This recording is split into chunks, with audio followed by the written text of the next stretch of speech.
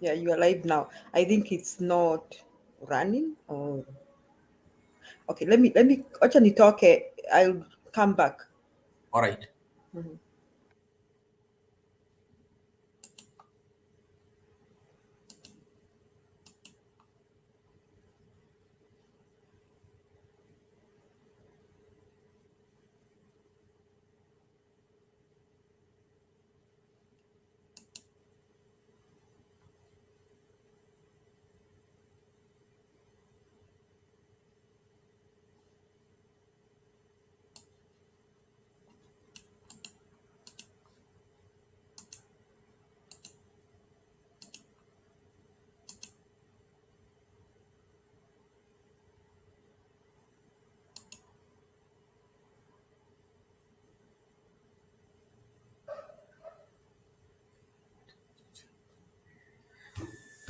All right. Good evening, good morning, everyone. Welcome to today's show. This is Mutembei TV, and this is Open Forum Political Show, where we give you an opportunity to discuss and give your thought on how you feel the political, uh, how you feel about the politics of the country. We also give you an opportunity to predict and tell us what you think should be done so that Kenya can be made better politically.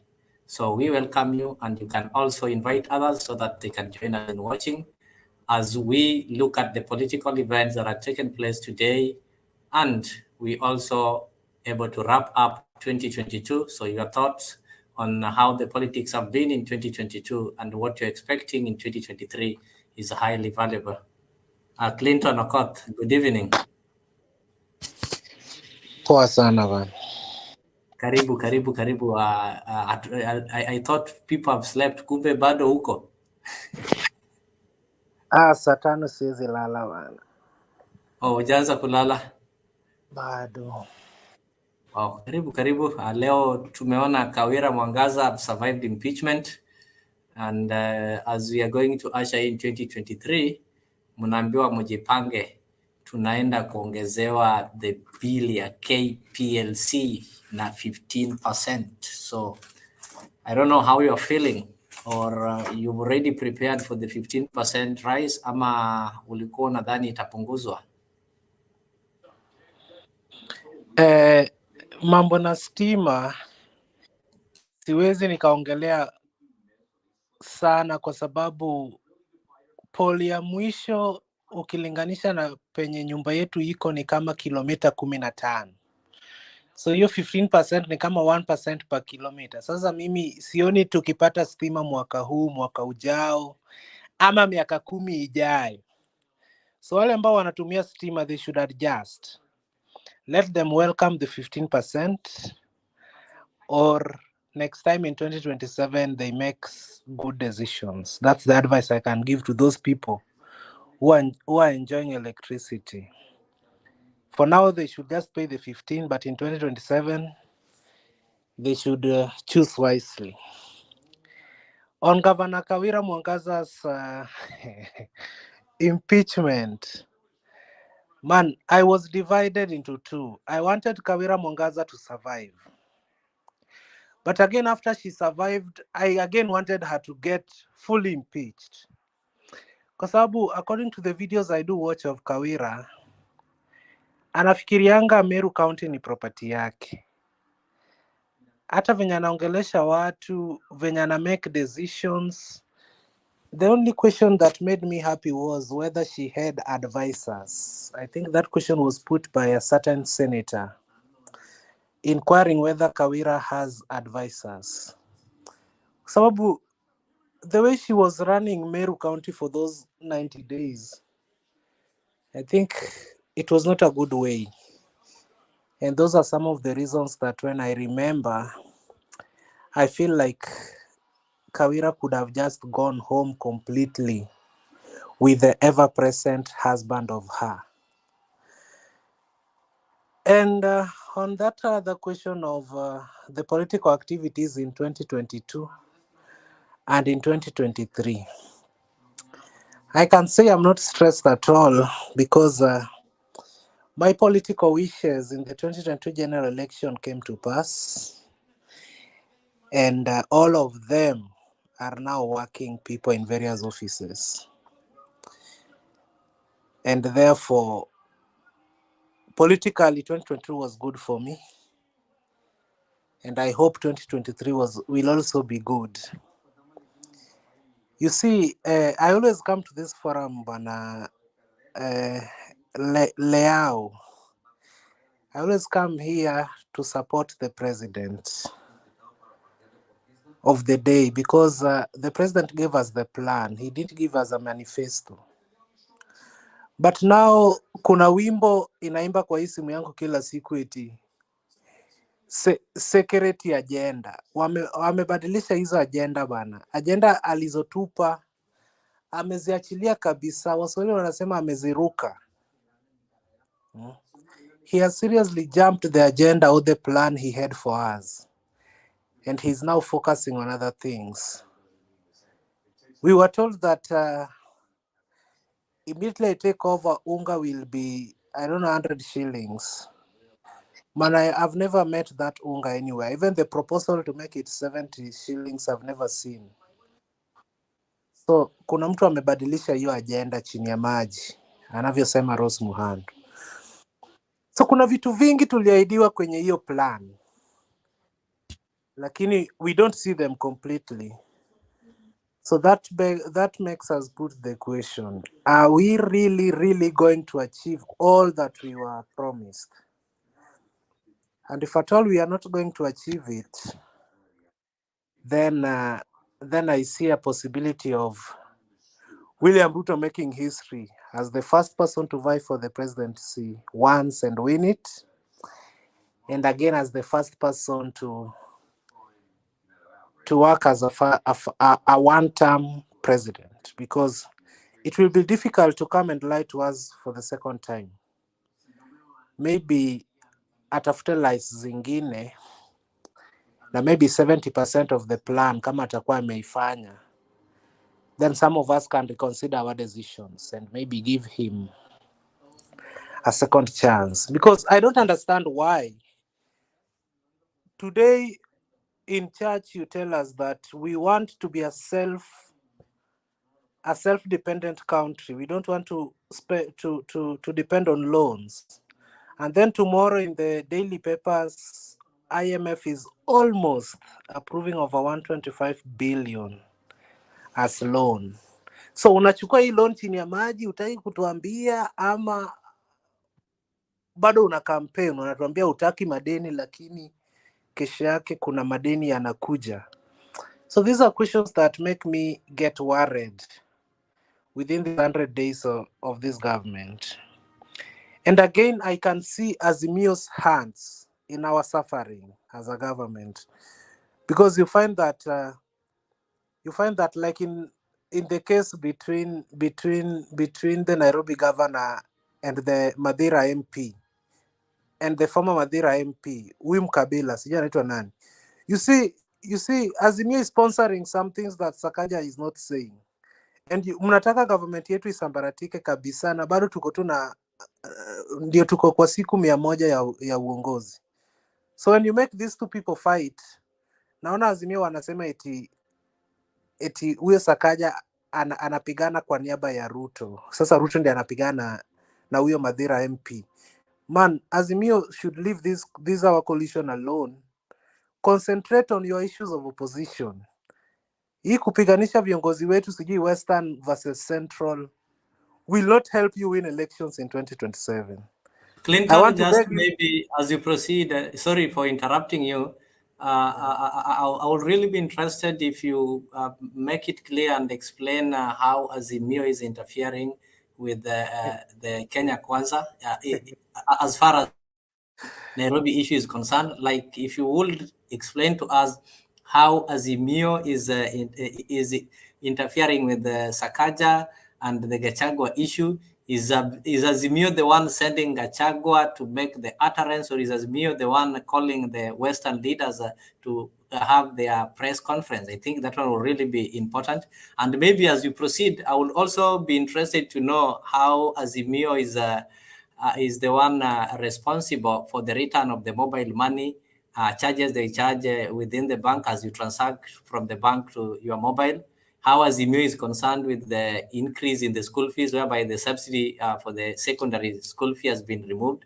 How Azimio is concerned or involved in the price of unga, which is still 200 plus, and how Azimio is also concerned with the price of the tokens that is going to be increased by 15% as we are going to get into the new year, and all those other problems that you are saying. So don't just end at telling us Azimio is concerned, but I'll really be interested to see how Azimio is involved and maybe what Azimio should do so that they don't be blamed. Because I think currently Azimio is in opposition, so we're having a current regime.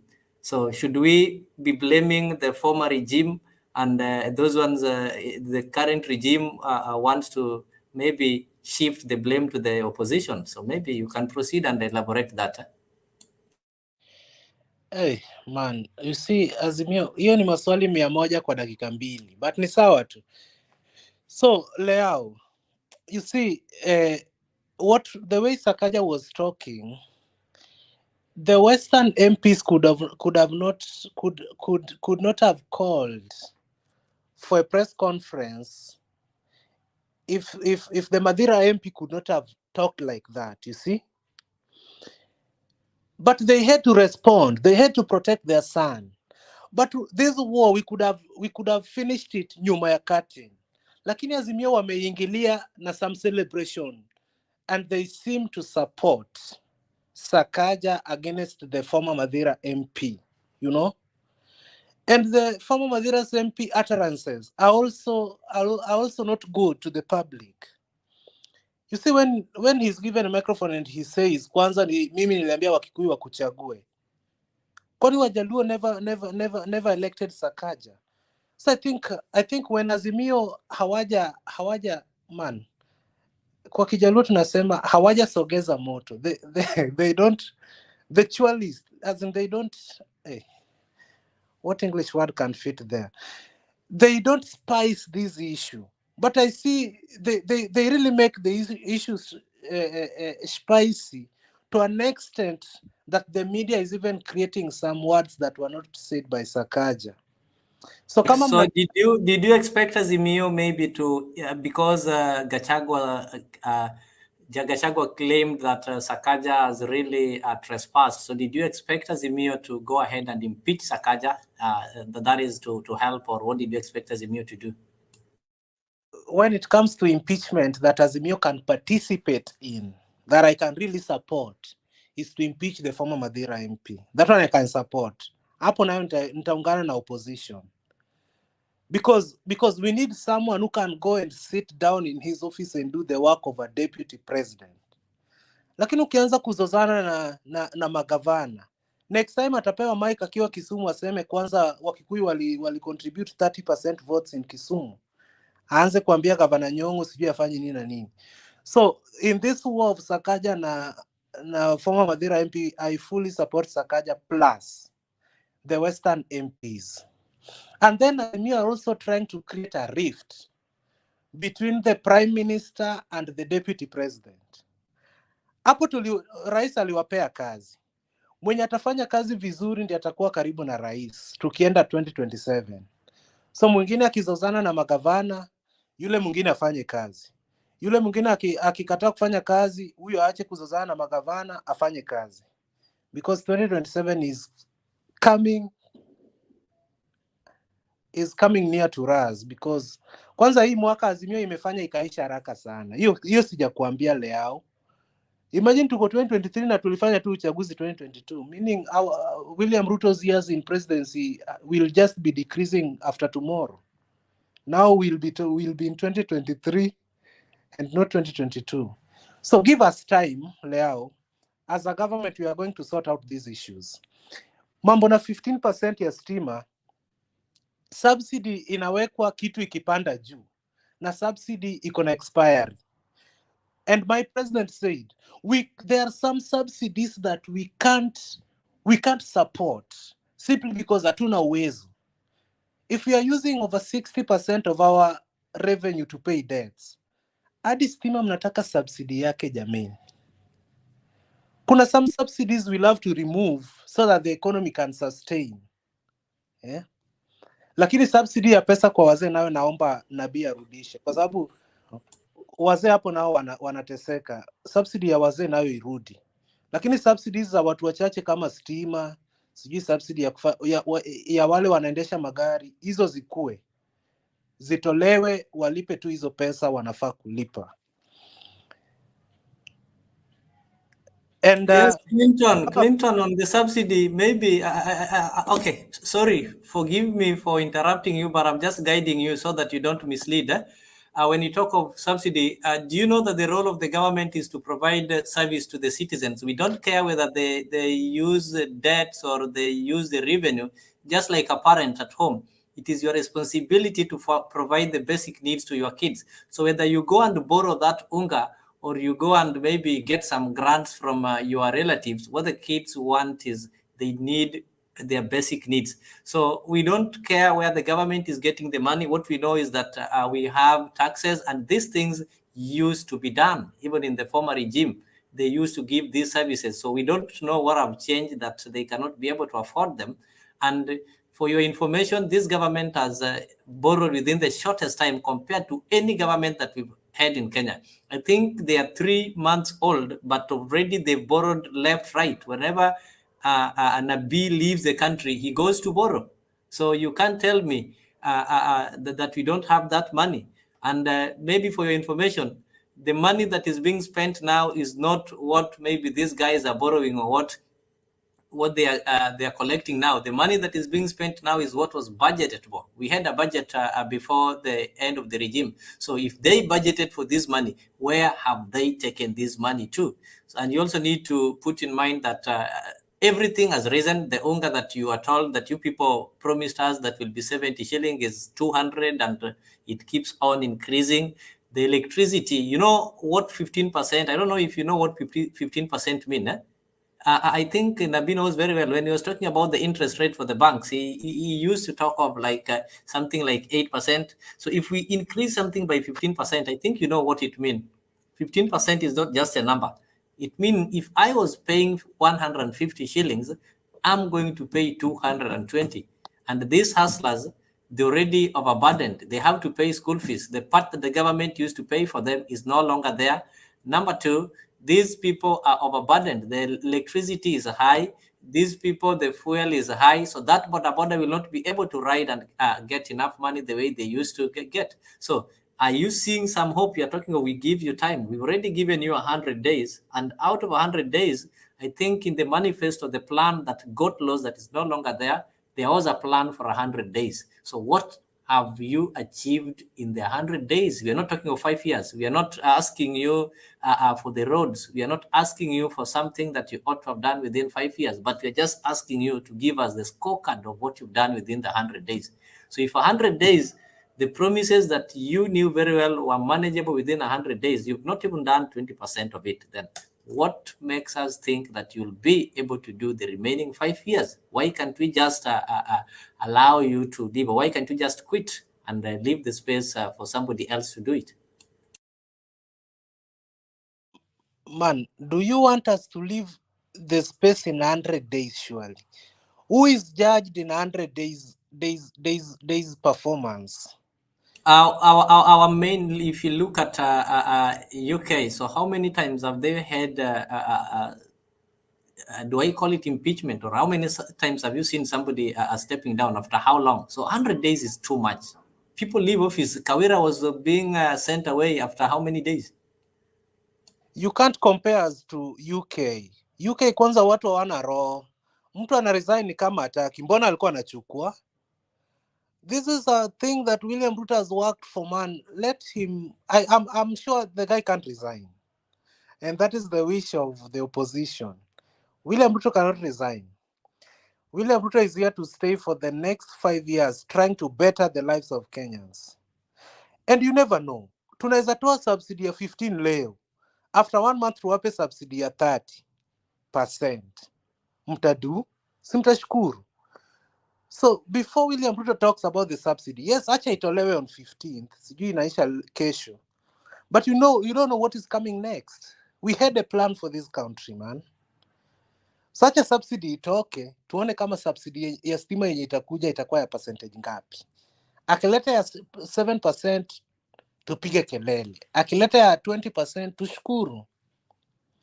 But the statement that he said that some subsidies we cannot sustain, I think that one was also a good statement when you look at the economical situation of our country. Then William Ruto has not had a budget of his own as a president. Tuone budget yake ya kwanza itakuwaje. Maybe kuna mazuri yaja, lakini tunamwambia sasa hivi eti akishindwa, akipata jikoni ni moto, atoke mama mwingine aingie afanye upishi. At the same time, the president is trying to arrange how he can better the lives of Kenyans. Baba is somewhere threatening the president that mwelekeo natoa mwaka ujao.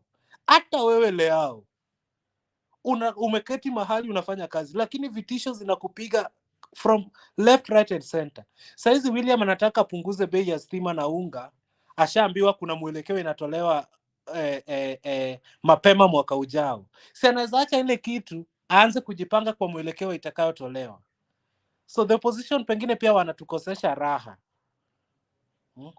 Hatujui kesho 31st ukiamkia first president kwa speech yake ni nini angeleta nzuri, lakini kwa sababu ashaambiwa kuna mwelekeo itatolewa, imebidi aache hiyo kitu, aanze kujipanga venye hiyo mwelekeo itatolewa ataizima namna gani. So the opposition should also give us time. Let us sort out everything and then we see the way forward. But criticizing us in 60 days time, saying that we have not delivered on a plan of 5 years or 10 years, I think it is unfair, Bwana Nyabaya. A government needs time. And citizens have to be patient because good things take time. But I'm sure very soon this guy. Okay, Clinton, do you normally travel using maybe public bus or maybe train? Yes. What happens if you've boarded a bus that is supposed to take you to Kakamega? Let me talk. You are in Kisumu. You boarded a bus that is supposed to take you to Kakamega. You know, from Kisumu, that bus station to Kakamega, you need to move. I think towards this what is called Kakamega Road. Yeah, but this bus have already taken the Busia Road.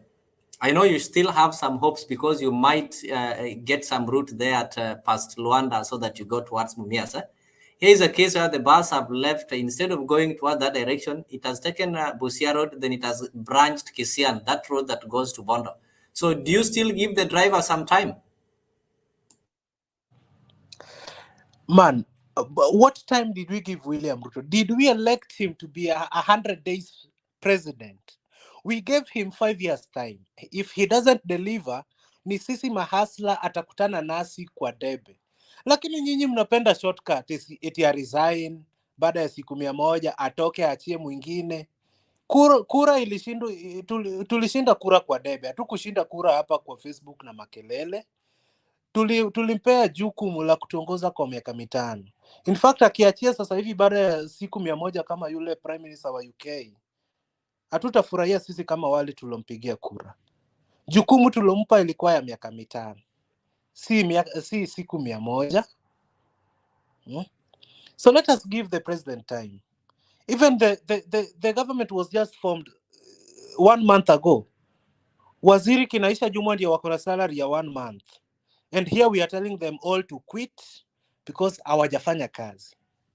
Surely, man, the opposition, we need to give the government time so that they can deliver on the promise. The opposition, let them do their work, yes. Alafu man, kuna kitu pia nilisikia, nikimalizia niachie huyo kijana ya Moi. Kuna kitu pia nilisikia. Baba akiulizwa, will you be on the ballot?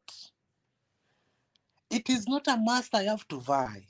Na pia sijasema iti sitavai. Surely, Bwana Nyabaya, as a patriotic Kenyan.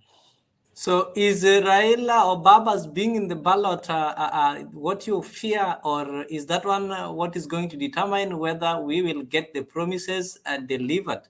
So were your promises pegged on Raila being on the ballot or not being on the ballot? As a former Baba supporter, I feel a lot of pain seeing Baba saying that he'll again be on the ballot in 2027. I feel a lot of pain as a former Baba supporter.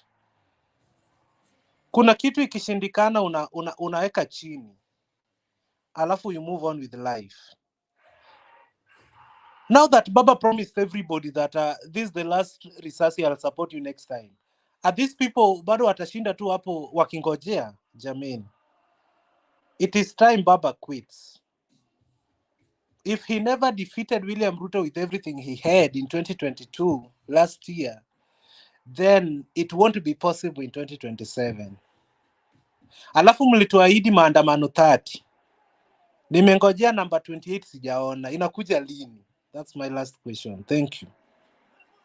All right. Thank you, Clinton. Though from your comments, I can comfortably tell that you are either not in Kenya, and even if you're not in Kenya, I think you should be in touch. Then it seems you're not in touch with those guys who are in Kenya.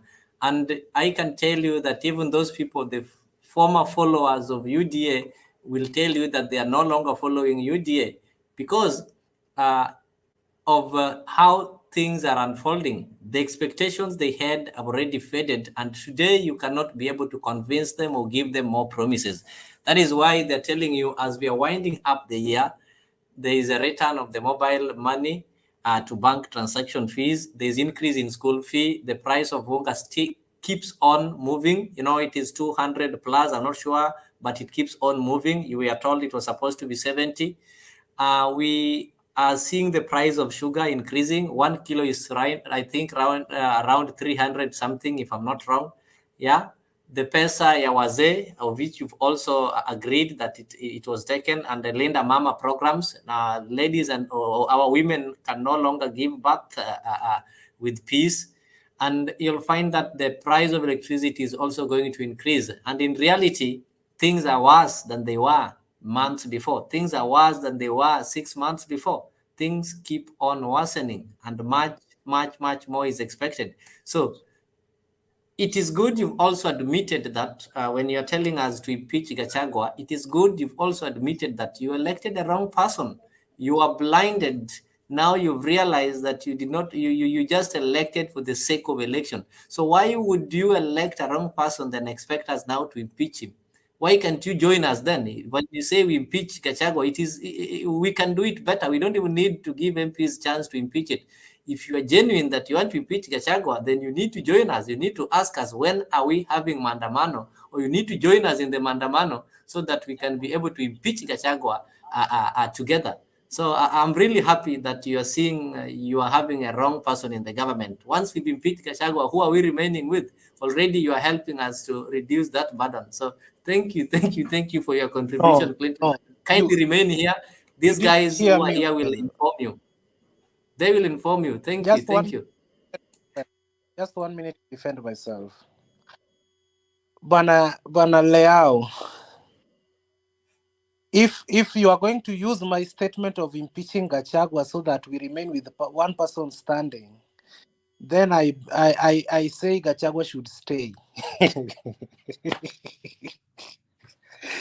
Hata huyu Ruto mlifanya kazi naye miaka 5 amumtaki na alikuwepo. So kama mna target Gachagua ndio mbaki na Ruto peke yake mngoe, then better tubaki na huyo wetu hata kama hatumpendi. Otherwise he needs to mature up, na asipofanya hivyo Mulembe Nation is just waiting on the wings. So our deputy president, mi naye simpendi na sijawahi mpenda, but it's time he needs to sit into his office, not just going to every microphone that stands on the way. Thank you, but we need time to make Kenyans smile again. We only found 98 million and we are struggling even to pay debts. Thank you. Okay, thank you. Bernard, welcome. I can see you, so maybe you can tell us something, then you welcome Toroitich. Nikikunywa maji kidogo. Thank you, Leo. We appreciate that. Clint, wewe ndio umefanya nikakuja hapa. Ben, kama Wache hiyo kuna story ya watu kutoka volunteer to Central advise wananivamia, baba. watu You are kutoka not Central wananivamia na ni wao walipiga kura you are sana. not you are not qualified to advise baba on when he should run and when he should not run.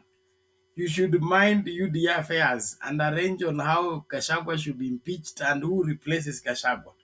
Secondly, the Mlembe nation is not in your pocket, neither any other person's pocket. I'm a stakeholder in the Mlembe nation and we are not going anywhere with anyone, especially Mudavadi. So organize, or if you want to replace Gachagua and his team, find where else you will look for replacement. It's not Mlembe nation. Congratulations to Her Excellency Mwangaza for going through that unnecessary impeachment process. MCAs should grow up and understand their roles. Waache kutuzungusha kwa kitu ambacho ni cha utoto kama hiki. But the people to be impeached is Gachagua and Ruto. So Clint, inform them. Thank you. But bwana the Meru first lady ama anaitwa nani? Meru first general pia ajue akae na gita nyumbani, ama akienda kwa public function ajue yeye si kiongozi, la sivyo kwa mara ya pili na the husband should continually surround the wife. That is what the Bible teaches, and that is what they are practicing.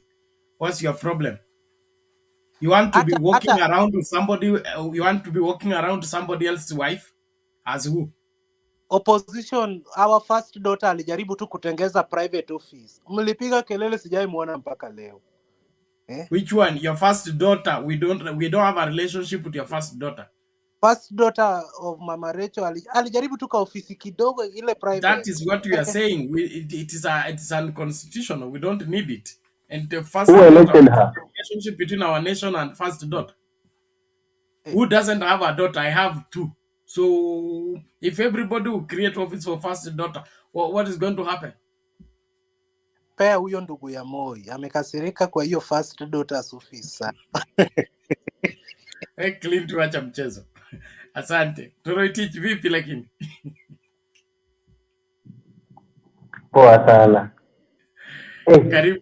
Karibu. Mimi nimekuwa transit sasa hivi ndio naingia from Museveni's border. And that is why naingia sasa hivi, naona sasa nimerudi na kwa studio. Nimeshangaa leo, nimekuwa nikiangalia kila saa. Where are we? Why are we off? Mpaka karibu nikuje penye huko. Ni vile nimeona kuna padlock kwa mlango, sasa nilikuwa nashinda ameenda wapi? It is well. We are waiting for the verdict of the Senate too.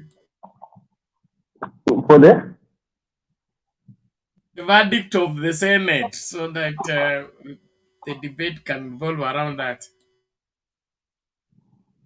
I think it's done, or what? Yeah, it's done and dusted. The governor is free, and the MCA should go and organize themselves if they have any other issue.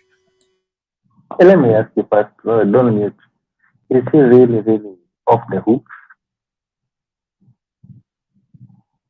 She's completely off the hook. Every allegation against her it could not be substantiated, so the case is closed. Okay, I know, but just look at the whole thing, how it started, how it snowballed into something so big. You know, at first it started like threats, like any other, and then I really didn't expect them to stand by their word to go about the impeachment motion, and they did. Now I was asking myself, is it really the MCS that were against her, or is it the government, or are they trying to tell her like, you'll have to silence, or we will make sure you don't operate? If they make sure she doesn't operate, they will be the first victims, because all she needs to do is to write the letter to the president and say the assembly is not cooperating into her leadership, and then the president will dissolve the county. All MCS go home. She remains in office with wherever executive arm and do the work. So if they But insist, they are the ones going to be the victims. Secondly, now that they have gone to the Senate and failed, the threshold of them coming back to the Senate to ask for another impeachment is now very high. So I don't think they should pursue that line, in my opinion.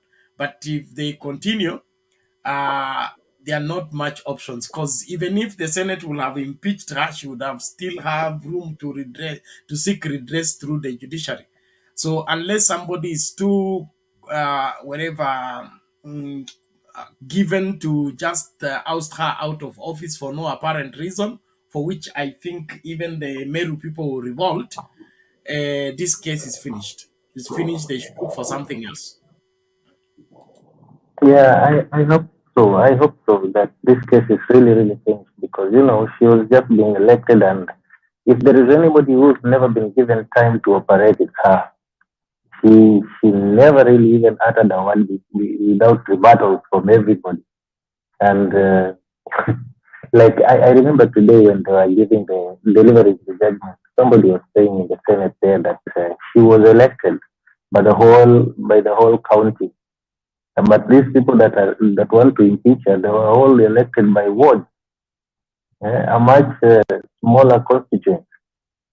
But they were very loud and they were like imposing their demands on her by force. Not even demands actually, just nothing else. Because she had just come in and she was trying to accommodate the husband. Because at the end of the day, politics is somewhat dirty. The husband maybe was insecure and he needed also to be somewhere where he could be almost paralegally near the wife. And I didn't understand why it was uh, it was like an insult to the MCAs to have the husband uh, near his wife, and it's nothing to have an office of the first daughter, which Clinton is here so much vehemently defending. Really, it doesn't make sense. So actually, for me, I'm happy, and I hope that she stays put, and then we get to know her because really we don't know her. I just know that she was elected by everybody. Now we want to see her putting her nose to the grind, and then we see in two years time or 1 year time, if she doesn't perform, if she will be impeached by what she has done, then we can talk, then we can agree on something. Also today I saw something in the news.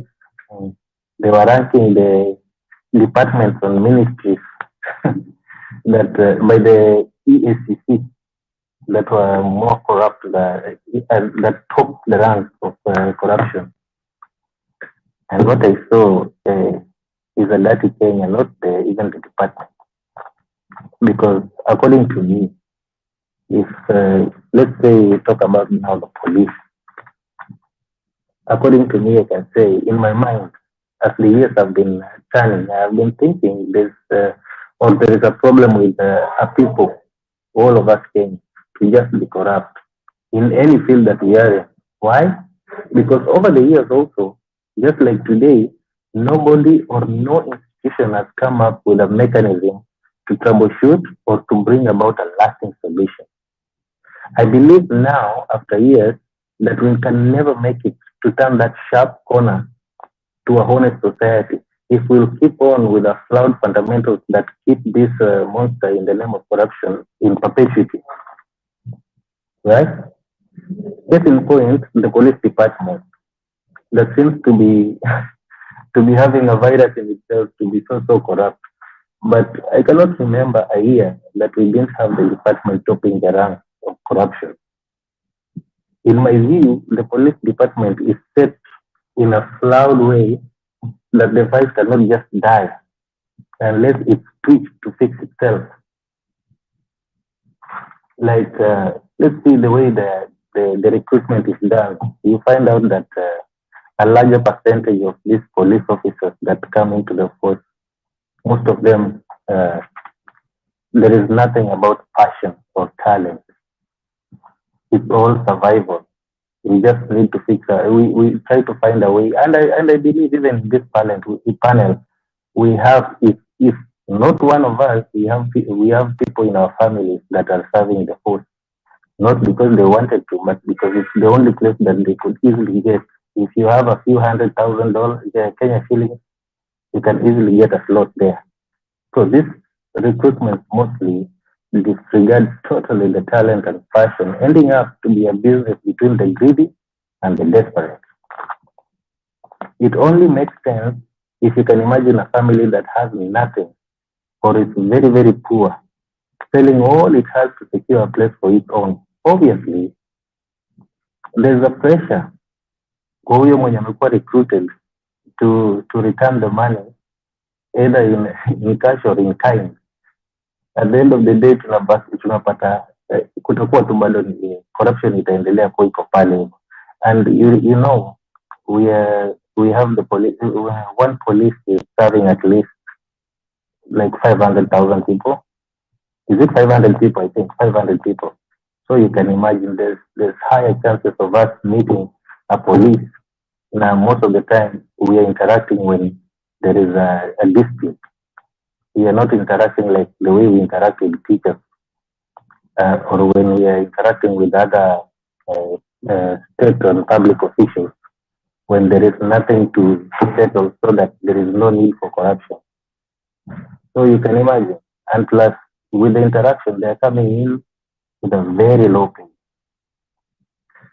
The department and the government is not appreciating even the employment of this and the force itself, so that you can work, my friend, you can work up to retirement.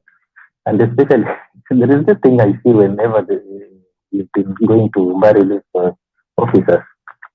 There is also always a statement by one of the senior, let's say, like OCPD or officer in charge of prison department, anaenda kuzika mtu wake, alafu anasema ati pengo yenye amewacha, if this person amefika tuseme like 30 years, anasema alikuwa amefika mahali pa kuanza kutegemewa.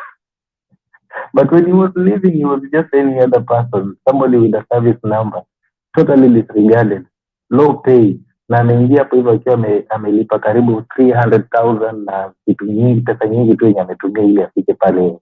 Yenye ukienda hata kwa bank kuitisha loan, they don't give you that much.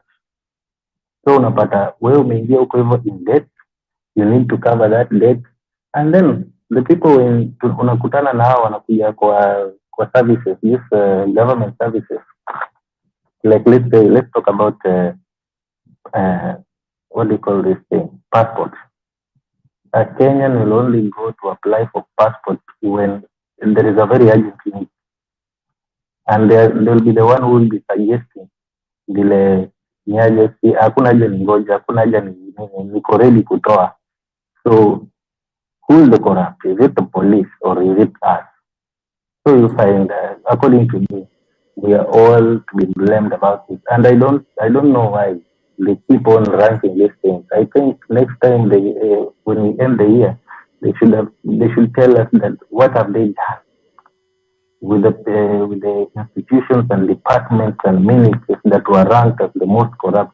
What was done and what were the outcomes? Because really, if we do not have talented, if we do not have passionate police force, and if we do not have a good willing and good intending government, then next year we'll be here with the same results.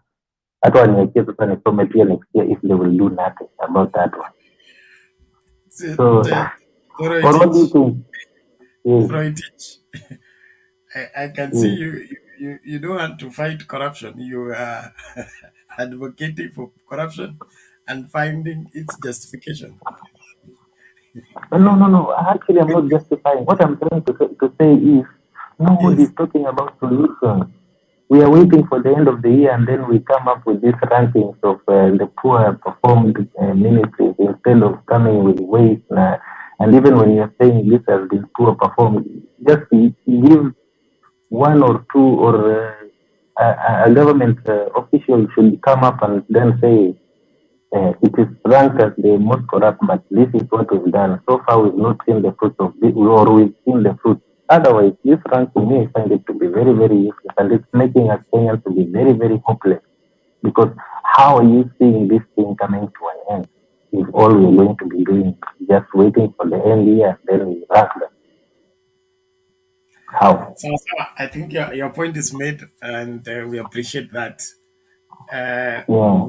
What I'm saying is, Yeah. corruption is not as a result of low pay, low morale, or negligence by government. Corruption is a deviation from what is right to what is wrong. And from the church perspective, it begins with the corruption of the person inside. Okay, so maneno ya Mm-hmm. mshahara, a wrong way of getting job and all that, those in my school of thought are excuses. The real issue is our moral fiber has been broken. Okay, whereby people don't value life and people don't value procedure. Since the people who break the law are the ones who get rewarded, and those who follow the law, they get victimized. And so it is all a matter of, are we getting back to stitch our moral fiber together, or we continue putting on a torn one that is introducing all these vices? Having said that, the way the police are handled needs to be a priority to any sensible government. And if the attitude is what Kashago was talking the other day, then you can be sure that with Kenya Kwanza is going to be worse. You should thank God for Uhuru Kenyatta and the blamed handshake, because if this is the way things are going to be, then I don't see any form of improvement or any better lifestyle for the police in their service provision. A government that begins to work by complaining how little the money they have and how much work they have to do, and then they cut off every service, everything they were shouldering on behalf of Kenyans, that is a government that is doomed to fail. And so usingoje kupewa tumaini. Kama serikali ni ya Kenya Kwanza, jipange. Clinton unaweza kuwatetea. It is too early to judge. What? You say it's too what? Too what? To which ones too early?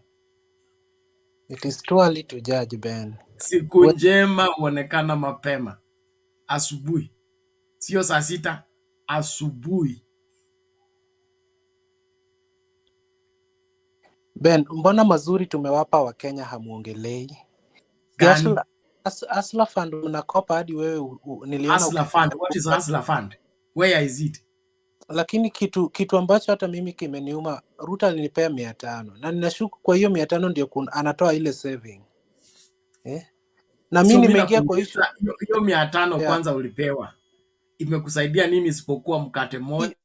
chukua juu mtu aliniambia hapo kuna saving itakatwa ya kutoa, so bado sijachukua. Na mimi nimeingia hapa 2020 kutetea serikali bana. 2020 na 2023 ndio napewa 500. Hiyo nitaongelea baadaye. Ben, point of order ni, is Yulia in order? Ben, Yulia, your deputy. Is Yulia in order to ask me the forest I'm coming from? Forest, Ben. Kuna mtu anaishi kwa forest. Namtumia namba yangu ya M-Pesa aombe msamaha bana. That's unfair, chair. Imagine I have a house bana, nimejenga nyumbani na anasema naishi kwa forest. So nashuku ni tu yule Yulia moja. Namtumia namba ya M-Pesa. Clint, why don't you respect history? This UDA thing is messing you up. Did you people not migrate from Congo forest? No bana, nilitoka Sudan. Tulikuwa tunaishi Bargazel. Bargazel ni forest. Mulitoka South Sudan? Wajaluo tulitoka Sudan bana. Yulia Wajaluo nyinyi wa South Sudan, mkupita forest yeyote? Hatutoki kwa forest. Yulia we love to. Sawa So, sawa, lakini tukikuweka protect hiyo me. Congo Forest utatushukuru sana, kwa sababu kuna madini, utakuwa tu bilionea, so hakuna shida. Lakini Ben, you people have to be sincere. Kama hizo vitu tumeona kwa Citizen, the most corrupt ministries. These are things that happened during the last regime. Kwani kwa hii regime mshaona hadi corruption kwa hizi siku 100, Ben? Who was the deputy president in the last regime? Sasa hiyo pia ni swali jameni. Si serikali huongozwa na mtu mmoja? Na alafu unalaumu Gachagua. Basi mwachieni huyo mtu mmoja, Gachagua apumzike. Zile vitu tulionyeshwa ni za last regime. We are trying to clean the house. Hata ile audit tutafanya kwa parties walikuwa wanafanya sisi tukitafuta kura. Mtashangaa. Na msiite hizo corruptions zetu ni zao. So no, it is let's not look for excuses, okay? If there is corruption, there's corruption. If there's loss of money, there's loss of money. And it is the government's responsibility to see to it that if there is corruption, that is arrested in good time, so that they safeguard the money for the Kenyan people. Lakini Ben, kuna kitu hata mimi I tend to agree with the opposition. Na hata ndio maana kuna sometimes mnafanya kazi nzuri, ndio maana tunawatafutia hata ofisi. There are some things I tend to agree with you people. Ben, si serikali ikichukuanga hatamu ya uongozi kama 202, nafikiria nilikuwa form 1. Si Kibaki aliingia tu hivi akaona education ndio ilikuwa inalemea wazazi, akasema free primary education. Hakutupea pesa, lakini aliondoa hiyo shida ya kulipa primary. So inamaanisha kuna pesa ingine parents walibaki nayo extra bila kuwapa pesa. So that was his policy. So I think mtu akichukuanga uongozi, anakuja anaona watu wanaumia wapi, kwa unga, maybe kwa school fees, alafu anasema hapo penye mnaumia, serikali yangu imechukua hiyo jukumu ya kuwalipia. Alafu unakuta ile pesa ulikuwa unatumia maybe kwa hospitali ama kwa unga imepungua, na umebaki na hiyo pesa, inaweza fanya yale mahitaji mengine ambayo pengine haungeyafanya kama ungetumia hiyo pesa yako kwa ile kitu serikali imekuchukulia ama imekuondolea. So I think hapo napo Bwana Nabii anakosea, kwa sababu he should just reinstate things he got that were helping wananchi, or withdraw them and tell us natoa hii kwa sababu niko na hii nzuri kushinda hii yenye ilikuwa. Lakini ukizitoa tu hivi bana, umetoa tu hivi chap, alafu on Sunday wapinzani wetu nataka tuwaambie wapinzani wetu na stima imerudi 15, mpinzani anaingilia wapi? So I think he needs to take responsibility of every action he's taking. Ben, I got an opportunity to be somewhere whereby war venye ilianza kati ya Ukraine na Urusi, hata sijaanza kufeel the effects of war.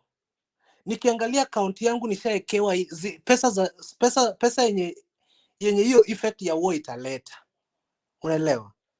Eti mara gas tunanunua kutoka huko, gas itapanda.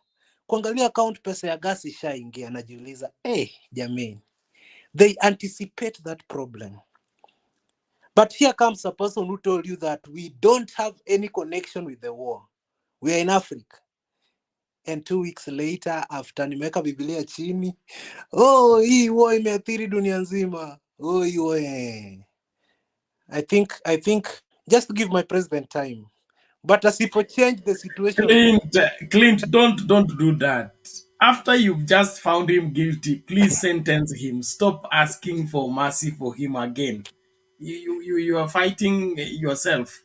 Okay? Ben, hata huyu wa it is clear William Ruto ameshindwa na kazi. Hata Shida mtaki kumwambia ukweli. Ameshindwa na kazi. Mtampea time, atatolewa na kutafuta kila mtu wa kulaumu. Hata huyu wa Mulot sim swap, si atatolewa na bond. People are given time. Let us give him time. No, there is no more time to give to William Ruto. He's going to mess this country completely. So But tukubali tu I ameshindwa na kazi, atimuliwe. I don't support Wacha tarehe 2 tunaanza kukaa kwa barabara, tutaona vile mtasurvive. I don't support the idea of withdrawing everything without showing signs of even restating them. And again, Respecting who? it is restating those subsidies. And Huyo again, mtu anachukua pesa ya wakongwe, ile pesa serikali inapeana kwa wazee kuwashukuru vile walilinda uhuru, walipigania uhuru, wakatetea inji, wakatumikia inji. Yaani pesa ya kuwashukuru tu kabla waende kwa kaburi, hiyo pia unachukua. Alafu unataka uheshimiwe. We Clint. umezihesabu ni kama uko na wazee 10 wanakutegemea huko. Lakini Ben, I think it is time that he needs to reconsider some of his policies. Ama maybe tuliona corruption kwa hiyo pesa ya wazee, tunajaribu kuhesabu wazee ni ngapi Kenya. Hakuna corruption, wache mchezo. Hata kama kuna corruption, itakuwaje subsidy ya chakula kuna corruption, subsidy ya masomo kuna corruption, subsidy ya nini kuna corruption, na ikiwa na corruption inakuwa withdrawn. Lakini hapo the president needs to style up. Please advise him. Now, from the bottom of your heart, I think kuna wazee wako 10 na wanaumia huko Western. Wacha 10 na. They are 700,000. Wacha 10 na. Thank you, bana. Good night. Sawa, thank you. But take good care of yourself. There is this Nico Dhiamba, I can't leave you alone. He said 100 days Azimio cannot win any by-election. Update your data, okay? We won Kakamega, the governorship. We won Mombasa, the governorship. Was that not a by-election? Which other by-election have we done? Tusumbue tafadhali, na hata tuhitaji hizo vitu, kwa sababu hata tukiwin mnaenda kuwanunua, wakifika bungeni mnasema ni win. So the corruption here is by Kenya Kwanza, presided over by Kenya Kwanza, headed by Kenya Kwanza, investigated by Kenya Kwanza. That's why this thing is defeated in itself. It cannot help anybody. Tuanze tu kujipanga kwa serikali mpya. Na sio 2027, ni mapema tu. So wale watu mmebeba bendera pembeni while you can carry it, but in the meantime mjipange tu, tukiwatimua mtimulike.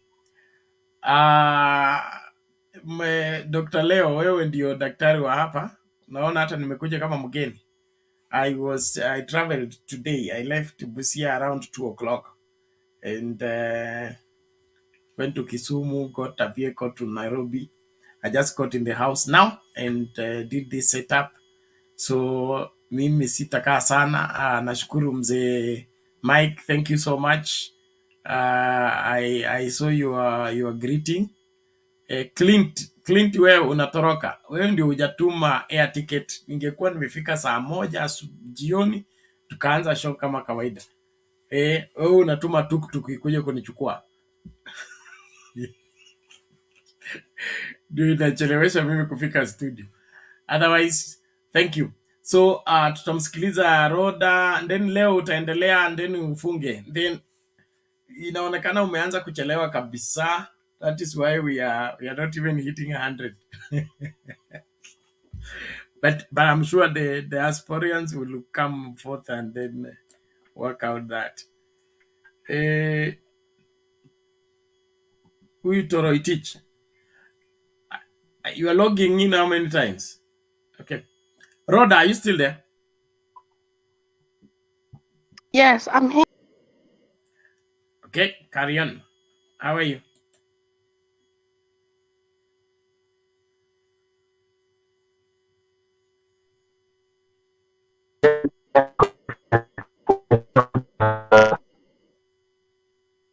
Oh, Rhoda ametupwa nje.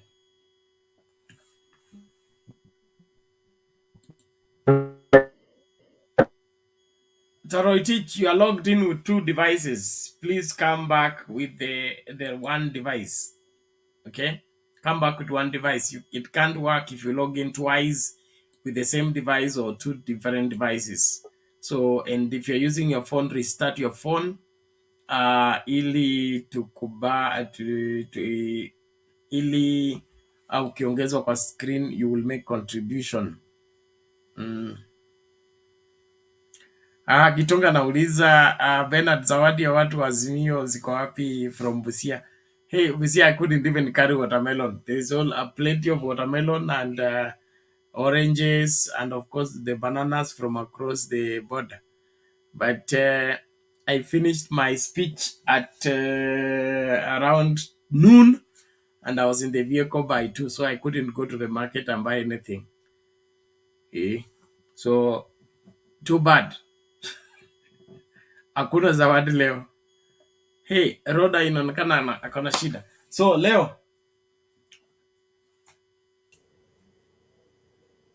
Hello. Roda ni kama anaingia akitoka, akitoka. inaonekana gadgets are not respecting their wishes. So cost of electricity imepanda by 15%. Yeah, the cost of electricity inaenda kupanda by 15%. The regime have claimed the subsidy was only for 1 year, so it will expire tomorrow, 31st. So from January, if you are used to using maybe the token 50 shillings maybe a day, you'll have to adjust. Na venye KPL huwa inakata hadi transport, sijui tax. In fact, the receipt is normally long. Hizo vitu zingine inachukua pesa mingi kuliko the token that they are giving you. So if the year expires tomorrow, what is wrong with renewing it? Must they The government withdraw has said they're not going to the year has renew. ended? Yeah? The government is not going to renew. This government should be kicked out of office immediately because they are not responsible for anything from their because kama subsidies zote wamezihepa, why are they in government? Is it for them to collect tax and pay themselves salary? I thought government is supposed to safeguard the people and be able to support lives, support economy so that people can be productive and the economy can service them. But now if they're withdrawing every cushion that was there by the previous government in the pretext it has expired, it cannot be renewed and all that, what kind of government will they be? A government that sucks everybody. I mean, ni kunyonya tu, hakuna kunyonywa.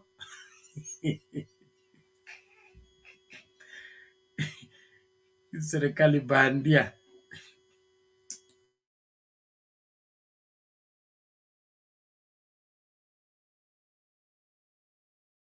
Bwana Leo, you can go on. All right. Naona nani Roda ni kama ameenda kabisa. There was this how you call it? There was this video impeachment. Let me see if it will play.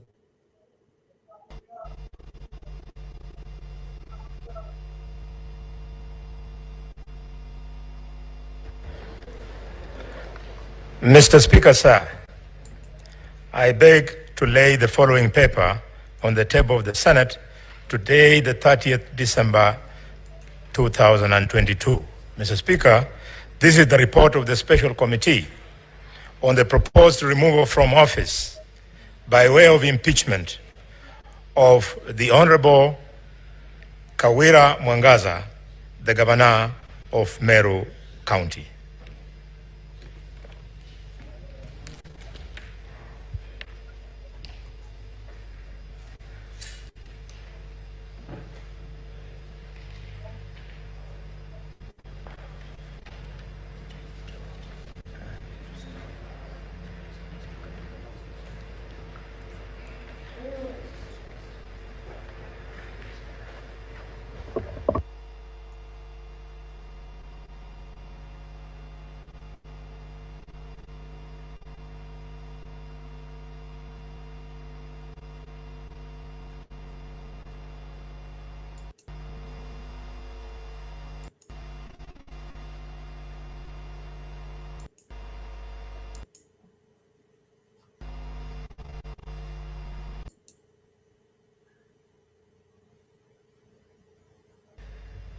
which has just been done on the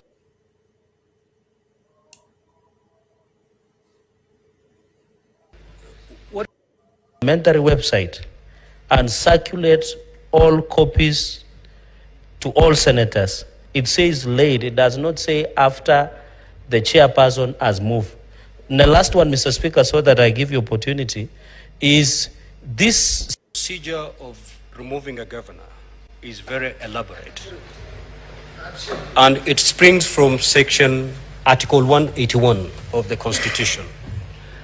And if you read Article 181 of the Constitution, it actually mandates Parliament to come up with a law on the procedure to govern the removal from office of a governor. Now, if you go through the standing orders on the removal of a governor, it is very conclusive on how it starts, on how you table the report, and on how it ends. We shall abide by that procedure. Proceed, Chair, Special Committee. Thank you, Mr. Speaker. Mr. Speaker, I want to thank you, thank the House, thank colleagues, and thank all the stakeholders in this matter of the special committee that was considering and investigating the proposal for removal from office by way of impeachment of the Honorable Kawira Mwangaza, the Governor of Meru. Mr. Speaker, the committee considered and investigated and made a decision on charge 1 being nepotism, illegal appointments, unlawful dismissals, and usurpation of the constitutional and statutory functions of the county organs. It also made a decision, Mr. Speaker, on charge number 2 on incitement, bullying, vilification, and misleading campaigns against other leaders. Mr. Speaker, sir, charge number 3 was processed in the same manner, and it was about forceful entry into the assembly precincts and mobilization of unlawful riots against members of the assembly. And charge number 4 was violation of public finance management laws. Charge number 5, finally, Mr. Speaker, was misconduct relating to nomination of county executive committee members. Mr. Speaker, sir, after the consideration and investigations, observations were made, conclusions were made, and by a decision of one after member, all the 11 members agreed and recommended to this House in this report that the charges, Mr. Speaker, none of them was proved or substantiated. I thank you, Mr. Speaker.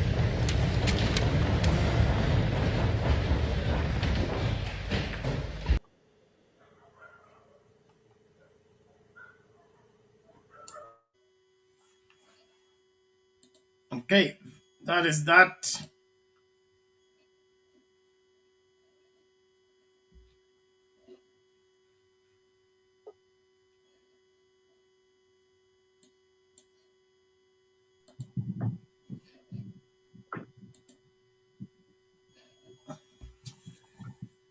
Okay, Rhoda, how are you?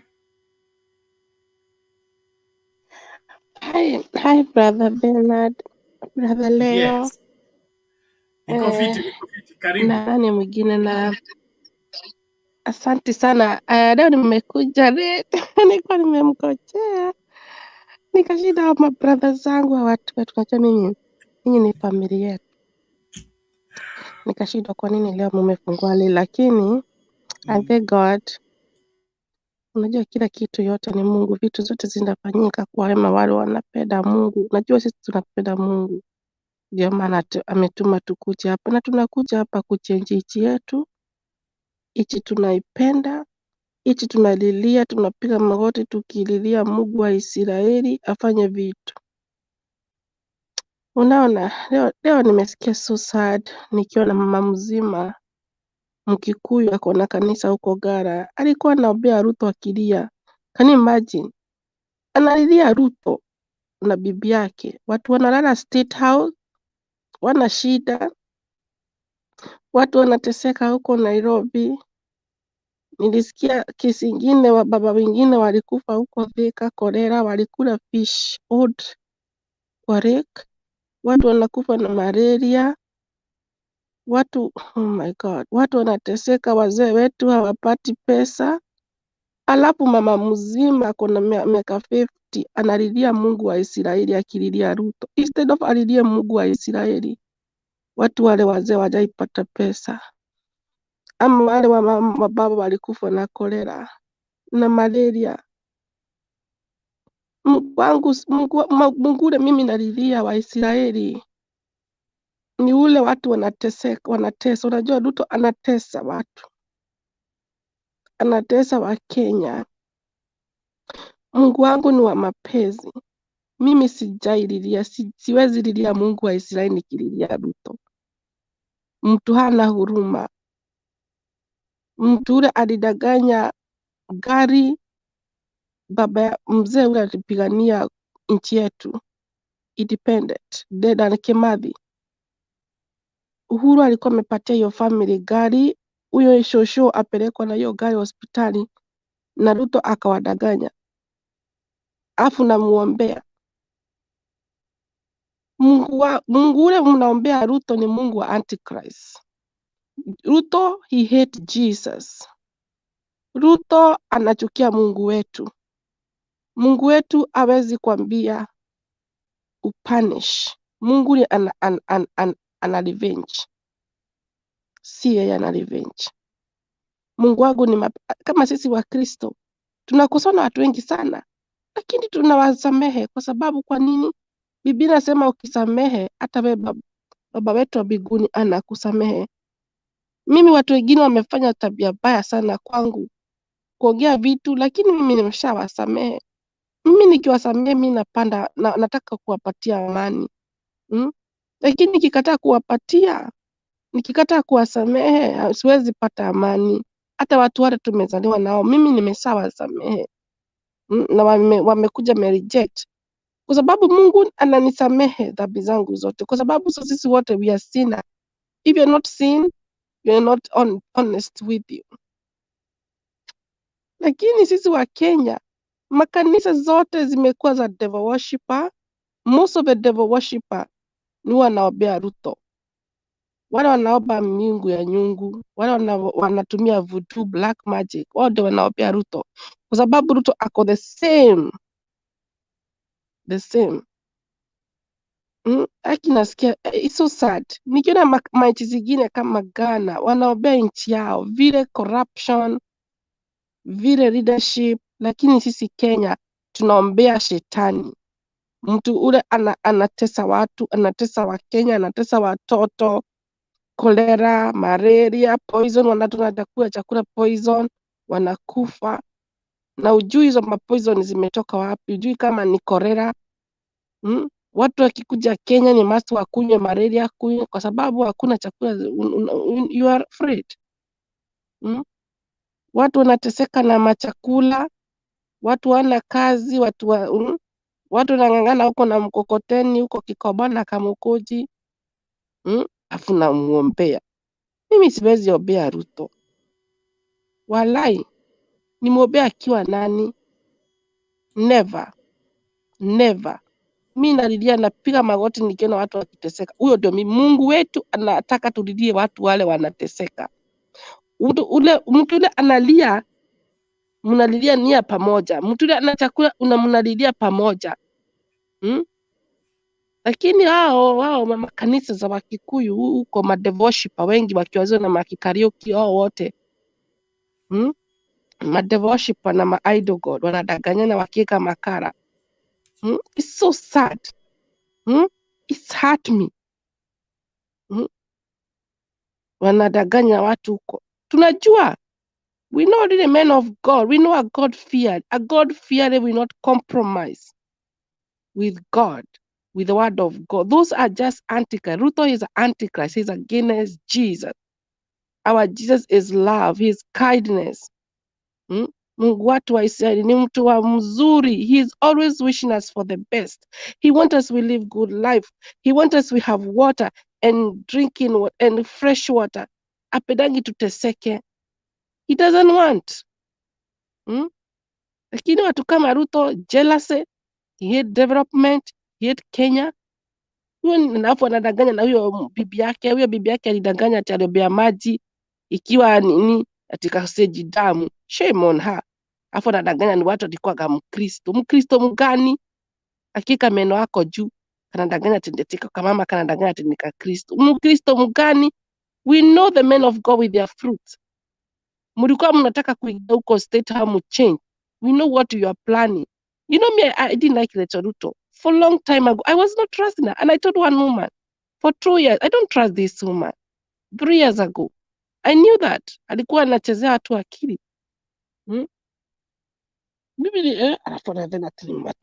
We know. Wokovu tunaujua. Wokovu ni uko na huruma. Unasikia watu wengine huruma.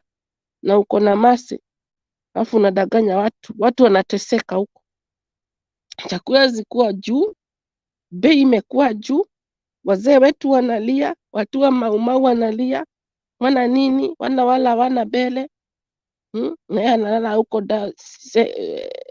kitanda mzuri huko State House. Tuongea ukweli hapa Mutembei TV. Hatuwezi, ni must tuongee. Hatuwezi. Na huyo mama anamuombea Ruto analia. It was so good. We get a free translate on Monday. Oh, thank you. Shame on her. What ni devil worshipper. Najua. Au kina Maki Karaoke wote kina Wagojio. Ni wataja majina yao. Mimi I don't care. Wanajifanya. Kwa nini unalia? Sulilia huyo mama alidanganywa gari. Bibi ya Dede Kimathi. Umuliude kwake umulilie. Huyo ndio Mungu. Huyo ndio Mungu mimi naomba. Mungu ule mimi nalilia Mungu. Nikina mtu ataseka. Hata mimi siko Kenya, niko outside of Kenya. Hata huku mimi nikiona watu wanateseka, mimi nalilia. Mimi nikikuja Kenya naenda kwa huyo mama Dede Kimathi tulie naye pamoja. Na nipige magoti ndiye Mungu aisa. Huyo ndio Mungu tunataka. Ukina mtu anateseka, huyo mtu tunataka. Lakini mtu kama Ruto unaopea devil. Mtu kama huyo. We need to be ashamed on all that. Shame on you, kanisa wa Kenya. You are fake. Lying. Alafu naona mzee mzima. Ati president mgani. Shame on you. Makanisa ya Kenya. Shame on you. Mnadanganya na mko ma devil worshipper. Mnachukia Mungu. Mungu wetu ni mtu wa huruma. Mungu wetu anaweza niambie nini. Mimi nenda huko, mimi kwangu mimi ni kuweka nini pale pako na giza. I put the right. My mission, I'm called to spread the love of God. My mission, I called to light to the darkness. My mission, pale pako na giza, mimi naeka nini. Watu wale wanateswa, unateseka. Unaona kama Biblia, watoto wa Israeli waliteseka na wakateseka na wakalilia Mungu wa Israeli 400 they didn't know the sin. Wakasema nini, what can I do? They thought ati to repent ni kuoga mwili. Hapana, Moses akamwambia you must repent from your heart. Na wakadilia Mungu akawatoa from slavery na promised land. Huyo ndio Mungu tunataka. Ule wa Israeli alilio na watoto wa Israeli wakiwa slavery. Anawatoa. Huyo Mungu ndio tunawalilia. Mtu ule amedanganywa, mtu ule amefanya vitabaya na Ruto. Huyo ndio Mungu tunalilia. Lakini mtu unaombea Ruto nani? Mimi siwezi. I can't waste my time. I pray for those people wanateswa na Ruto. Au wate wana abused. Those people have been abused by Ruto. Those are people God is looking for them. Mungu wangu analia. Unajua mimi nikilia mtu akinitesa, Mungu ananililia akiwa juu. Mungu analia watu wale wameteswa na Ruto. Akiwa juu ndio huyo ndio Mungu wangu mimi. Lakini hizo zingine ni Mungu wa miungu. Asante sana. Niko hapa tu nitasikia. God bless you.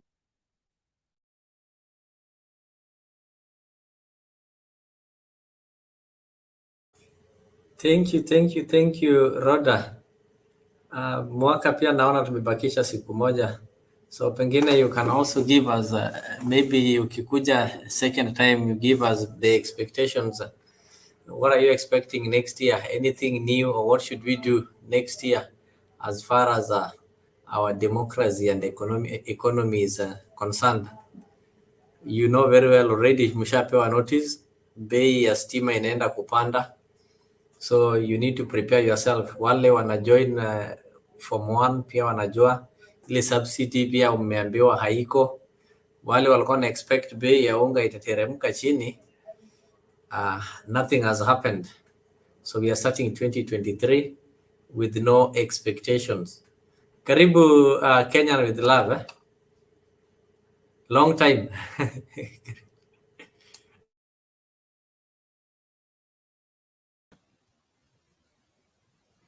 VP, Mr. Leo. Thank you so much. Rhoda, Pogan, it's good. Umeacha kunisumbua kwa nini comment section leo, umeamua kuja kunisumbua huku juu, ni sawa tu, lakini wewe ni mtu wetu. Anyways, Leo, there's something I said here, and I wish my friend Alex was here. I know he's listening. Alex, you need to come here because you missed up on that bet. I bet with Alex. I asked Alex here, Leo. I told Alex, let's bet. This lady is going to be acquitted. Alex akaogopa kabisa, no, I don't think, but yeah, okay, akakimbia tu hivi. Alex, I know, anakutafuta. Come here, ukuje uongee kama nilikubetia kitu. Because Leo, there was... I remember hata jana niliambia watu, this lady is going nowhere. They've just succeeded in blackmailing and intimidating and embarrassing her, so that akienda pale ataenda sasa ametulia. Yeah, because the problem is not the lady. The problem is not the governor. The problem is the MCAs. That's what the problem is. The problem is the leadership. We don't have leadership in Kenya. I'm sorry to say it. And I'm sorry to start in a high tone. There's no leadership in Kenya. And especially with this government that we do have, we don't have public servants. We have waheshimiwa. So they want to get everything. So the MCAs, if you don't give them, then they're going to try to impeach you. The one thing that actually helped her also was that she was independent. If she would have been Azimio, I'm telling you, UDA guys would have taken her out. If she would have been UDA, I can almost tell you, Azimio would have taken her out. But she's independent. Again, she's very true in what she was. That lady never did anything. Leo, Mr. Chair, I will tell you the truth. Siku za kwanza nilikuwa naona huyu mama anafanya nini. I did not understand it until I started following the proceedings. And that's the time I started realizing I don't feel anything. I mean, sioni kitu mtu amefanya kitu mbaya. I said it here hata jana.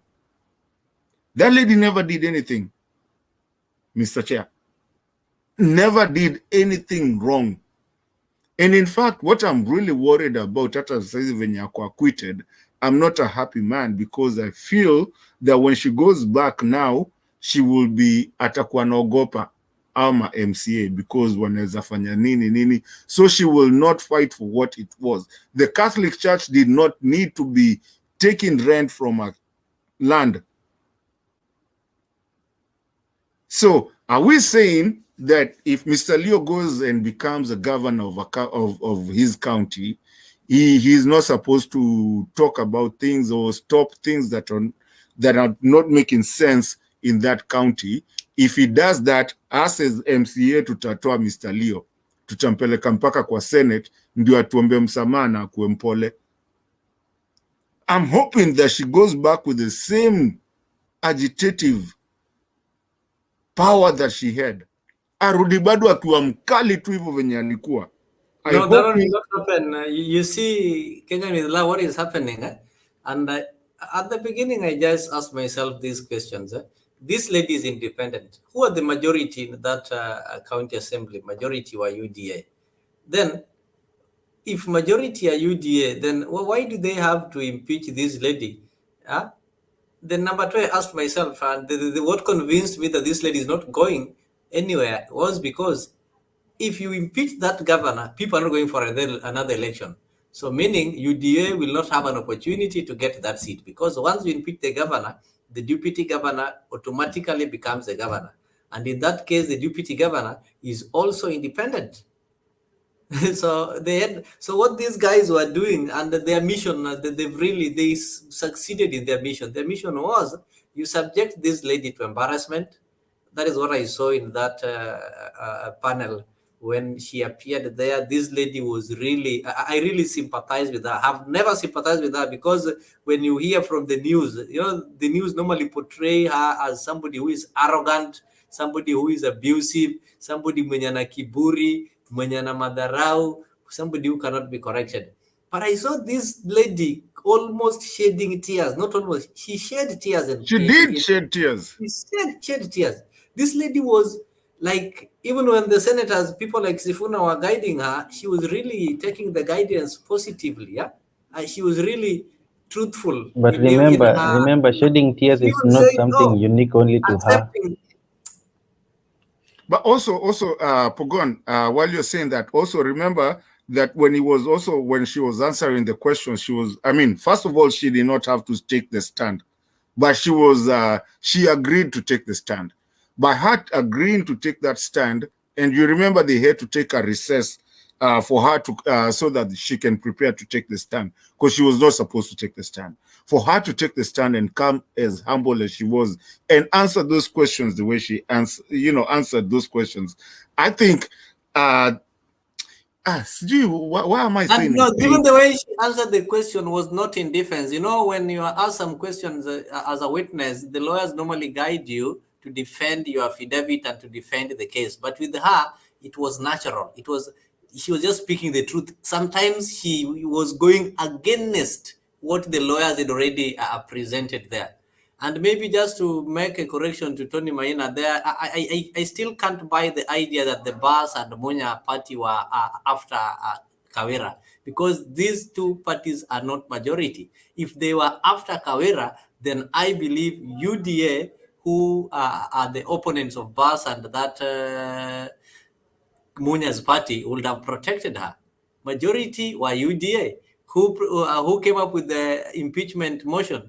So these people, UDA, wanted to embarrass this lady. They wanted, yani kumdunisha, so that she feels like, once you've been embarrassed, umewekwa chini, umekanyagwa, so that you can now be easily compromised. So what I'm just praying for her not to be compromised. But at least she should come out strong. And I think our MCAs, they are also embarrassed equally. And they can't come up with such an impeachment motion again, maybe not in the near future. But Leo, I'm still a worried. I'm still a worried character. I think going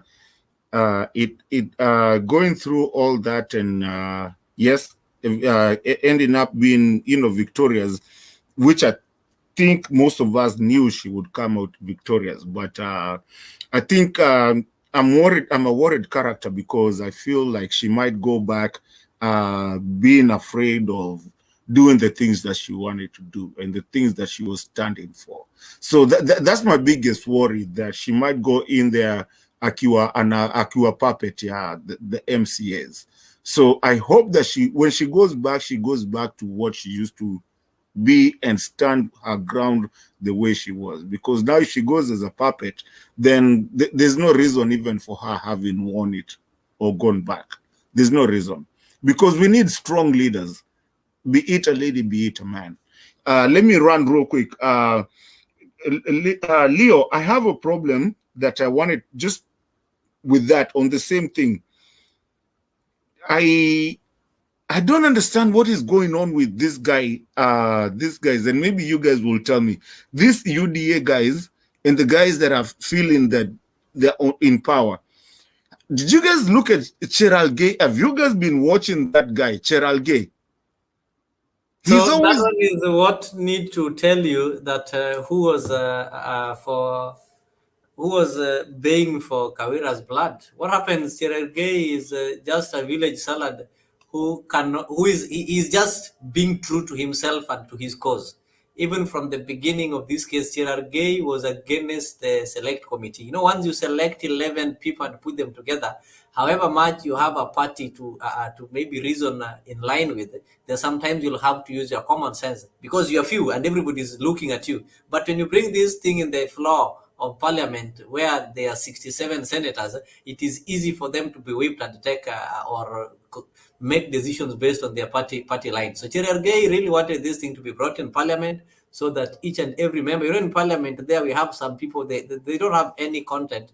They'll just be saying, I vote yes, I say yes, I say yes. So that opportunity slipped. So Cherargei is a better man. And he represents, Jubilee, UDA currently is having two functions. We have that side of Gachagua, and we have this other side of the UDA that believes that the government belongs to them. Gachagua represents some few who joined UDA, but they were told to join with their party, but they don't have party.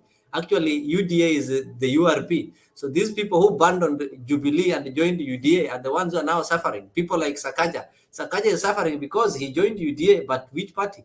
UDA is just that URP. When I say URP, I think you understand. We used to have URP and we are having the TNA. So the TNA or the Gikuyu and this other Gikuyu allied part are the ones who now, that's the war that you currently see. Like when the DP was speaking, DP was not speaking to support Sakaja, but he was speaking to oppose Gachagua.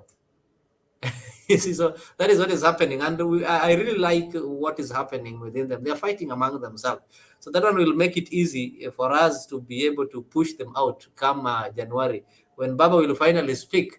At least we'll be able to get some members from them who will have to think otherwise.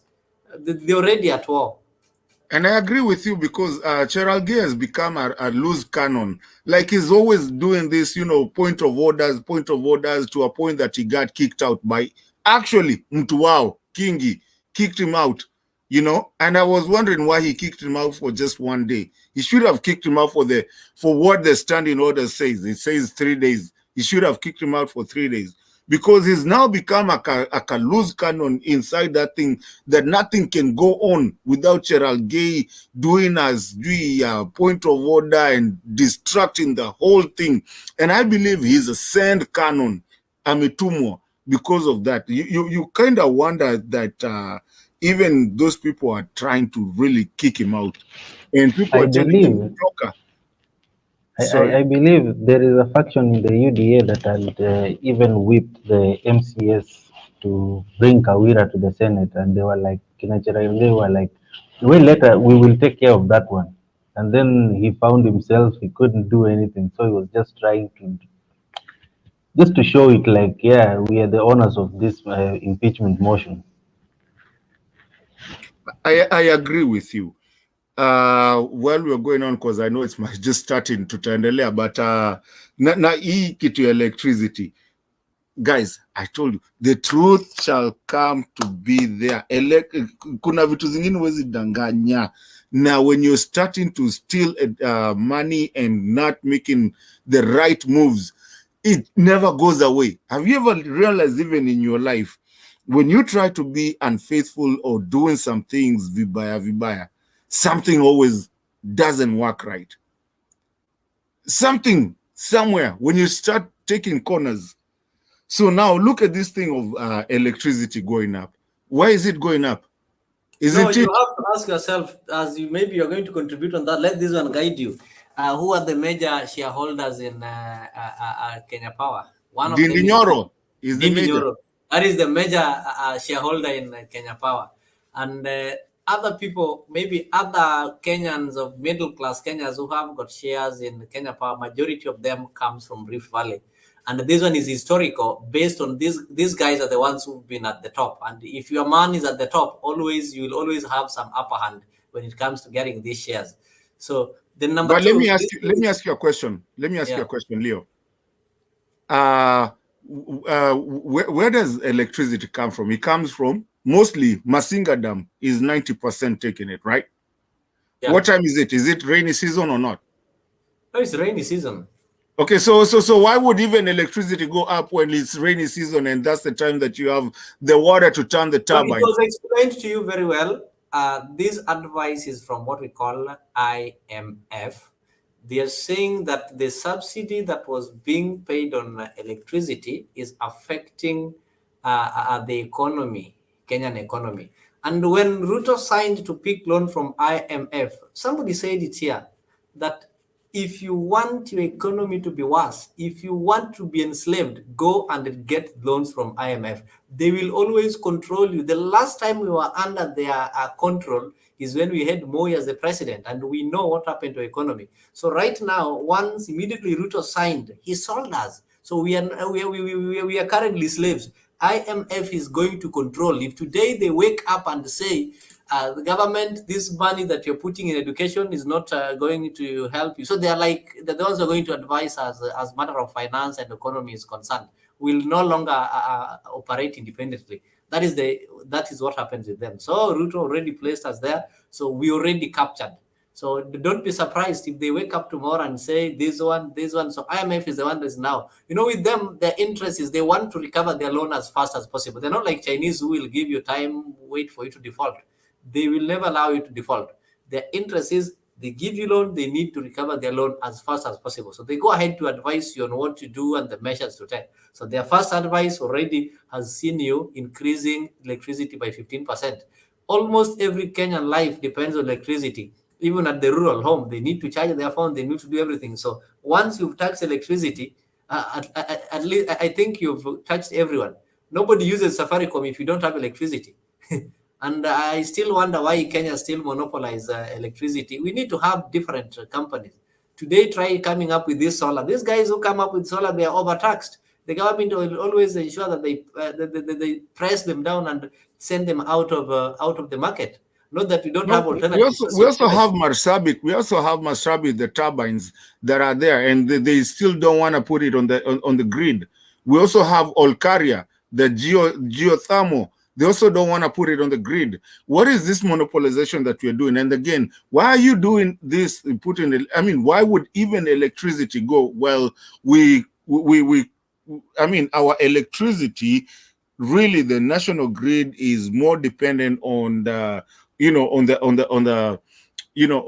the turbine thing, and then is the rainy season. Is there something to start talking about that now we have less of electricity? It's just that this government, and Leo, this is what I've been saying here, this government is all about money making. So, and that's why you can say, and anybody knows here, that Dini Nyoro is the biggest shareholder of that thing. Okay, the other person that is also a big shareholder is the president himself, who came up with concrete poles instead of wood poles. And we know they're doing it. We're not stupid. We know. So these guys are making so much money and so much business with the government instead of governing the country. They are just making money. They're looking at where are we going to make money. Even with arms, I hear now they want to sell. They want to do IPOs for that. The arms. The arms nini. What do you call it? The ones that ile yenye ilianza kujenga mabunduki za Kenya. What was it called? I think, Leo, you will remind me that. I hear they want to start making IPOs for that. They want to sell small arms factory. Yeah, the small arms factory. I hear now there's something that they want to start now at ESG doing IPOs for that. Really? Are you serious? Mko na mchezo. Wacha ni nyamazi hapo. For now.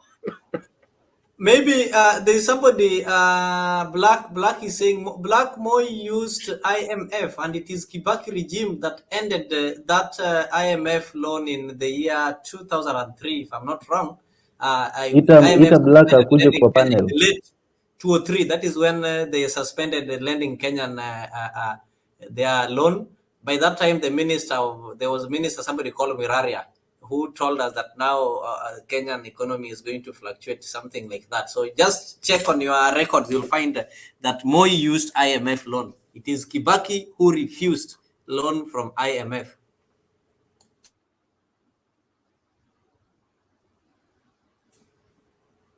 Forgotten you are speaking, eh? Yeah, I was saying call Black to come on the panel.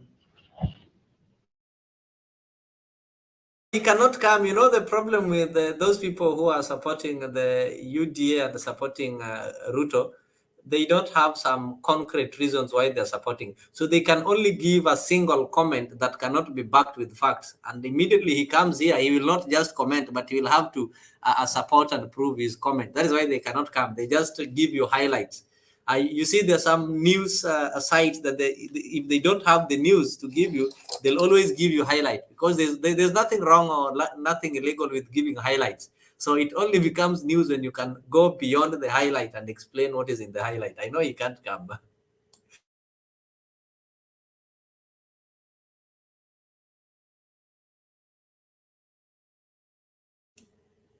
Fogan, I think the floor is yours. Eh?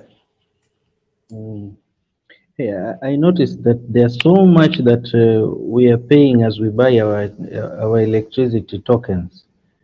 I found out that there is this fuel cost, there is foreign exchange rate in fluctuation adjustment, there is inflation adjustment, security support facility, there is water levy, there is 16% tax.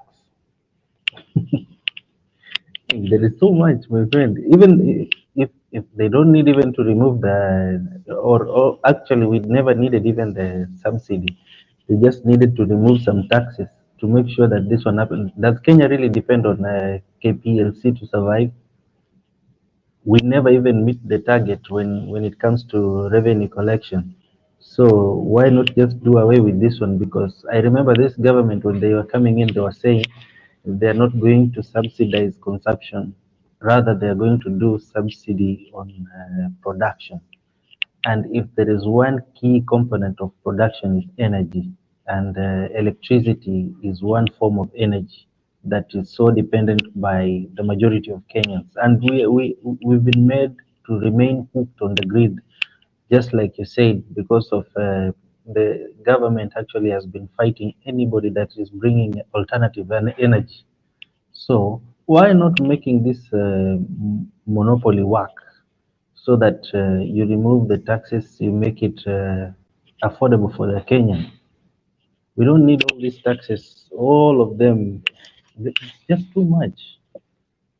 Too much. The tax itself is killing. Why the water levy? Why the security support facility? The government can do away with some of this, and we have a cheaper electricity, at least until when we can be back on our feet to again keep pushing and make things work.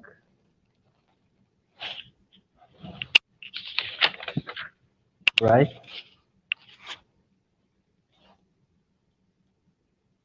So do you think we have some hopes? Like we are starting January, and you all know this is the month that students are going back to school. Yeah. At the same time, you Yeah. want to feed them at home.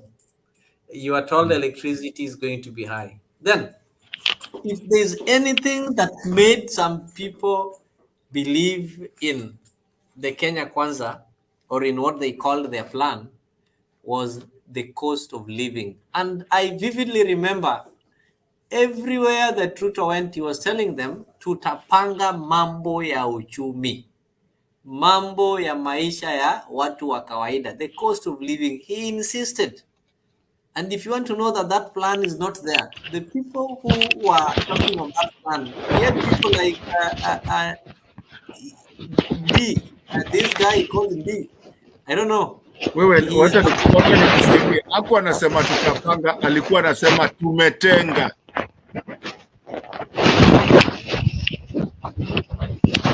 Na walikuwa wanaita manifesto yao the plan. Now I remember I have that's the plan. we had something on our wall when which was reading like, first plan your work, then work your plan. These people have abandoned it now. How are we ever going to depend on these people really in anything? Like I was saying yesterday, Ruto is one man that you cannot put him where his mouth is.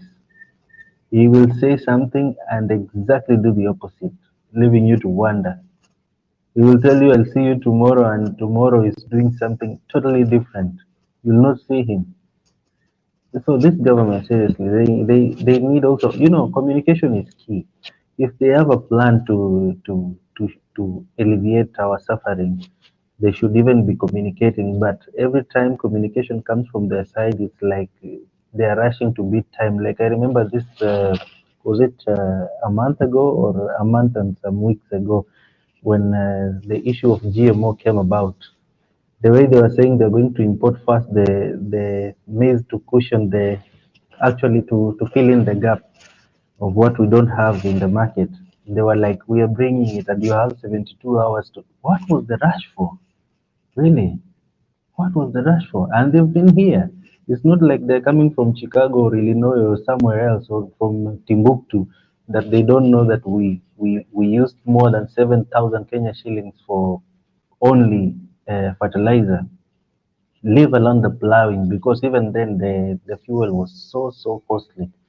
The tilling the land actually used to cost 2,500. Now it has gone to 3,000, and in some cases it was more than 3,200. So if you pile up the cost, the harvest, even if you sell all of it, you making a loss rather than a profit. But now, even with that loss, now that a Kenyan is ready to incur those losses, the government is trying to make sure that they don't even make the loss. They make a total loss, that now that we've harvested, the price is almost okay. They're saying you have 72 hours. Who dries up maize in 72 hours? And the government does not even provide facilities for drying the maize and all other grains. Why are they making rash decisions? And now they're so silent about this, the cost of living right now, and even this, this KPLC, this charges going up. It's not like it just came now. The subsidy was supposed to end today, 31st. Nobody has said anything. And from tomorrow, then they will come up and say, now we are having a plan of making sure so that you just hold on. We are going to fix things. Why lie to Kenya? Anyway, I like it when they keep Kenyans hopeless, because our hopelessness is what's going to propel us. We're so comfortable as Kenyans. We're so comfortable. We need something to stir up the mark in us, and then we be activated, and then we fight for what we really deserve as Kenyans. Because this government is doing nothing right. Nothing. Not even talking. Nothing. Yeah. Rhoda, I can see you're still there.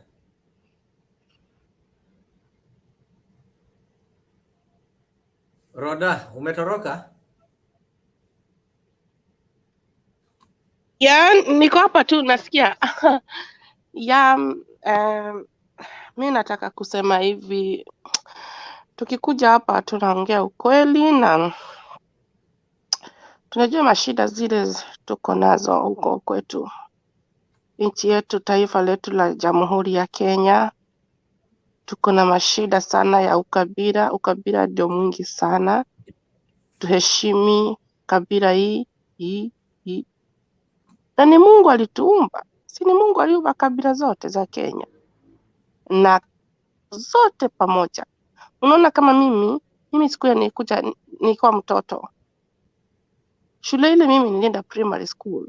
Tulikuwa na watu wa kutoka Kisumu na Waluya wawili. Na shule hiyo hatukuwa tunasema ati wewe ni Muluya. By the way, Waluya walikuwa wanapendwa sana kuliko mimi. It was discrimination. Yeah, nao Jaluo wanaongea Kikuyu mfululisho. Wanaongea Kikuyu 100%. Odur ni bradhangu. Buka ni bradhangu. Mimi sikuwa kanajua ukabila. We didn't know how tribe. na wakuwa na unaona walimu wanapenda hao watoto sana wa kutoka Busia kuliko mimi. My best friend, she was Dora Buka. She was from Busia County. Na she was a Luo. I love that girl. Oh my God. And she know that. Sasa mimi siko najua ukabila. Unaona kama sisi Wakikuyu tuko karibu sana na Wakamba. Wakamba, we are very close. Kikamba is almost like a Kikuyu. Mkamba akikuja huko ni Kikuyuni, anasikia at home. Na mimi nikienda huko Ukambani nasikia home. Mimi siko najua ukabila. Hiyo Kenya ile mimi nilikulia, nilikuwa najua kila Mkenya unajivunia wewe uko Mkenya, unajivunia wewe mkabila ule umetoka, na si ku take advantage na kabila hii. Kwa sababu kabila zote ni Mungu aliumba. Hata ukisoma Biblia, Biblia Israel kulikuwa na tribe, na ndio maana sisi wote tunaitwa tribal lion of Judah. Sasa mimi siko najua ukabila, na ndio maana unaonanga hizi vitu zote zikifanyika, kabila inateseka. Unaona kama election, Wakikuyu wameteswa sana na kabila zingine sana sana. It's really hurt me. Kuna baba mwingine alituambia hivi, sisi we were not allowed with the Luya community.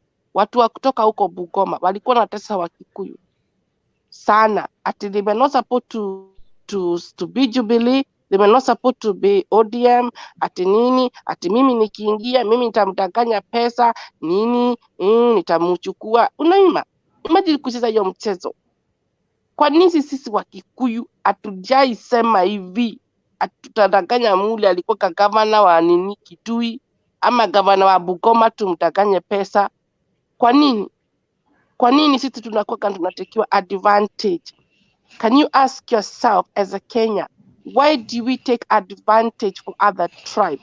Why do we kill? Unajua kama Ruto ameua sana sana Wakikuyu wengi sana, wale walikuwa wanapigana na BBI. Na mimi nawajua, niko na evidence. Wengi sana. Kuingia hiyo kiti Ruto ameingia ni damu. Alafu anasema haleluya.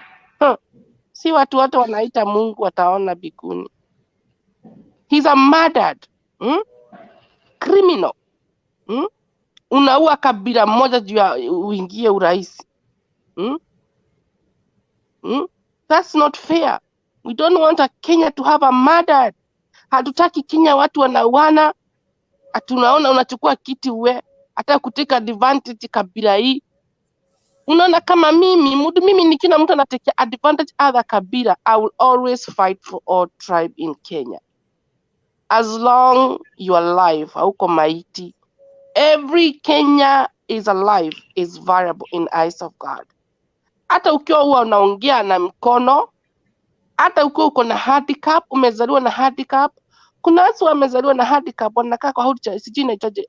You are very variable in eyes of God. Hata ukiwa unaongea na mkono, hata ukiwa unaongea accent yako ni Kiswahili, nini hata uongee English mzuri, you are variable in eyes of God. And I'm always for fight for all tribe to be treated the same equal. Even unaona kama Wamasai tribe. Wamasai tribe wale wanafunga ni wako na kimila ya nini ya Kimasai. Wale wanavaa hivyo kwa sababu ni kimila yao.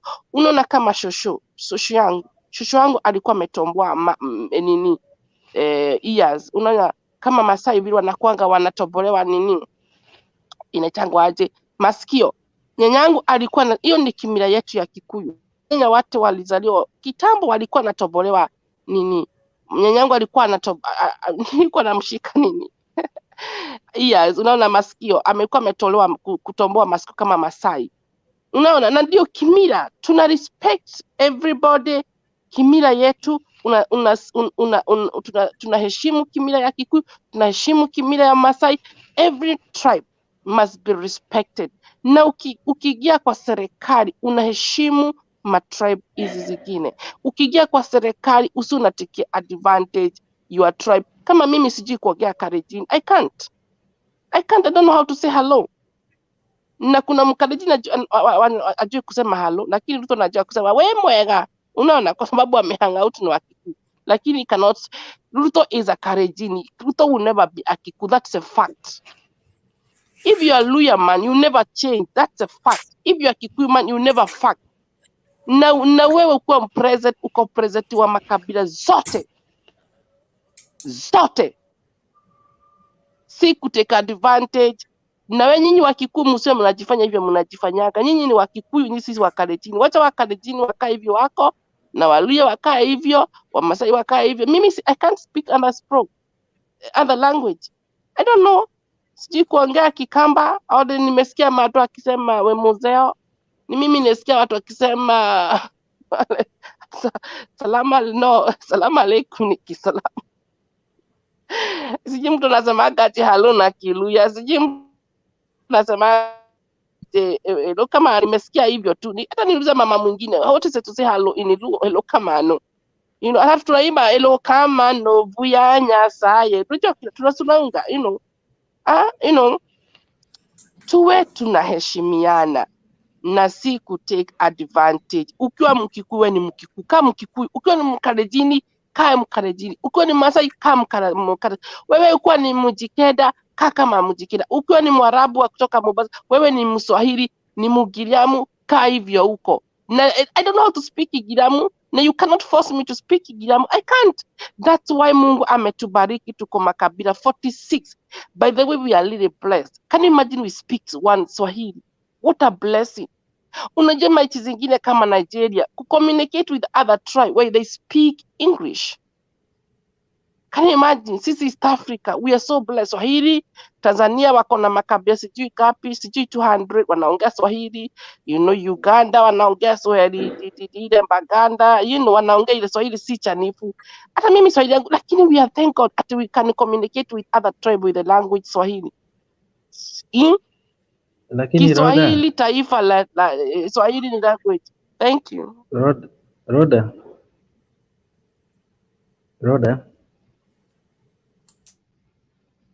Yes. Nasema lakini this Yes. election I think hatujakuwa tuko na shida sana kuhusu mambo ya ukabila, isipokuwa kama kuna ukabila. Nimesikia tu mtu mmoja akiongea mambo ya ukabila. Hii ijakuwa ni kitu yenye inasumbua Wakenya wote. Hiyo ni shida ya Gachagua tu, na ni kama ina happen sasa kuwa hata yeye ni Mkikuyu. So I think kwa wakati hii hatuna kidogo, kwangu mimi naweza sema hatuna issue ya ukabila vile sana, isipokuwa hata naweza sema ni wa viongozi ndio wanajaribu kuleta, lakini sisi kwa Wakenya wenyewe hakuna. Azimio saizi iko na Wakikuyu, iko na Wajaluo, iko na Wakalenjin, iko na Wamijikenda, iko na kila mtu. I think that is a huge step tumepiga, na tunafaa tushukuru Mungu kwa hiyo. That is true. Currently, the last election was not about tribes, and the issue of Kabila iliisha. And the people currently, even if you look at the voting pattern, people don't vote the way they used to vote before, like in line of their tribes. But the tribes that we're having currently are ideological. And that is why those people who are following Azimio, for the first time you saw almost 1 million from central Kenya. There were more than 1 million, but even after playing abracadabra, they still managed to give the Azimio that 1 million vote after taking away some. That is something that has never happened. So mambo ya ukabila, we don't have it currently. I don't think so. Ama wanaonaje Kenya with the love? And Leo, even when that's one thing.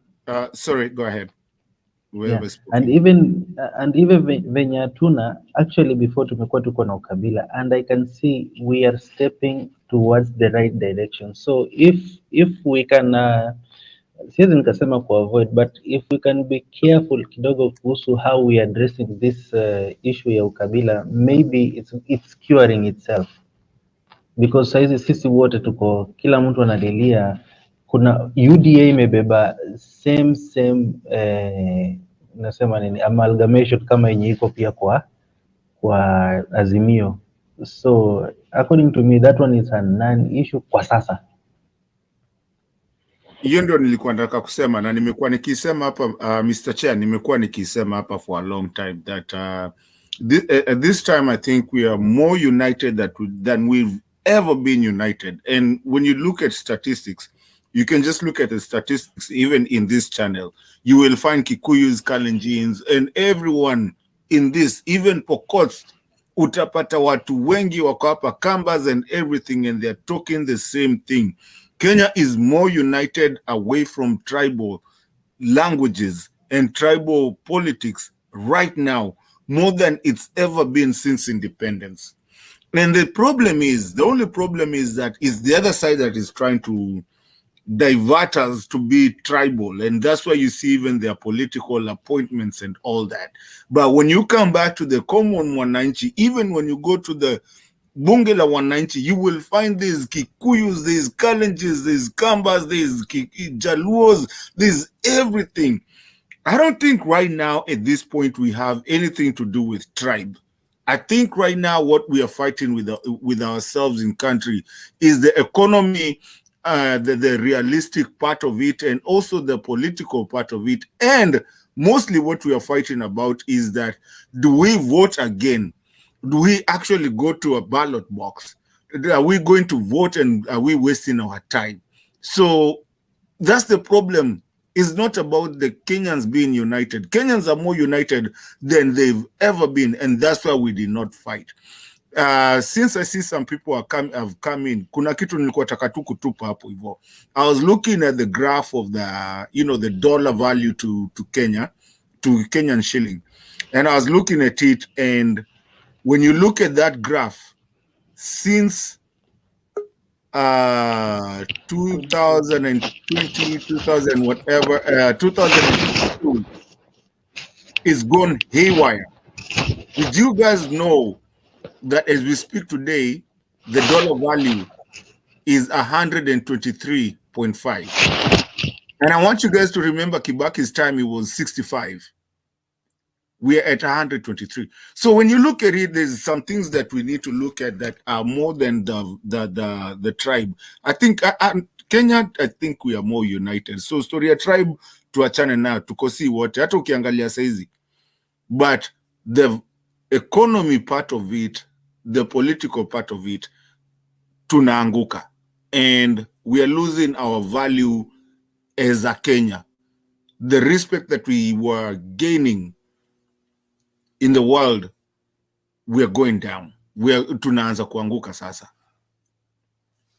All right, thank you. Naona watu wamekuja, acha nyama. Thank you. Naona watu wamekuja, karibuni sana. At least I can see people want to kuvuka mwaka Leo naona tukiendelea hadi tuvuke mwaka tukiwa hapa, as we get the views and the direction of how we are going to tackle the 2023. So somebody who is still believing that the government is on the right direction, I think it is my answer is absolutely no. Dollar imefika, in fact hata 123 is low. I checked yesterday, ilikuwa 125 point something. I had a certain friend who was flying from Mogadishu to Nairobi, na bahati mzuri nilikuwa na some cash za 5k, so nikampatia, wewe ukifika tumia hizi pesa. So she was supposed to send me some dollars, akaniambia let me just give you $50 because umenisaidia kufika airport nini, but nikienda na rate sahi utaumia. So our money is not having value anyway. Sahi pesa ya Kenya haina value. 127 Kenyan shillings will give you $1. At the same time, the president wants you to take 500 shillings. They used to talk of something called SMS. I don't know. That word is a vocabulary they used to speak it, the small and medium business, whatever. I don't know if they are going to manage it with the 500 shillings because nobody has been given more than 5,000. Mama Mary Wainaina was here before. Let her speak. Then Chaka. Then there is Margaret Achola. Alafu Lily. Mama, proceed. Asante sana kwa jioni ya leo, asubuhi ya leo, afternoon ya leo. My prayers and my happiness for Kawira. I'm very happy. Very, very happy for her acquittal. afurahie hiyo victory ya pili na achunge chochote ambacho kilikuwa kimemletea huo msukosuko ambao sio mzuri hata kidogo.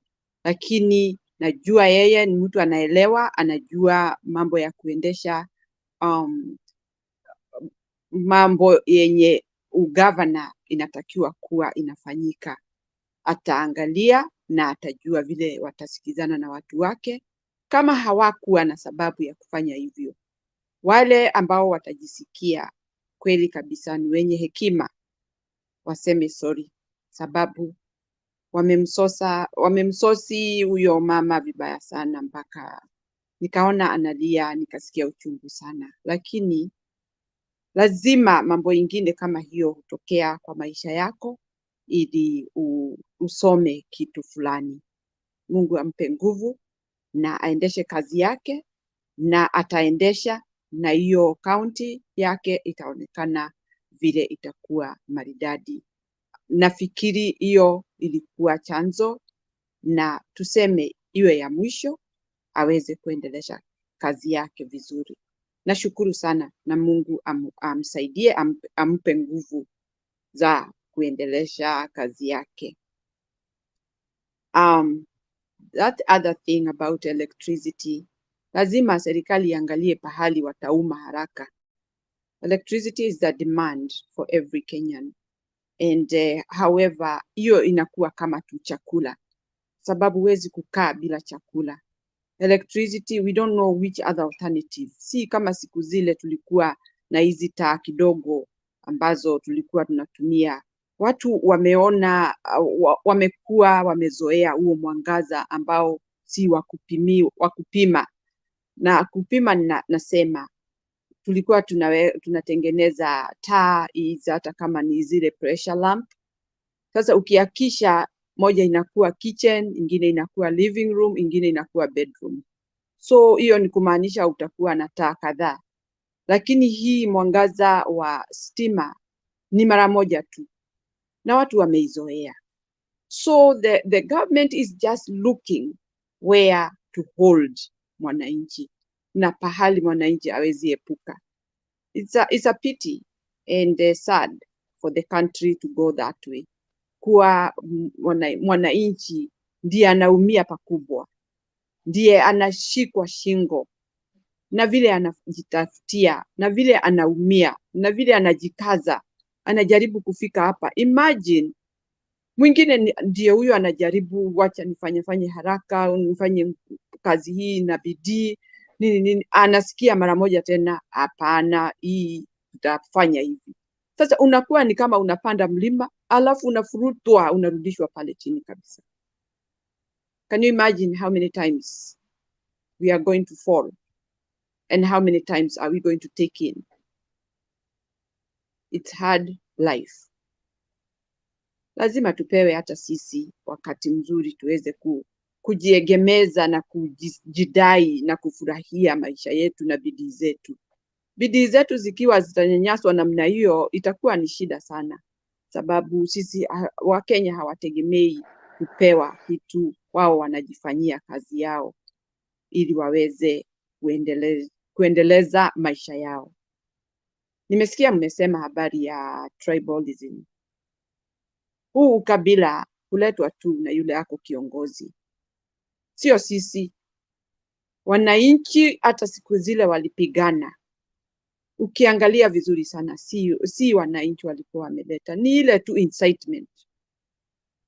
Huyo mkubwa ambaye ako pahali fulani anasema, nimeumwa na watu hawa ndio wameniuma, ana incite tribe yake ndio isikie ati mtu wetu anapigwa, wanaamka na marungu na mapanga. That is how people do when they are in power. Na ilikuwa imeisha. Honestly speaking, I had seen our country going to the light. Very good relationship. Na ninaomba Wakenya tusiimalize. Sisi ndio tutamaliza tribalism. Si wakubwa. Wakubwa, they are still playing cards of tribalism. Na hiyo ni chuki wanatengeneza kati ya binadamu. Hata sisemi ya kabila, ya binadamu. kwa sababu nani hana damu? Nani hana akili? Nani hajaumbwa na viungo zake zote isipokuwa wale wako na shida ambayo hatuwezi kutatua na hatuwezi kusema habari yake, kwa sababu kila mtu ameumbwa vile ameumbwa na Mungu wake. Wakubwa ndio wameleta hii shida ya ukabila, na nimefurahi sana this time round. Wakenya walikataa, walisema tuchanganyike, tupendane, sisi hatutafanywa watumwa tena. Ni nani anaumia? Ni mwenzangu na mimi tunapopigana. Kwa hivyo siku nyingi ambazo tumekaa, miaka hiyo imepita, tumekuwa na furaha sana. Watu wamependana, wamekaa, Wakikuyu wamechanganyikana na kabla wale wengine, Wajaluo wamechanganyikana na kabla zile zingine. Every tribe was not even talking about tribal. Not even talking about tribe. They were talking how we can move forward. And that is the goodness of the country. And that is the strength of the country. Democracy, kila mtu anakuwa ako na huru, anafurahia maisha yake, hata akiwa neighbor yake ni kabila gani, anasikia huyo ndio rafiki yangu. That is the best. Watu wanakuwa healthy, kwa sababu kusikizana ni kitu ya muhimu sana in life. Ati unakuwa free, unasikia huna kinyongo na mtu ambaye mko neighbors. That is the best life ever. So hii ni kitu ambacho kinaletwa, na mkiangalia vizuri mtaona. You can tell yourself ni nani tribal. Hata wasipoongea, actions speaks louder than words. Tumeona mengi yamefanyika na hiyo ya tribes, na bado hawaoni haya, bado wanaendelea tu kufanya. Fortunately, sisi raia tunaelewana na tunaelewa na tunajichunga na tunapendana. Those are only the few who want to do that. Let them do it for themselves, but not for us. Wakenya tupendane, ndio tuweze hata kuendelea maisha yetu na watoto wetu, tuwaonyeshe hakuna ukabila, hakuna difference between me and the other one, so that hata wale watoto wadogo wakikua, hiyo iwe ni mfano mzuri sana, kwa sababu hawatakuwa na shida ya kuishi na wale wengine. Itakuwa good relationship ambayo itawabuild na wataweza kuendelea na maisha yao vizuri. Nashukuru kwa sasa, niko tu hapa leo. Asante na Mungu awabariki sana. Thank you. Karibu sana na kuishia mwaka mpya wenye fanaka. Hata kama hii serikali inatunyanyasa, niko na imani kuwa kutakuwa na mazuri tukizidi kupambana.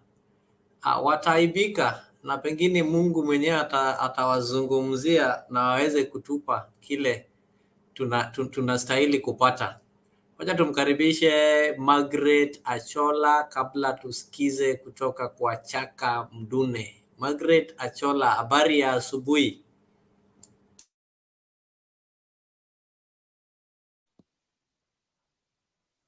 Hello. Habari zenu. Halo, mnanisikia? Tunakusikiza shambamba. Nyabaya, I Kenyan with love, I Rhoda, I Pogon, I Lily, I Mary, I Chaka. I'm happy for Madam Kawira. Alafu vile nimeingia live sijafurahishwa vile Clinton amezungumza. Yaani nasikia uchungu sana. Watu wanaumia na yeye anasema ati tupatie serikali time. Time gani hiyo? People are suffering, wengine wanakufa njaa. Hii serikali, it needs to go home seriously. Vitu zimepanda bei.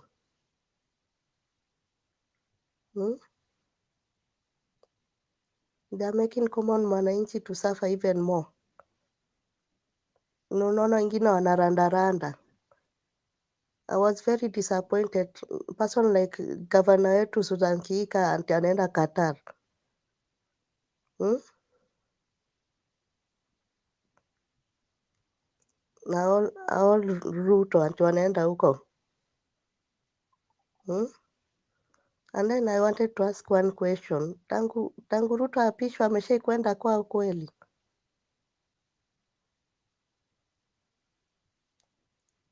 No, tangu Mnanisikia? Ruto apishwe, pengine alienda kwao kukula Christmas. Alienda kuripoti kwanza kwa wale watu walisimama na Na yeye, hii mambo wale ya wa Biberi. certificate, na hii mambo ya certificate nitashinda nikiuliza watu. Juu sikuona wakipewa certificate mbili. Watu wanasema ati baba alishindwa. Baba hakushindwa popote. Nitashinda nikiuliza hiyo kitu. I hope watu wa UDA wako hapa. Hmm? It was one certificate, not two certificate. Those two zimefichwa pahali, lakini Mungu atatuonyesha pahali zimefichwa. Margaret, acha nikuongezee kwa hiyo. Na ilikuwa handwritten, haikuwa printed. So watu wa UDA wanatuambia ati baba hakushinda. Ati he lost because of hii maneno ya GMO. Ati wanasema ati baba alizungumzia kuhusu hii GMO. Hmm? Aliongea wapi kuhusu GMO? GMO ni Moses Kuria alianza kuizungumzia. So wale wenye wanaongea vibaya kuhusu baba, you should respect your elders. Hmm? Baba anafai kuheshimiwa, amepigania Kenya sana. And then the other thing I wanted to say, huyu anaitwa nani huyu Mudavadi, hakuna pali anaenda. Hmm? Mudavadi is not going anywhere. Hiyo anataka Mudavadi is kusema contesting for presidency 2032, so muongeleshe vizuri. It's not going anywhere, hata shinda. So and then Kachagwa akipatiwa mic ajui vile anazungumza. I was very disappointed. Hmm? Anaongea matope kabisa. Alafu watu hawezi ambia anti Ruto na mtu wake anti tumechoka. We are tired with this government. Watu wanampigia makofi. I'm happy the way Roda amezungumza. Sijui kama bado yuko hapa. Hmm? Mimi sipendi Ruto na sipendi huyo bibi yake. Sijawahi wapenda. Mkuwe na siku poa. Thank you. Beyond. Asante sana Margaret. Kwa nini upendi Ruto na upendi bibi yake?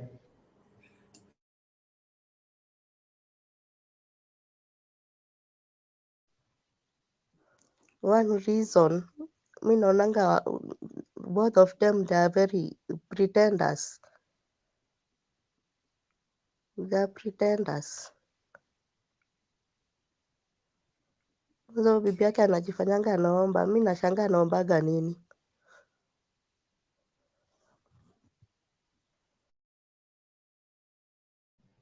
So that is Nadhani the question that we're having. ni tabia yao ndio ipendezi, lakini si wao hawapendezi. Ukisema upendi ama upendi bibi yake, actually sijui mbona tuwapende ama tusinini, lakini lazima tukuwe tumeguzika kwa namna moja ama nyingine na tabia na uongozi na vitu yenye wanafanya, lakini si wao wenyewe personally. Hiyo ni neno kubwa sana umetumia. Ni kama mimi saizi niseme sikupendi, haijalishi yenye umefanya, but ukisema sipendi yenye unafanya inamaanisha sina shida na wewe, ni matendo yako ndio yenye yananikera ama nimekosea.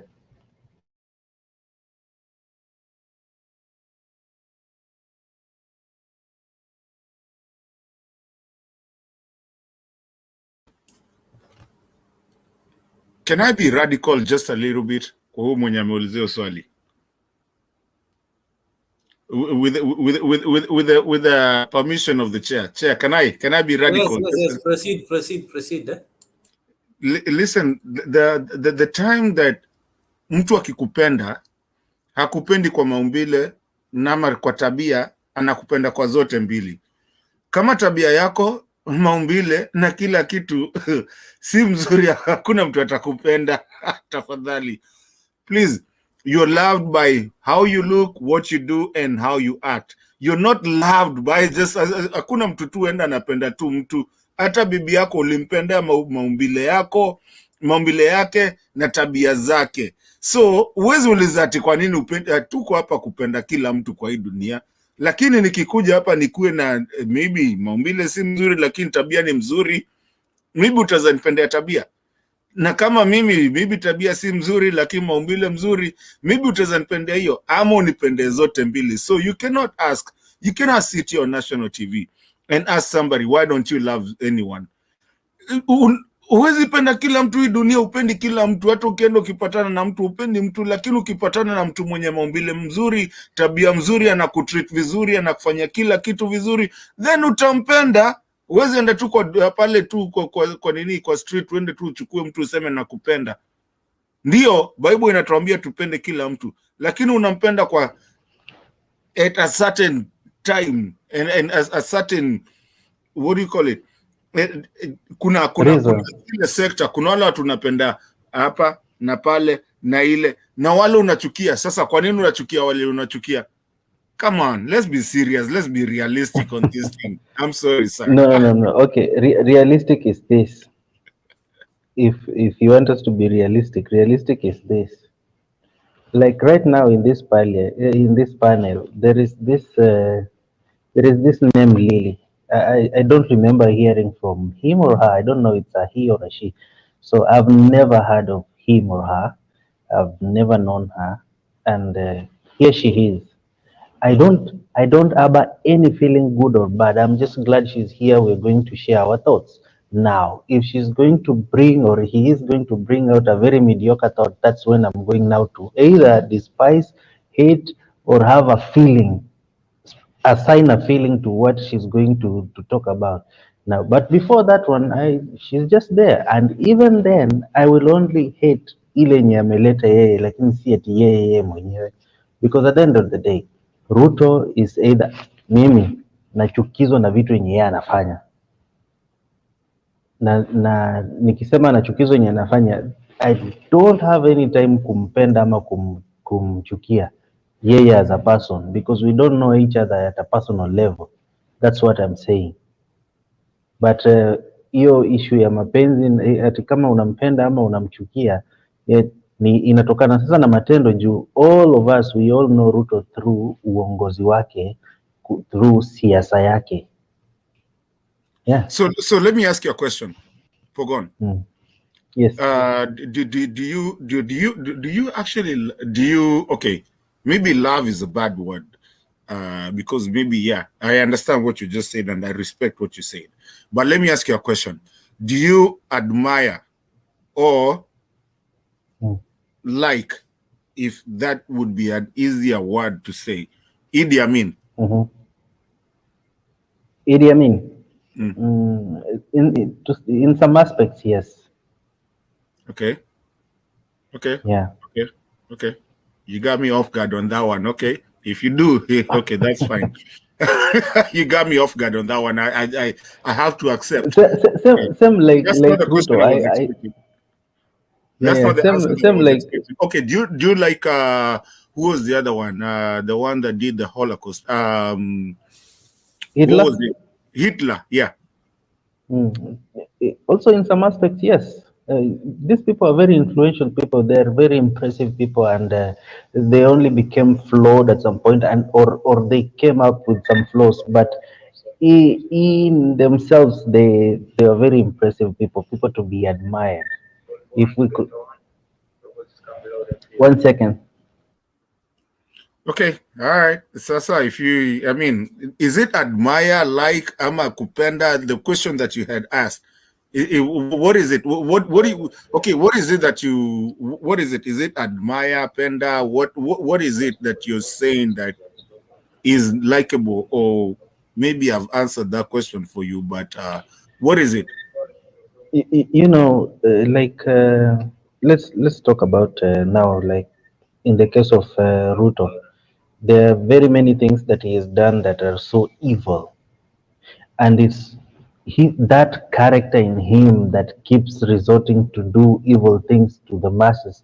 That's what I don't like. That's what I hate. But him, the person, I don't care about him. He's just there. He's just any other person. In fact, we don't know each other on a personal level.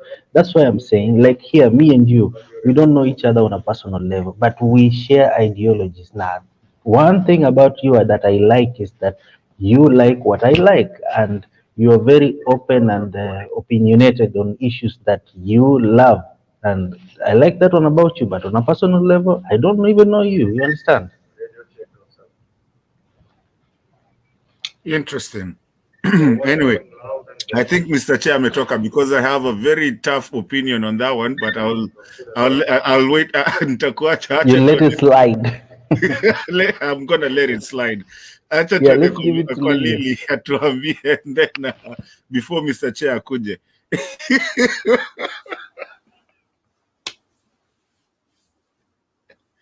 Lily, the show is yours. Huyu upagoni huku niko na vita naye tutamaliza baadaye. Hi, everybody. Happy New Year.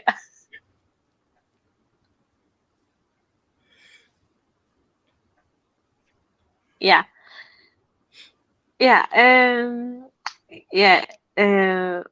My point is about Governor Kawira. So even me, I'm so happy for her that all the shenanigans now they have been put to rest. So and it's time for her to go and work.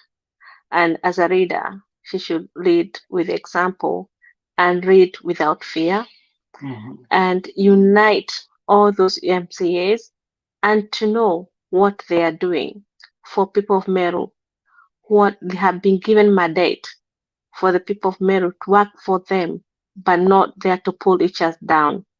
So I was happy for the Senate how they came to a conclusion that there was nothing, that there's no evidence, or there's no enough evidence to show that she need to be impeached.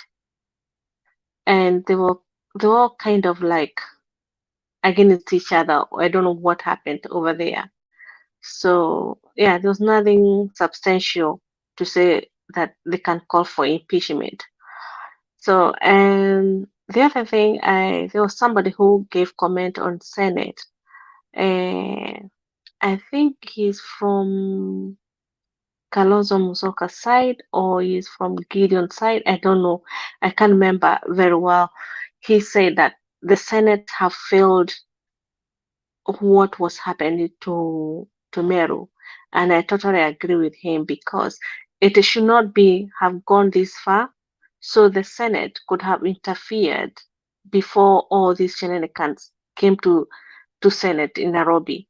So I think going forward, they should be intervening to these matters before it escalates, not people to lose time to make development, to do development in their counties. And yeah, so I was happy for her because she had gone through a lot. You know, everybody was against her. 64 MCs were against her, and nothing for no reasons. Although there was kind of like, I think communication was the issue, and they were still all in a campaign mode still. Did not realize that the campaign is over and now it's time to work. So I think that was what was going on, and being elected as an independent, so doesn't have backup, like because obviously she doesn't have a party. So if she was maybe in UDA or Azimio, she could have had somebody to back her up, but they wanted to pull her down. But those are politics in Meru. Maybe somebody wanted for her to be kicked out, and they go, and I don't know. They could have called for campaign. I don't know how it would have worked out, but I'm happy. I'm sure, I'm confident that she'll go and work hard, because going through that, she might have learned a lesson. About electricity going up, it's not news, because it has been going up, and that's why people are depending. They are going on solar system now. We are done with KPLC, because they just charge. Even sometimes they have not supplied electricity to every rural area. People have paid money, and there's no electricity which has been installed. So they need a competitor. They need competitors there. So solar system is the way to go. And for me, what else should I say? For now, I leave it there. And I wish you all a happy new year, 2023, with a lot of blessings, and we keep it that way. Thank you. Lily, Yes. Lily, at least Yes. now I know you're a lady and I like you. Okay. Okay. I was asking you, what do you think? For God, really. Yeah, true. What she's talked about. Yeah, we are in sync. I like her for that. You see, I have a Thank reason for liking you. Now I'm you. Yes. asking you, what do you think about they rank the police as the most corrupt department, and the Interior Ministry of Interior as the most corrupt ministry? What do you think about that? Yeah. To be quite honest, yes, it is. But it's, I won't say it's the most corrupt, but it is. I think there's lack of training. I don't know if it's lack of training. There's something lacks in our police in police. There's something lacks, because police, they're everything. They are the I would say the security in the country, or in any county, because anything goes. If something goes wrong, we learn to the police. But if police are corrupt, you fear. You don't know whether you are going to be helped, because if you meet a corrupt police, what will you do? Won't be helped, because there is always this corruption of like 50 bob, a hunger 50 bob. I wonder, do they need maybe to be given more salary, but they always, like, they are greedy. They stop the matatu man even doesn't have money, even the car is it's in order, and they still need this 50 bob. I think we need to kill that culture.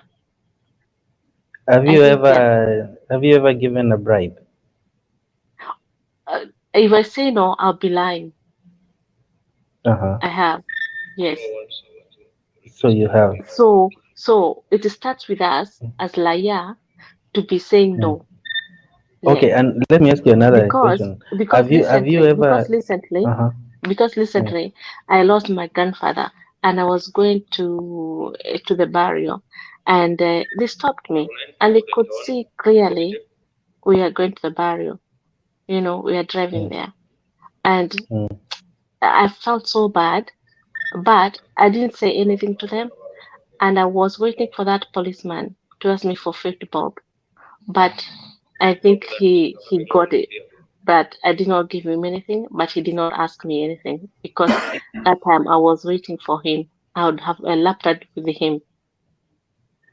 Okay, See, another you're saying question. something. Have you ever been in a situation like you are in the wrong, and like umeshikwa na polisi, and then you suggest to the police wapatie ka kitu kidogo wakuache, or unatafuta passport and then you're like, I cannot wait for this. Let me just pay you like 3,000 and then make it happen in a week and we're good.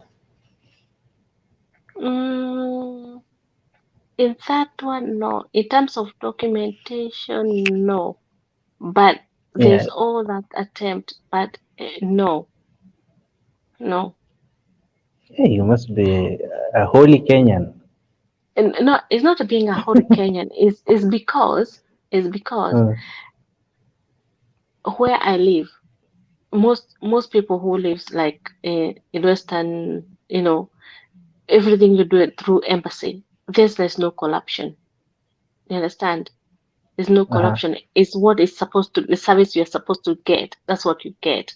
That's why Mm. maybe we don't encounter that corruption a lot, or you don't encounter any because So and even now when you're when going for coming. burial, you are Lily, going Lily, for let me burial answer that while for you. abroad. Let me answer for you that one for you, Lily, dear sister. Now, where some of us live, yes, we will never do that. It has never happened. Lakini mimi Kenya, hata tusiongeleshane mkubwa, unataka ngapi bwana, situmalizane, imepita. Now, Ziko hapo yes, kwa mfuko. shika yako bwana, wewe tumalizane. Hata akiitisha hata nikiwa na driver's license taki tusumbuane, shika bwana, wewe kunywa chai yako, tumemalizana. Now, am I a good citizen? I don't think I am. Because the things that I'm advocating for Kenya, I'm also a part of destroying them. Because nikienda nyumbani mtu aniambie nipatie, nisimamisho mahali, mi nitapeana roho safi. You see? So now, how do we go to people like even myself? Because we also have to look at ourselves to where that if you don't give, you also walk away. Because the only reason I do that is that staki tuanze kusumbuana, anza kuniambia ingia pale sijui tufanye hivi na hivi alafu enda koti. I don't have that time. If I have 1,000 shillings in my pocket and I can just give the 1,000 shillings kama nimemake a wrong turn ama atapata makosa too, they will always get.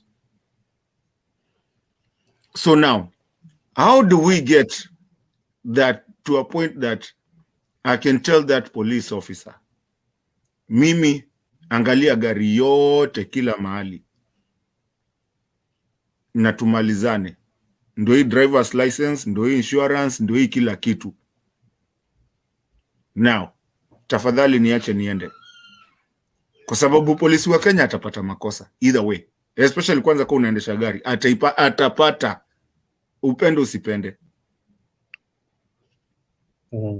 So how do we get to a point like that? I think that's the biggest question that we have, Pogon, and everyone that is listening to us, Kablache Arudi. Yeah, because actually I'm asking these questions because you see, with these rankings, as I was saying earlier, nobody's coming up with a solution. Nobody's trying to come up with any solution or actually trying even to identify the solutions for these problems. Because every time around this time of the year, they keep ranking them. But ranking does not give a solution. You're just embarrassing our people. We're just making it to look shameful for anybody to be known as a police. So ile yenye mimi nilikuwa ninaonelea kama ingekuwa mzuri wangekuwa wameanza na solutions, ama kama kulikuwa kuna solutions zenye zimetolewa na zilitakana kusaidia upande ya kupunguza corruptions. Now, which are the solutions that are not working, so that we know what steps zenye tumejaribu kufanya ili kupunguza corruption that are not working. Tuanze kurank hizo instead of kurank corruption, because when tunaanza kurank institutions zenye ziko corrupt, it's like tunajaribu kushame watu wenye wako mahali fulani, but tukiangalia kwa undani ni sisi wa Kenya wenye tuko so corrupt. Angalia corrupt, kama wakati ya campaign, kila mtu mwenye amepata saizi hiyo kiti, wengi walipata kwa sababu ya kulipa pesa. That's not how we are supposed even to do the campaigns. But tukifikiria ni wao wabunge ndio shida, sisi ndio tunataka pesa. Mara ngapi tumesikia wakiita Raila stingy, ati ndio maana anashindwa kura. So yeah, that was my point. Wewe unaje Lilian? Yeah, ni ukweli venye nasema like for the police instead we need a good cleanup, a good thorough, because we need a review about it, because as you say, there's something lacking in police education and to honor, even to honor their job, like they must have ethics, and they should have, because I believe there is, but are they sticking to it? There must be some other forces, hierarchy, to see whether things are implemented as they should, and even to go on the random and to check whether things are done properly. Sure. Yeah, so I think there's more about training, and people not to be greedy, and their situation, like for them to have kind of like good pension, things to entice them and to make them comfortable. So this greediness to stop, because it's about greediness. If they are well funded, they are well paid, maybe they'll stop this shameless. Because I feel shame even when I see them getting this 50 bob from the road. I wanna honga, lazima wapatie kitu compared na polisi za huku pale nakaa, they don't have those nonsense. They mean business when they come to their job, and they feel proud to what they do to their jobs, lakini wao wakwetu wana njaa. Sasa unashindwa, sasa tutaanza wapi? Sasa tukishikwa hata una makosa, hata gari haina makosa, Umerudi lakini tena kwa you are forced. polisi. Ulikuwa nataka niende kampeni. Si polisi. Mm. Because as I was saying, unapata polisi, we mwenyewe uko kwa jam, unataka hata birth certificate, unataka kufanya something, you want to apply maybe even for a loan, so unahitaji kuenda kufanya search kwa Ministry of Lands ndio upate title deed yako haraka, unatoa pesa over and above ile charges yenye utakana upay, na mwenye na suggest ni wewe. So si ofisi ya surveyors ndio iko na shida, unapata ni wewe mwenyewe ndio iko na shida. Ikifika ni wakati wa kotini, kuna judgment inatakana itolewe, unataka kulipa, so that even if you are guilty you get a lesser sentencing. So unapata corruption hata it's not so much pegged kwa hao polisi ama hao state and public officials than it is with us. Pogon, Lily, sorry. Kama ulikuwa unataka kusema maliza, alafu nitaongea. Pole. Yeah, in fact these public offices ndio wanakuonyesha things are hard, it's not straightforward, as if you are not entitled to that. It's very difficult. They make you feel that it's difficult to achieve what you want to achieve, or it will take longer, so you have to take something. That's why they say, lazima niongee na mkubwa, like lazima niongee na mkubwa. That's the language is used, so they're influencing you there. So na kuongea na mkubwa lazima nifanye na hii na hii. So I've experienced even expected ukituma kitu na nini in Kenya, kuenda kutoa ni bara, lazima uonge huyu uonge ule ili hiyo kitu itoke. Clear. Why should I send even these things? What if you decide to complain? Me, I remember my mom sent some stuff. She was retiring. She was going back to Kenya. It was not worth kulikuwa custom. It was not worth at all. Umekuliwa sometimes. Ni mbaya. Hiyo kitu ni mbaya. Me, even I don't even dream to send anything in Kenya or anybody, because haitanisaidia na kuna mtu atasaidia nani? Kwa sababu venye unaambiwa hii, unachanjiwa hii na ni kuongana tu, you know, Mm. in the end hata unaweza kuna vitu nyingi zinakupa kule because the extortion of manual they charge is unbelievable. You're Okay. very right, my sister, and also Pogon, thank you for bringing up that conversation because I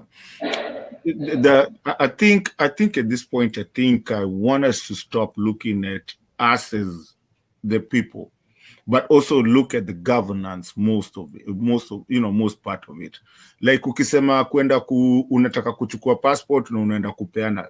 Actually, that is exactly what used to happen long time ago before the guy that I never liked to be a president. I never liked Uhuru, and hata sijai danganya, only his second term. Then ndio nilianza kuona huyu jamaa when I traveled home and I started seeing what he was doing. The Huduma centers and everything. At that time, you could actually, I renewed my driver's license, my Kenyan driver's license, when I was outside the country. So, is it the people or is it the governance and the system? Because if the system allows you kuonga mtu, hakuna mtu atakunyima. Some people where they live, kuonga mtu kwanza hiyo, that's the biggest crime you can ever have. Kwanza kuonga karao. Yani, you'd rather just hata uende jela tu uende uonane na judge the next day than kujaribu kuonga mtu. So, is it the system? Is it where we were going? Like, and actually the reason I'm talking about this is that, you see where we were going right now before this current stupidity of governance, where we were heading to a first world country where like you could renew your everything online, e-citizen, even your taxes, you could do them online. Now, I mean, you also even had the roads, the infrastructure that was happening, the expressways and everything, and things like that. And you could see police even being wakipewa, what do you call this, incentives, where you could see police even starting to have, badala ya kuweka kagan tule wanafichanga huku kwa mshipi, where you can see the police starting look. I mean, I hate the blue uniform, but you could see the police service starting to be a police service, and where if ukishikwa unaenda koti enda ukajitetee huko, or hata ukishikiwa mahali ulikuwa umekimbia sana, unaweza lipa hapo right there, unid kuonga mtu, unaweza lipa tu fine yako hapo. So is it Pogon na Lily before, because we're still waiting for the Mr. Chair nani Leo arudi? Do you think is the citizenry or is the governance and the system that is messed up, that mtu akikusimamisha hivi hata kama hajakwambia makosa already unamwambia mkubwa enda ukakunywe chai? Is it the governance, the system, or is it the citizenry? According to me, it's both. Talking of both is, the system. That's why I was saying, like this year, instead of them just ranking these institutions and ministries and departments that are so corrupt, there were measures that were set to curb this corruption menace. And these measures are not ever, they're not being assessed to see, are they performing? Are they adding value? Are they bringing down the curve, or are they actually killing this corruption or not? Are they effective? That is. So you find, like in the case of what do you call this one, traffic. There is so much in traffic that can make you delay if we are to take you to court when you're found having a problem there on the road. So they brought this thing called the roadside court, where you don't need to go to the court. When they find you, you identify the problem, and then they just issue, like what's happening in the US, the ticket. And actually, there are physical roadside courts, so that if you're found, you just drive on for like 5 kilometers, and then there is a court there. Even that thing happens I think even in Uganda. So over time, it has been killed. People are taken back now to the courts. They congest the police cells, they congest even the courts, so that you find in a day, you know, constitutionally, you're supposed to be arraigned in court in within 24 hours. And in that 24 hours, there could have been people with much more serious cases. So you are taken there, you again share this time with people that were allocated that day for their cases. So they again start to listen to these petty cases of traffic. You understand? So I was saying we should also be trying to evaluate these measures that were put to curb it, or even if they're still working, because some have been abandoned, like that one, mobile courts. Understand? Yeah, that's what I was saying. Don't you think that maybe even to reduce, kwa sababu hata sisi tuko na nini na hiyo tabu wananchi, so don't you think we need education, you know, civic education, that hakuna kuongaonga, to be empowered, wananchi to empower people that this should not be happening, this should not be happening, you know, like we are educated to know our rights as a Yeah, citizens, yeah, but then because we that's where should. we go, yeah, because that's where we go wrong, and to know, to be informed more about the law and the regulation, because over here overseas, people they know their rights, people they know what not to do right, to do wrong, or not to do right. So no one can harass you because you will tell them it's not right. Even you can challenge them. So I think that's what we need as Kenyans, to be empowered to know right from school, even at work.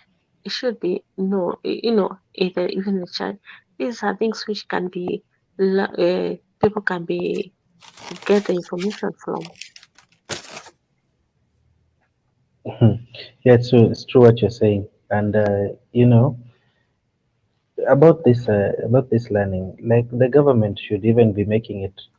First, people should be taught that this is the way things are supposed to be. We should be people of high morals as Kenyans, and again, also not only that, even to set some things to be like mandatory.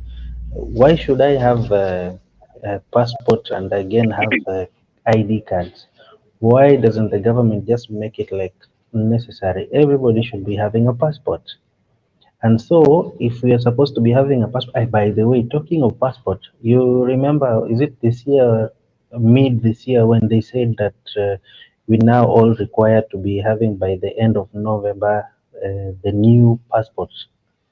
And I don't know, according to them, I did not see why they hurry, because they brought about that directive that we're supposed to be having a new passport, and then the machine could not print. So the little that can be printed, and for those who can afford it, have to pay again. So I was wondering, why not give, like, now we have more than 20,000 Kenyans with passports. Why not just give people like 2 years to update their passport, so that people don't have to rush, and then creating that necessity for people to offer bribe? Because it's like you want to cure something and then you bring in the reason for it not to get cured again. So Pogon, I brought Also, up that thing of passport here, and because I know a couple of people, so many people who have not traveled back home. Now it's still unclear that if you can still travel if you have a very valid passport, but it's not the East African passport. And it's still very unclear that I have so many people who have not traveled. And we try to talk to the consulate, the Washington consulate, and still they will not give us an answer if can I travel without the East African one. What I also don't think, hata ukisema watu wapewe 2 years, I don't think there should be anyone being given any kind of 2 years. I think if you have a Kenyan passport, which is valid, however, how many years? I think you should be, because we're still fighting with that, with the community. If you can actually just travel, then you can, if you're coming back, renew it back at home, because you cannot tell me that if I have a Kenyan passport, which is really, I mean, assuming it's valid, but it's not the new passport. Why would you tell me that I cannot travel, I cannot use it, that is phased out? How do you phase out my birthright, which is my passport? So there's people who have not, and we're still looking at that to see, because people stopped wakakata kwenda. So we're still working on that, and they're not giving up answers on why they should do that. So that's a good point, but we actually discussed it here time You know again. what? North Island, are you in a Yeah. bad place ama you utaweza toka kwa backs ama uko mahali pema? Huyo yake ilikuwa explained, wacha aongelee huko. North Island anaweza kuja, ako na shida ya nini by the way, ya network. Yeah, what I was saying about this traveling with a Kenyan passport, obviously you can travel with, you can go to consulate and they give you travel document, and then when you go home, they renew it from there. But the challenge is, if you know, our constitution, it was 2010. Those people who had a dual citizenship before the constitution, they lost the citizenship of Kenya, and they have to apply, which is taking like 2 years. So you have to travel with a document you have for the current citizenship you have, if it's in America or UK, and then you wait for the other one, so you can be able to renew the Kenyan citizenship, so you can be able to renew your passport, Kenyan passport, which is taking almost 2 years to be renewed. Wait, Lily, what year did you say that people lost their citizenship? After we had a new constitution, 2010. If you had and other citizenship before that, so you lost your Kenyan citizenship, so you have to apply it again.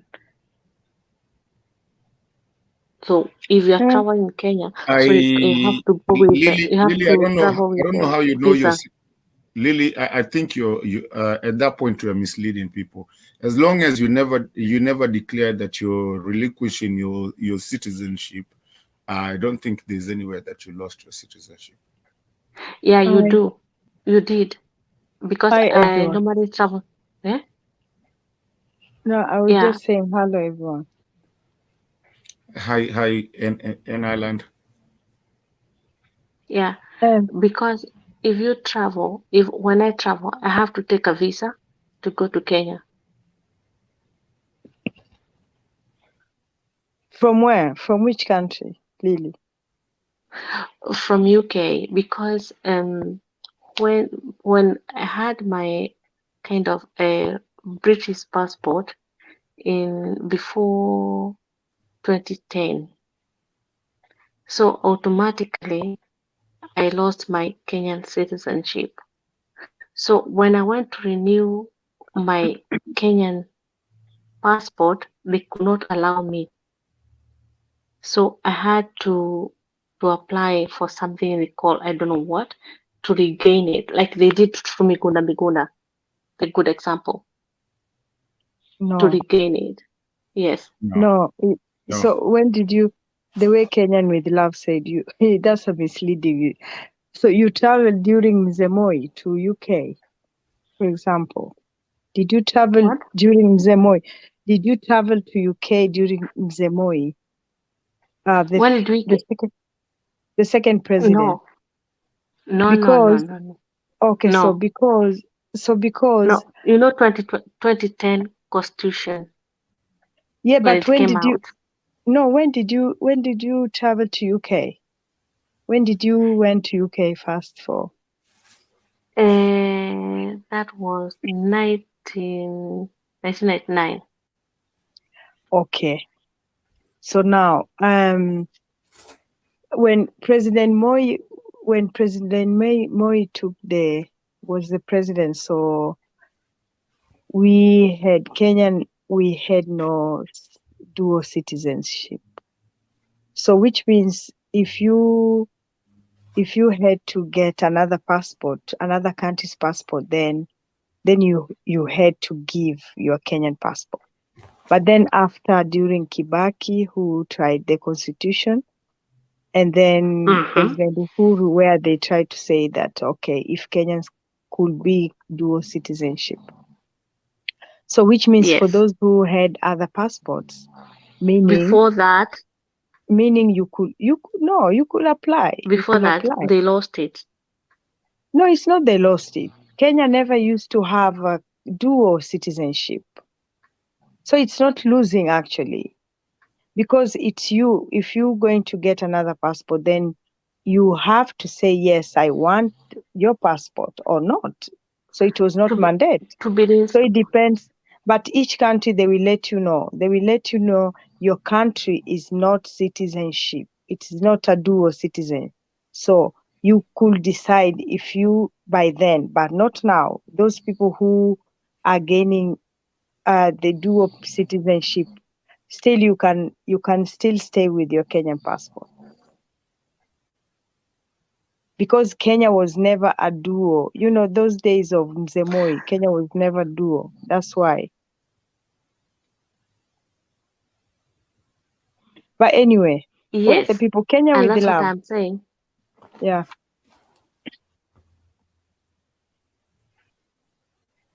Go ahead. Okay, that's what I'm saying.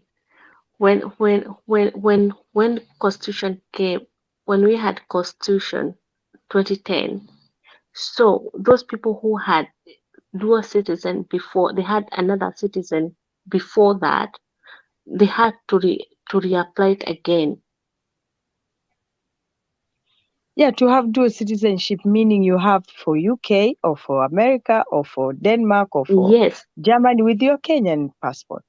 Your Kenyan passport, and then taking another passport, that makes dual. Yes. But then now, after the constitution that you're talking about, then you could still apply. You could still apply. Yeah, you can apply, but it's not straightforward. Like you just go and fill the form and you get it. Yeah, for sure you can't, because you'd already given your passport, and it's never, because your country was never dual by then. So now you can reapply again, but you go back home for where you're coming from, the village, your elders or the chief to recognize you as part of your whatever. And then sure enough, of course, it will take time, but you can get it again. Yeah, that's what I'm saying. Exactly what you explained, that's what I'm saying. Okay. Then we're on the same. Yeah. Yeah, So on the same book. I suppose you got your passport when a little bit, when the constitution was not yet, imposed already. Exactly. Yeah. And that's what, But anyway, So so North Island. Kenya with love. I just wanted to submit something about Kawira, and then I will leave you guys to continue. The show But you don't have started to leave. late You today. don't have to leave. You can be here. No, I have to leave because I slept a little bit. I thought the show is not tonight. You started later. Kidogo too. No. Actually, we started on just 2 a hours little ago. bit. 2 hours ago. No, because it was live before I even left work. So. Yeah, that's what I'm saying. It's 2 hours. It's not like before, like. No, it started on time. Bernard started it on time. No, late, a little bit late, but it's okay because now it's 2 hours. Okay, so I wanted to say about Kawira. So I'm happy. I'm a happy girl that at least she overcame this, and that's what I said exactly from the beginning. I was like, ooh. So somebody asked the other day, and I said, I think she will win. She will come out positively. And she came out positively. So I'm really happy, at least the way they handled the matter.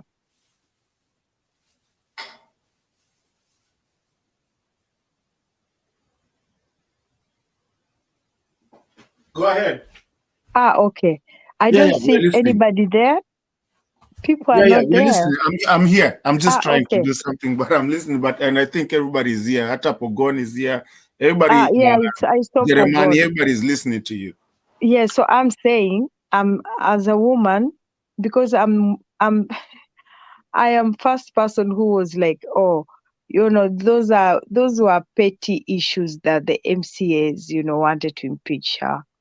And at least, it was a little bit delicate, but at least she came out positively, and I was really happy. So that's what I just wanted to submit. That's all I wanted to say. At least I was positive from the beginning. Though, they handled the matter really well, the senators. I think someone else can say something. Yeah, it was handled well, and even apart from the Senate handling it very well, the case that she was accused of could not stand. Even if you had it yourself, you just know that these people hate her, or they just don't want her. They're under instructions to make sure that she's not in the county. But to me, it looked like they just wanted to scare her. They wanted to tame her in a way. So even though now we are happy that she came out victorious, I don't see victory in it because now she's shaken. She's no longer Mwangaza herself as she was elected. Now she'll have to be politically careful in everything that she does. She will have to be politically right, as people like to put it, unlike the way she had come. So we may never experience her as she was to come as Mwangaza. There are things about her that may be compromised because of this care that she got. You can imagine you are voted by the whole county, and then people that were voted by far much less constituent than yours want to come to gather themselves up because of money, and then they push you out. I think that was a very unfair thing to the electorate.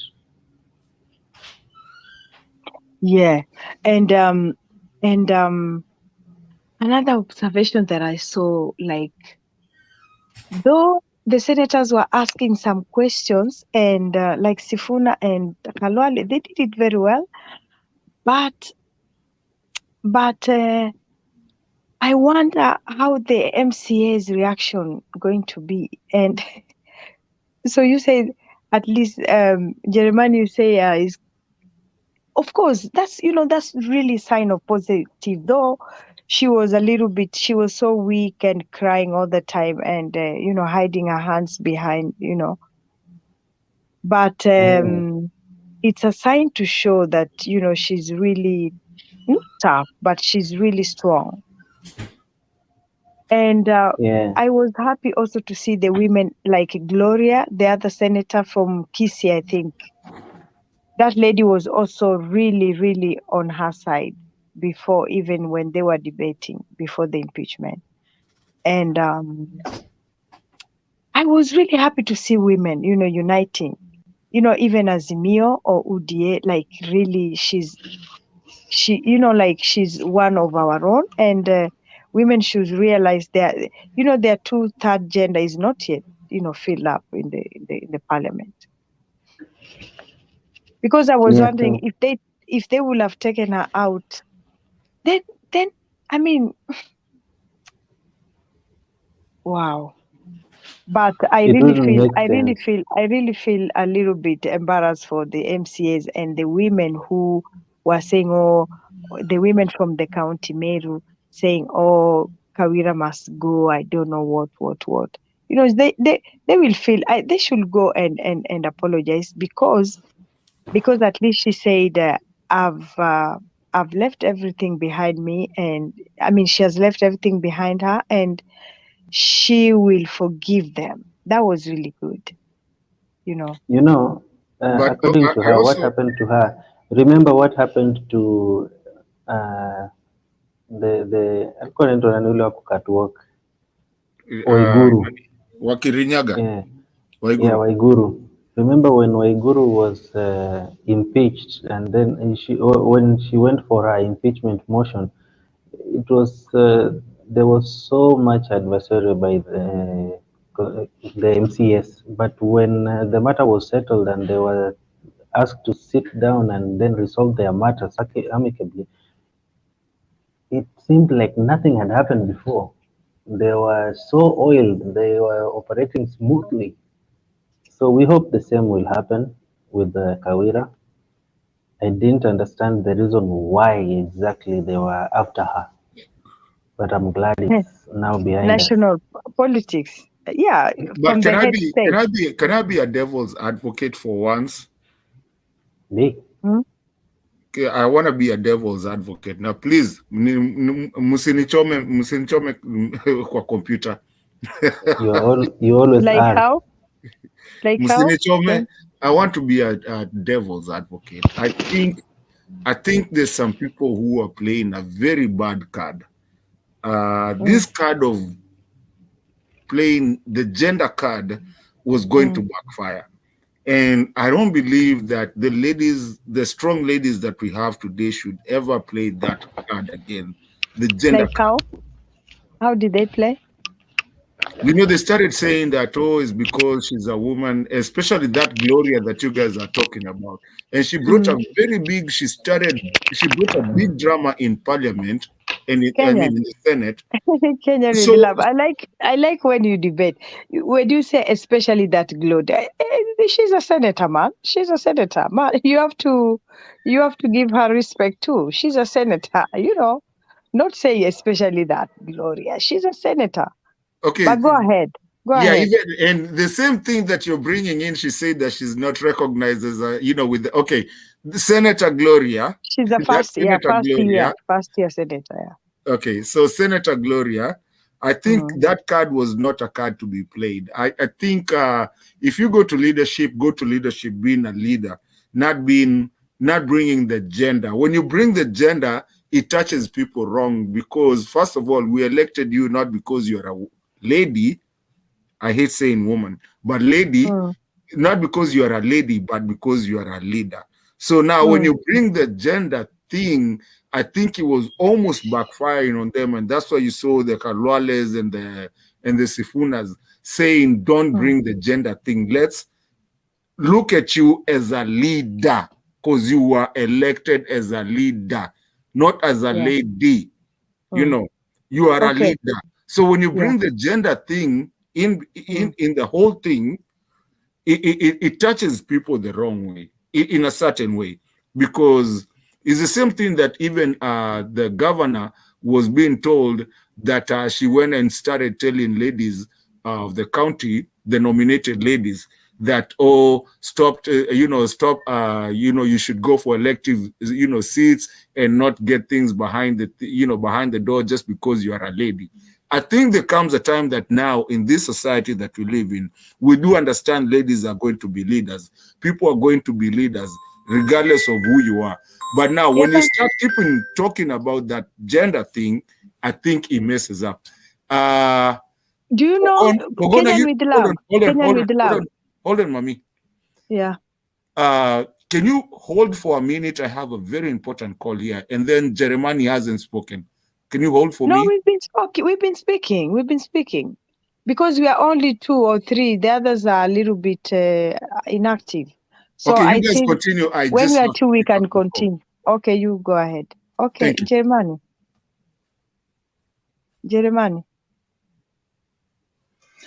Okay. Yes. Maybe you can say nice to see you. Maybe you can say now he's gone. Kenyan with love. This gender thing. Of course, gender. Gender is really important. And in Western world, women to be leaders is not a big deal. It's only in Africa that now they're starting to recognize and trying to cope up with.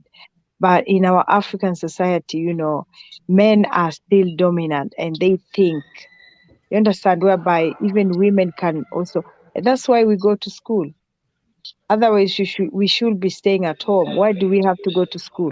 I don't go to school just to cook in the house and wash the clothes. I wanted to add something there. Listening to what Kenyan It Love was saying, he was playing the devil's advocate. And I wanted to add something to what he shared. I think listening to what the conversation on the impeachment of the governor was about, my concern, as maybe was preempted by Kenyan It Love, was that there's still a big divide in the Kenyan society, especially at leadership level when it comes to matters gender. And this was my observation, that number one,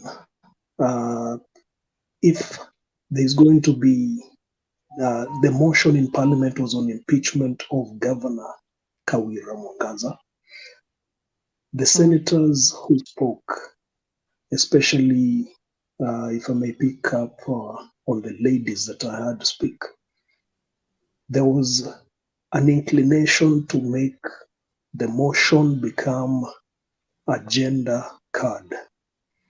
And I think that's a bit dangerous because it can be used in a different way, in a different context, to say this was not an impeachment motion against a woman governor. This was a motion against a governor in office. You pointed it out right. In Africa, we still have this big concern that whenever a lady is in office, the gender card usually comes up very strongly. There is the intention to support ladies in office. And we normally come out, when I say we, I say all of us Kenyans come out very strongly to appreciate that a woman is in office.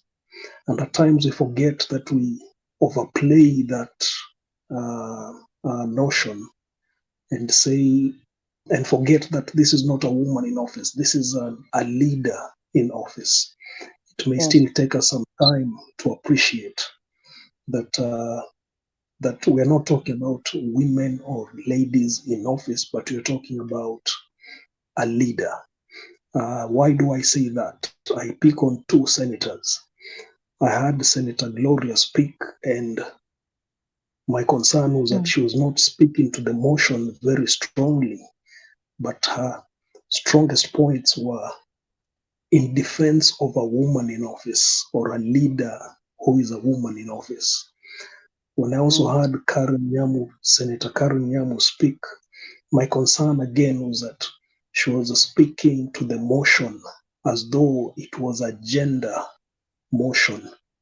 And at the same time also bringing her personal challenges to the motion. And I thought not all the women or not all the ladies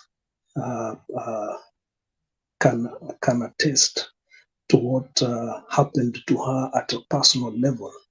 So it should not be brought, her personal challenges should not be brought to the context of the motion at hand. Maybe I can rest it at that, but I was adding it just to the point where Kenyan Love was not to overplay the gender card. Right.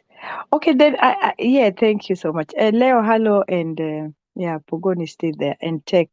So listen, and Jeremani, of course, it depends.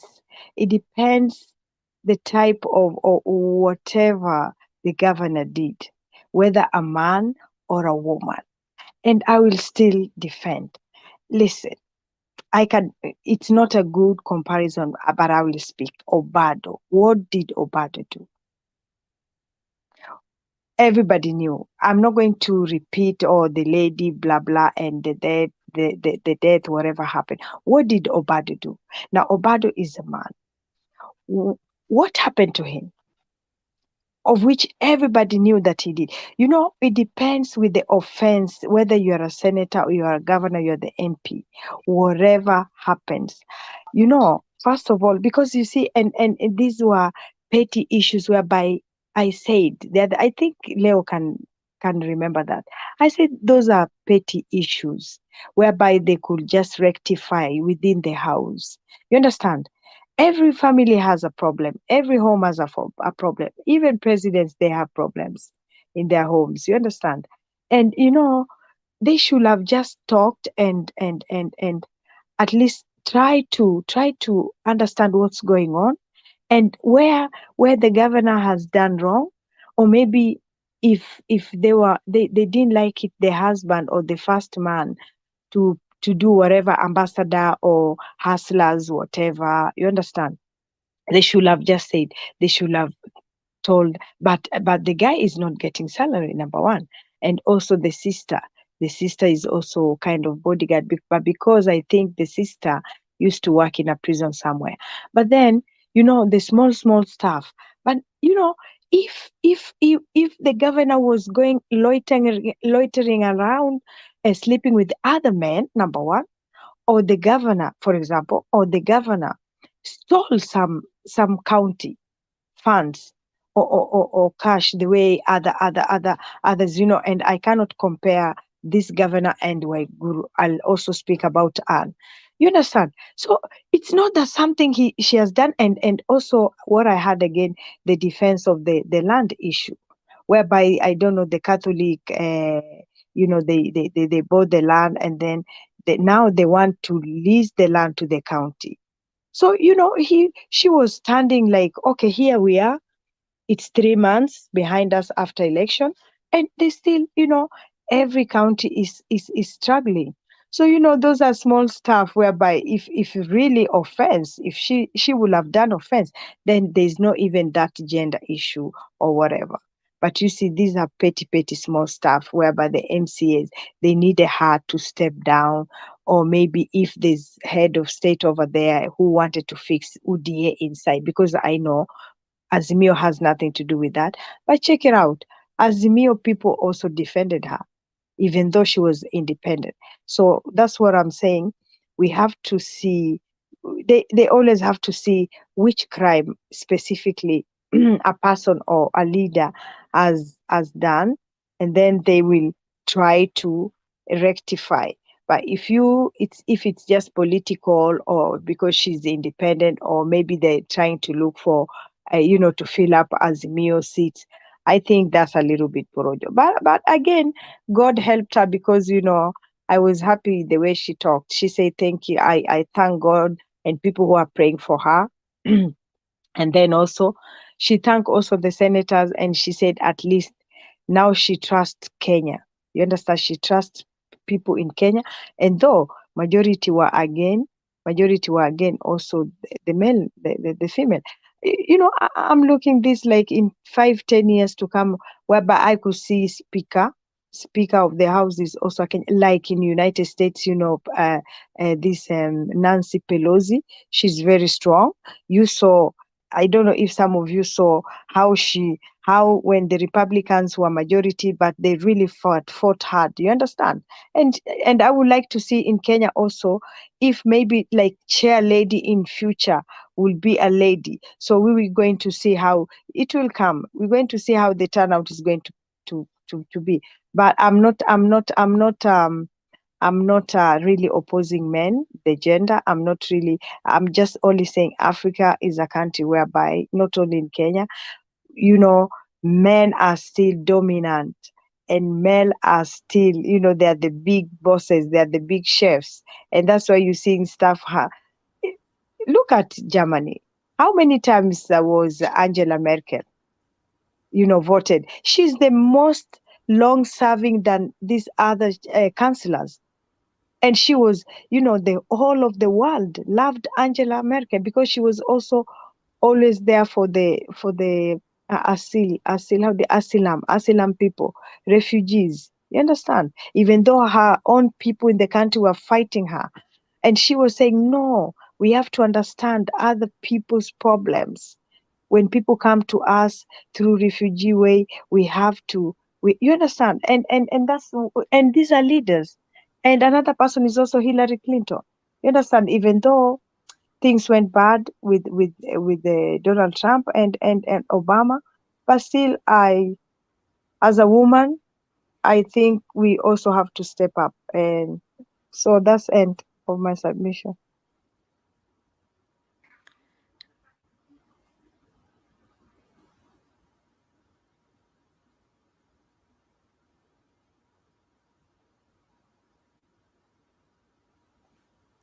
Mr. Chairman has disappeared again now. Mr. Chairman, Ebu, come back here. I think he took himself out.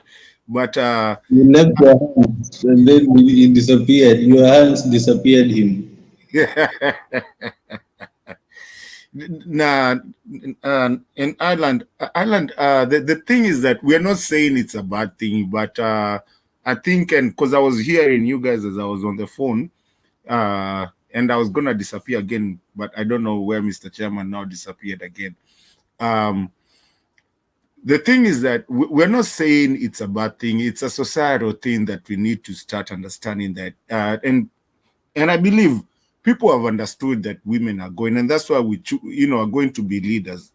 And that's why we are choosing new people. I mean, we're choosing, maybe, and that's the problem. Did you hear what I just said right there? And I had to catch myself. When I say you people, then it looks so bad because it's like you have to walk on eggshells when you come to the gender side of it. What we are saying, especially this case that went through, is that if you go out there and become a leader as North Ireland, you are a leader. You're not a lady. You're not a lady. You're a leader. There's ladies even today, when you call them woman, it's very offensive to them. And so when you start bringing the gender card, when you are especially an elected leader and elected lady for that sake, that was a card that was not going to work. And that's why I'm saying Senator Gloria was very wrong to push that this is all about a female.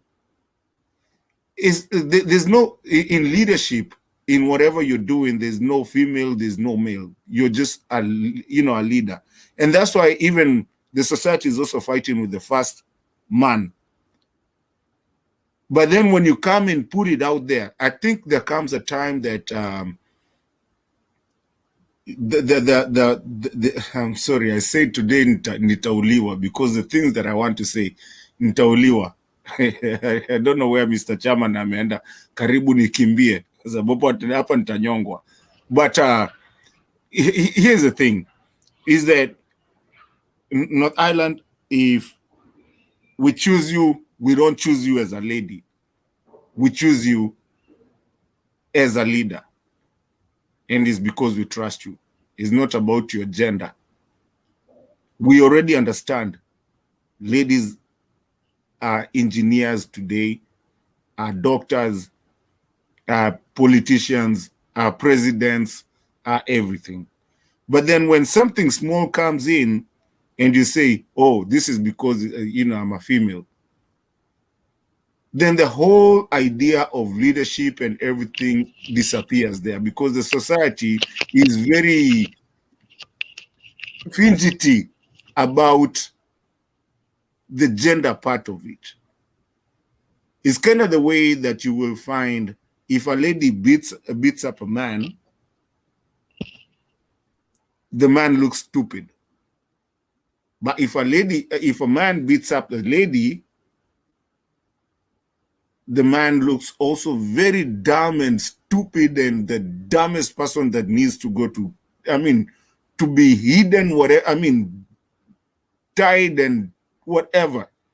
So there's that thing that is going on between the two genders that I believe then this has taught us. And there was a podcast that I was listening to today, and they were talking about it, that if you become a leader, become a leader.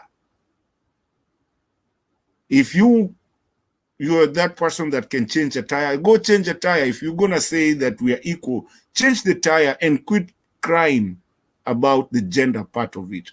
because we're equal in the society. But when you keep on throwing that card, it almost went so bad with the governor until Khalwale and Sifuna got into it and told them, don't use that card, because it could have gone so bad.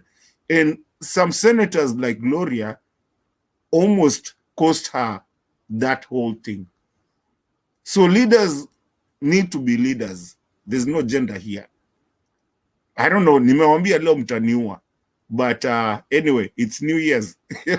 Nitaacha vitu zangu za Tanzania new resolutions for next year's, you know. But I'm just thinking this is something, the untold things that people don't talk. When you bring the gender thing, it becomes too complicated. Let's just be, you guys, I mean, like you said, in society, you know, women never used to have this kind of seats there. The society has accepted. Don't use that card again. It almost went bad for her. That's all I'm saying. I'm not saying that it's, look, I'm a father of a daughter. I want her to be the greatest that she can be, even if she becomes I want her to be the president of the biggest, or wherever she wants to go. But I'm never going to tell her to use the gender card. I'd want her to have an equal fighting field with no gender, what do you call it, advantage or something like that.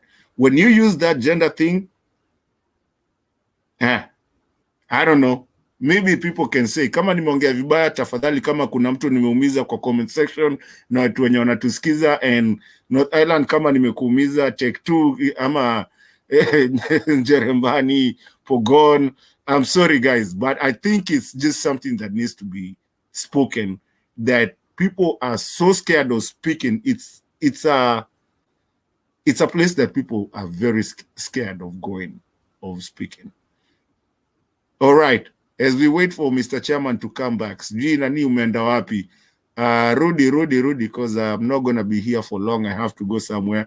Kama unatusikiza huko nyuma. But come back. Guys, talk about that. Let me hear what you guys got. So, Wakuniwa niue. hello? Yes. Hello, Tech. Go ahead. Yeah, so I've never really called in, so I didn't know how it goes. But I just have my 2 cents in what Kenyan with Love has just said. So with you saying that in leadership there is no gender, it's like us here, for me, it's like us here in the United States, when the white people tell you, when I look at you, I don't see color. I just see a person.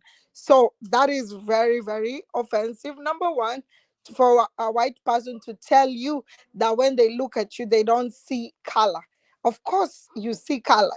And of course, when you look at a woman leader, the first thing that comes to mind to most people is that she is a woman, and that's a fact.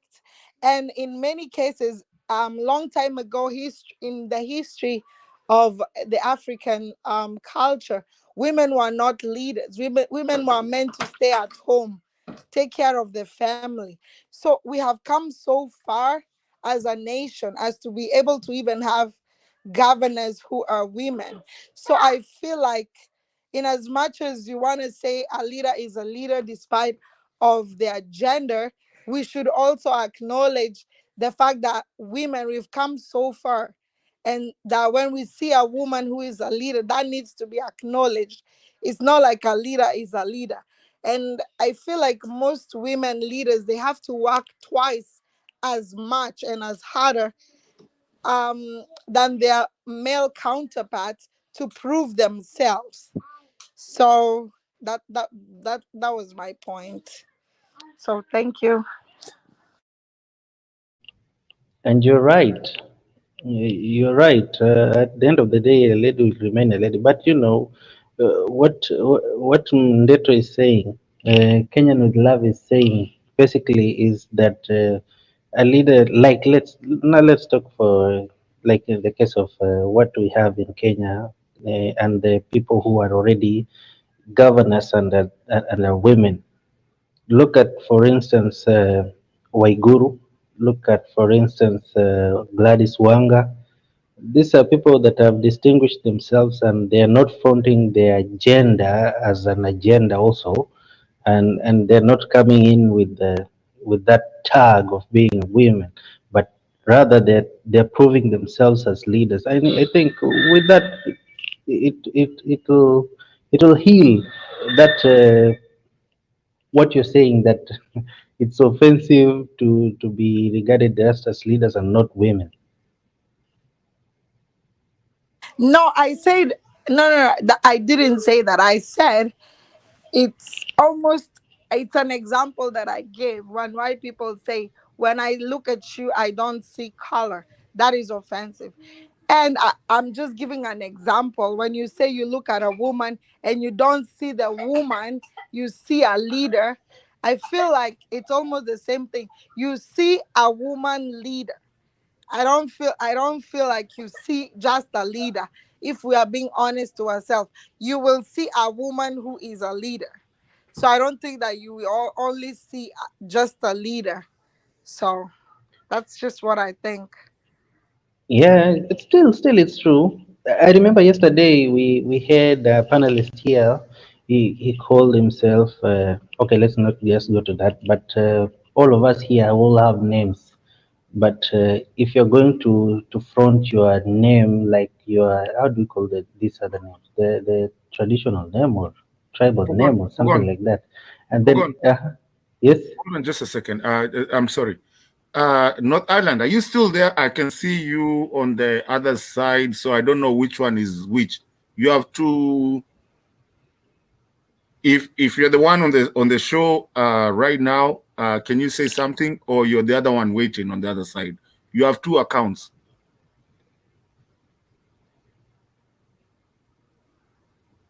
Okay, go ahead, Pogon. Sorry, I just wanted to make sure so that I can, bring the right one. Okay, so like right now, mistake, is it mistake two? If you came here as a panelist and your name read Anyango, I shouldn't be seeing a tribe. I should be seeing another Kenyan who's ready to contribute and ready to talk, rather than seeing another Jaluo that is coming in and we want to see what she's going to bring up, and having a premeditated mind. So it's one and the same. What you're saying is right.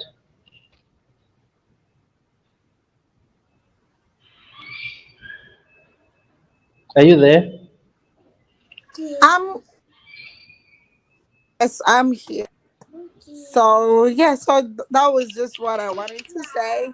So since I had never really commented here, I just had Kenyan with love talking, and I was like, I just wanted to put that point across. So thank you so much for giving me a chance to speak. And maybe before you leave, talk about the corruption issue. The corruption issue in Kenya. Hmm. So let me just keep listening to other people and then I will talk, because I don't. It's so wide and I don't really follow the Kenyan. I got a question for you. Okay. So okay, I want to I really don't want to say where you are, but I want to actually assume where you are, which I believe is where you are, which is where I am too. Ishaweri. So let me ask. So what is that? What is Shaweri? That's where Uhuru came from. It's just a synonym of where you are, and you don't want people to know where you are. But no. Like where? Like in terms of what? I'm not getting. No, it's a funny thing for Kenyans. Oh, okay. Yeah. Okay. So it's neither here nor there. But what I wanted to ask you is that so I know you compared about the female gender and the male gender way of leadership, or being in leadership as a female or a male. You compared it with being a black with being in America, being a black and being a white and something like that. So do you think that it's fair? And maybe because this is an educative channel, Do you think if you are an educated black person in America, or if you are a qualified person for a job in America, you will be denied a job because you're just black?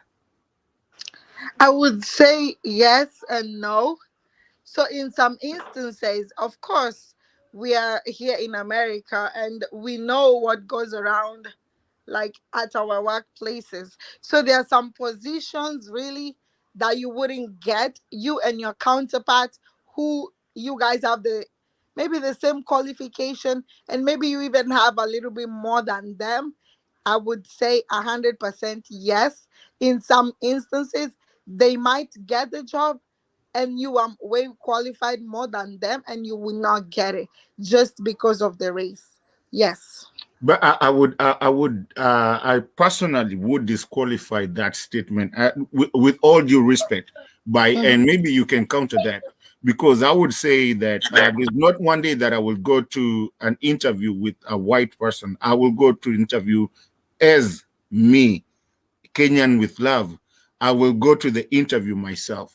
And I've gone to so many interviews, apparently, in one of those countries that you're talking, either America or whatever. I was told never to say where I live.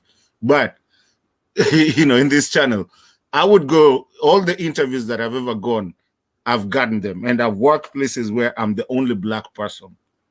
So I think this thing, that's why I was coming to that point of, I think we've pushed it too far. Even the black-white thing, I think we've pushed it too far, and even the gender thing, we've pushed it too far that we forget ourselves. That's something I wanted to throw out there. So I would say that is your experience, and I'm very happy that you have not faced some of those situations that you've just asked me about. But in all honesty, speaking to my friends and myself as well in the company that I do work for, we do that it goes on, and it's something that it's unconscious biasness. So that is it is there. So you are very fortunate to be working where you are, where you work, but that is something that is there, and people don't talk about it enough. So absolutely 100%, I think it's there. And when I did say, that was an example again that I used, an example of when the white people tell us that when I look at you, I don't see color. That is offensive to tell a black person that, because you do see color. And when you say to a woman, when I look at you, I do not see your gender, that is offensive too, according in my opinion, because that means you are diminishing the fact that I am a woman first before I am a leader. So I feel like when you look at a woman leader, you should look at both things. Oh, I'm sorry, that's my son. So yeah, you should look at both. Isn't that a personal problem, your own trust issue? Because if I tell you, if I look at you, I don't see a woman, I see a leader. So why would you doubt what I'm trying to tell you? But you look at me, so that is me, my opinion. What I would like, if I'm a leader, I would like to be assessed. Exactly. So that's your personal opinion. It's not my Yes. opinion. I already told you my opinion. I look at you. I don't look at you as a woman. I look at you as a leader. So why would you doubt what I'm saying and impose what you think I'm thinking? I mean, I kind of find it a little bit of I kind of find it a little bit of a personal problem. Because at the same Jeremiah time, wants to say something. Hold on. okay.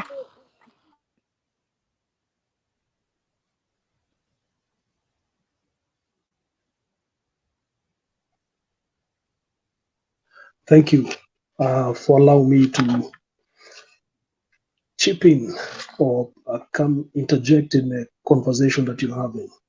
My observation is that, as I mentioned previously, before Take Two might have commented, is that we still have unique circumstances in the Kenyan context where gender, as much as we would like to say, is something that we wish to celebrate at leadership level, it still remains an area that we need to cultivate, grow with time. I'm sympathetic to the views shared by Kenyan with Love in the context that if we keep speaking to issues from a gender perspective, we reduce the impact with which the self or the gender that each one of us brings to a conversation or to a situation. We dilute the emotion, we dilute the effectiveness of what the person brings. I also agree with what Tech2 is saying, not that I'm playing both sides here of the conversation, but I'm also aware that biases exist in our day-to-day interaction. We filter by biases. So when I look at someone the first time, say if I look at Kenya with Love, one of the first things I look at and see in him is that he has spectacles. I look at N Island, I see she has spectacles. So those biases will naturally exist. When we are Take over Romani. When we are to take the aspect of leadership, we ought to look at the higher ideals, because leadership calls on us to look at what is much higher. The filters that we use on a day-to-day basis reduce our discussions or our discourse to the micro level, and it is difficult to achieve anything at a micro level. The example that has been shared by Tech2, which I take in very graciously, is that yes, there are biases that exist that have reduced the ability of many people to advance.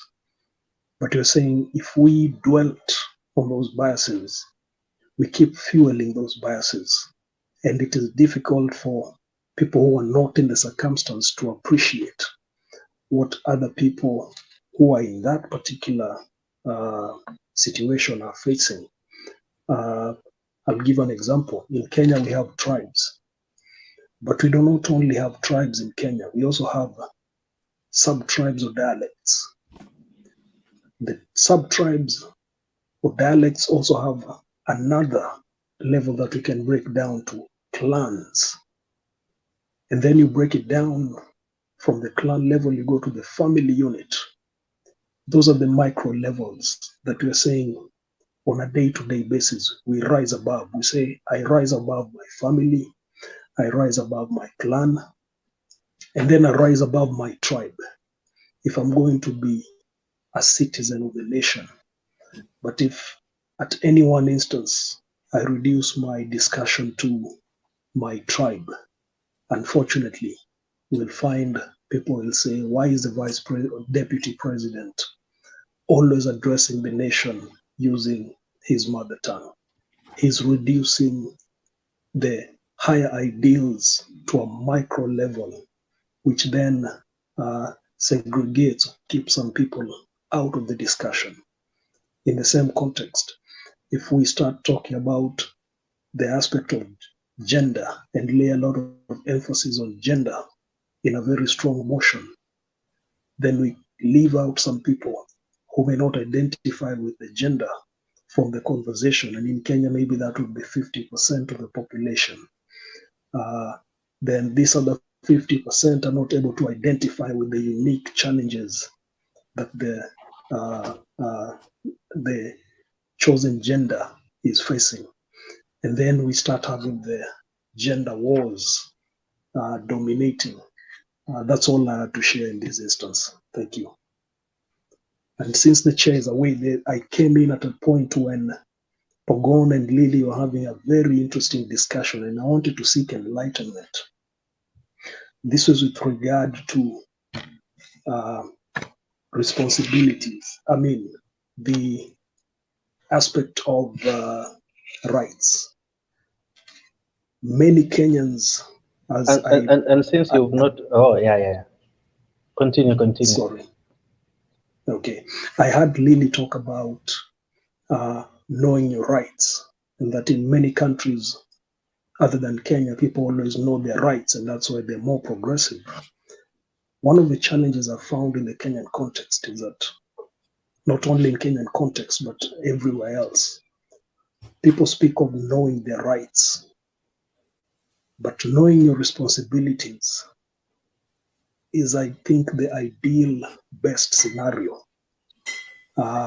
If I may ask, now that we have an island and Pogon online, and probably even the people in the comment section can enlighten me in this context. This is more like a poll. How many rights does the Kenyan Constitution confer on a Kenyan citizen? Allow me to pause as Pogon or an island address that, and as I also look at the comment section to see what responses there is. The question is simple. How many rights does the Kenyan Constitution confer on a Kenyan citizen? Maybe Pogon can. You know, as long as Pogon and German, as long as I don't live there, you know, and you know, I cannot really submit on that. I can just through observing.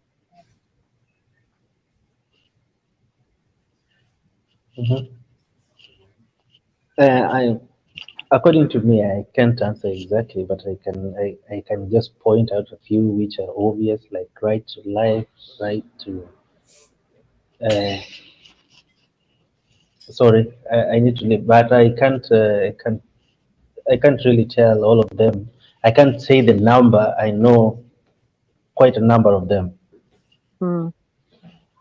Bye. See you in a few. I'm coming back. Okay. So They're not. Sorry. So German, yeah, it seems most people are occupied. I think because of end of the year, maybe. According to my observatory, you know, each country, as per United Nations, you know, the rights should be equal to all. You know, to all, because you know nowadays we are under this UN, WHO. You saw when COVID came, at least when COVID attacked us all over the world, we were getting advice and from WHO what we're supposed to do, or our leaders or our country are getting there, and then we follow. So you could see that the rights of a human being are all the same, no matter where you are. But then it depends with other countries. And in Kenya, you know, the rights are there, but are not really well implemented. Just a few. That's what I should say. Because if you see even election, who the people who go to vote are mwananchi, you know, the citizen. But after election, where are their rights? You know, even the rigging, their votes are being stolen. So to start from there, so that's why to some people, you know, it hurts. You know, you just have, you know, they will let you know during campaign, please come and vote, come in large numbers, come and choose your leaders. But then after, you know, there's every country, there's always favorites, you know, even when there's this context music or there's this miss, of course, after first round, second round, you will know who is the favorite. And favorite people always know back to their expectation, you know. It always turns upside down. So those are rights too. You have right to go and vote. You go and vote, but then after choosing these leaders are not doing exactly, you know, like to follow up how they're supposed to take care of their villagers, to take care of their counties, you know, like if it's women rep, you have to take care of women. And again, I never saw women rep after Kawira again. I wanted to see women.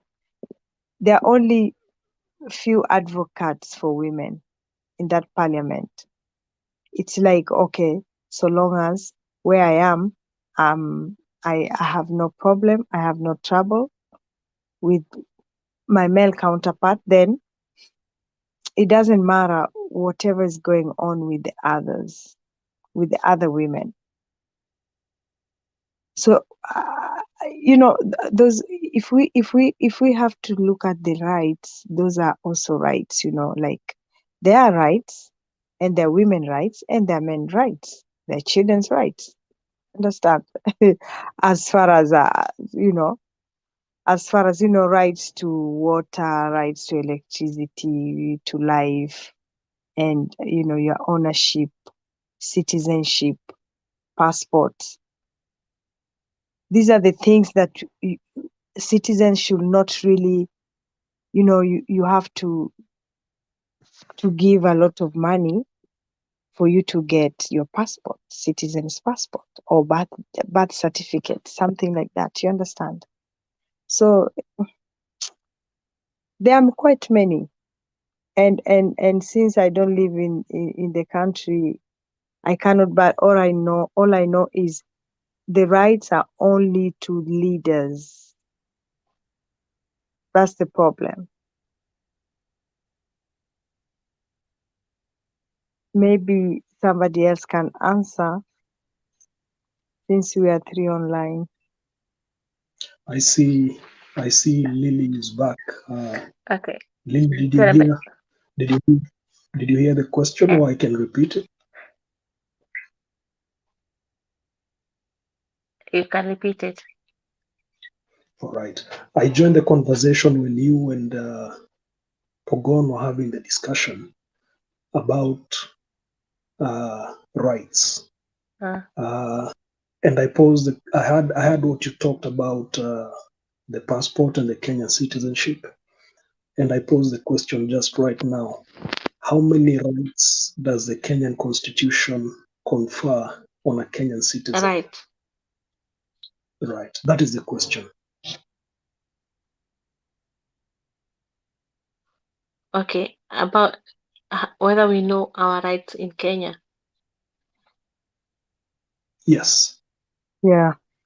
How many rights does the constitution give you?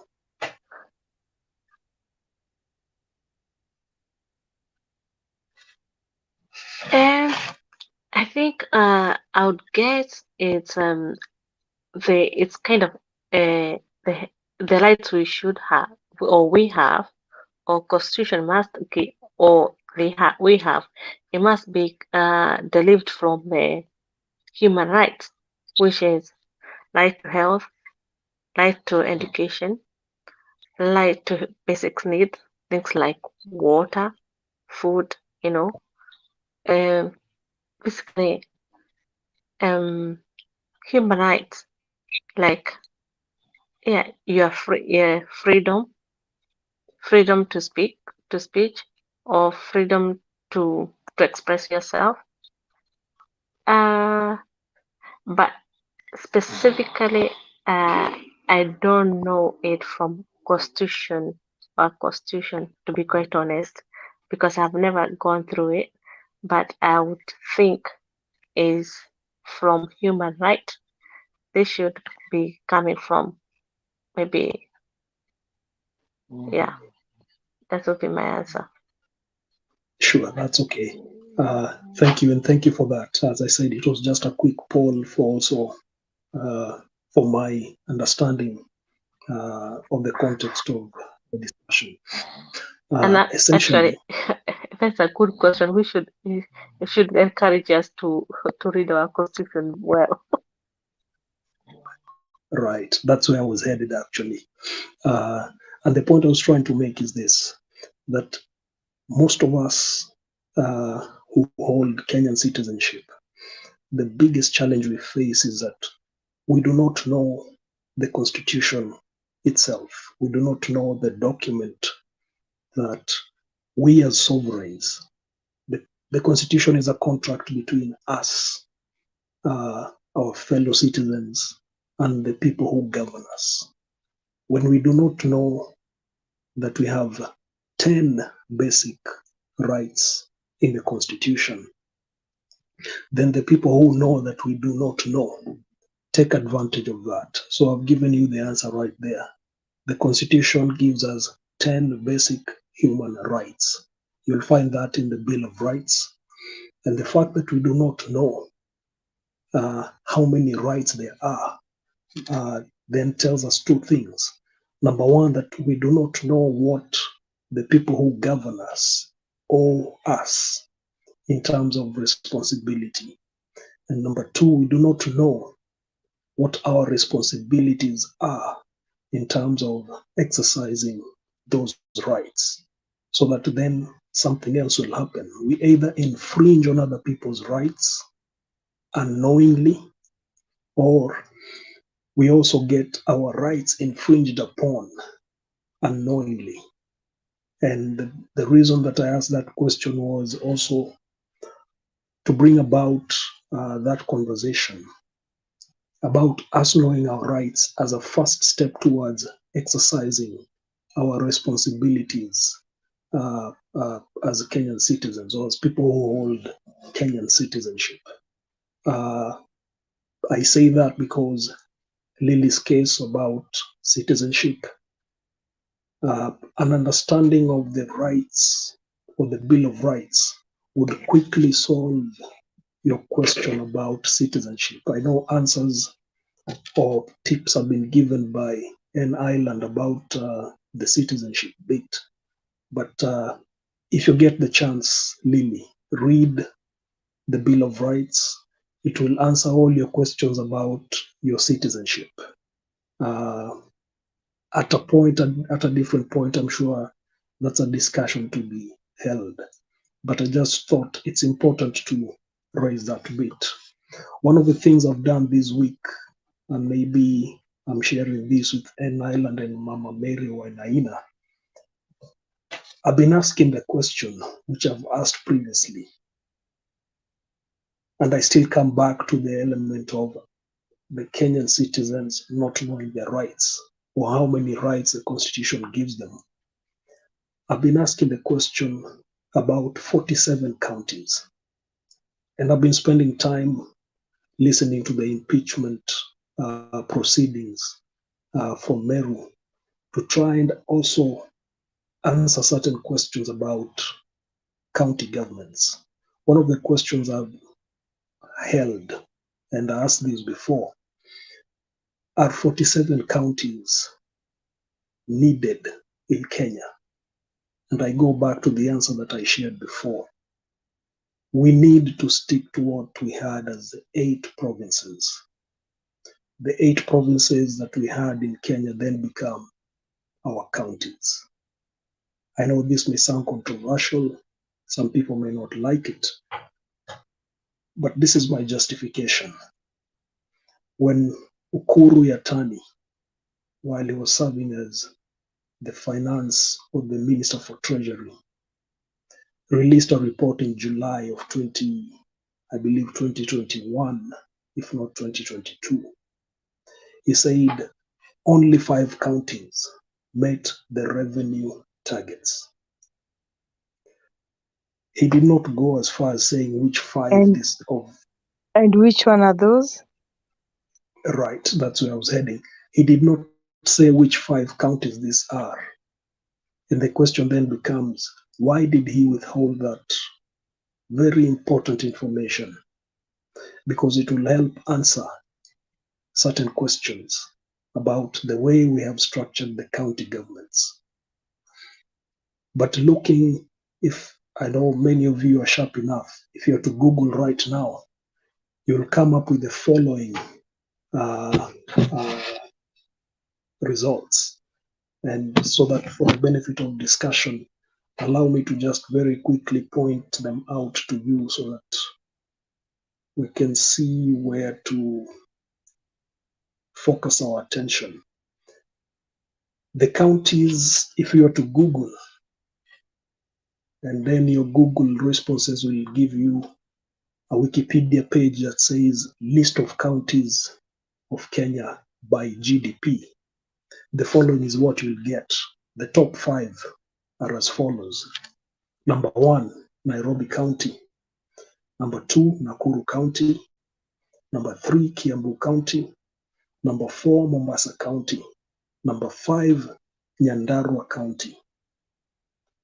You can quickly see which 5 are likely to have met the targets given that So number. in central, so in central there are 3: Nyandarua, Kiambu, and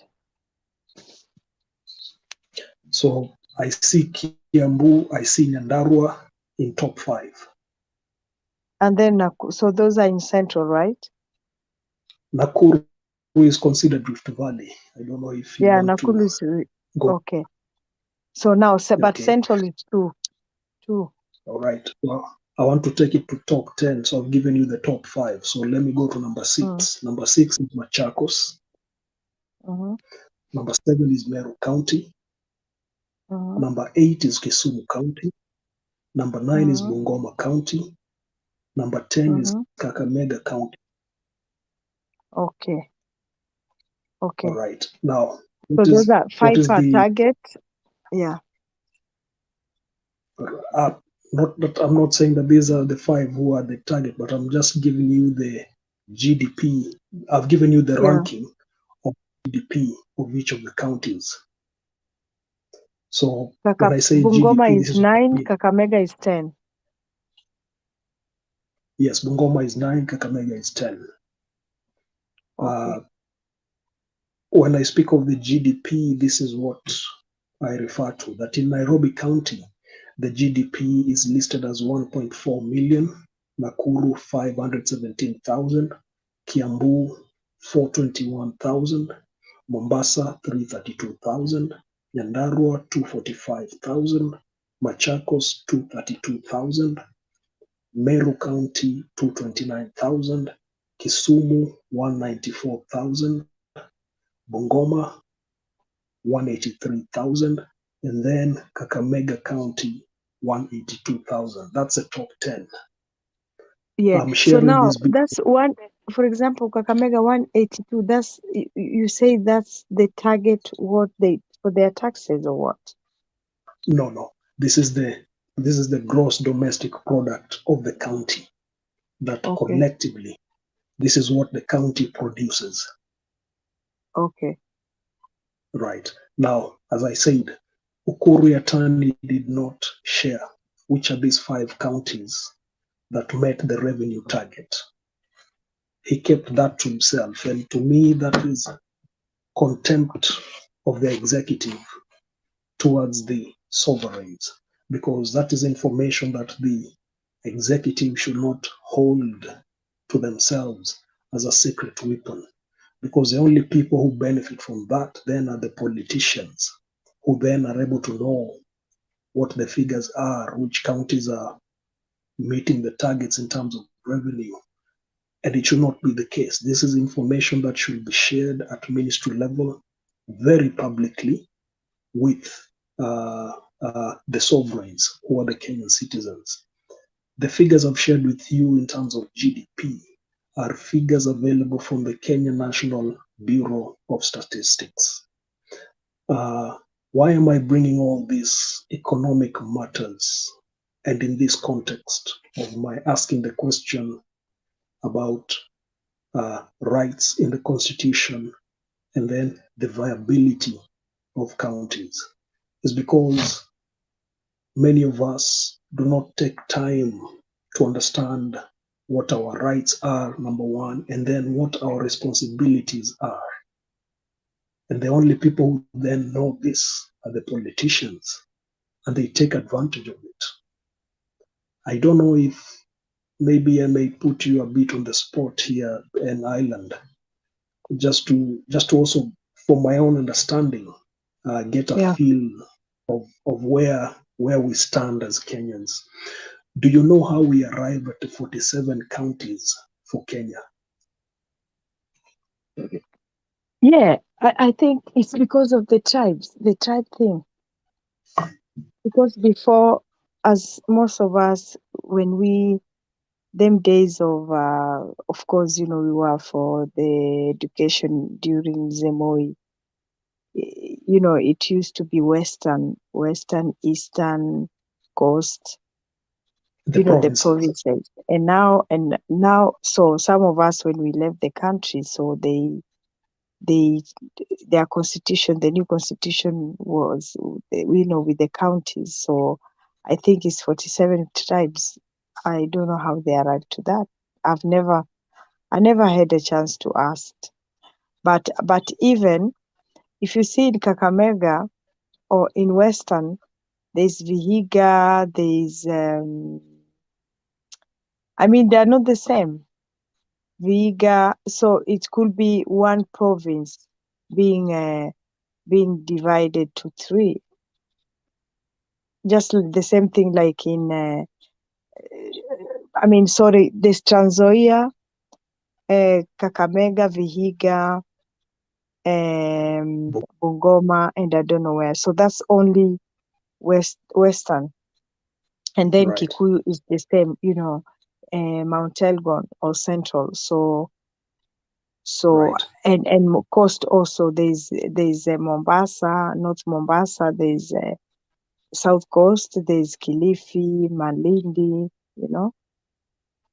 Let me use, now that you've gone in that direction, allow me to use this example. If you had say me and you had a half acre of land each, and we brought so that between me and you we have 1 acre of land, and then I bring my tractor to plow my 1 acre, and then you bring your tractor to plow your 1 acre. We both plant maize, and then our neighbor, Mama Mary Wanaina, has 1 acre of land, and she has 1 tractor to plow through 1 acre of land. When we take our maize to the market, what will be the price, or who will have the cheaper product to sell between the three of us? I don't know if I made a complicated statement, but let me see if you got anything out of it. Maybe a little bit complicated. Depends, the three of us, if we're planting the same cash crops or from which part of the area we are coming from. Depends. Right. So, okay, allow me to simplify it, because, as I said, I might have given a very complicated scenario. But if you and I have half an acre of land each, and Mama Mary Wainaina has 1 acre of land, we may not be able to compete with her when we take our product to market, because she enjoys an economy of scale, while you and I both had to get tractors to separately plow our half acre lands each. She only had 1 tractor plowing her 1 acre. Me and you used 2 different tractors, so we spent much more in terms of getting our farm ready. But if we were to combine our half acres and only bring 1 tractor, we reduce the expenses that would have gone into getting our separate farms ready. Yeah. So the point I'm making is that, using that example, if we were to combine our counties, reduce the number of administrative procedures or protocols involved, will reduce the amount of waste, will reduce or increase the productivity in the process of the undertakings of our counties. That's the point I'm trying to make. That 47 counties is too many. Let us collapse them, go back to the 8 provinces, have only 8 governors in the whole country, have only That's true. county assemblies. It will make our it will make our county governments more efficient, more productive. So what about, okay, which means not only the 47 to be, I mean, that's okay. Now, my point was, so which means they have to go back if it's Kakamega, if it's Western. So it should be Western Coast. Help me now. Western Coast, Central. It will be right. It will be Western Coast, Central, Nairobi, Northeastern, Eastern, Rift Valley, and Nyanza. And Nyanza. Okay, 5, 6, 7, 8. Okay, so you're saying like one each province to have governor, right? Yes, what used to be a province And also now governor, and also what used to be like them days, it used to be PC, right? Provincial commissioner. Right. So now then the assistant should be senator. No, Because they still need assistant, you know. Deputy governor. Right, deputy governor. We should be the senator, to me, not deputy governor. Do you think deputy governor or the senator? Or no, in the same context, once we have reduced our eight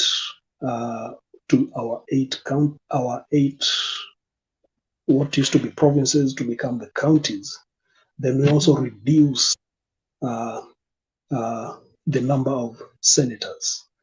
We may not have as many senators as we do today, but probably have what? like 8. There should be 8 as well. There should be 8. Not because 8. they fall along. Yeah. Yeah, that will be a lot. We can decide to say for Senate we have 2 per No. province. It cannot work. No, it will never work. It will never work because that's a lot of work. You know why? I think the way you're saying it's correct. It's okay. They should reduce to I mean back to the province, or which is county, Western County. You understand? Right. So it should be Western County or Coast County, but then they should also have the deputies. Number 1, the deputy. And then, because they need also oversight, and the senators are the ones to oversight them.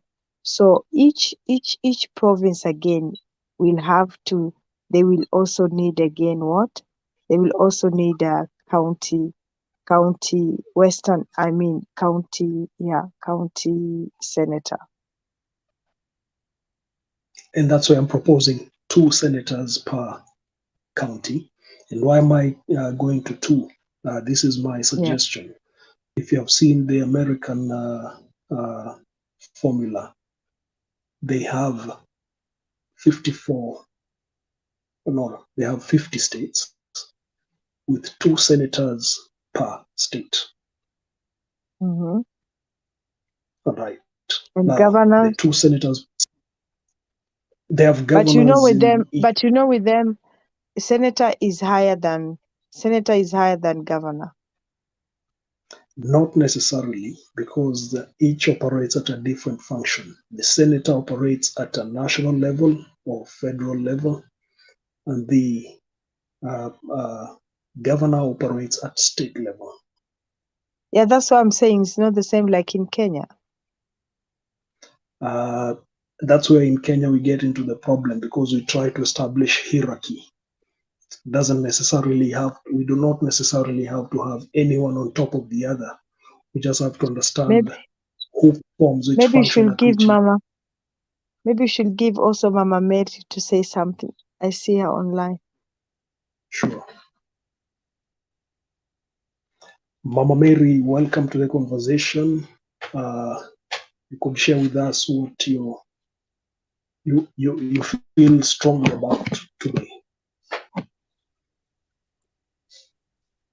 Thank you, Jeremani, Nifa, Kenya with love. I don't know where he went. They are Yeah, not. I think they are sleeping. yeah, I'm listening to you guys, and it brings me to think about what Yeah. you just said, Jeremani, Mm. about the rights of Kenyans. I think Kenyans have never thought of their rights, and I think that is one big thing that has mixed them up, and they think they are owned. They don't own, and also the politicians takes advantage of that, which it's a very bad thing, because I think politicians, as far as they go and stand on the podium, they are the right people to tell Kenyans, you have the right of this, you have a right of this, because that is where many of them are standing and listening, because not everybody will have time to go to the constitution and read their rights. But a good politician who want our country to grow should not shy off telling Kenyans their rights and what they expect. Those are the things that would have developed the country very well, for them to educate their residents. Jeremiah, when you said about rights, actually, even me, I never knew there were 10. I've never taken interest for sure to read the Constitution in full. I hear some which I have not read, and it is good to have that knowledge with you, so that even when you stand somewhere, you have something to say and tell others who don't know. It's a very good lesson to have. And this, I insist and emphasize that politicians, if they are in good faith, teach your residents their rights, because it is there, it is written, and that book belongs to every Kenyan who lives in Kenya, who lives out of Kenya, who is a Kenyan. It belongs to them. Nifa, you had talked about governorship, governors who have been in government, and people, governors doing very bad things, and they are still there. But Kawira, who we didn't see any evidence of wrongdoing, was chased like a deer. I So tell you. this is very, very saddening, and showing that we have got many things that are being covered, not to come to the light. I can imagine the pain the parents of the lady who was killed by Obando. I don't know, he's called Obando or something. Yeah. Yeah. And that went like that. It's like just like I will use a bad name, and sorry, people, take it easy. It's just like a child of a dog that was killed and forgotten and taken nowhere. And he's still living. But I know, Nifa, that guy does not sleep. He does not sleep well. He's just moving like a log, because he knows what he did. It is not right. It's evil, very much evil. Then I would say about Governor Waiguru. Governor Waiguru was sanitized. However guilty she was, there were so many fishy things going on.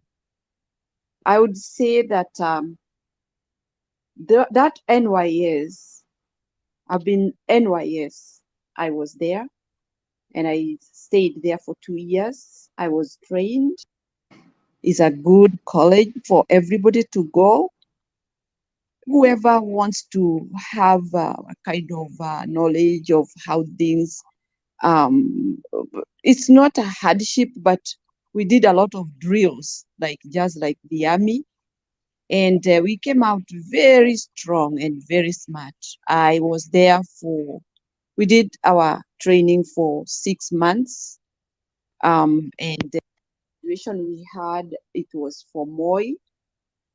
And actually, I was presented with a cane of honor because I did very well in that college.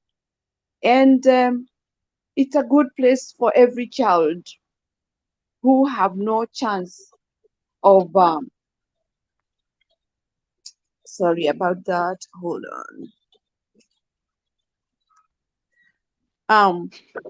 For a child who want to grow differently, if you cannot afford to go to school, to college. But it came a time whereby even people, before they got to university, they were going to NYS, National Youth Service. So this is a place I know in and out.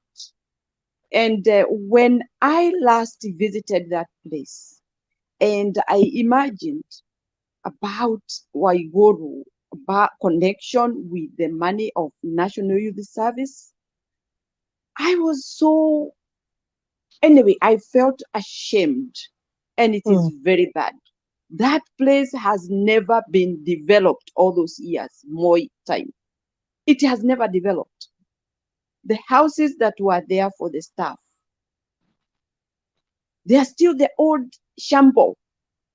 The barracks that are there, they have never been developed, especially in Gilgil. There is one camp in Gilgil, there is another one in Naivasha.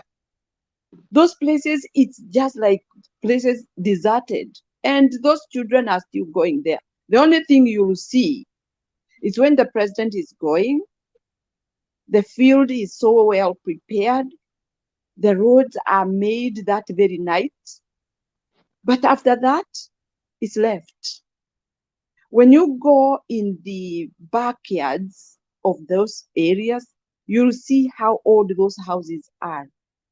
Ni zile nyumba zilijengwa zamani na wazungu, ndizo zina exist. They have never been remodeled even to look presentable at this very time of the century. So there are governors who have done criminal things and they are still smiling. And they think they are very clever. They are very smart because they have survived. But those people who are supposed to benefit from what is supposed to be for those people, for those either children who have to go to those places, they have nothing. Those children can stay even 2 to 3 months before they get allowances. Imagine those are supposed to get allowances every month, and then they would finish even 3 months before they get a single allowance. So they start crying to their parents, and you think that those children going there, they are going because they don't have otherwise. They are poor, they want help from that particular place. And these children, they work. And I think Kenya with Love, you have seen those people in Mavoloni, those places. They dig even the roads, they farm, but they earn nothing. But those things are being taken by the officers who are there. They enjoy the fruits, but the children, those children who are working there, they benefit nothing. And you hear that they don't get allowances in time. So you wonder, the money for the NYS is supposed to help those poor people, those poor children who have decided to go that way, because they will benefit and get an opportunity of going to train something. At least some of them are doing IT, some do secretariat, some do even mechanic. Those are the things that now those children are looking forward to do in a cheaper manner, because they cannot afford to go to college. They cannot afford when they are outside. They go there as NYS trained in the doing drills, so that after that they pass out and then they go to those opportunities. They don't get the expectation that they expected when they were joining the NYS. Why? Because these big fish, they are the one curtailing, they are blocking, they are getting this money and put in their pocket and leave those poor people with nothing. So this is a Kenya whereby you look at where people, where poor people try to go to get some opportunities. That is where even the rich, filthy rich are putting their hands in the jar and picking everything, leaving those children with nothing. That is how much Kenya is corrupt.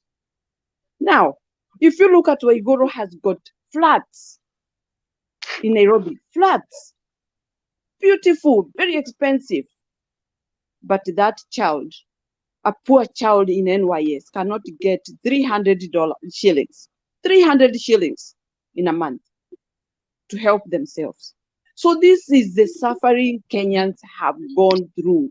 But if you go every corner and ask people, how are you living?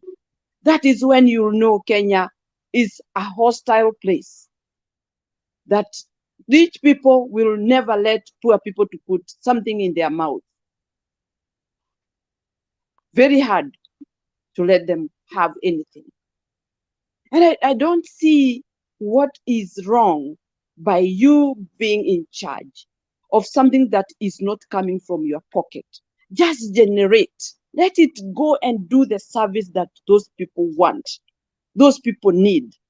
That's it. You're getting your pay. So you don't have to make me work so hard and then you come and take what I have worked for. Those children deserve to have what they were promised, what they expect to get in National Youth Service. But instead, they are not getting it. But you will see them very obedient, very disciplined people. They can be on the line for the whole morning up to evening. And when they go home or back to the barracks, you would think they are going to a better and a happier place. But that is the life they lead. That is how Kenya is. I gave another example the other time about Starehe Boys. Starehe Boys was meant for the poorest people. And because it was being maintained by people who had money, I think it was being either, if I'm not mistaken, there was some money donated from out of the country, and then the school was being constructed in a very good way. Huh? Somebody said something? Yeah, I said it was financed by George Bernard Shaw, the people who killed Jem Karaoke. Yes. So this school was a very good school. When these poor children got in this school and they started doing well and the school looked so nice and everything was looking fabulous, rich people took over. And they are the same people who can get money to take their children elsewhere. But this was now becoming a rich corner, a rich depot where they bring their children. The rich become poor because they see there is something. But the poor become poorer. They don't become rich. That is how Kenya it is. And that is the picture that you Kenyans, you should see. That the rich people will not let us put anything in our mouth. They will struggle to get it. So you to remain with nothing. Then you start scrolling on your knees because you are helpless, you are weak, and you cannot say anything. So the rights of Kenyans should be established, and Kenyans should be let to know their rights so that they can stand with those rights. They belong to them all the time. There's no time that those rights need to be shredded. It should be exactly how it is written on the book. And those are the guidelines of how to live in Kenya. They should be followed. And you politicians, anytime you stand on the podium, let your people know their rights so that your people can look educated and informed, so that anything that goes wrong against their rights, they are able to shout, they are able to voice up. So Jeremani, that was very good of you to say about the rights. Actually, I've never thought about that, and that has rung a bell in my mind. So guys, this evening, let's keep on. Anytime, if you remember one right, remind Kenyans so that they can know they are guarded. It's only that we are being misled and nobody wants us to know. Thank you. So, Thank you. Jeremiah, Oh, sorry. can I say Go ahead. something? Go ahead. Can I say something? Yeah. Can I say something? Go Yeah, ahead. I would like to say something. Because I'm going to work, I'll be listening you, and then and then you will. I'll come in again. So I just wanted to say thank you so much, Mama Mary, because you've also told us something I never knew about the Starry Boys and NAYS. But I think we should. That's something whereby we should also know. Maybe Kenya with love. Maybe next time we have to talk to Bernard so that we can extend our show, whereby maybe we have to be picking the topics, and so like what Mama Mary told us, and then the viewers also, whoever would like to join, like we're talking about the Starry Boys and the NYS, and see how we can come up with with our own with our own I don't know how to say it, but because this is something whereby it has really touched me, and what Mama Mary has spoken. But it's because when we were talking with Jeremani, and Jeremani said about our rights, and that's how we have to pick it up from there. So I think next time we should say maybe we come to the show. It will be maybe during the day, and then we invite viewers so that one of us can talk about, since Mama Mary has experience in that, can talk about it, and then we can ask some questions. You understand? We can ask some questions, and then see how we can start to build our own, and the poor people who are going through in Kenya. Because I've realized that these politicians, no matter what we do, no matter what we say, they will continue with their life and defending one another. So even me, I didn't know that there was Mama Mary visited this NYS college. It's my first time to hear that. So I find it really interesting. That's what I wanted to tell you. So Can I'm I say working. something? Come again. No, I was going to say something, but go ahead. Yeah, so I just wanted to speak because I'm going to work. I'm working. I'm going to work, and I'll just be listening you for a while without talking, and then maybe after 2-3 hours, then I'll come back again. So that's what I wanted to say. Yeah. Thank Hey, you. moderator. Yeah, moderator. Can I say something? Hello. Yes, Bwana Pen Nyagaka. Allow me to acknowledge your presence. Just before we hand it back to Kenyan with Love, I wanted to raise a few points that I've seen in the comment section. And this one, the first one is Jeremani. Yes, sir. You're the chair. You're the chair for now until I'm here. I'm here, but you're the chair. Okay, noted. So let me acknowledge the points raised by Manu Mbuvi in the comment section. Manu says, Jeremiah, that's a good analysis. It will reduce costs of government, unlike now. Esther Kabiru is saying governor is administrator. You should have let me say something too. That way you can put all them together.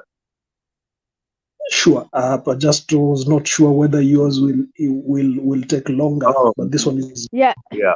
Wait, wait in Jeremiah to give us the view, because we've been talking for a length of time, and it's But I wanted to accurate, comment. so that I wanted to comment on what he had said. let him finish, and then after you will speak. He will give you because he's the chair. sure. Yeah. Pen, Okay.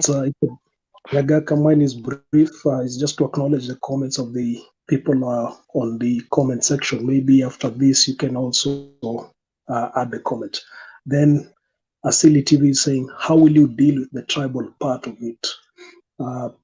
Maybe in Yagaka, this can be an opportunity for you to come in. But the question put by Asili TV is, if we have, from what I proposed, if we have 8 counties, that was previously 8 provinces, how do we deal with the tribal part? Because in Kenya, and the 47 counties have likely arisen from the tribal consideration. I'll take one more comment and then hand it to you, Bwana Nyagaka. And this is a comment by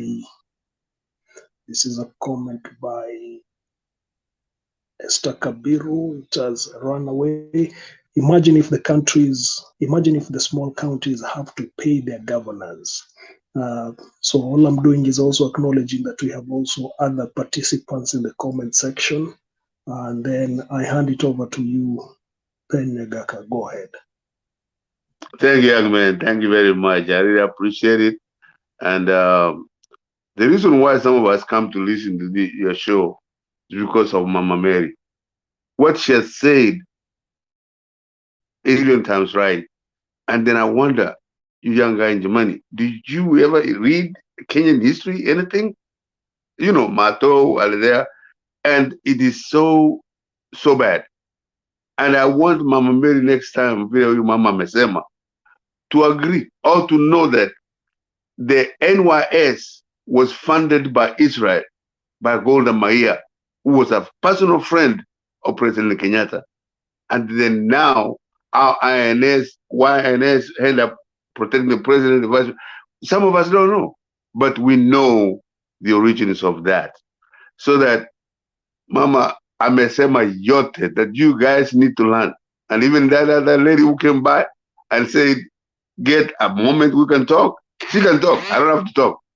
Because everything she said, the Stare boys was meant for the poor and crippled. But they ended up where people like Utuchu went to school. People who running the system went to school. But it was a programming from the West. And the history is long and whatever. Jamin, I wanted to come to your story. That is called social engineering. My friend, you cannot reduce the 47 counties to 8. I'm from Kisii. Go tell the Kisii people, they have to go to Kisumu. Just that. My friend, you will not live their life. Because these people have internalized this. They have done whatever it is that they are doing. So how you get up, don't even go there. That's a waste of time. To me, that's my personal views, and I will be wrong. To me, that's social engineering, and it will not work. Wambie watu ya Siaya waende Kisumu. My friend, practically, academically, you are right. How the money is divided, is given to the people, everything, you are right. But the politics everywhere in the world is propaganda. Politics everywhere in the world is propaganda. I'm from Kisii. When I was young, and Tom Odinga would run for president, they would say, that's where Aluo is going to put his donkey. My friend, people believe that. So, I don't know. That's social engineering. I don't go there. I can't argue with it. My friend Mato, he says that he has worked for American companies and there's no racism. And wherever you go, you get a job. my friend, you're in for rude awakening. American jobs have worked for over 30 some years in one of the largest companies in the world. But there is racism. I can bring them around for you to talk to them. Because I was raised here in America. I grew up with them. So I know them. What the lady was telling you is right. There is racism.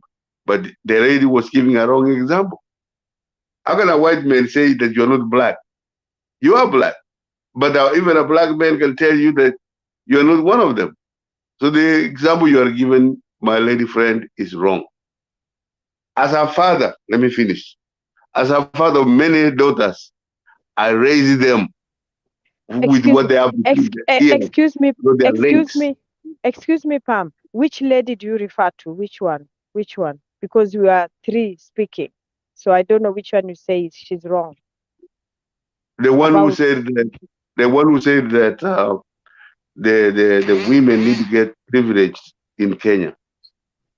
Which the one? Woman So we were three. Sorry, I think he's referring to the one who left to his take two.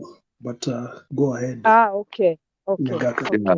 No, Jemeni, I was saying that the one who said that the women have never had leadership in Kenya. They need that kind of help. That one I am, as a father of many daughters and one son, I never raised them with what they have between their legs, is what they have between their ears. One, by next year, is a U.S. general. I mean, and I'm from Kisi. I do not look at the girls between what they have between their legs. I lace them because of what they have between their ears. And a lot of people, a lot of politicians, they don't even take care of the ladies. They don't care about the ladies. And that's why they have those laws so that they can look good for the ladies. I would be wrong. If I ever get to parliament, that's one thing I would do away with. Women this, women that, women this. This is a Scandinavian theory. Scandinavia, where somebody who digs a grave is more respected than a politician. So to get these people to go there, they use those rules. And in Kenya, everybody wants to be a politician. So why are we using somebody's rules that don't work in Kenya?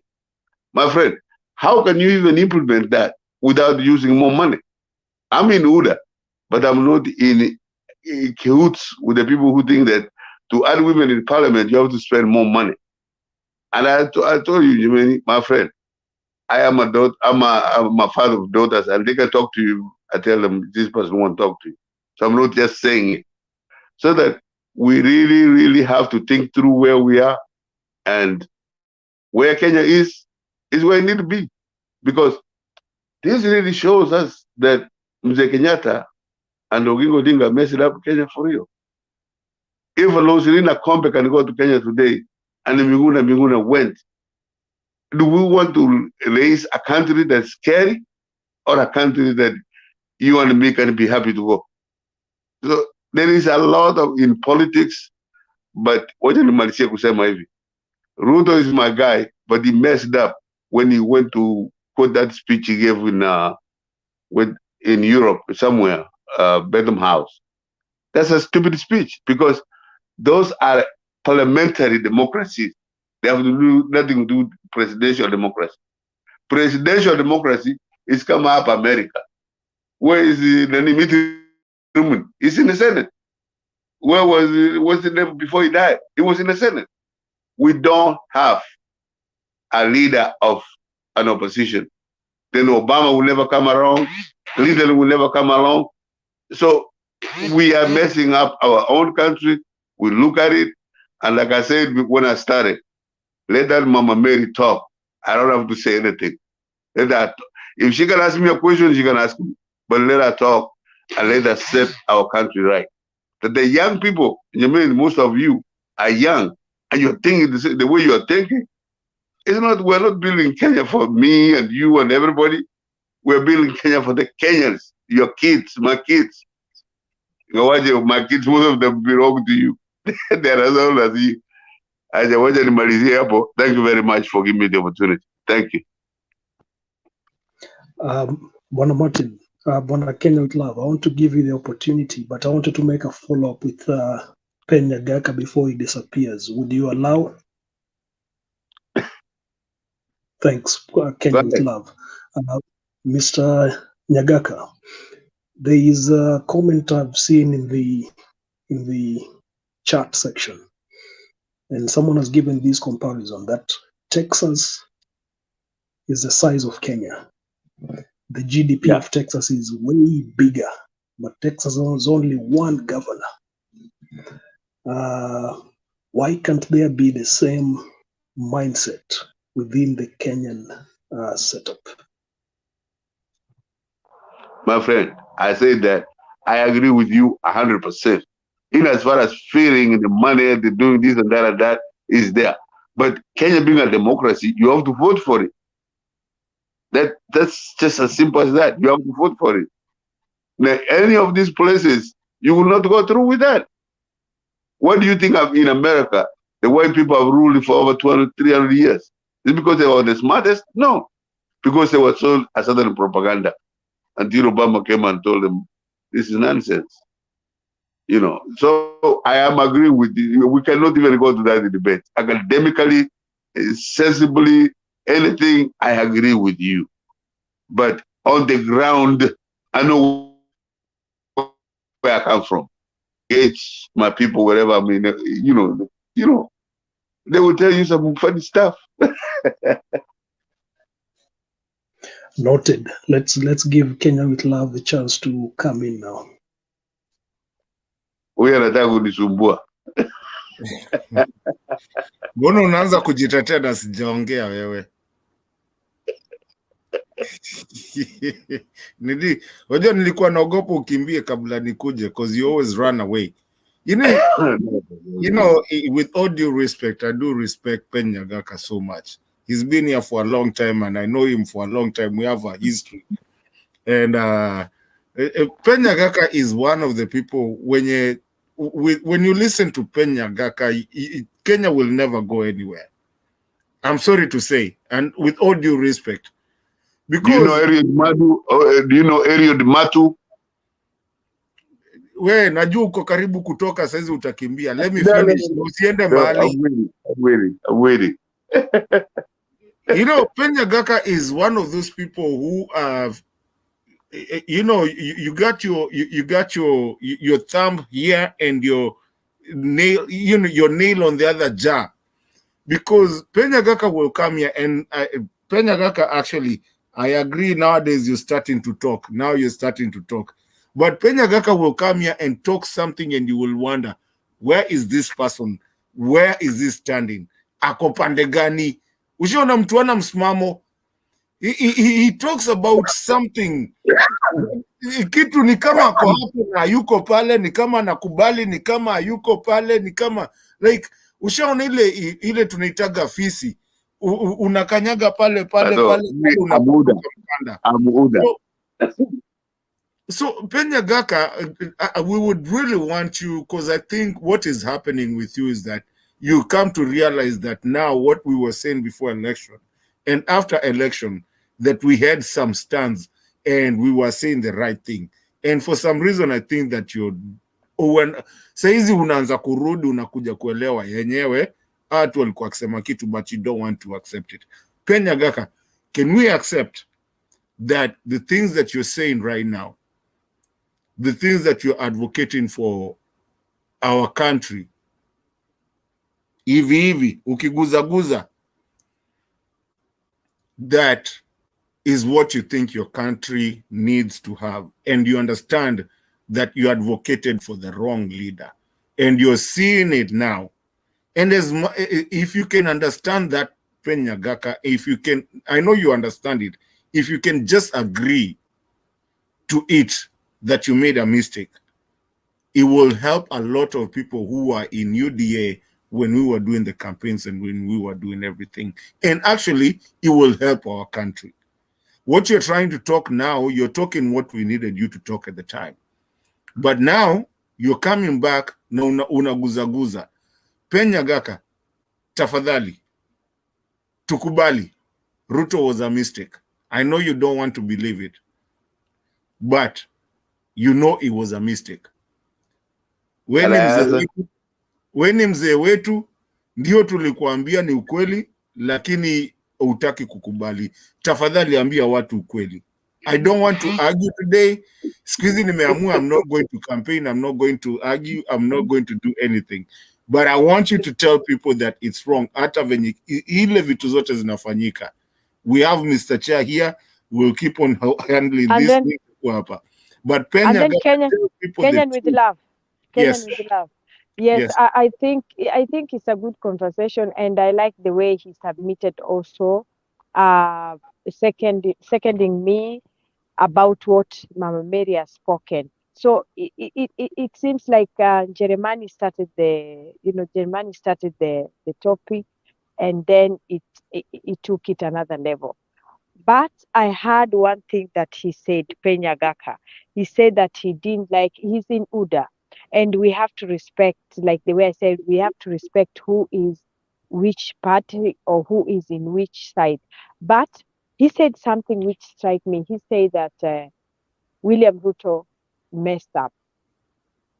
So I think when he's talking, I think he has also realized that William Ruto messed up.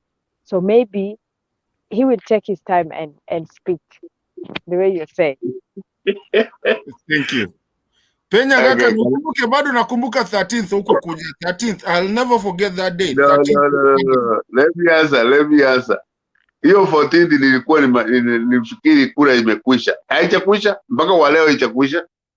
But the lady who just spoke, thank you very much. Mimi, I'm open-minded. Vile nikuambia Mato, huyu jameni, huyu ananisumbua na siasa yake. Vile nitakuambia ni hivi. Ruto, the letter he said to the speaker and the senator speaker, whatever, has only one Mato thing that is positive. Ile ya kufanya ministers when the parliament answer the questions. Ingine anasema ati anataka kutengenezea opposition party chair nini. Ile the three of them, they are changing the constitution that we disagreed. Mato, this is when I came to your show. We are disagreed with the PPI. How can Ruto bring that PPI back? So we have the debate, we have to talk. In any democracy, vile huyu anakuambia Texas nini. Texas has never elected a democratic governor for 20-30 years. No. Minnesota ambale anatoka ni Republican Democrat. California ni Democrat. New York. So we have to talk as to where we are going. Mimi, sijakata, other even if Raila takes over, it will not affect my life. Nimesema my life the way I want. But ukiona nyumbani, Ruto, we just elected him to help the hustlers. The guy who is more, the guy who needs 500 shillings and he thinks something. He cannot be the same person who is saying that he is electing an office for whoever don't get the vote. Here in America, Madonna Junior America, there is no opposition office, nothing like that. You can right now, if you ask a Republican who is leading you, they will tell you anybody. But we know that they're gonna bring somebody. It ain't gonna be Trump. That's where we are going with Kenya, my friend. I want us to go to Kenya with exuberance. If Mato presses me today and he told me that yesterday, I can vote for him. I don't care if the Kamba is what. This is the exuberance that we should have as a people. Mimi yangu, Mato, mimi nakwambia, mimi niko UDA. Period. It's not like I'm planted there. It's that the other parties have not given us ideas. For example, what economic plan do you have? How wengine wanasema bottom up. Na ngoja nimalize. I don't like talking too much. Huyu Babu Wino quotes Keynes and quotes Adam Smith. These were economists of the Western world that were arguing with each other. They were not agreeing. The power nations, whatever that what's the name is talking about, is what Maynard Keynes says pure nonsense. So when Ruto said the bottom up, we thought that he was talking the Keynes economics. If you help the poor, The rich will always get the money anyway. If you go to any grocery store, you go to anywhere you buy a house, clothes, the rich will get that money. So why should you worry about them as a government? And that's what Maynard Keynes did with the World Bank and IMF. And these are the two organizations, Mato, that have helped Eastern Europe, Eastern Asia, your Singapores, your Koreas. They were helping from there. The only thing that they have to do is to to kill corruption. If you kill corruption, any country can go anywhere. It can be a capitalistic, it can be whatever you want to be. Corruption only takes the money from your pocket when they didn't work for you, when they didn't do anything. And that's what has ruined our country. Thank you very much. Let me ask one more follow-up question to Nyagaka before he takes off. You've talked about Singapore. What are the predominant tribes in Singapore, number one? And then number two, what are the predominant tribes in Texas? In Singapore, I don't know, but the significant people in Texas are white people. But the guy who was ruling Singapore killed corruption in and of itself. It didn't matter who was his brother, it was anybody. And that's how Singapore got to where it is. I don't know whether it is the same guy, Jimmy, who got the elections back, who won the election at 90-something. I don't know. But most of those guys from South Korea to whatever, they killed corruption, period. If you can come from any tribe, if you have corruption, it's like opening, you know what corruption is. Thank you for that bit. One of the things maybe I'm cognizant of is that the Prime Minister of Singapore at the time was called Lee Kuan Yew. So Lee Kuan Yew, one of the things he did historically is that he visited the 50-something states of Africa prior to Singapore becoming independent. And he wrote a very good account of his journey at the time. Wow. I think it's available in a book or it's available in a document somewhere. But he wrote also about the divisions he was able to see in Africa at the time. Wow. And he thought that one of the things that can save Singapore is to avoid those divisions. So thank you, Bwana Nyagaka, for pointing that out. Lee Kuan Yew is a gentleman I think you're referring to, and he made a trip to Africa to benchmark, if I may use that term, on how not to build a nation. Even the lady who was in jail, her daddy was a prime minister at that time in Korea, and she's in jail right now because her father was an engineer in writing the rules that govern the country, and his daughter is serving time in jail in South Korea now. Thank you. Thank you for that.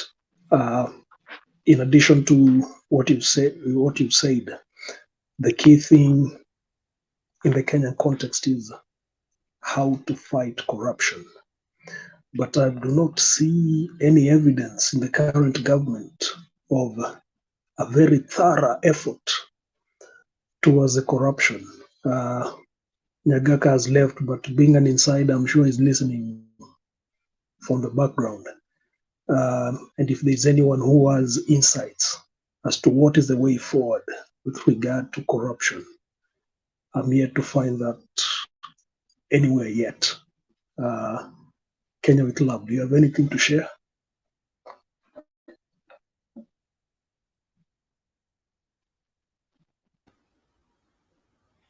No, I was just, personally, I was just trying to read the Constitution. I'm really trying to put myself into the Constitution so much so that, sometimes I like us to educate ourselves. And guys in the comment section and guys everywhere, I mean, you come in here, we have a conversation. It's New Year's time.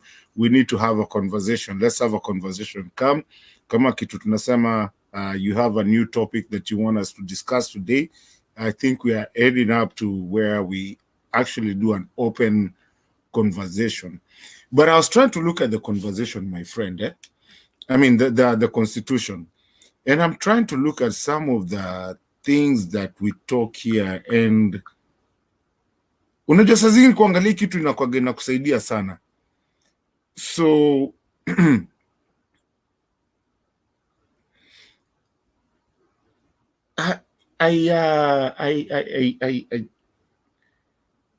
I don't want to bring a new conversation. Maybe I can bring it tomorrow, but I think there was so much when I was looking at the the Constitution. I think there's so much that was broken at the time that we had the election that we just had. We have like in the United States, they went back and started looking back and started doing like the Arizona audit. They did all that. Do we really think that audit is going to help, and who's going to do the audit? And if we do it, where are we going to start from it? I was just looking at that and trying to really, yes, we need to always do an audit after every constitution. I mean, after every election. We need to always do an audit so that we forget this thing of rigged elections or, mtu anasema vitu zilikuwa zimerigiwa. Maybe it's true, maybe it's not. We know this one is true, but either way, how do we get out of that? Now, I was looking at this thing of audit, what that Baba was talking about, which is very good. Jeremani and Ireland. Ebu niambieni hii audit nani atafanya, itafanyikaje na itafanywa na nani, and how do we get to a point where it's a real audit if after the last election we've never even opened the servers? So who's going to open the servers? So you mean, Goja Pole, you mean audit for this 2022 or the We need previous to do one? both of them. To me, I think we need to do both of them, but let's talk about the 2022. So you're talking about, I think we Kenyans living outside, each one, or maybe I might try to ask the graduate in Geneva. That's a university concerned with governance, and then maybe they can give me a leeway. But I should say each Kenyans who are outside and those who are on the shore, like you guys in US and we in Europe, so we can do a research and find out. And then after, because it's a process, then we have to submit. After submitting, we need to, of course, with the UN, and then we say, okay, and then they can give us a leeway, but, and also they also to connect with Kenya. But then the thing is Mr. President, the new guy, is he going to accept? Because it has to go through the, now that Jeremani talked about our rights, and so we have our rights too. We have our rights as Kenyans living outside. So which means, of course, we will say that we are concerned, and we would like to, the fact that we live abroad, we live outside, we have their own, we live the same like them, like whereby we need to know the truth and the facts, whereby our fellow Kenyans or our leaders have failed to do that. We would like to go into the matter and say, this is what we want to do, so that we find out the truth, and then so that in future they not be able to, and we don't just do it like that ourselves. Of course, we will have others. Maybe we will have also some other Europeans, or from America who like to join us. If it's a class, so we will do it like in a research way.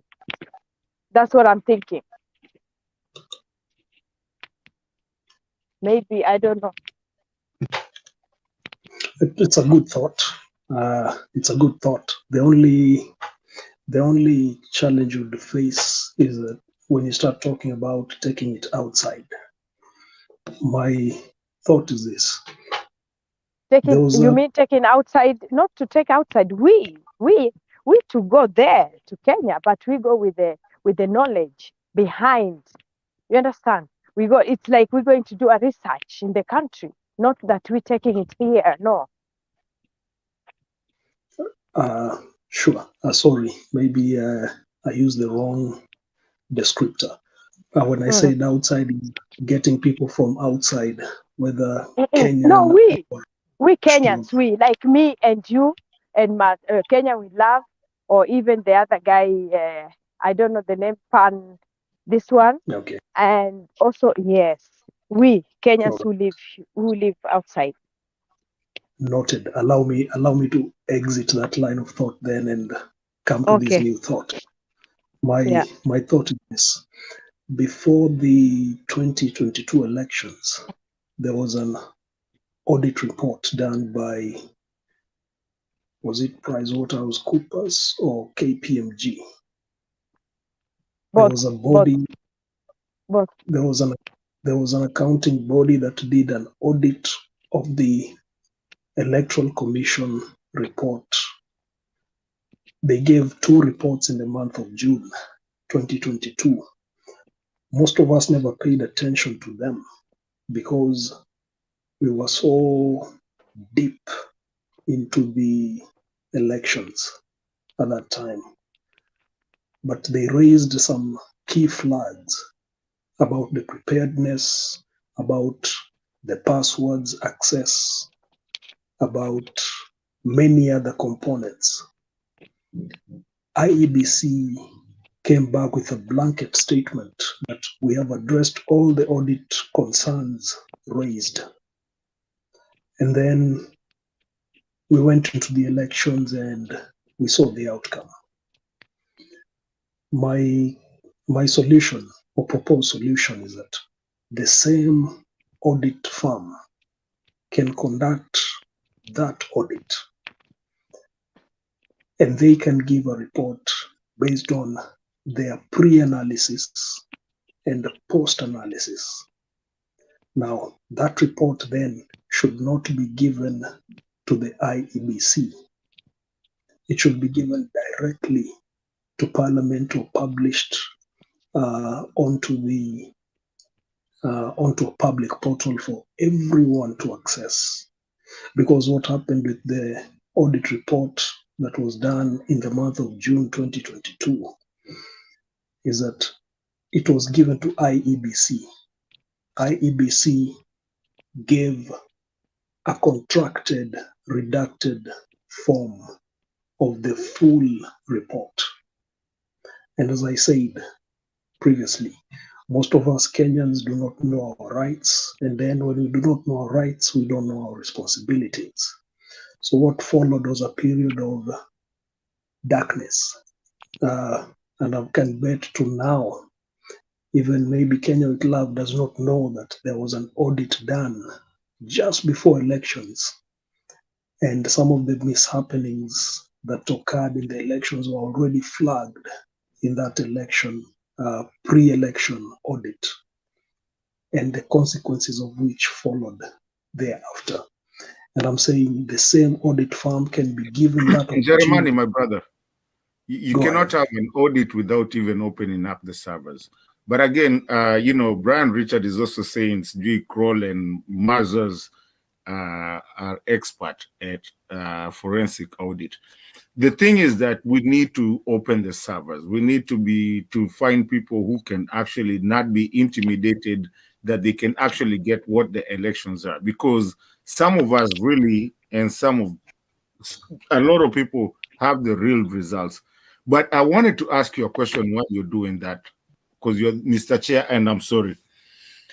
Let me ask you, if you were Chebukati today, if you are today, you are the IEBC chairman, what do you think you would do so that whoever you go to announce feels that yes, they won, and what would you do? Like if you were the IEBC, I mean, you are the person that we've told you run these elections. What do you think should be done different than what we do, and we end up in this situation over and over? Because doing the same thing over and over is called what is it called? It's called, ni kuwa mtu mwendo wazimu. Yeah. So what if, assuming today Jeremani is the IEBC, you're going to run election. First of all, you have a contested election, which was last one. If we appointed you today and we want you to run the next one, how would you do the different? How would you show us that the other one, or what would you do? And even when it's time for you to run an election for a whole country, what do you think that you should be doing separately, that people don't look at you like you bungled elections? I mean, we're learning. Maybe you have a good idea and somebody's listening. Right. So the question is to Jerumani. That's I the think question. It will come to you too. I would also want to hear what you would do too. So watch and Jerumani from here, and then you will. Anyway, I'm not the chair. Jerumani will give you. Right. I think to ask of Chebukati, I'm assuming you're referring to me in the context that if I was Chebukati or if I was the chairman of the Electoral Commission. There are two distinct differences here. If I was Chebukati today, I would want to limit my exposure to liability. So if I did anything wrong, you will not be expecting of me to air myself out and say, these are the areas there were loopholes and this is how they were taken advantage of. I would want to limit my exposure to liability. So if I can cover anything, I will cover. So that is from the Chebukati perspective. From an electoral commission chairman perspective, being very objective, this is what I would do. I would collect all the unanswered questions from the petitions in court. If people are talking about Kim's kit from a certain location sending information when it was supposed to be in a different locality, I would sit with my ICT guys and find out from them, how did this happen? Do we have an answer to that? I would use this opportunity to answer all those questions that still linger from the petition, because there are so many questions that still linger from the petition, and have an open discussion about them. If I'm unable to satisfy the answers, I would say this is the best of the ability. And I own up and say, I was unable to get an answer to this despite my efforts. And I will demonstrate how I took time to find the solution to all those lingering questions from the petition.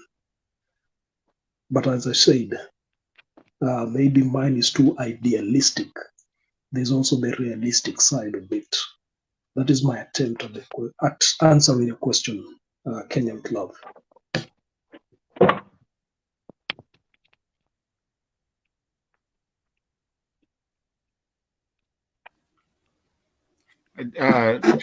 Mr. Chair, I think you've run around a little bit. I mean, you've answered the most that you could, but I also think that you've also run away from the second part of the question. As I said, maybe I think also, yeah, but maybe Kenyan with Love, we should have asked. I think he went a little bit far. Maybe you should ask him, because your question was how, because the way I see it, if Chebukati, or it's not just announcing who has won or who has, it's not just, the problem there is a little bit politic is there, and kind of Chebukati was on the other side only, like the other side, like they'd already engaged before. So maybe to ask Njerumani to help Njerumani, the way I will do it, if as a chairman or chair lady, first you don't have to be in contact with those presidential competitors. Number one, you understand, and have your own team, like the other commissioners have your own team from day one. Like, you understand, like you don't know nobody, like nobody has to be calling you and telling you like this, like that, you understand. But then also to be fair, because I didn't like the way they handled this other presidential candidate, Ruben Kagame, that guy, the blind guy, you understand.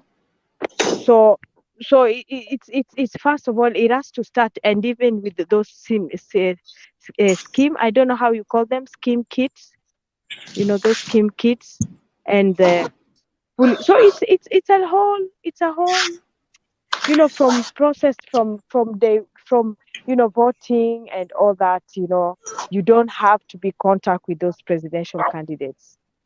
And then, Those are Mami things. Island, what I was trying to do is, because I've realized in Germany, the chair is a very focused person and is a very humble person.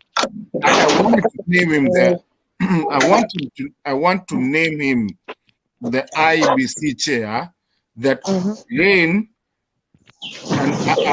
a very contested, what do you call this? Ran a very contested election, but now is willing to run a good election coming next year. And I want to see, what do you think that you did wrong in the last election and what you can do better coming into this election so that we start moving. So I'm sorry to W, and I'm sorry, Daddy, Pole Njeremani. But today I'm going to throw you under the bus. You're the chair. You're the IEBC. How can you help us to sort what you messed up last time and what you're going to do better this time and what you think our Kenya should be doing as an IBC chairman, not, as an IBC chairman?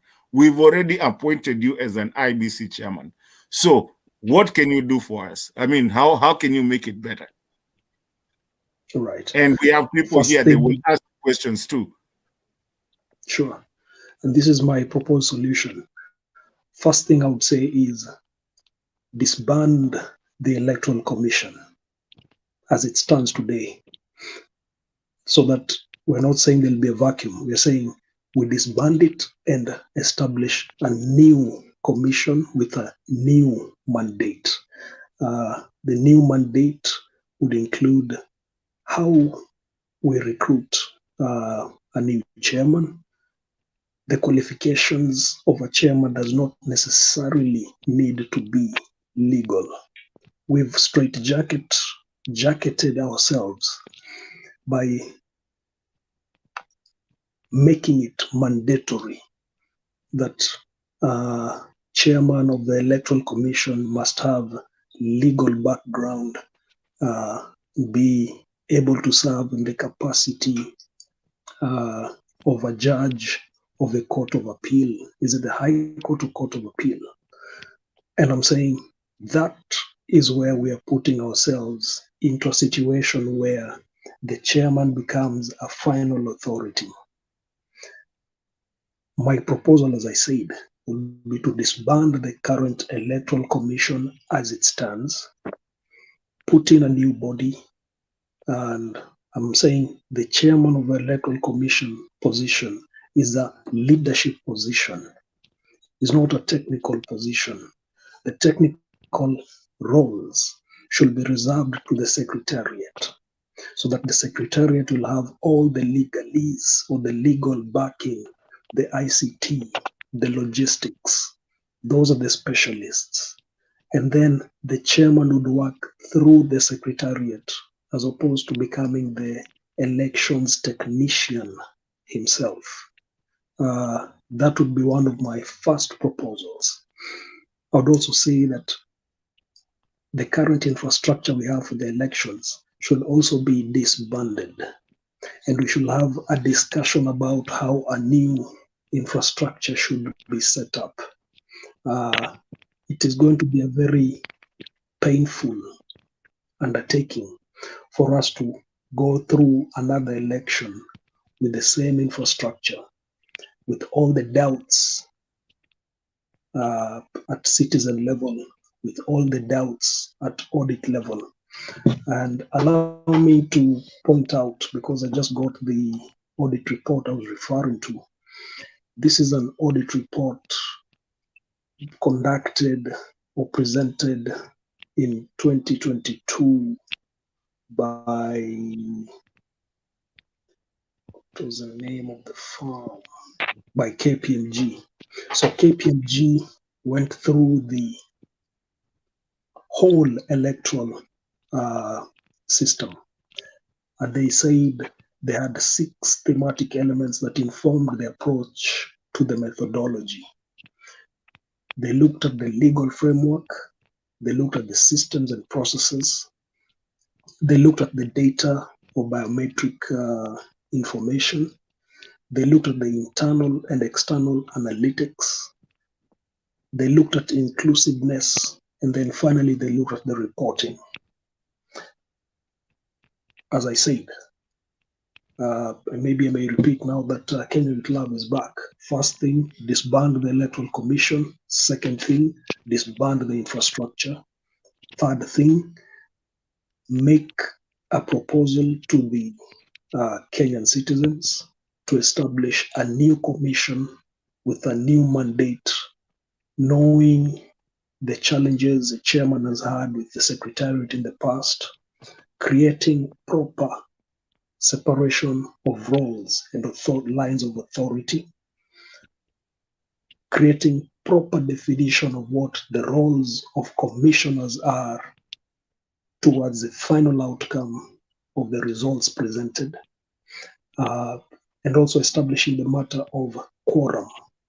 All those things have to be factored, but we cannot re-engineer the current system. My proposal would be disband the whole system, do away with it. Let us start like we're starting in 2011, when this system was first put in place. Start from there, build a new one. Otherwise, we'll still get into the problems of infrastructure. Source codes cannot be released by the contracted companies because it will infringe on copyright matters, and we'll be stuck again even if we brought a new chairman and new commissioners. You'll still go back to that cycle of we cannot have this server open because the source code. So as the new chairman now, after taking all your proposals, that's all done. You're the new chairman. What would you do to run the next election? You're the new chairman of that electoral board. Right. With a new mandate given to me or given to the new commission, we'll have a very separate, we'll have clear roles defined. One of the first things to be done is to contract a company like Microsoft to build an election system for Kenya with the commission owning the copyrights. This commission, and one of the other things that we would also put as proposal is that the Supreme Court will have authority to order for the servers wherever they are, in totality of how many they are, to be opened for scrutiny at any given time by the Supreme Court's authority to show the transparency of each of the processes involved. If then that will mean that at the end of each cycle we have to get a new source code for the electioneering system, then so be it. But we cannot be held hostage to systems not being opened or servers being opened because of intellectual property concerns. So first thing, set up the infrastructure for a new system as chairman. Second thing, ensure there is a steady and continuous civic awareness initiatives going on. Civic awareness means every financial year we must have civic programs going on to educate the citizens about election laws and participation in the electioneering process. We may require certainly a budget every year for that kind of exercise. So those are the other things to be done. The other major thing to be done as part of the reconstitution of the Electoral Commission is to ensure that the Electoral Commission draws its finances from the consolidated fund and not going through a line ministry to access finances for its activities. Those would be my first 3 major initiatives.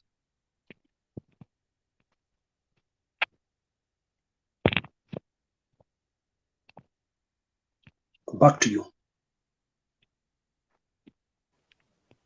And welcome, Bonaguru. You forgot you're the chair. You're the one to keep on going. The reason I ask those questions is because I think I want everybody in this, everybody that is coming in to say if they were the electoral person, what they would do different. Because sometimes we can run around and call Chebukati and do whatever we want to do and everything. But what if you were given that chance to do that and to make that our electoral system to be an electoral system that can be trusted? What is our, where do we stand as a person?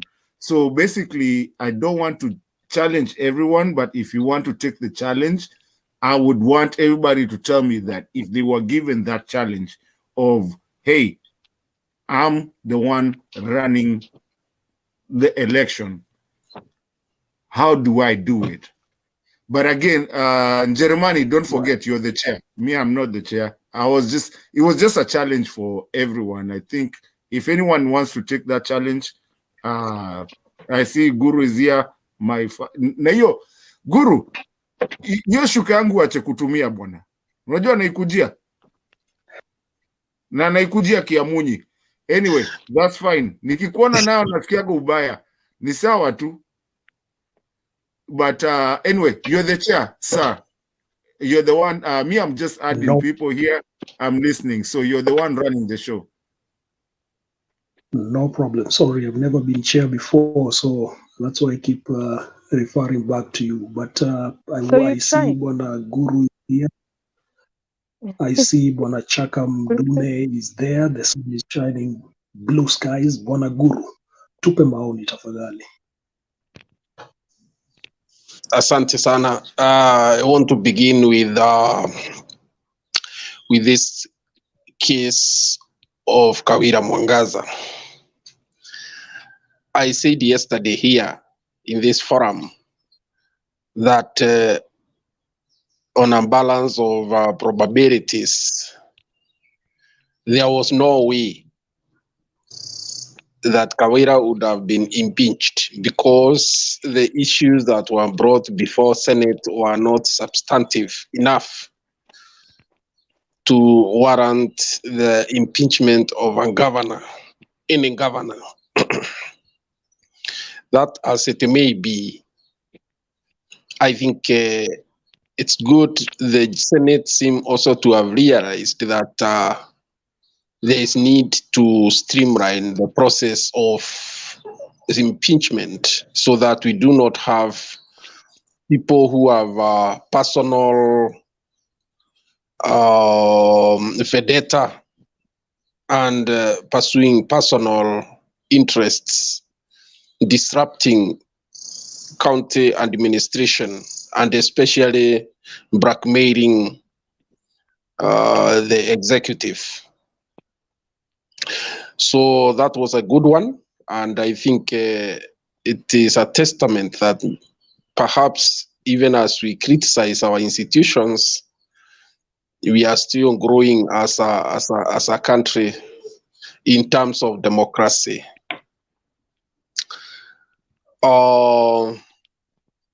Going to the Electoral Commission, several questions have been asked, heavy questions. And the truth is that inevitably the IBC has to be overhauled, right from the commissions to the secretariat. It is said that some of the IBC secretariat staff are planted there by some political interests, and therefore perhaps it's time to do a thorough investigation and vet these employees with that leeway of relieving some of them, because even as much as we may talk about rigging and mishandling of elections, mostly the secretariat staff are the technical staff that do the job. They are compromised, some of them, and once you are compromised, there is nothing one can do except remove those who are compromised. Number two, there has also been this suggestion that our commissioners are too many. Maybe commission of 3 would work very well, who are professionals and who are apolitical, people who have no, they have no political inclinations. And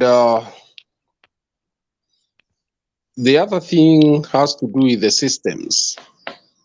We have been complaining over the several elections that especially the transmission point has a big problem.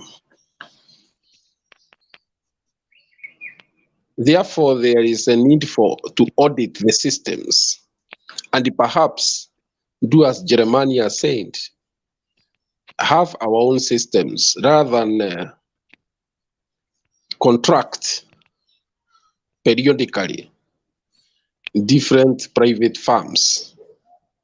That way, we get the IBC gets control of the systems and is fully charged on what happens to those systems, to a level where if the audit is done and it's found that things were not done the right way, those responsible can be liable for jail terms. That way, maybe we can start cleaning up our IBC. Therefore, it is right when Raila Odinga calls for audit of the electoral systems, and especially what happened in the last general election, because apart from the 2002 elections that seem not to have had controversy, all the other elections that we have held in the multi-party era have ended up in controversy and in acrimony and in somewhat inconclusive way. And this has brought other political problems, like sections of this country feeling that elections don't mean much, that it is those who count the votes that matter and not those who vote. And therefore, because politics to some extent is a matter of perception, inevitably IBC has to be overhauled in preparation for the next one with clear timelines. Much more than that is that there should be continuous, aggressive public awareness on electoral systems, on democracy, and why voting is important. Because if you look at our past, you can imagine that those who did not go to vote, 8 million voters, they had the capacity to elect a president themselves. If they turned up and voted, it is they who would have determined who becomes the president of Kenya. Unfortunately, 8 million Kenyans chose to sit at home and go about their activities like nothing was happening, meaning they have very little understanding on why countries go to the elections. They do not even have the, that interconnectedness of elections and good governance, democracy, human rights. They do not know that elections are the ones that give us the leaders that we deserve. Therefore, the kind of overhaul should be comprehensive to a level of understanding even why 8 million Kenyans would choose not to go and vote. Thank you very much, Jeremani.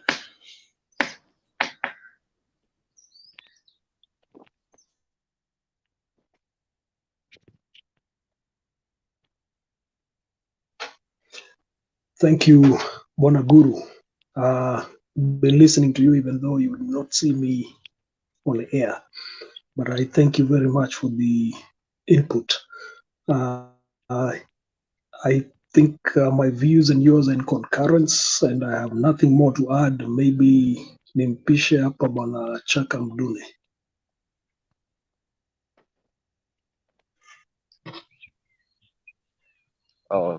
Asante sana bwana moderator, na pia vile vile msalimia ndugu yangu Mato Neland na ndugu Guru. Mimi nitazungumzia kuhusiana na impeachment ya Mwangaza, Kawira Mwangaza. Kweli ni kwamba nafikiri ni juzi Chaka ndugu. Hello?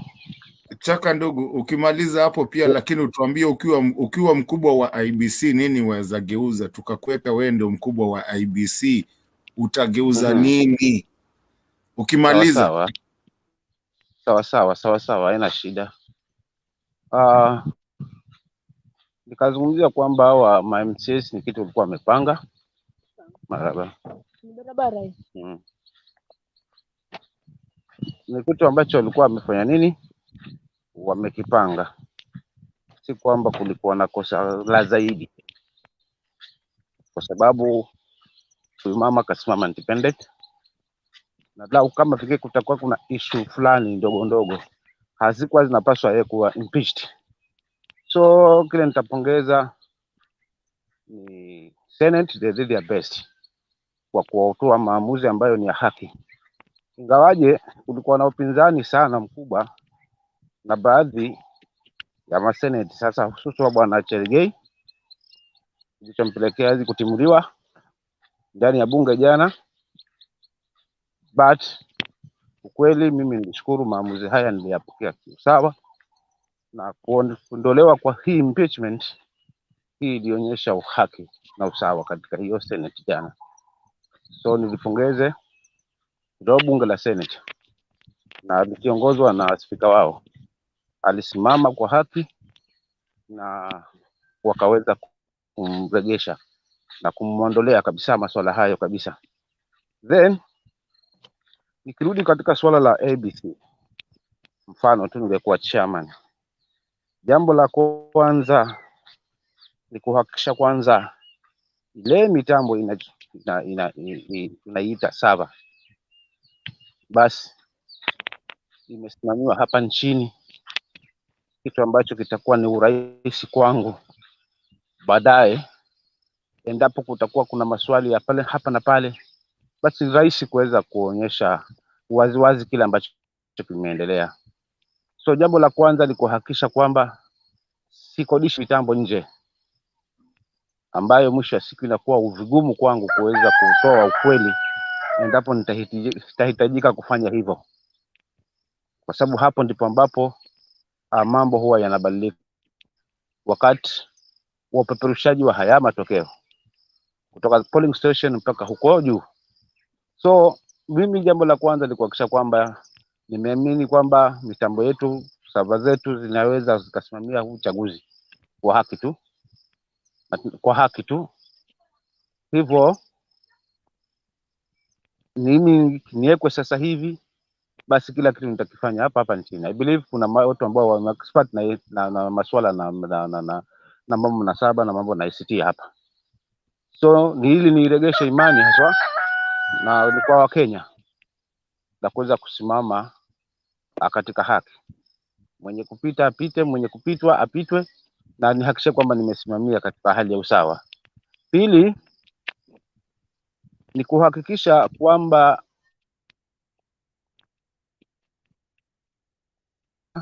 kama mwenyekiti najitenga kabisa na siasa. Yaani hawa wanasiasa na waeka kando kabisa. Kile nabaki pale ni kwamba naamini kwamba mimi ni jicho la wengi. Katika masuala ya uchaguzi mimi ndio jicho la kila kitu. Wakenya wote wananitazama mimi. So endapo nitaegemea mrengo fulani ama chama fulani ama mtu fulani kwa mapenzi yangu, basi hatimaye baadaye wa kutoa maamuzi sitakuwa nasimamia usawa. So lengo langu kama pigeni niweko sasa hivi kama mwenyekiti bwana Mato, kama ulivyoniuliza, ni kwamba nihakikishe nimejitenga mbali na wao wanasiasa. Na nitaanza tu kwa vitendo. Ndipo mtu awe ni ngumu haswa kugonga mlango wangu kutaka kuweza kunitia mahali ambapo baadaye sitaweza kuwafanyia haki wananchi wangu, kwa sababu kura ndio inayozungumza. Na kile tunakishuhudia hapa Kenya ni kwamba kura haizungumzi. Mwananchi anapiga kura, lakini mwisho wa siku si yale matarajio ambayo Kenya ameweza kufanya nini kuyatarajia. So tukakuwa na uvutano pale, unaona. So kama mwenyekiti ni kuhakikisha kwamba kwanza nimekuwa na watu kidogo, watu kama 4 hivi ambao wataweza kusimamia hii shughuli, na nihakikisha nimehakikisha kwamba imesimamiwa pesa za kutosha kuweza kusimamia uchaguzi wangu wa haki. Masuala na makaratasi tunayatengeneza hapa nchini ya kura. Kila kitu nakiweka transparent. Yaani kukimbia hili zimi linalomaliza hili. La mara makaratasi mengine yameshikwa airport, mara sio kuna nini, vitu vimetoka nje, harama kubwa inatumika, mwisho wa siku haki inakuwa ni ngumu kuweza kupatikana kwa sababu nimeegemea upande fulani. Kwa langu kama mwenyekiti ni kujitenga mbali na wanasiasa, ili niwape matumaini mapya wa Kenya na niweze kusimamia haki katika masuala na uchaguzi. Nadhani Mato nitasimamia pale kwa hayo machache tu, but for real kama mwenyekiti watume haswa especially hii ya uchaguzi, ni uwe mbali na wanasiasa. Ujitahidi, kwa sababu kila mtu pale atakuwa na kuangalia wewe anavuta kwako. Lakini ukiangalia wanasiasa hujawatendea haki hawa wananchi. Wanategemea kwamba kura yao walioipiga, je, ndivyo ilivyozungumza ama sivyo ilivyozungumza. Sasa uking'amua lile sasa na ubaki sasa na utu katika moyo wako, kujali wale ambao ni wengi na wanakutazama, basi hautaadaiwa na hawa wanasiasa wachache, aidha kwa milungula ama kwa kuvutwa katika hali ya kimirengo. So kwa kweli tume yoyote ambayo inaweza chaguliwa hapa kwenye nchi, basi mwenyekiti wake ni lazima ajinasue katika hilo jinamizi, awe haegemei huku wala haegemei huku, ndivyo haki itaweza kupatikana hapa.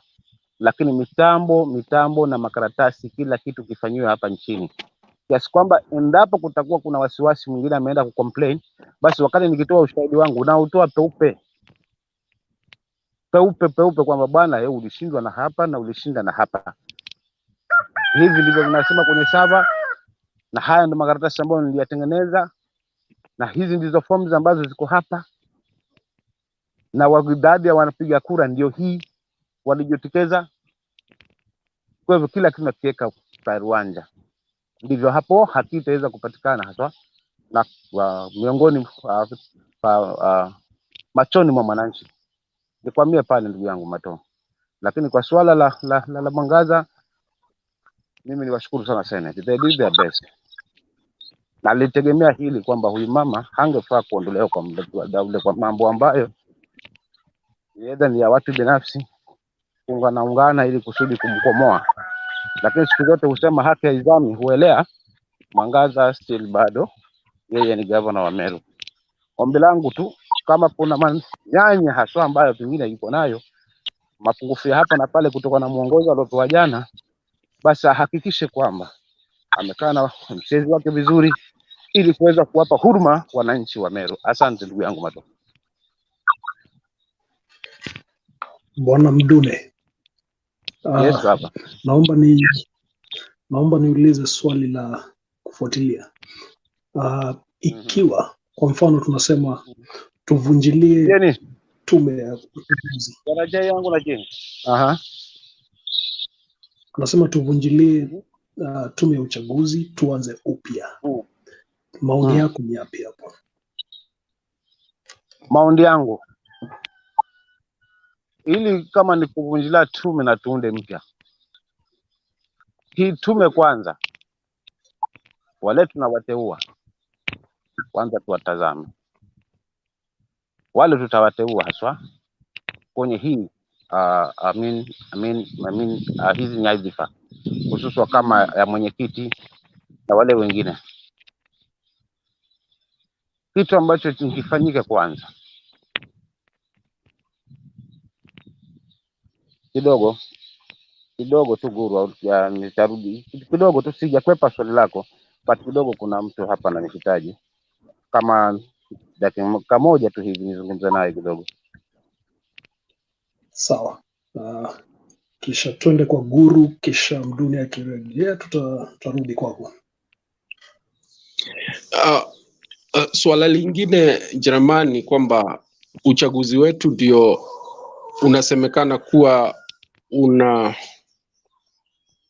unakula pesa nyingi sana, unatumia pesa nyingi zaidi, hata ukilinganisha na mataifa ambayo mengine si kwamba wametufikia uchumi, na hata wale wametuzindi kiuchumi. Pia uchaguzi wetu unaonekana tuwatumia pesa nyingi sana za raia. Hasa hiyo mambo ya procurements za ballot papers na process yote. Si dhani nchi inaweza kuwa tu inatumia fedha kama hizo alafu mwishowe inakuwa bado kuna shinda kwa nchi. Basi it is also important to audit the spending that we do on our electoral process. Is it commensurate? Is it necessary? Kama Mdune amegusia kitu ya maana sana, kwa nini tuende huko nje kupatia wafanyabiashara wa huko nje kazi, ilhali hapa nchini tunatengeneza hata fedha. Kama Nderaru hapa inatengenezea mataifa sijui ngapi fedha. kumaanisha kwamba wana ile capacity ya kutengeneza ballot papers ambazo zitakubalika. Kwa hivyo ni mambo mengi sana ambayo inataka kugusiwa kwa hii jambo, sio tu mambo ya processes, lakini hata the cost implication, ili ilingane na uwezo wetu na wapee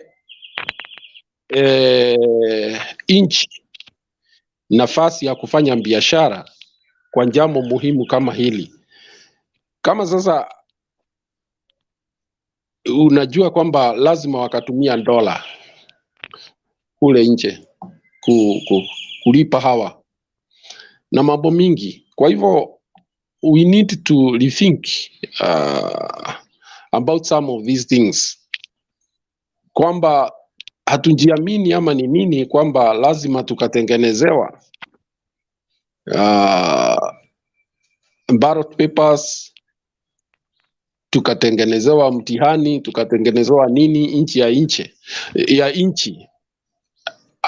And at the end of the day, hata ukiangalia kuna taswishi pano, kuna shinda, sababu kama sasa kukiwa kuna makosa ambayo inataka kurekebishwa, inakuwa ngumu, inakuwa process kubwa, ilhali ingekuwa karibu, labda hiyo makosa ingerekebishwa hapa na uchaguzi uendelee, kama ile ilikuwa shinda ya Mombasa na huko Mungoma. Hiyo ingerekebishwa na siku 2-3, kwa sababu kazi inafanywa hapa nchini. Kwa hivyo hii ni jambo kubwa ambao linataka kuangaliwa kwa undani zaidi. Hakuna haja ya kuenda kupeleka biashara nje ya nchi, ilhali hiyo capacity iko hapa. Aidha tujiamini sisi wa Kenya, ama sijui kitu kingine gani tutafanya, kwa sababu hata hiyo kwenda nje haijasaidia, ndio hata imeleta shinda zaidi.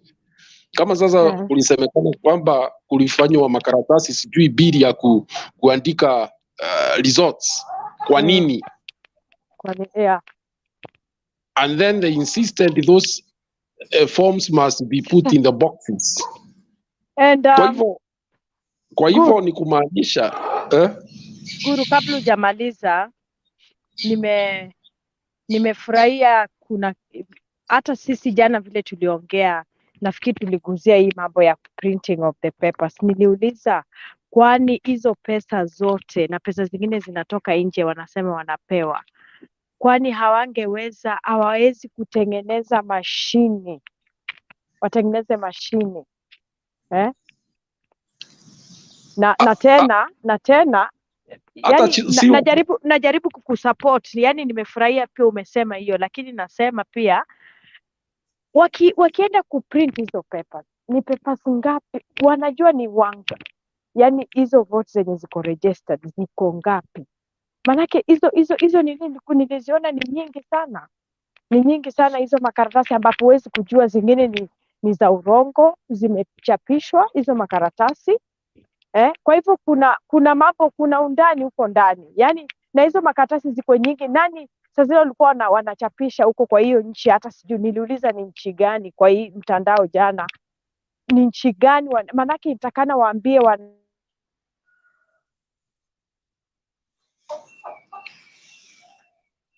Okay, mimi nilikuwa nasema hivi, si lazima kwamba watengeneze mashine. In fact kuna printing companies ambazo zina capacity ya kutengeneza ballot papers. Ya muhimu ni kuangalia kwamba wamewajibika, na kwa sababu ya kuleta ile uasi, transparency, ingekuwa kwamba yes. Naomba ushikilie wazo hapo, tukimbie kwa chaka mduni alafu turejee. Kisha we'll come to you, Mwana Kenya with Love. Ni sawa. Asante tena kwa hii nafasi brother. Ukweli ni kwamba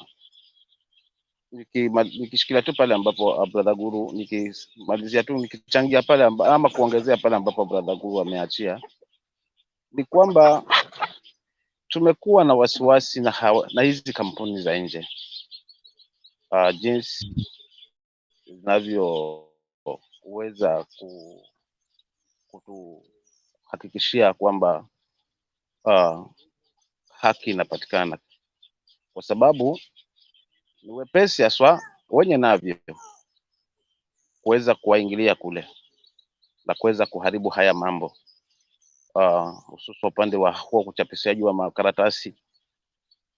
Ule mfano kama lile tukio lililotokea hapa kwetu, mara makaratasi yameshikwa airport, mara kuna wengine wameingia kinyume na sheria, na mwisho wa siku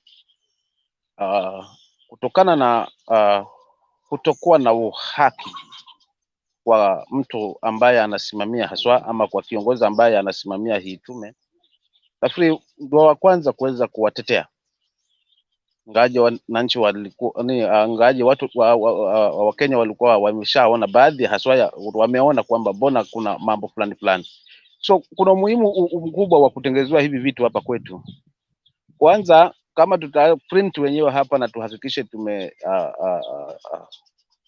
tengeneza jambo ambalo lina uhaki, basi litatutengenezea biashara, limepunguzia gharama kwanza, alafu pia litatutengenezea biashara kwa mataifa ambayo yametuzunguka, hususan East Africa na pia hata Afrika, kwamba Kenya imeweza kufanya jambo la msingi zaidi, na wengi wataweza kutumia haswa hiyo kampuni ambayo tumeiteua ama tumeamini kwamba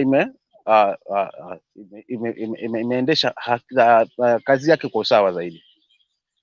So loops za hawa watu ambao wanaweza wakaingia hiyo mianya ndio inafaa kuzibwa, kwa sababu endapo ni mataifa ya nje ndio tunapa hizo kandarasi, kwanza ni mabilioni ya pesa yanatumika pale. Mwisho wa siku pia ni rahisi mtu kuweza kusafiri kutengeneza mambo kule, kuhakikisha kwamba amevuruga kiupande wake ili kufavor kiupande wake, na ndio mambo ambayo tunashuhudia kwamba tunakosa imani, wananchi tunakosa imani na hizi kampuni zinazopewa haya makandarasi ya kuweza kusimamia uchaguzi. Mfano kama hilo ni Venezuela, na si kwamba ni sisi wananchi wa Kenya, hata pia mataifa mengine ukifuatilia jinsi ilivyofuatilia kuwahusu, kwamba pia kulikuwa na tashwishi katika mataifa mengine kwamba hawa bwana hawawezi hawafanyi ni wepesi kushawishika na kuweza kufanya mambo tofauti na matarajio. Kwa hiyo wameandaa chaguzi, lakini zote ni kama zilikuwa na dosari. Kuna baadhi ya nchi ambazo ziliweza kuzitaja tu katika hii panel wakati fulani hapa tukichambua hii kampuni hii. So tukiwa na kampuni yetu hapa, ni rahisi pia kuweza kuifuatilia endapo tutagundua kuna makosa fulani. Kuna maswali tunaweza wauliza, ni wepesi kwa sababu ni kampuni ya hapa, ni watu wetu. So wakati ukiona kuna mambo ambayo ina mwingiliano ambao si sawa, pengine imesimamia upande fulani ama kuna mambo yameenda visivyo, ni rahisi kuweza kufuatilia kujua ukweli uko wapi. Lakini kwa nchi kama hii ya Venezuela ambayo ndio ilikuwa na hii kandarasi yote hadi kwenye sava, mwisho wa siku ambayo ni uongo, ni ngumu kuweza kufungua sava kwa sababu inaficha mambo mengi, kwa sababu iko na chaguzi nyingi tu. Kwa hivyo huenda ikazumbua mambo mengi endapo itaweza kufunguliwa. Ni jambo ambalo linatutoa imani wananchi. Ndipo tulikuwa nasema kama ni mitambo yetu ya kusimamia uchaguzi, basi hiyo saba iwe hapa kwetu. Kampuni ya kutengeneza hao makaratasi na ya uchaguzi, basi iwe hapa kwetu. Itatupunguzia mzigo na pia itakuwa ni rahisi kuweza kufuatilia kwa sababu ni watu wetu. Lakini wa nje kama watakataa, tutawafanya nini? Wakisema hatufungui, tutawafanya nini? Je, ni wapi tunaweza wapeleka? So mwisho wa siku tunaenda kwamba tumechaguliwa watu wa viongozi na watu wengine kwa mlango wa nyuma. So ni ngumu kuweza kufuatilia haswa hususa masuala haya ya uchaguzi. Na nikirejelea katika swala ambalo nilikuwa nimeulizwa na kaka hapa, je, sasa hivi tume ifutwe sasa hivi, ni kipi ambacho kinaweza fanyika katika tume mpya? Hii tume kwanza tuangalie hawa tunawachagua. Maana wakiwa wengi hapo pengine ni mawakili, wamekuwa kama wa lawyers. Sometimes unajua inategemea na ule mtu ile professional yake iko nayo ni gani. Je, ni nani mtu tunamweka pale? Ana track record gani? Lazima tuwe na uchambuzi wa mtu tunamweka pale. Tusimweke pale kwa sababu ni mtu wetu. Aidha pengine hatujakuwa na mtu ambaye anasimamia uchaguzi kutoka Pwani, kwa hivyo sisi wote tunamuunga mkono kwa sababu ni mtu wetu, maana Pwani imeteuliwa kwamba tumepata kiongozi ambaye atasimamia uchaguzi. Wote tunasema hata kama ana track record mbaya tunamweka pale. So lazima tuangalie ule tunamuinterview kuweza kusimamia haswa ile tume husika. Je, background yake, track record yake, desturi yake na tabia zake, kazi zake, je, ni mtu wa namna gani? Ni mtu kidogo anatauliwa na uhaki, ama tunaweka watu pale kwa sababu itakuwa ni wepesi kwa kuweza kuwashawishi kubadilisha misimamo na kubadilisha mambo. Kwa kama tume sasa hivi ivunjwe, cha kwanza ni mtu ambaye akishawekwa pale tumemwangalia, imewekwa sawa, na ikiwezekana pia maoni yapatikane kutoka kwa wananchi, waridhike haswa, kuwa na public participation, tuone yule anayesimamishwa pale ni mtu wa namna gani. Au wale viongozi watakuwa pana haja wawe 7, waweza kuwa 4 tu, hata 3 waweza fanya hii kazi tena kwa sawa vizuri sana. Lakini je, wanatoka wapi? Ni watu wa namna gani? Tusibandike watu tu kwa sababu aidha ya kutufeva, ama ni watu wetu kwamba huenda wakatusimamisha ikawa rahisi kuwashawishi. So ni lazima tuangalie hawa watu tunawasimamisha pale ni watu wa namna gani, kazi zao, matendo yao, tabia zao, tunakuwa na historia huyo mtu, ndivyo tusimamishe mtu ambaye pale atakuwa ametawaliwa na uhaki ndani ya moyo wake.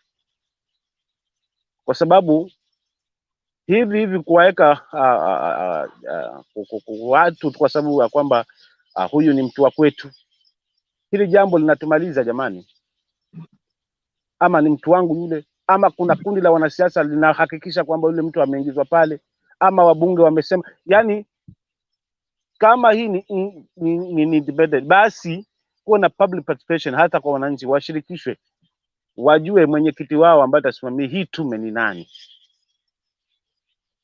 Pili, kuwa na sheria endapo pengine kutakuwa kuna mapungufu. Je, wananchi wanaweza kuhusishwa kisheria ili kuweza kuhakikisha kwamba huyu mtu anakuwa anaban, kuna kitu kinambana, kwamba endapo atakwenda kinyume basi kuna kitu ambacho kiko mbele yake, kuna sheria ambayo iko mbele yake ambayo inaweza ikamfinya. Si Uhuru tumewaachia kwamba yeye ndo kusema. Haya mambo yanatokea katika tume hii ya IEBC, haya mambo yanatumika katika koti zetu, kwamba uamuzi huu ukimalizwa ni hapa ni mwisho. Huyu akisema yeye ndo mwisho. So tunambandika mtu majukumu ambayo mwisho wa siku anakuta yeye ndo yeye, hata pasipokuwa na wengine, yeye ndo kila kitu. Kwa hivyo kuna kuwa na kile kiburi kinanyanyuka katika moyo kwamba mimi ndo kila kitu, alafu wajanja ndo wanapata ule mwanya wa kumtumia huyu mtu vizuri. So kuwe na sheria inaombana endapo kutakuwa na mapungufu ambayo yamejitokeza katika hii tume. Ndivyo mtu akiwa pale ajue kwamba ikiwa mimi nitayumba tu kiasi, basi mimi changu kimotoni. Huyu mtu atasimama katika haki. Na sheria nyingine ambayo ikabiliwe ni kuhusiana na majaji, endapo hawatatoa waamuzi ambao ni wa kuridhia. Hii mambo kusema ni hapo hapo akimaliza tumemaliza, hapa pana tumaliza pia. Maana mtu atasema Uhuru amepita, wakati mwingine aliyopita ni Mato, na kwa sababu sheria inasema huyu mtu akisema amesema, basi hana jinsi ya kupelekwa mahali popote. Ndio nakuta hawa judges kuna mahali kuna wa favor. So tuangalie tume na tuangalie pale mahali ambapo tutapeleka kesi zetu. Je, wakati wakitoa maamuzi nao itakuwaje? So mimi langu tu kwamba tuangalie mtu tunayemsimamisha pale, track record yake na tumweke katika sheria na mizani, kwamba huyu mtu kama hata kwenda hivi, basi sheria ndio itakomkabili. Lakini kabla yote wananchi wahusishwe kikamilifu kwa huyu mtu, isiwe tu ni kajopo fulani kalikoungwa na serikali. Mwisho wa siku utakuta kama tuchagulia mtu ambaye ataweza kuwa favor upande mwingine wao, endapo pengine wataanguka uchaguzi ama wataona dalili ya kuanguka, basi itakuwa ni rahisi huyu mtu kutumika zaidi. Mimi kwa uchache wangu wa elimu nizungumzie pale, ndugu zangu, na nishukuru pia kwa hiyo nafasi. Asante Bwana Chaka. Before we go back to Guru, let's give Kenya with Love a chance. Go ahead.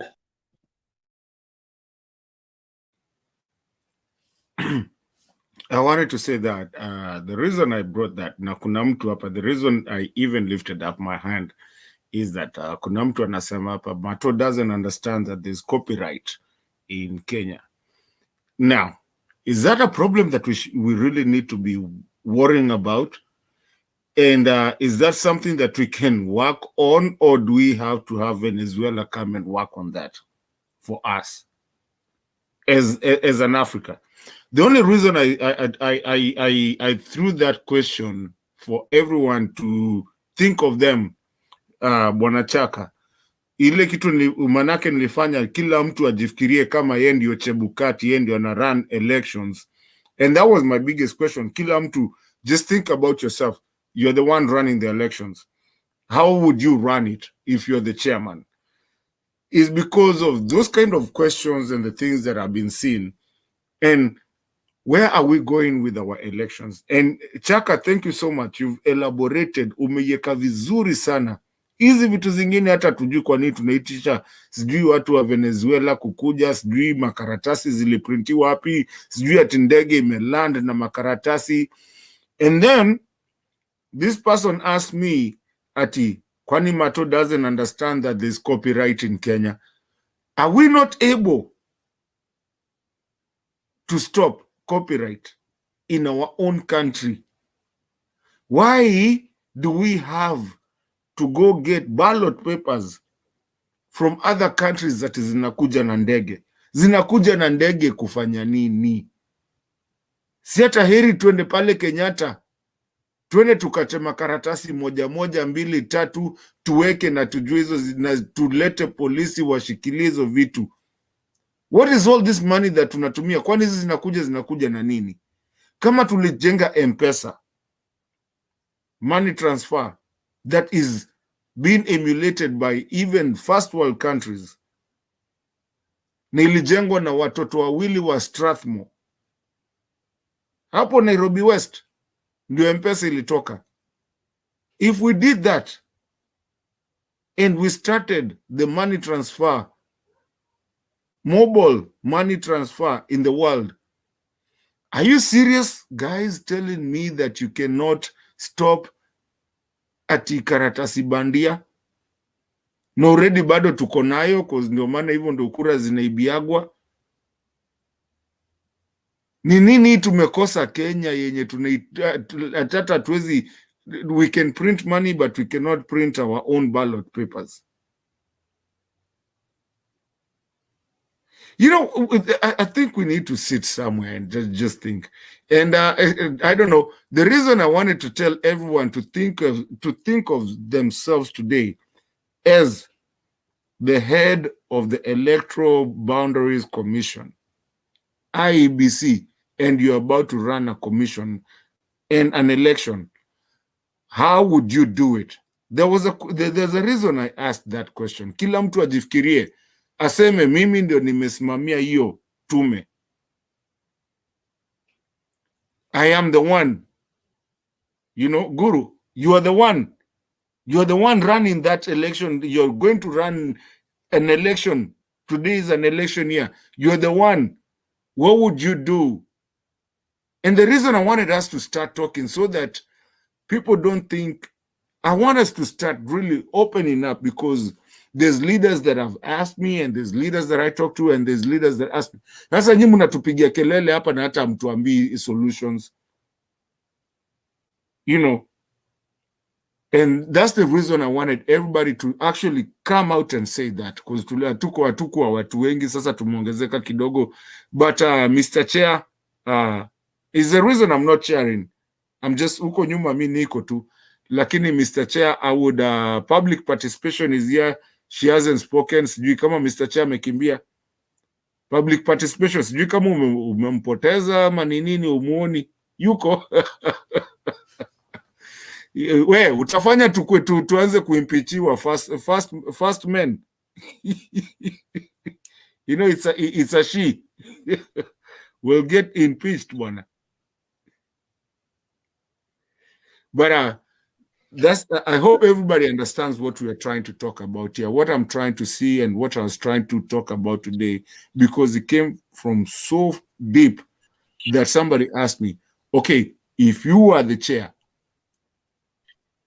how would you do? How would you want our electoral system to change? And if you remember the Akombes that had to run away. So you're the chair. What would you do to change our electoral system so that we never fight and there's no atuendi kwa makoti tena? So, Mr. Chair, I just wanted to say that public participation has been sitting here for a long time, but that is what I wanted to say. Thank you, sir. Thank you.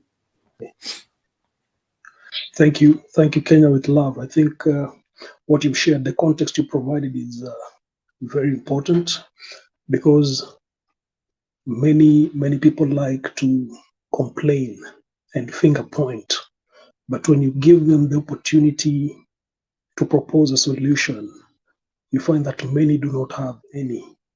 So the context in which you provided is very viable, is very apt. Public participation, welcome. You have something to share before we go to Guru. Guru will come to you. I know you had left it off at a very critical point, but let's give public participation a chance. Yeah. Hi, Kenyan is Love. Hi, Jerumani. Hi, Chakamdune, Alamkaze. Alamkaze. Guru.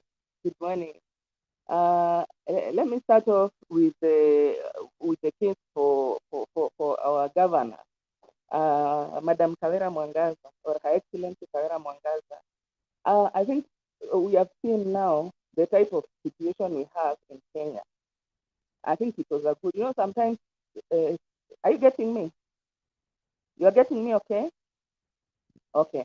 So we have come to see through Her Excellency Mwangaza the problem that you're having in Kenyan leadership, whereby once you are voted in correctly. People have voted in because of you are doing a good job and they trust you. Then somebody is coming here, they want to demand that you pay them money. Yeah. And these MCAs, I think we have seen them before, how problematic they were. There was a time the Nairobi MCAs were trying to eject the speaker, Madam Beatrice Elaji, from her office.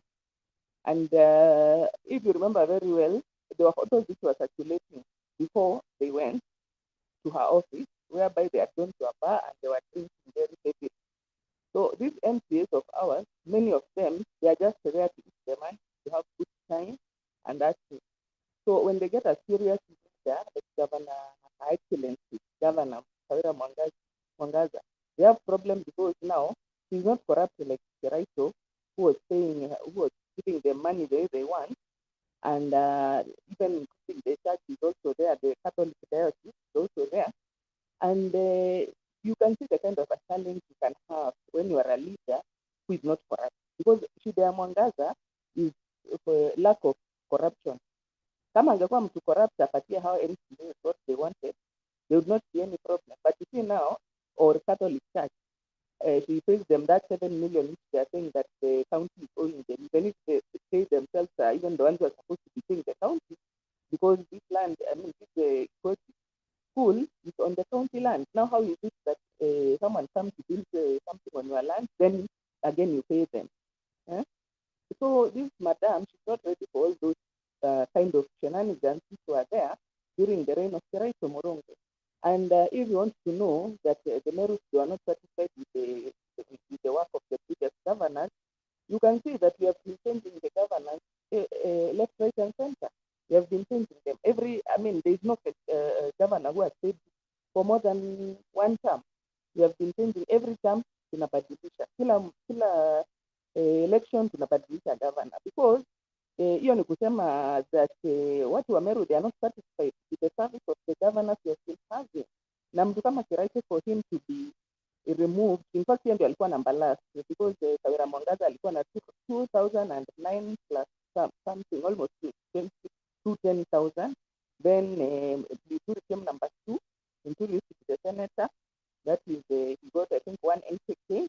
And then Kiraito, who was the incumbent, got 110. So it goes to show you that watu wa Meru hawakuwa wanataka Kiraito kabisa, meaning they were not agreeing with the way he is spending the money of the county by giving, to kind of Public participation, sauti yako iko chini, hatukupati vizuri. Mimi sikupati vizuri. Okay, Samahani. Wacha nijaribu kupata. Sasa unanipata? Kidogo hapo nakupata. Nakupata. Okay. So vile nasema huyu mama shida yake amekataa kuingizwa kwa hiyo msururu ya corruption yenye iko kwa county. Na unaona yenye sasa imekuwa hata huwezi appoint hata CC mwenye unataka mwenye mnaweza fanya naye kazi vizuri, lazima ulete CC wa various politicians. Aburi anakuja anataka uweke mtu yake. Linturi anakuja anataka mtu yake. Kiraito anataka mtu yake. Watu ya Ambacho wanataka mtu yao. Watu ya UDA wanataka mtu yao. Watu ya Kadhuri ule senator anataka uweke mtu yake kwa CC. Lakini unaweka watu kwa CC wale wenye unaweza fanya kazi nao. Sasa inakuwa kama hautaangalia interest ya kila mtu, basi utakuwa na shida. Wanataka kukuimpeach. Sasa mi nasema huu mama na ni vizuri, unajua ni vizuri hii mambo ilikuja ikatokelezea, so that we can see wale honest leaders in Kenya, honest leaders wenye wako na interest ya mwananchi at heart, ile mambo anapitia. Wewe unakuja hapo unataka kupiga kazi, unataka kuendeleza watu yako kwa sababu wamekupigia kura, na unakutana na watu wengine hapa wenye wamezoea kukula, including kanisa ya Catholic, wamezoea kukula pesa ya bure, pesa ya corruption, and then unaanza sasa kupigwa kwa sababu unasema hiyo mambo haitaendelea. Kama watu ya Meru wangekuwa kweli walikuwa nataka hiyo mambo iendelee, wangepigia the former governor Kiraito Morongo, wangekuwa wamempigia kura. Kwa nini hawakumpigia kura? In fact alikuwa number 3, number last or number 3, let's say number 3 kama kulikuwa na competitors wengine, lakini alikuwa number 3. Kwa nini? Kwa sababu watu wa Meru hawataki ile mambo iendelee vile imekuwa, ya kwamba pesa yao, una imagine kama 7 million inalipwa kwa diocese ya Meru, basi hiyo pesa inaweza fanya kazi gani? Na ndio huyo mama anasema yeye hayuko tayari kuendelea na hiyo line. Sasa kwa sababu amekataa kuendelea na hiyo line, ndio sasa MCAs wanataka kumpiga, na amesema yeye hajakataa kulipa MCAs ward fund. Vile anataka ward fund ikuwe na accountability mechanism. Structures in the law. Si ati anapeana tu pesa alafu haieleweki venye inapeanwa, haieleweki itakuwa accounted for aje. Anataka kwanza kukuwe na mikakati ya kisheria vile hiyo pesa itatumika, na vile hawa MCAs wataweza kukuwa accountable kwa hiyo pesa yenye wamepewa kwa ward fund. hiyo tu ndio inamfanya sasa akuwe yeye ni adui, akuwe yeye ni alikuwa anaitwa hata Hitler. So kwa sasa hiyo ndio maoni yangu, nitaendelea baadaye. Asante. Thank you public participation. Bwana Guru, I hope we have not lost your train of thought. Ndio, tulikuwa tunaongea mambo ya uchaguzi, hasa kuhusu the cost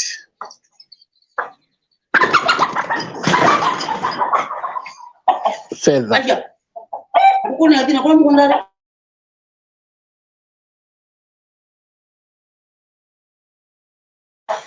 Ngoja kidogo Jerumani. No problem. Kuku kwanza.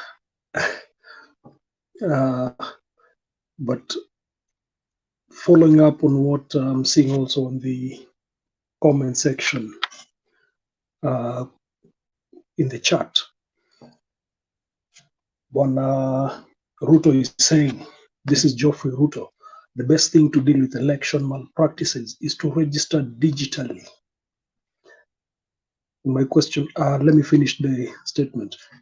Let us use something like facial recognition or our own eyes to register, the way employees in the US clock in and out. Brian Richard says, Ruto, shida ni tallying and transmission of results.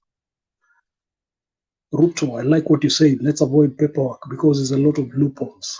Having a gadget that can only recognize an individual so as to vote, I think no one will complain. The question I'm thinking is, are we ready for digital? Because that is the other thing. Number one, my observation is that as Kenyans, we do not take our civic duties very, very seriously. If we are to have digital, we need to have some form of agitation, to have it in law.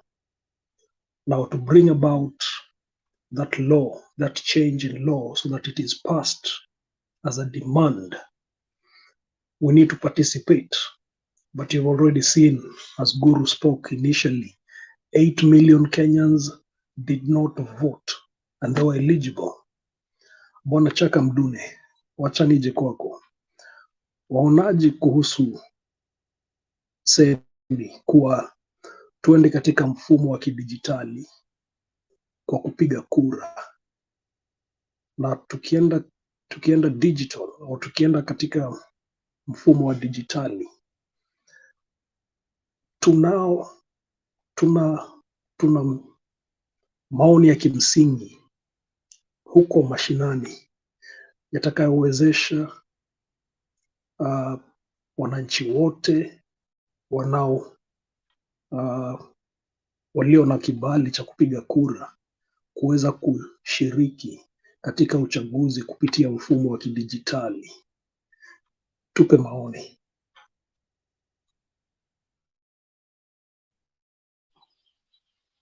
Asante sana bwana mwenyekiti. Mfumo wa kidijitali nadhani uko tayari, upo kwa sababu ndio hizo tunaziita kimskiti. So mfumo wa kidijitali mimi naukubali kwa sababu sawa, ni mpesi, ni kitu ambacho kina uharaka zaidi na pia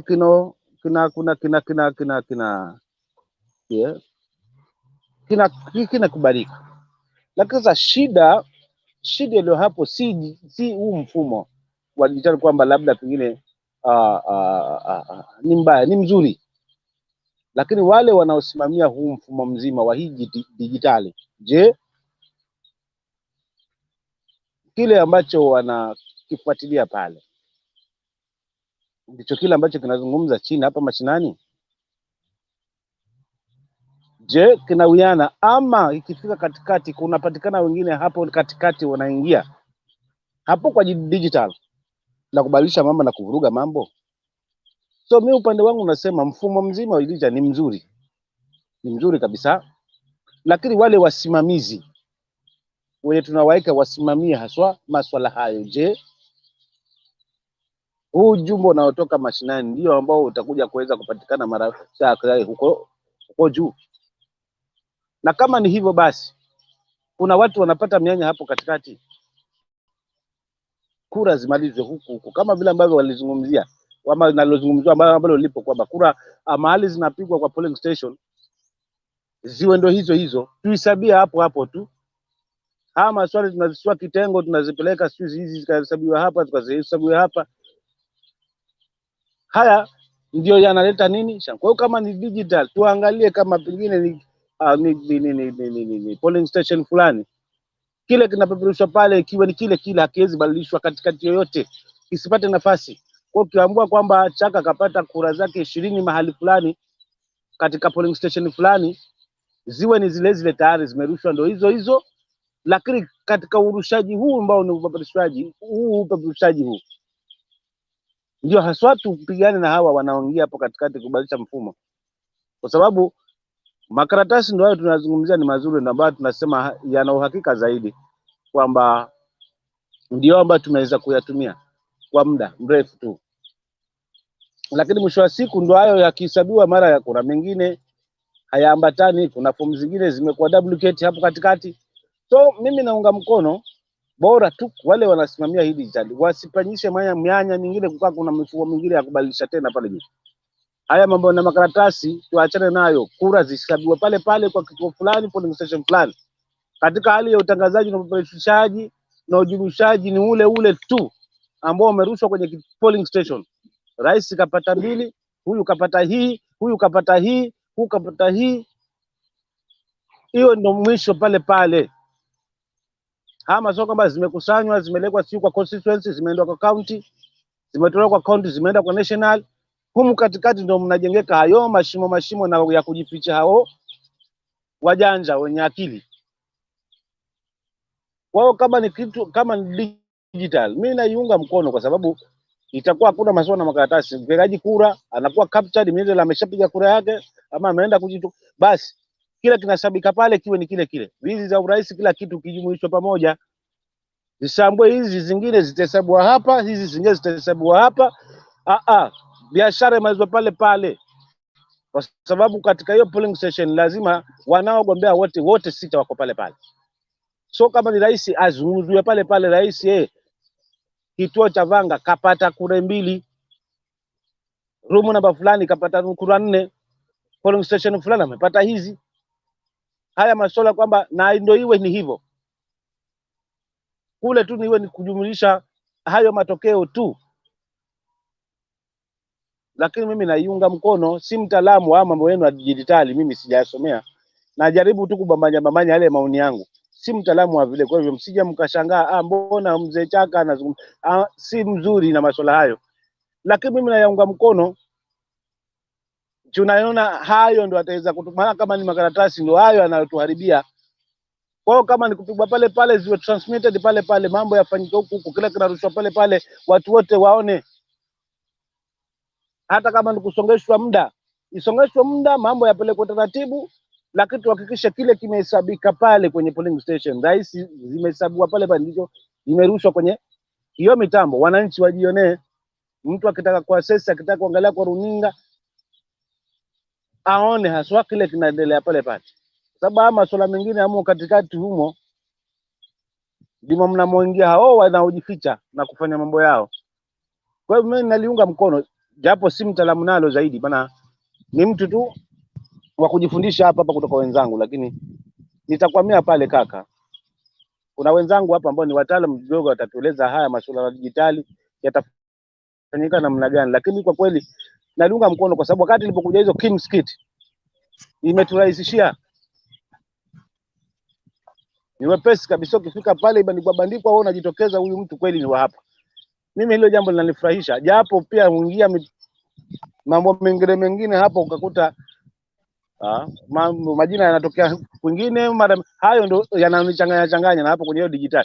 Lakini kama kutakuwa na mfumo kweli mzuri haswa na usimamizi mzuri wa hiyo digital, basi ni rahisi. Maana mimi niliingia kwa polling station, bandikwa vitambulisho vyangu, nikuchukuliwa video, ndio mimi tayari nimejitokeza, nachukua karatasi yangu naenda kupiga kura.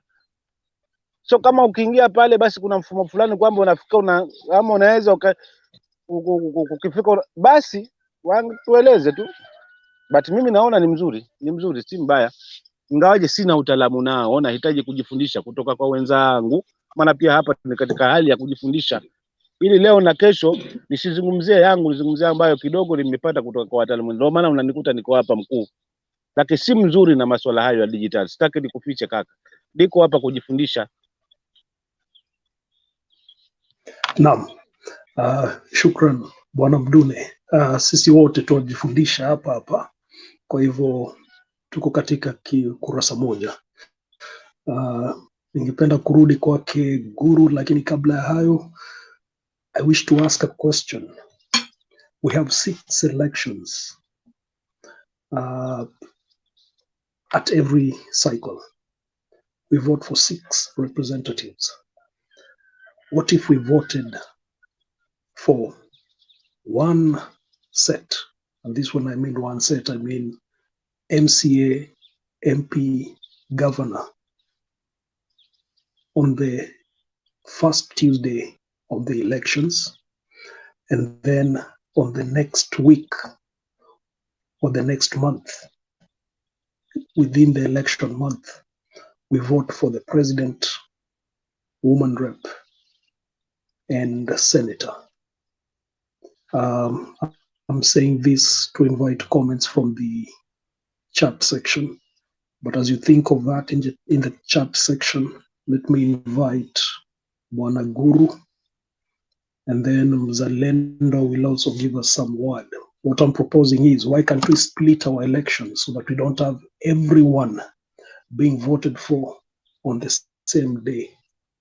We split our elections to have some group of representatives voted in one day, and on another different day, we have another group of representatives being voted for. Let me see your comments in the comment section. Bwana Guru, tuendelee. Ndio, pole kwa ile ilitokea. Kuku alikuwa ameruka, lazima ningemshika. Pole kwa hiyo. So nasema hivi,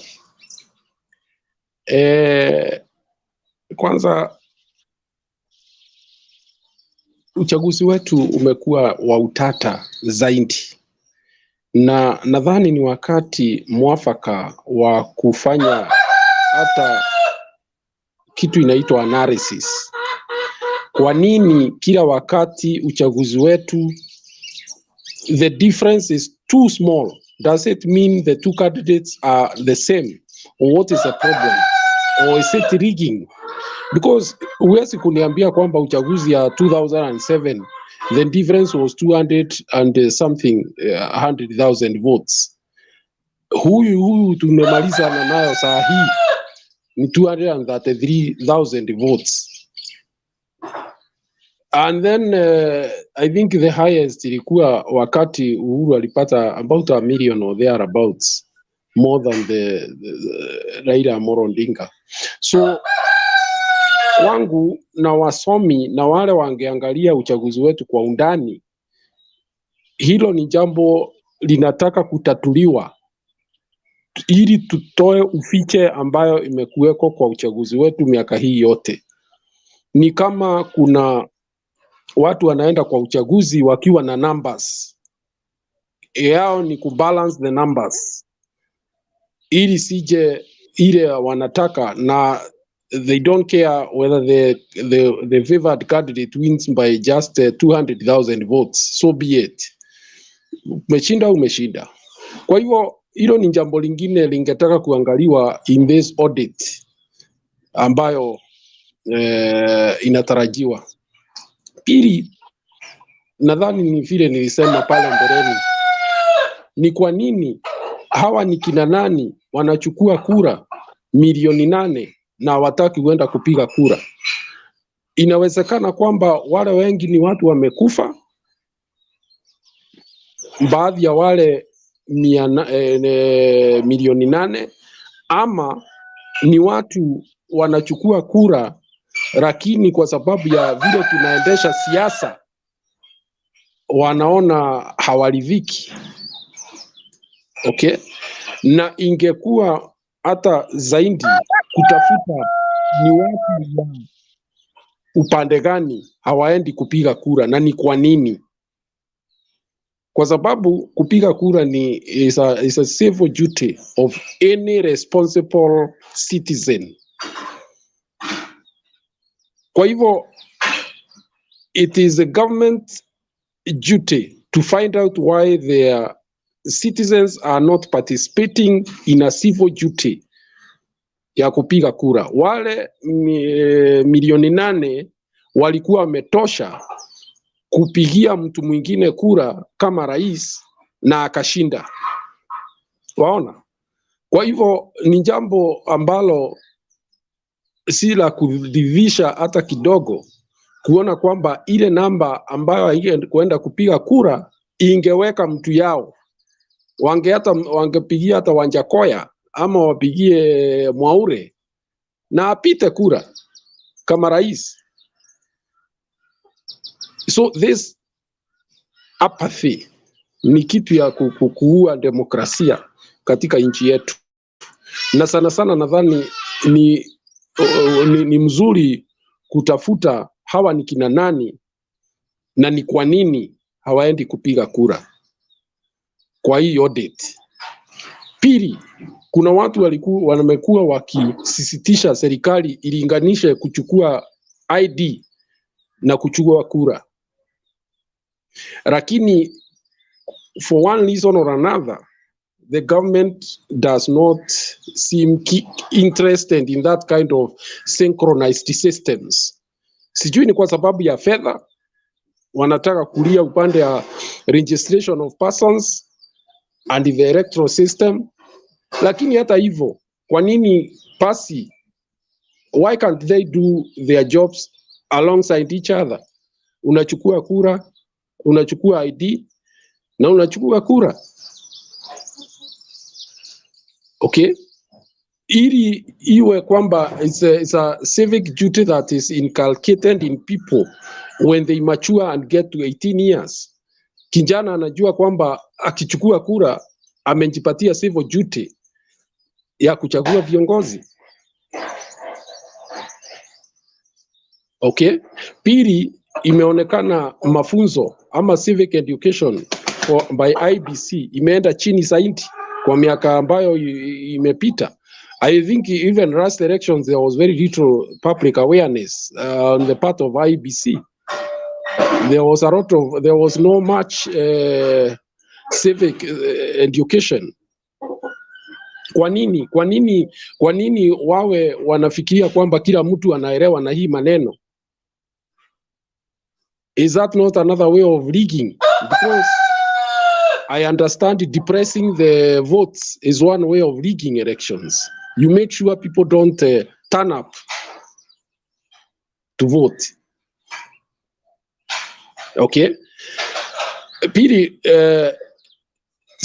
sijui kwa nini why we have to persist on the same systems that we have used over and over again. The last time tulikuwa tuna complain about company ilikuwa inaitwa Otimofo. Sijui hii wakati huu inaitwa sijui nini. Companies that have a bad reputation out there. Germany, if you are keen enough in Kenya, you would have found that there are very many youths who have given practical, technical solutions to our voting systems. Lakini hakuna mtu anataka kuwasikiza, hakuna mtu anataka kuwasikiza. Sababu ile inaangaliwa pale ni hela. Chicken gate. The other day, the former CEO was jailed. Jailed for how many years? Alikula kuku. So the main thing here, competition, inakuanga ni nani atapata ile hela, sio uchaguzi. Uwe ati uchaguzi umeandaliwa mzuri. Pili, lile jambo umesema sasa, can we disintegrate our voting to a level whereby we vote the MCA on a different day? And the ubaya ya Kenya ni kwamba hiyo imeangaliwa na watu na wengine mafikira yao ni kwamba hiyo itakuwa imefungua mwanya mkubwa sana ya kufanya ukarabati kwa uchaguzi. Kivipi? Unakuta kule kwa bwana Chaka, labda mtu anaenda kupiga kura kwa sababu ya MCA wake. Kwa hivyo isipokuwa ni MCA anataka kuenda kupigia kura, yeye hawezi kuenda kupiga kura ati juu ya rais ama senator. Kwa hivyo itakuwa hata mbaya zaidi in terms of voter turnout in some of those elections. Pili, unajua kuna hii msemo Kenya, ukiona chama ndio imeanza kupatapata viti, ni kama itakuwa wewe unaenda kupiga kura chama ambayo ishapotesha. There's a roast. So it is easier for a political party to leak and make sure they get as many MCs, as many MCAs as possible, or MPs, so that they start now bringing sentimentality on the people that sasa mnaenda kupigia mtu rais kura ambaye chama yake haina ama hata ina watu wachache sana kwa mbunge. So in Kenya, like Michael Joseph said, we have very peculiar behaviors.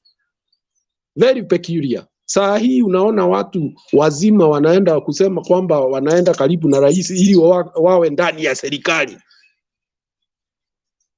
ilhali walichaguliwa na chama kingine which was not a part of the coalition, of that winning coalition. So those peculiar behaviors that we have, they can, if not handled well, they can totally distort the kind of democracy we have today.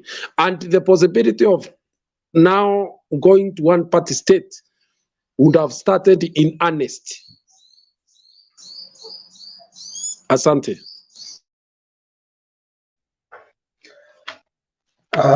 Asante Bwana Guru. Kenyan Love, I'm coming to you shortly. I'm seeing from the comment section. Let me just give quick highlights. Awino Rapemo is concerned. Why are we veered from today's topic? We are within topic, we've just expanded it. If you look at the topic scrolling, it also talks about wrapping up 2022.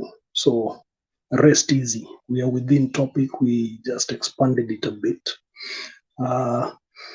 Geoffrey Ruto, I think I saw your George Onyulo. You talk about staggered elections being a bad idea. You say it will be expensive and a logistical nightmare. The easiest solution is to remove statute of limitation on electoral crimes committed by IEBC. We may require some enlightening from those who know what that is about, the statute of limitation. I don't know what it is, but I thought criminal cases or electoral offenses remain on the statute for as long as they are not covered. Finally, I'll leave it at that for now. I see Strong PK has joined us. Mzalendo, get ready. I think Kenya with Love yours is a quick rejoinder.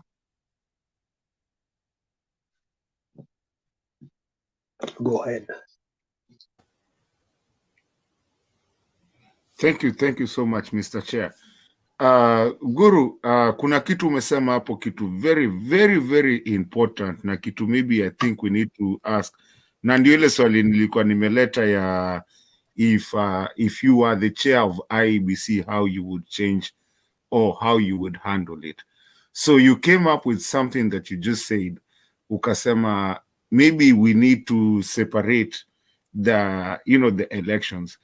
But the thing is that if we were to do that, it would mean that tufanye zikiwa so separate that hakuna voter empathy, because there comes a problem with voter empathy.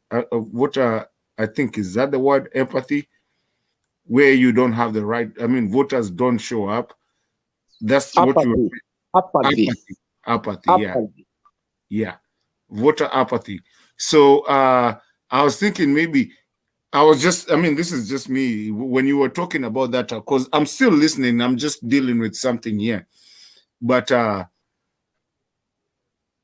about if we separated the president, the presidential, and the rest, but then we do like they do somewhere like in the United States, they do, from what I know, they have the midterms, they have the main elections.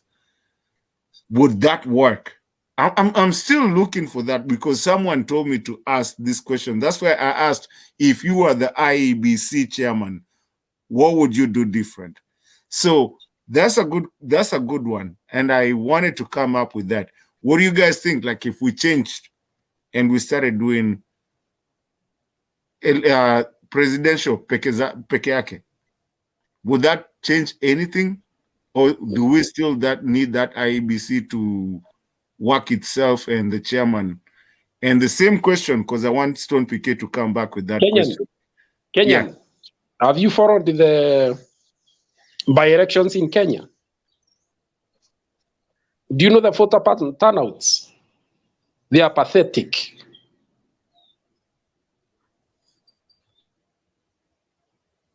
So basically, you told me that that's not going to work. Anyway, so, okay, sawa, nimekubali guru. Sawa, maybe haiwezi fanyika. But we have a problem. Na ndio maana niliambiwa niulize hii swali kwa hii group. Kila mtu aseme kama yeye angekuwa IEBC chairman, what would they think they would do different, and how would they work it out? It's a question I was asked by a politician, and a big politician. What would they do so that we don't just keep on talking, but we start making those changes? If you are the IEBC chairman, Stone PK, wacha kuniangalia na macho mbaya. If you are the IEBC chairman today, what is it that you would do, and what would you do differently? It's a question I want everybody to consider themselves an IEBC chairman. Kuna wenye washaji consider. Mr. Chair, pole sana, nimesumbua. Wacha ninyamazie hapo. No problem. I think what you're asking is very valid. As I said earlier, it's something we need to actually think about. So don't worry, I think you're within scope. So it's most welcome. Let me invite Mzalendo to speak before we invite Stone PK.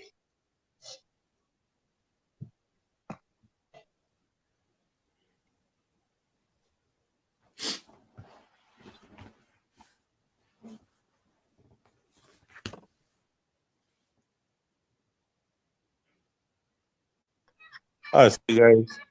Can you hear me? Can you hear me, guys? Mnanisikiza? Oh, poa. Habari zenyu? And happy holidays bana. Siku mingi. Chaka, vipi ndugu yangu bana?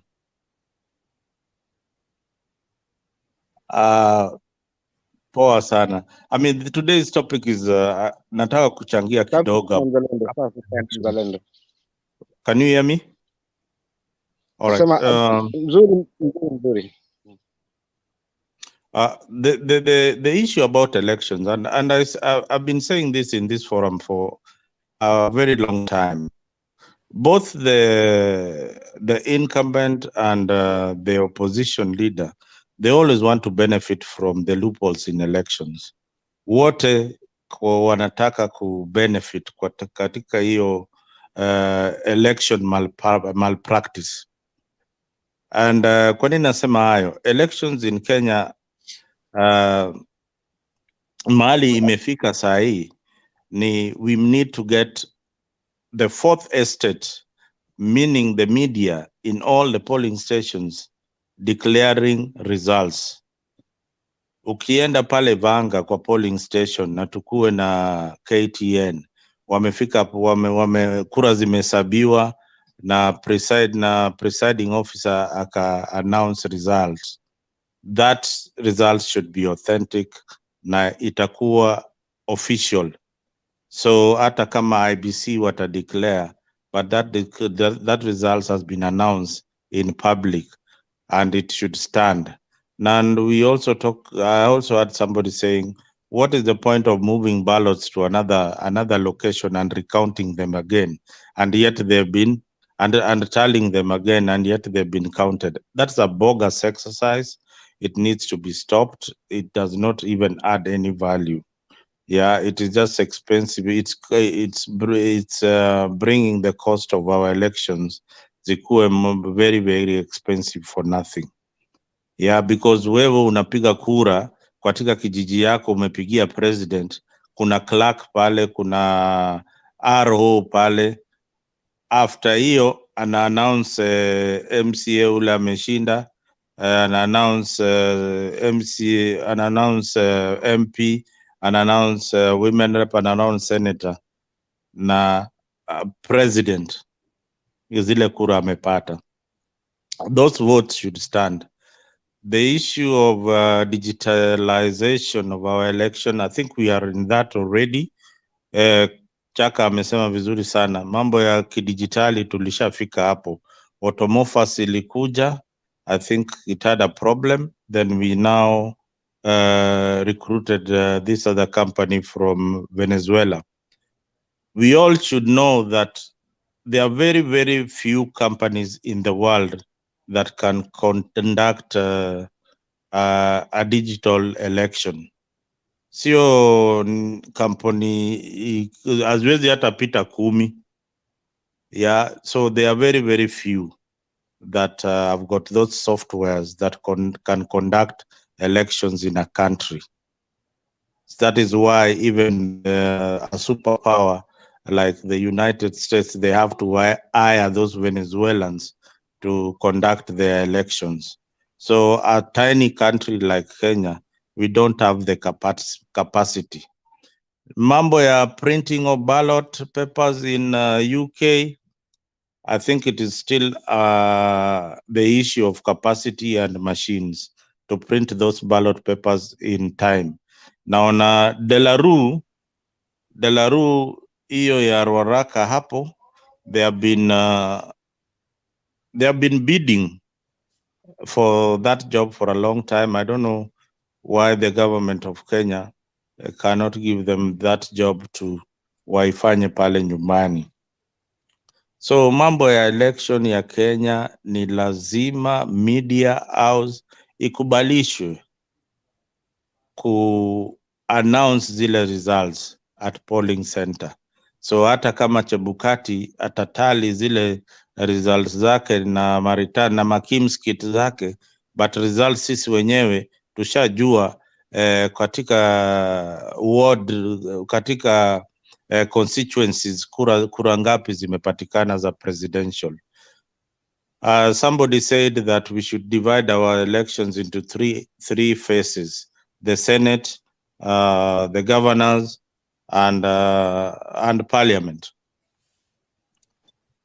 You know, we borrowed this constitution from America here, but we don't implement it the way it's supposed to be implemented. This constitution was actually a copy paste of the American system. We have the Senate, we have ile kitu iliongezeka hapo ni MCAs tu peke yake, but wako na Senate na wako na governors na wako na parliament, Congress. But their elections are in different, their midterms elections and then there is the presidential election after some time. The only thing I think we should look into is that our legislators, they stay in office for a very long time. 5 years is a long time. And hiyo ndio shida ile iko kubwa hapo sana. Ukiweka mtu kwa ofisi kwa miaka 5, hizo ni mingi sana. Kama ni mwizi atakaa hapo miaka 5, you have to wait and tolerate this thief for 5 years. They should at least, MPs should stay for 2 years or a maximum of 3 years. Then wanatolewa so that tukuwe na cycle of good leaders coming in and out. And what else? The issue of by-elections. If, for example, in Rift Valley, Ruto alichukua kura zote, karibu wako na senator na wako na nani pale, na chama yake ndio the dominant party in that county. If there is a by-election, there should not be anything called a by-election. The party that is dominant in a particular area should appoint ule, kama ni senator amehaga, hiyo chama inafaa kupatiwa hiyo jukumu ya kuchagua mtu mwingine bila kuenda uchaguzi. Unaelewa? These are the things that are bringing a lot of cost in our elections, which are unnecessary in the name of democracy, and yet we are mark timing in the issues of democracy. Ni hayo tu ndio niko nayo kwa sasa.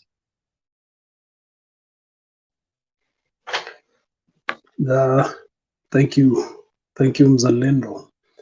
I see Kenya with Love, you've raised your hand. I don't know if it's regarding what Mzalendo said or it's different. I want to move to Stone PK, but Kenya with Love, take the cue and then we go to Stone PK. I just wanted to to correct Mzalendo a little bit. Look,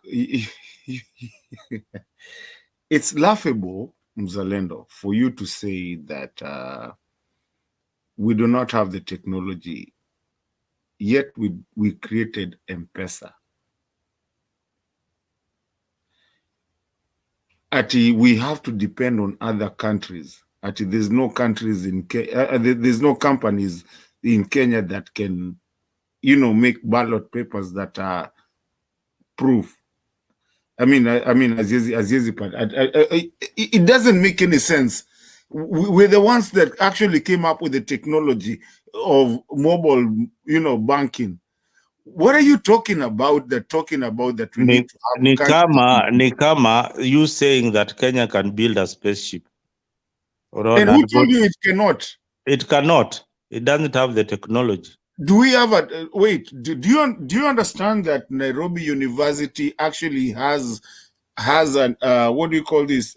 If anybody can tell me, boss, jenga bridge kwanza, bridge peke yake. Wacha kumambo mingi unaniambia. What are you talking? We're the ones that does that. We guy, wewe unajua umedharau Kenya na barabara na toothpick. Usizitoe China. Mugoya walikuwa kijenga nini? Mugoya ni kampuni ya nani? First of all, do you know Nairobi University has a satellite roaming up there. Ni kadogo, sika kawalo wengine. Do you know that they launched a satellite? Do you actually know that? Do you know how you get your route home, like in GPS, inatokaga wapi? Do you really know? Do you know why people are going to the moon? Do you know ama unadhani ni safari tu ya kupiga round? Mr. Chair, sorry, mine was interjection nikimwambia tu that we are very capable of printing papers, election papers, because we did we even did the M-Pesa, and the world reveres us for that. Even where we live, sometimes there's Cash App. Cash App came from M-Pesa. It came from don't look down on our country, because the technology and the ability of those people. And let me tell you, the one thing I'll tell you, and I've never try to say anything. But I can tell you, most of the skyscrapers, most of engineering things that are done outside the country, you will find Kenyans in them. The problem is, Kenyans, you don't take care of your own. Kuna watu huku wanaishi huku mbali wamefanya hizo vitu zenye unasemanga haziwezi fanyika Kenya, but ni wa Kenya ndio wanafanya. So even the doctors, it's just that the mentality that you have, mzalendo, once you change it, then you will bring back those people that Tomboya sent out there when he started. Bring them back and you will realize what potential Kenya has, because you will walk out somewhere in this world zenye unasema hii huko ndo hao ndo wanaweza fanya, and what you're getting is actually made by a Kenyan outside there. Mr. Chair, sorry, I just had to counter that. I'm sorry. No problem. I think Kenya is capable of many things. Where we fail, I think, is in what we are trying to uncover now. Bwana Stone PK, I'm sure you've listened to the conversation for some time now. Pick any starting point for your entry.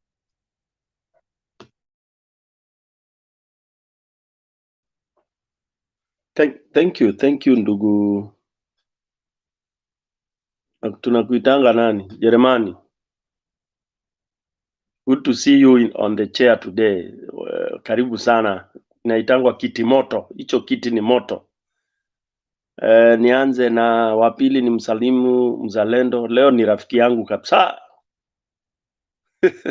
Leo mzalendo, umekuwa mzalendo, umekuwa mtu sasa ambaye kwa kweli unaangalia nini. Hiyo siku zingine unapiganga siasa opposite.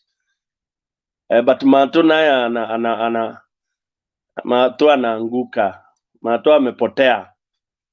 What mzalendo, let me begin with that, and before I bring in my points, because what mzalendo has been saying, and then Mato counter. Mato is so passionate about this country, he doesn't see when the country is getting into useless path. Bado yeye amekuama pale tu. One place I would maybe I would disagree, not disagree, but I would really try to bring up from what Mzalendo has said, as far as our technology is concerned. We are Mzalendo, like any other Kenyan, is shying away from the disease, the cause of why are we not able to build bridges. In fact, Mzalendo, let me tell you, I'm one person who gave a speech somewhere in Nairobi, and there were so many architects, engineers, and all that, and I vilified them. I'm not an engineer myself, but I've lived in that country long enough to tell that they have gone to school, they all the degrees, but somewhere, somehow, they refuse to. But I discovered what it is. I did a 15 minutes presentation, and I just said, it has taken so long for Kenya to ever build a road that can be called a road until China came. Nikauliza hizo degree zote, nikizaliwa ma engineers walikuwa wale walikuwa mbele yangu, yani walikuwa hawajafundishwa kutengeza barabara, karibu ni wawe huko. But it was a simple question. You guys, mumekuja kufunzwa kutengeza barabara na Mchina. I had gotten that very shameful question when I attended another seminar in Tanzania. Watanzania huwa hawana aibu. Ukiwa wewe ni mrogi anakuita wewe ni mrogi kaka. Sasa Mtanzania, kuna Mtanzania engineer very senior alisema, lakini sasa ni marehemu Magufuli, alisema amepeana siku 7. Wale wote wanasema wana madigrii ya engineering na nini, siku 7 waende waamushe matreni yote yale yamekwama kila mahali, because Tanzania had the biggest number of railheads, Akamwambia nawapatia 7 days, otherwise you revoke all of them. They started wanapiga kelele the way you talk, and then watu they murmured in the media. He said ni kweli, siku 7 mniambie. Na akasema mimi hamna ndururu nitatoa kuimport vichwa vya nini vya reli, ati mnasema tuanze electrical nini na nini, kuna hizi amsheni hizi kwanza ziwe matatu kama nyinyi ni maengineer. I mean he gave them a challenge. Akauliza, Mchina ndiye amekuja akaonyesha kwamba si lazima ubomoe manyumba ya watu ndio uinue utengeneze barabara. He came with a very simple theory. You can go up or down. Now washenzi wetu, ma ministers na nini, they come to the US, wanaenda wapi, and they never learn.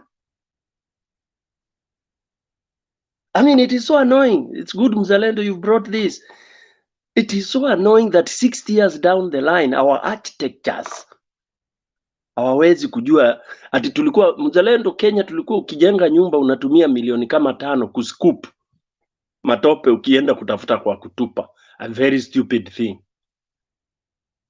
Ati you spend 3 million if you are jengering a 5 or 4 bedroom house in wherever, ati una hiyo kuscoop na kuweka kwa malori uende ukatupe. Mchina alikuja akasema, what is this nonsense you are doing? What is this nonsense? So truly, let's say, if we know how to do this, then we are too corrupt to accept it to work the right way. So we pretend atunyiti ndio tupate pesa. So corruption reigns at most, ndio number 1. So until we will accept, and I've always challenged, even on this panel, huwa na hesabu zingine tuko watu 10. How many of these 10 are not corrupt? I always say Kenyans, our first name is corruption. Corrupt. Manake tumeibatiza jina haitangwi corruption. Inaambia Son PK ni mnoma, he works very hard. Unauliza Son PK udu job gani? Mazee ni hustler bana. Hata usiulize story mawabu, achana na story za Stone PK. Ala, sasa, you don't want me to ask how Stone PK is making his money? Ndiya motivate wengine. It's in Kenya whereby every civil servant, na mimi nasemanga hii, is corrupt. It is in Kenya where you are praised by being a thief. So you are an engineer, very, very qualified, nini, but anything you are designing for it to either fail or create so much margin so that you have your money, so that you eat. SGR the same. So nikikuja haraka nikisupport mzalendo na nikikosoa mzalendo, kumsupport na kukosoa, it is not true that we cannot manage to do elections electronically. Mzalendo, the way our universities run, the simple mechanism, the system is advanced enough. I mean, it only needs to be, revamped, and you'll have it. You'll be able to peperusha results from anywhere. But we simply don't want to do it. And I think you've said it in your introduction, that the politicians, because of their corrupt nature, mtu ananyamaza ikae hivyo ndiye apenye hapo. And that's why, Mzalendo, I'm so happy today you have almost admitted in another way that your government is corrupt, is not legitimate, because they used that system to usurp whatever would have been done. Quickly, let me come to elections. Whether you scatter what is sasa MCAs kuyao nini, in fact we'll be looking so stupid. 60 years tumejaribu systems. Nothing will work because systems are run by people. Which digital system will not bring you Kamako, or whoever, unamuita nani, Kamanga of Venezuela?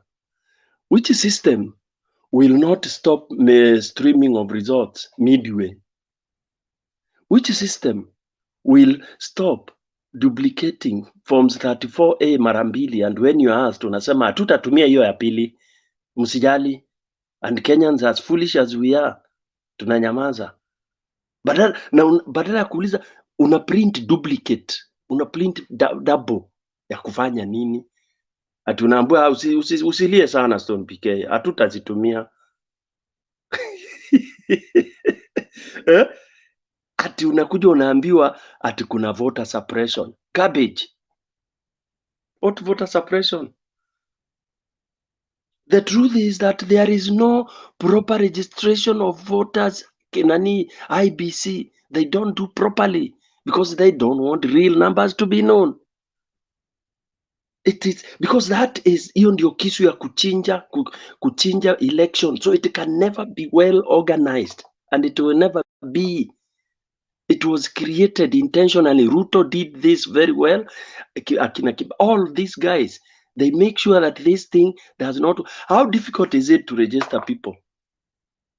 And then you come and say there are 8 million who don't want. How people will never register if they know, for example, whatever they are registering for is just useless. You are being used as a rubber stamp, and you are not going to, your vote is not going to matter.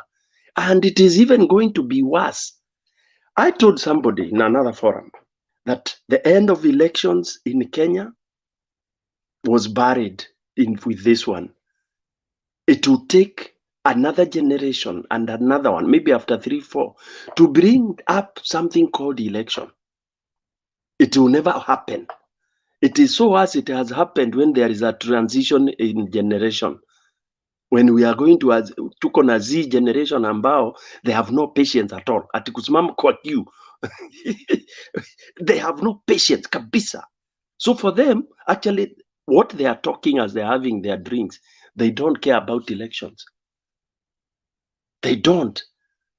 Imagine a 25-year-old ukimuuliza MC wako ni nani ajui, MP ni nani ajui, president anaanza kuuliza, by the way, did Ruto win or Raila? What happened? That's a Kenyan. So, and then we do so much to disorient them further, to make them even feel like it is useless to even try to think about election. So quickly, ndio wengine waongee. Our system, election system, is designed to fail, so that when it fails, somebody takes advantage of it. That is basic. Whether we debate here, whether we bring panels, we bring sijui nani, we do committees to investigate as to why. Do like 10 committees, each committee investigating the other. When you have people with the kipara like Chebukati, somebody going sleeping and then anakuja na full scarf ameandika results na kalamu ya mate, ya pen, na announce, anaulizwa una announce nini, anasema I'm announcing the results, I'm the chairman. You will never get it. Okay, so our system is there by choice, and that is why we should never think of elections anytime in the near future. Number 2, what is the objective? We keep on saying democracy, Kenyan democracy. I really feel ashamed when I hear people saying, which democracy? A democracy that does not support a credible choice of leaders? We call it democracy? Can we look for another word? Let's look for another word. Or we delete election, then tuweke hizo zingine, freedom of expression and all that. But you express whatever you want to express, and it all goes to deaf ears. Okay? Yes, you can stand here and insult Ruto the way you want, insult Uhuru the way you want, insult Raila the way you want. Yeah, then let's call that democracy. But then, because it does not support choice of people, because democracy is called it's the rule of the people, for the people, by the people. If it doesn't support that tenet number 1, then tuitafutie jina ingine na tuache kuita democracy. Lastly,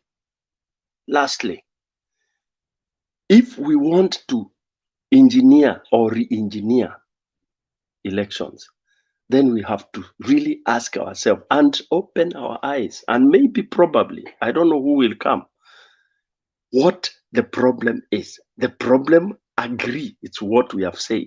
People are corrupt, They are designing it to fail, and nobody would want that. Then lastly, Muzalendo's point, if we want to resuscitate election, then let any media, all the medias flock into those polling stations now and announce these results. Don't restrict at one media, two media, any credible media. Credible meaning what? We know them. All the major medias. Allow 5 of them.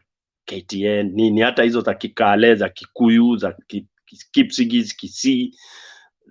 Let them do it. They announce, screen it, and then they even call out, like the way they do in the US. They say, Vaite Morome Radio, we are calling Mwangaza has won as of now. And then wanaeka hako kaweva. Then IBC should not encourage maneno ya tallying. Hiyo ni nonsense. Votes ikihesabiwa kwa polling station, and that is what is in the constitution. That's final. So if it's final, why are you having back office? That's why I was saying we should have banned that bombers. The back office was to do what? Then the servers.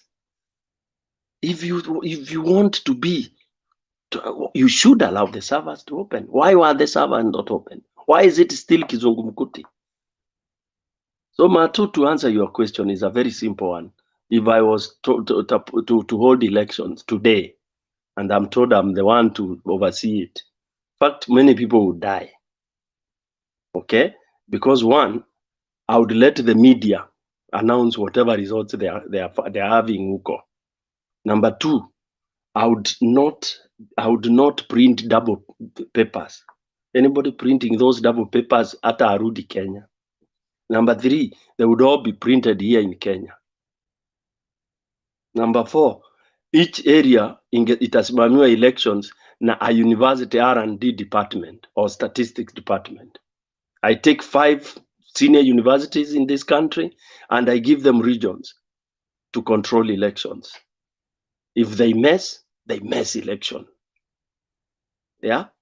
Those departments, statistics, R&D and all that, research and development people, we charge those professors to do that. That is how I would run this election. And I would count one as one. Where you don't count one as one, I don't announce. Yeah, simple as that. And I would not go to cook results and then say I was resting. Who rests when Kenya is about to ban? It was idiotic that you are resting in your house. Kumbe ulikuwa under house arrest, umeshikiwa bunduki, unaambiwa ukisema anything else utanini. So that is what I would do, Bwana Mato. Thank you, Mzalendo, and everybody else. So let's not even dream of elections unless we do that drastic, radical change to call a spade, and to agree that democracy is when you are able to be allowed to elect and count the votes the way they are supposed to be counted. Thank you. Thank you, Bwana Stone PK. And one of the radical suggestions that I proposed was to disband the current IEBC. I'm still waiting for someone to comment on that. I want to come to Bwana Guru, but Mama Mary Wainaina has been there for some time. I don't know if she had some additional points to make. Meanwhile, I'm seeing from the comment section that money seems to be a big thing in the Kenyan election. And my quick thoughts is, what if we establish a whistleblower fund for this purpose? Anyone who spots some mishappenings in the elections. You blow to who? I'm coming there. Anyone who spots mishappenings in the election system, in the election process, is going to blow the whistle. The question is, blow to who? But let me finish on the fund. So if we have 50 40-something billion shillings that we spend on elections. We say the whistleblower fund is about 4 billion shillings.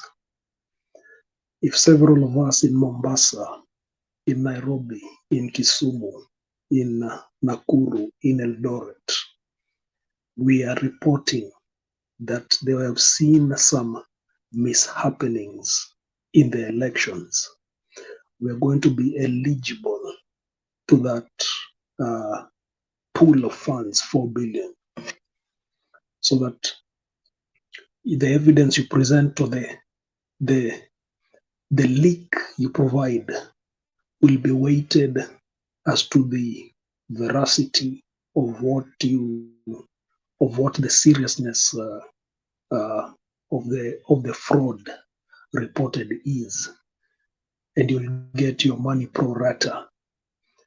Incentivize people by giving some pool of funds to deter or to provide whistleblowing mechanism. Whom do we whistleblow to? We have people we normally call observer teams. Can we have them take responsibility to collect evidence or whistleblower evidence on our behalf as part of the electioneering process? Mama Mary Wainaina, are you available?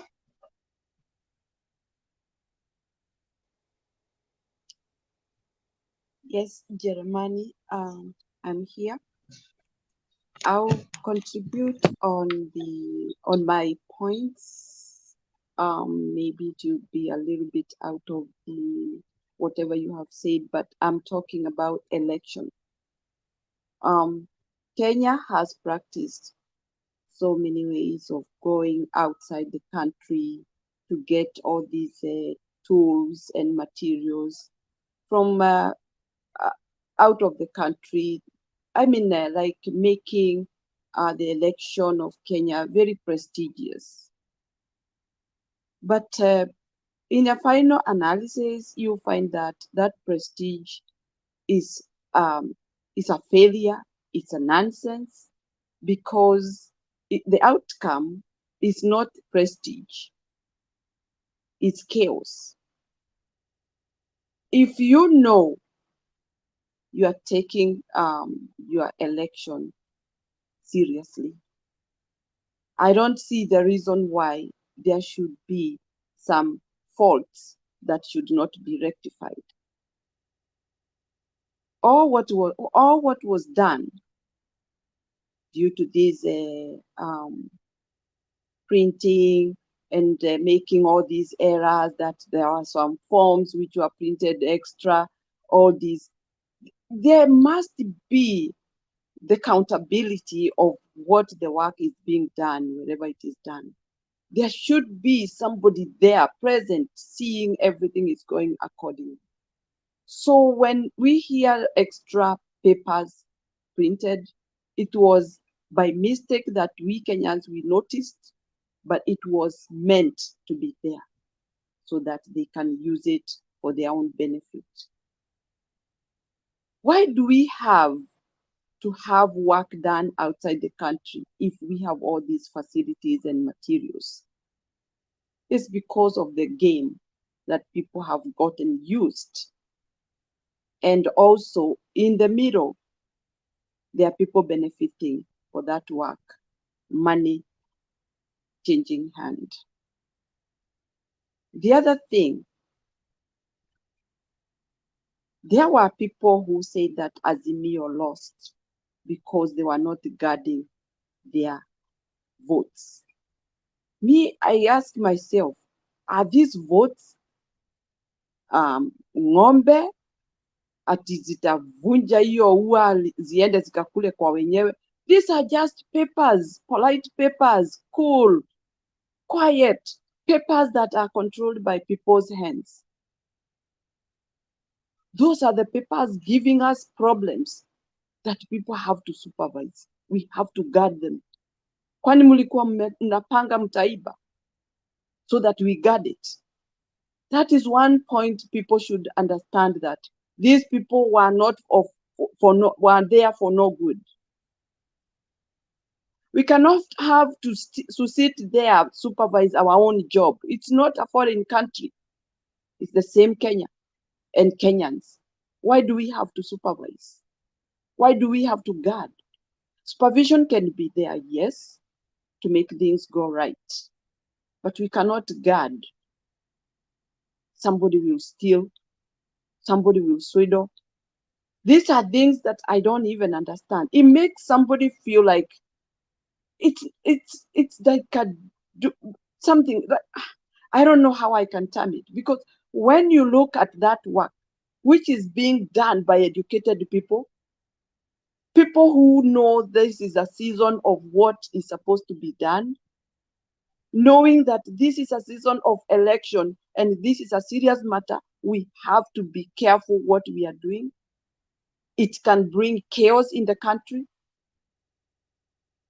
This is where everything is supposed to be done smart and clean, and nobody should be involved doing dubious stuff. So guarding, it means that we are not sure of each other. We have no security of our jobs that we are doing in Kenya, or anything that is going on in Kenya. You have to guard it. Why? Are we all thieves? It's a matter of time that we come to understand that what we are doing is wrong, and we have to change the game. We have to change the way election is held. You see, like those people who are elected, they have to travel. After election, they have to travel, go to New York. You see them on the street carrying paper bags. They are doing shopping, laughing, enjoying their life. This is my question. How many people have seen delegates coming from America going to Kenya, and you see them on Rudhure Avenue or Kenyatta Avenue doing shopping? And you Kenyans, you are emulating yourself as American. You have taken Constitution, you are making Constitution as for America, you are putting things to look like for America, but the behavior of you guys, Kenyans, you politicians from Kenya, does not match with what you are trying to make yourself look like. The other thing I want to say is that in America, these farmers, you see that they farm their farms. If meteorological makes a mistake, never inform the farmers in the right way how the season will be, how the weather will be, I'm telling you, believe me or not, they'll pay for that if the crop goes bad, if crop doesn't grow, if there is a weather that will affect their crop and they were not involved, they were not informed. They'll pay for it. Look at Kenya. Farmers have got their harvests in their granary, in their stores, roasting. And instead, the government doesn't want to buy that good harvest that farmers in Kenya have kept in their store, waiting to, to receive a payment so that they can enjoy their life after that hard work. Instead, slap on the face. They import same kind of food from outside. What does that show? Are you still imitating Americans? Is that the life of Kenyans? What does that show? What picture do we get from that government? Where do these farmers go? What do they do with their crop? Everybody who does even business, you want to yield profit out of it. You did not bring it there for display. You brought it there to sell and then bring a new one. The same thing to the farmers. They want to grow crop, harvest, sell, and grow another one. But it can't remain in the granary and then they grow another one. Where will they keep the other one? That's the fail of our country. IEBC, I come to the election. IEBC, it's a custody of good information is the result after the hard work of those people in the field, and then you report the good work that has been done in the field. So IBC should not have a different information as from where it originated. It should be running simultaneously until the end. The MCA that has won, fair and free, should be announced. The senator the same, woman rep the same. President votes should be announced that location and should be the same number that you read in IBC office. What is the big deal of IBC? The work has been already been done, made easy for him. It's just taking the figures and put them together. What's the big deal there? The problem we have is what we had been singing, corruption. Because how comes that the 5 from Kericho, 10 from Kiambu, whatever, all these counties, what is the big deal sitting down and calculating and even being helped by your office colleagues to make that figure count and then announce? There will be no fight, for heaven's sake, if this is done in the open. The fight erupts because of this fishiness that people are doing in the darkness. That's where chaos comes from. And if investigated, everything emanates from that darkness that people do, meeting in darkness to do just changes of the figures. That's where problems emanate. So Kenya, there is nothing hard. I am a woman and I know I can sit in an office and I know I can do all those tabulations and get the answer correct and announce the correct thing. Where would the fight come from? If that numbers are in the open, they are on the TV as they were being shown, and they continue like that, nobody changing. That's how Americans do. Has there been any fight? Because they see there is fair and free election. They don't need people from anywhere. They don't need mathematicians to do that. Even other people sitting in their house, they can tell, oh, so-and-so is winning. And there's no bitterness. It will be just for a few minutes and it is done. Now, Kenya, many people are sick. And they are seriously sick with a reasonable thing because they were not respected. There is no doubt there was the real winner. IBC is not a big office that cannot do their job diligently. It's an office that is respected and expected to give the correct information, the right time, to the right person, and the game is over, and people rejoice. What we are going through now is because it was not done correctly. The election was stolen, and people believe that, and that remains the truth. That is why people are not happy. That is why people cannot let it go. That's why people are bitter and sick, because things were done the other way around. Why can't you do the right thing? Chebukati, wherever he is, he knows he did something criminal. And that is something that somebody ought to pay for, if need be, if the country wants.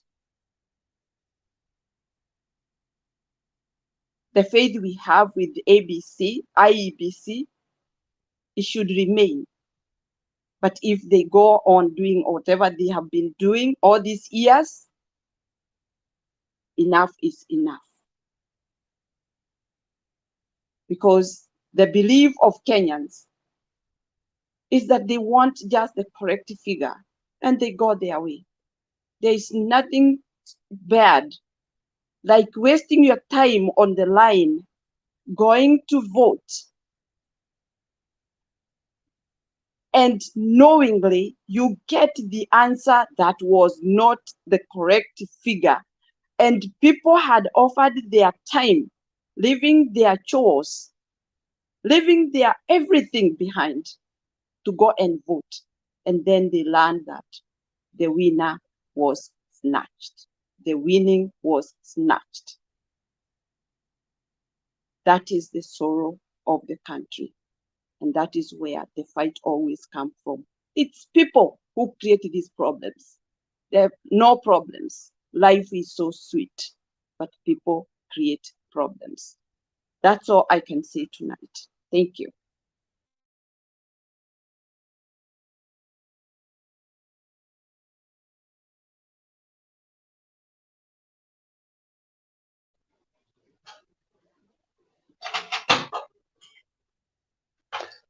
Thank you, Mama Mary Wainaina.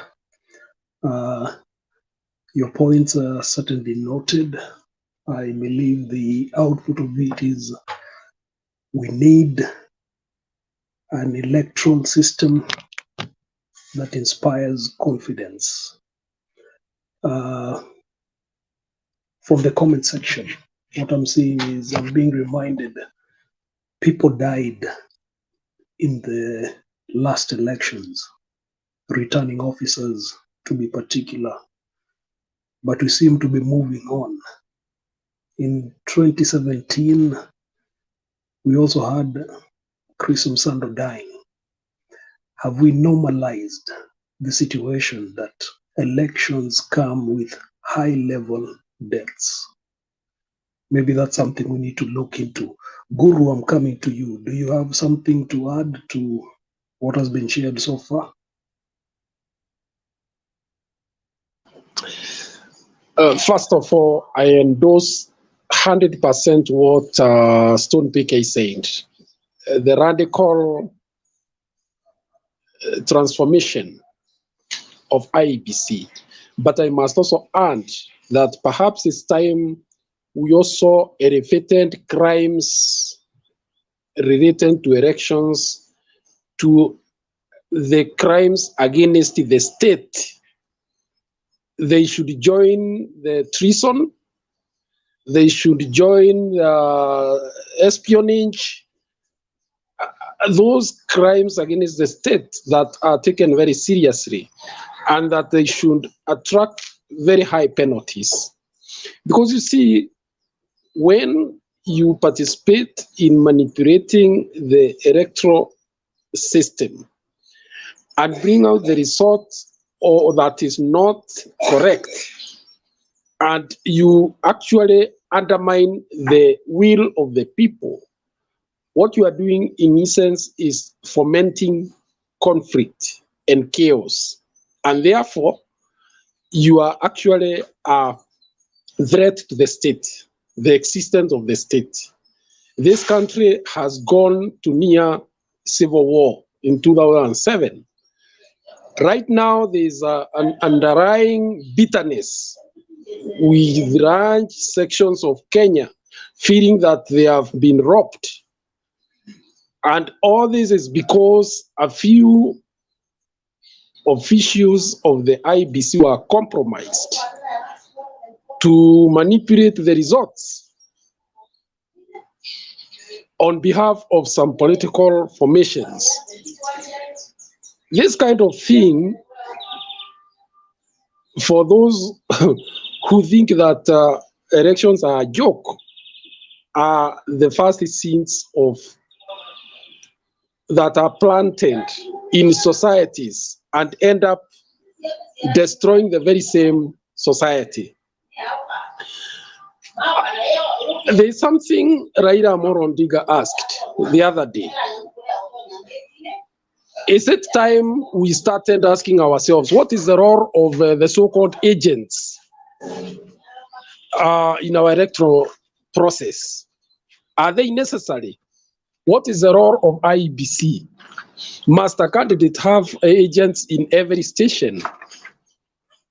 And then, if that is the case, what are they paid to do? Look at it this way. We are having sometimes even up to 20 parties.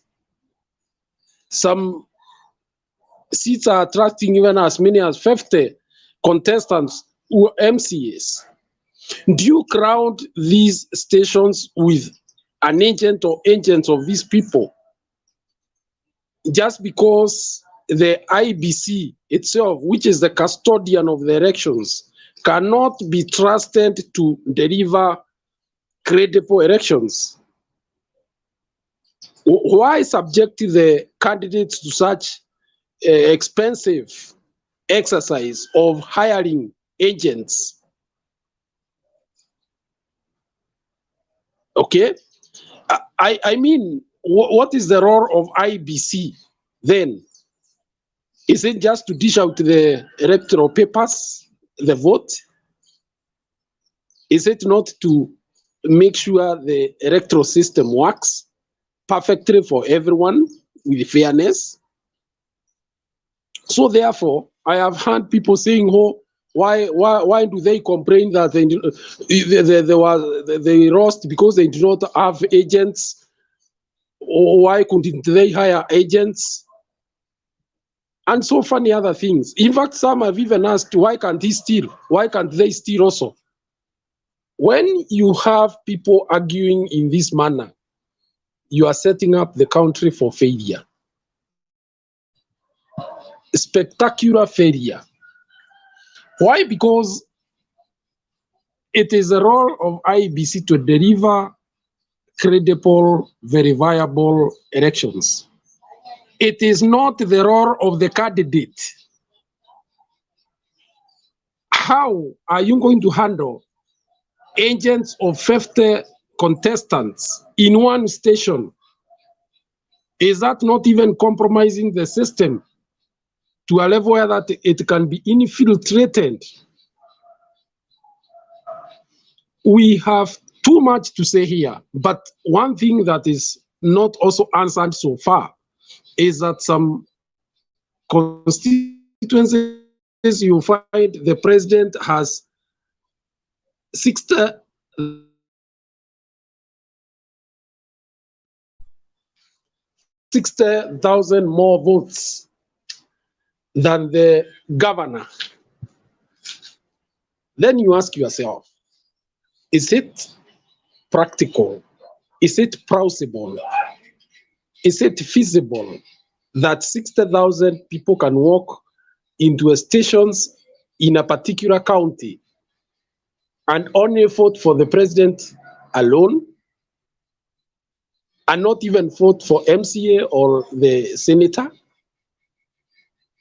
Is it not time to hold accountable the returning officers in this area to say where these other votes go to? Because the issue is that when you enter a polling station, you are given 6 ballots. Why do we want to escape responsibility like PK asked. Who will answer these questions? Why do we want to persist to do the wrong which has been carried over the years?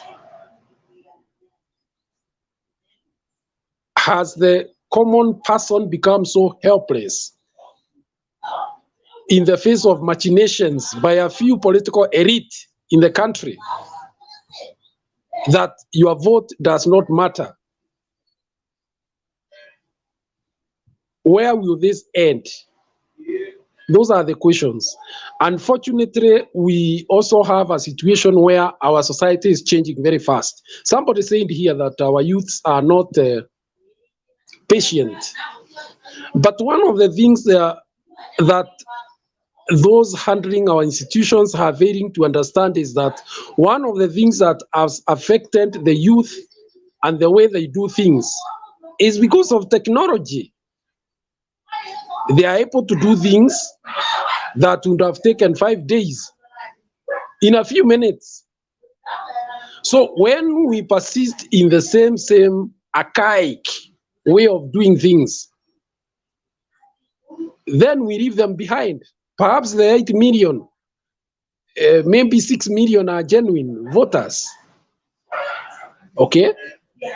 Why can't we find a system where you use the electronic system to vote? After all, our identification numbers, ID numbers, are unique. Nobody has a number of another one. On that one, I think the government is very right. Your number, your ID number is unique to yourself. What is this nonsense of people going to line up for 6 hours? If we can trust money can travel through the air, through M-Pesa systems and Airtel money, why can't we trust that if you log in your ID number or a certain identifier can't, you can't vote for your president, at least the president? I think there is a conspiracy of some politicians here to make sure they stay in power regardless of what the people want. And it is a sad situation, very, very sad. We've reached a level of technology that today, I think Mzalendo is still here, that Kenyan youth are up there in terms of technological innovation. That one is, there is no doubt about it. There is no doubt about it. In fact, Kenya has capability of coming up with its own unique electoral systems. But there is no political goodwill. There is no political goodwill. We cannot persist to do things the same old way. Stone PK, you remember the day you would go and stand as number 50 waiting in a booth. Unless somebody is waiting for the girlfriend to call back and refuses to leave the booth, because if he leaves the booth, the date is gone. Is that the way we are going to run even electoral systems? Where you carry papers upon papers? Why? Why? If we are today doing electronic banking, why can't we borrow the best systems from those that we borrow from? Because we seem to select every borrow. In fact, people say that we do electronic system of voting. No, we are manual. The only thing that is electronic is transmission, which brings controversy. Why can't we have a system where when you log in and put your vote, it registers in a common center that Stone PK has voted, ID number this, and has voted for so and so? and the tally, it just automatically updates itself. I mean, what we are doing here, we are not being genuine with ourselves. The youth, we are leaving the youth behind because those who have been there before and we are aging, we want to do things the same way. We don't want to allow changes because we have a hidden agenda. There is a lot of shenanigans that happens in the polling stations. If PK can tell you, there is one situation. Yes. If you get to a good stopping point, where not that you finish your conversation, but yes. I wanted to play something. I was trying to play something that will support what you're saying.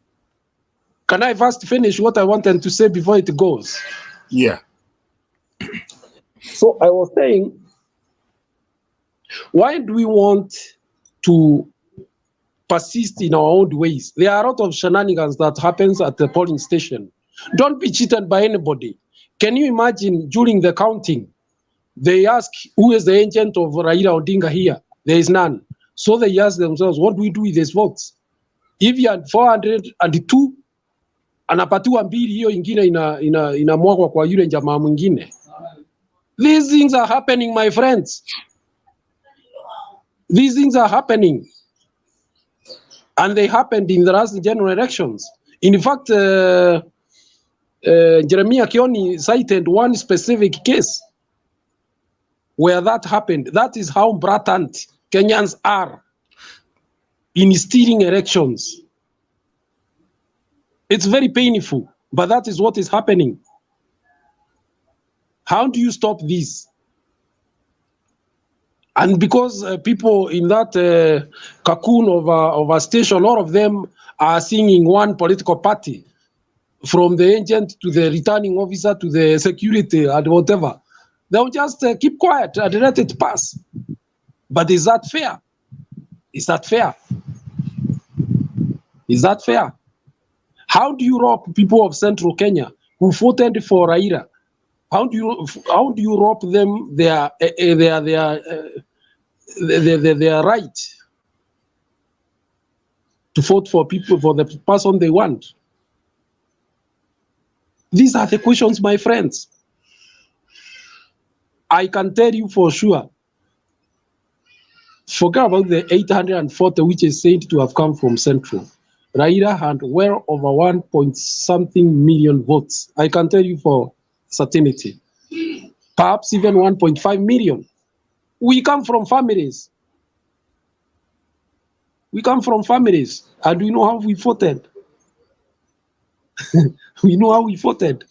We come from large families. Some of us come from families that have over 10 siblings. And we know ourselves. We know how we were communicating. We know how we voted, and we voted. We went and voted. So when you see some quietness in Central, there is a section of the community that is shocked at what happened. And that's why you see there is a struggling on the part of the deputy president. Because there is a significant majority, or is it minority, whatever you call it, but it's a significant nevertheless. So when we talk about all these electoral processes, it's not about communities. It is about the individual right of a Kenyan to go and vote for the person he or she thinks is the right leader. It is as simple as that. Thank you.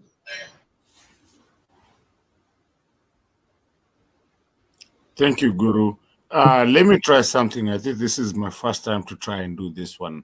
Guys, please, tafadhali, kuna kitu Guru amesema hapo ikaniguza kabisa, and I wanted to try this because I never even tried to do it. I'm going to try and share my screen.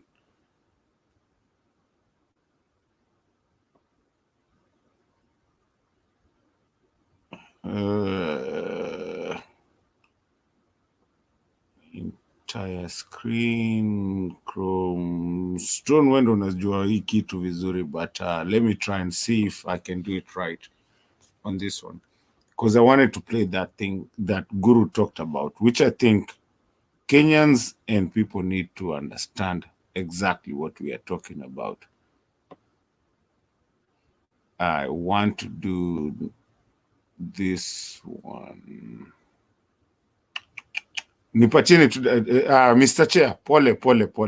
Aki, woi, pole. Just give me this one.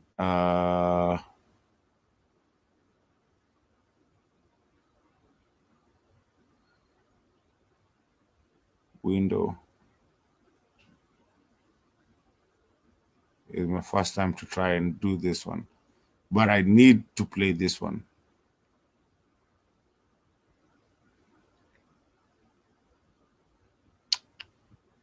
Ikishindikana nitumie kwa nani? Nitumie No, niko nayo iko kwa window different. So ikiwa kwa window different, so ndio na inanagaji Stone ukiwa kwa window different. Unafungua nini ile browser uko nayo? No, niko kwa the same browser. Maybe nimefungua the wrong one. Hold on. Nipacheni tu dakika moja please. Aki nisameni. But okay, sini present, si ndio? Present.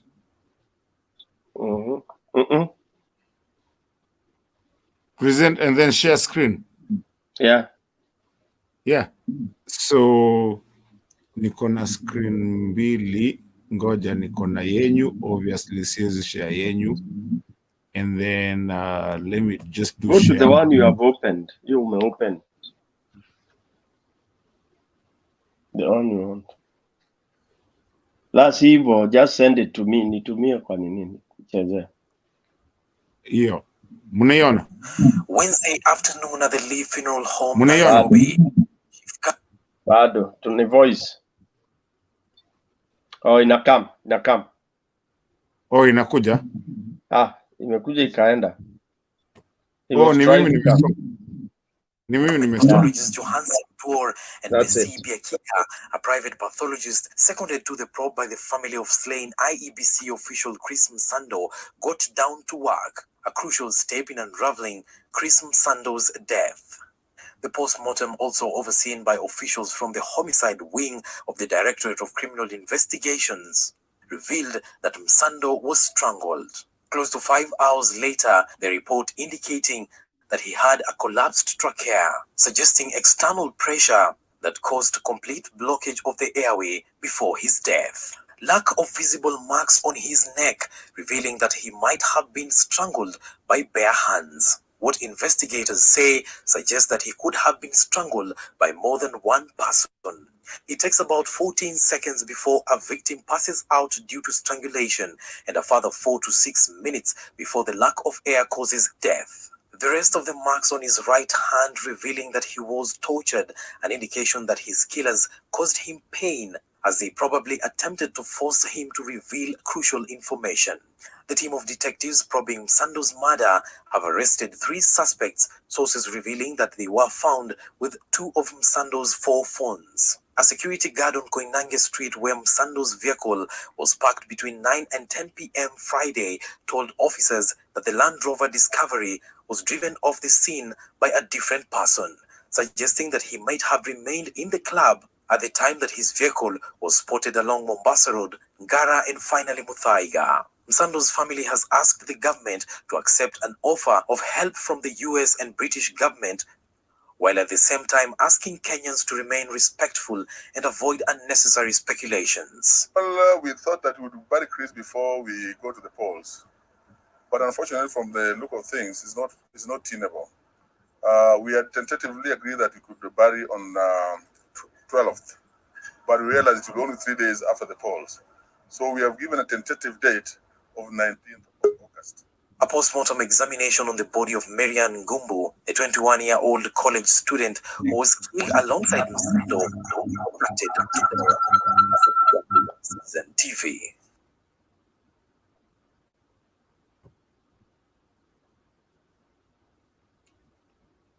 All right, I hope mmeiona nyi wote.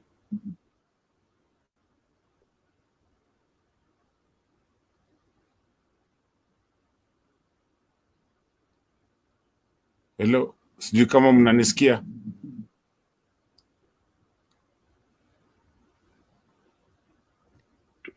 Tunakusikia. Okay, mumeiona? Sijui najaribu kuitoa saa hizi hiyo kutoa Yeah, we watched it. Go ahead. Okay, endeleeni basi. Nilikuwa taka niweke hiyo tu ya Msando muone, because someone was talking about the Msando thing.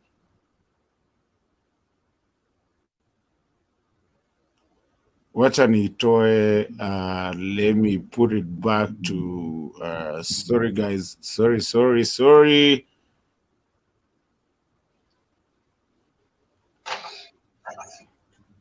Endeleeni kuongea, poleni, I'm trying to get it out. No It's out. problem. It's out. Don't interfere with the screen, man. Okay, sasa. Thank you. I think that was necessary context, especially for the question that someone posed, that we seem to have forgotten that people had died in the elections. So that was necessary context. Thank you for sharing. I'm seeing a comment in the section asking, are there no solutions?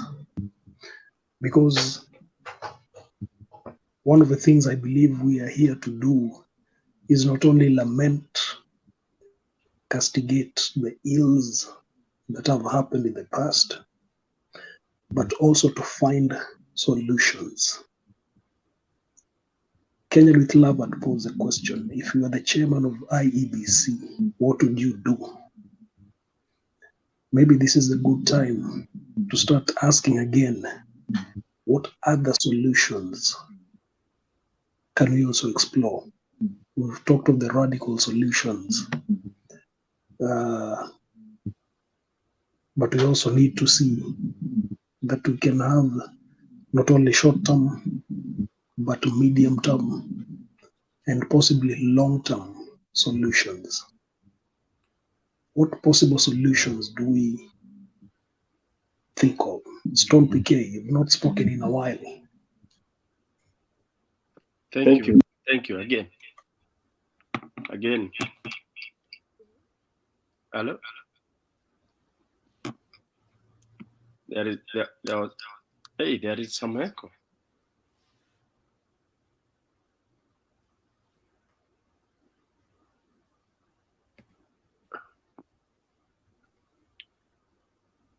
Stone PK, do you have two devices? I'm wondering why I have to.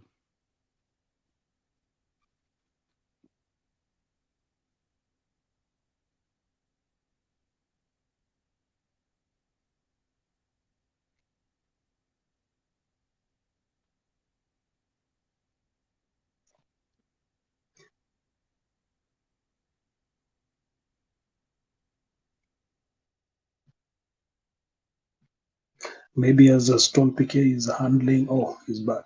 Am I okay now? You're okay. Go ahead.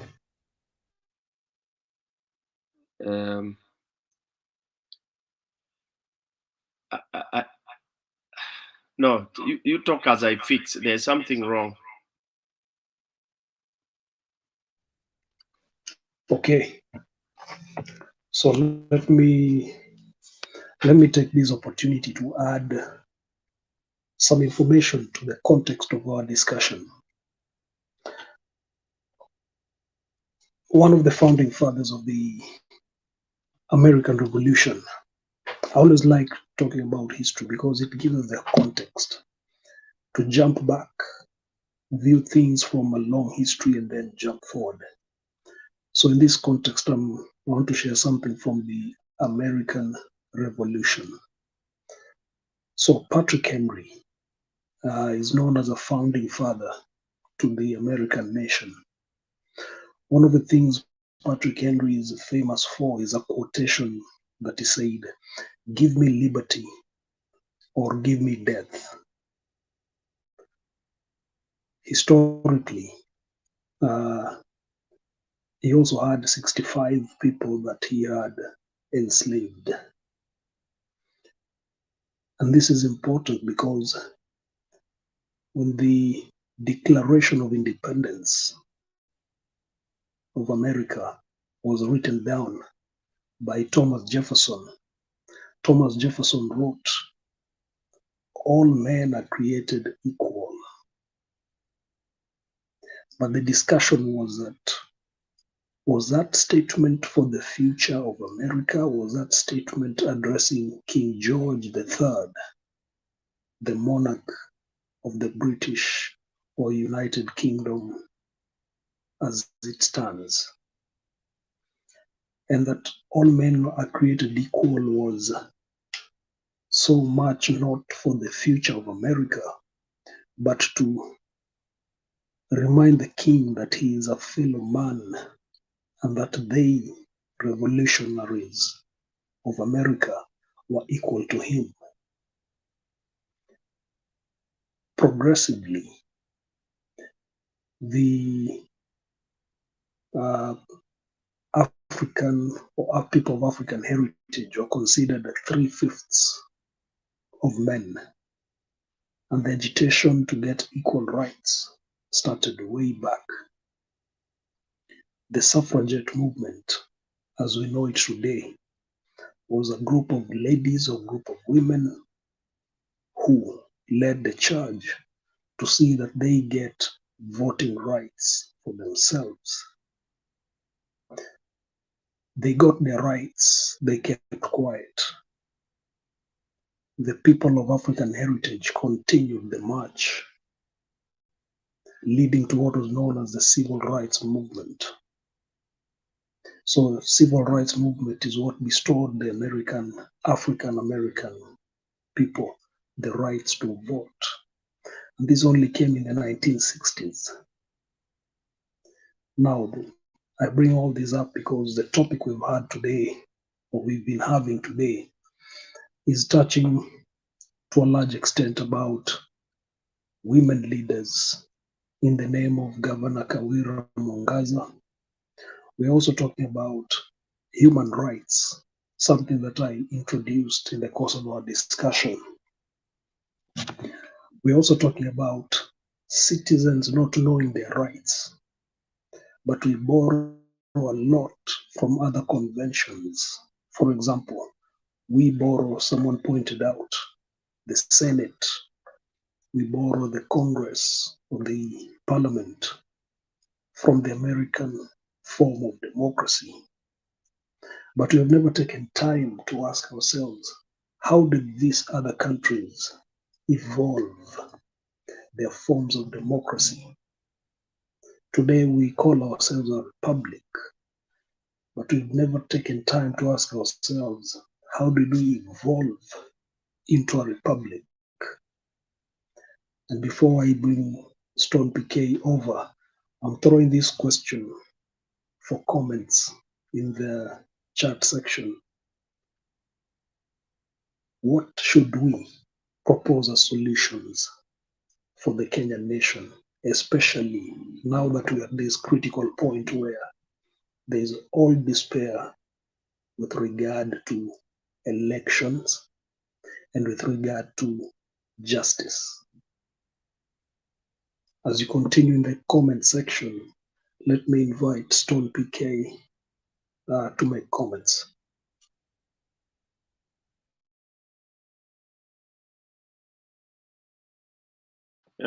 Thank you, Jaramani. You see,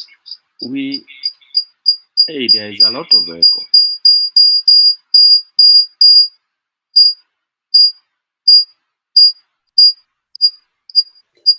It must be coming on your side. I don't know. Do you have two devices on?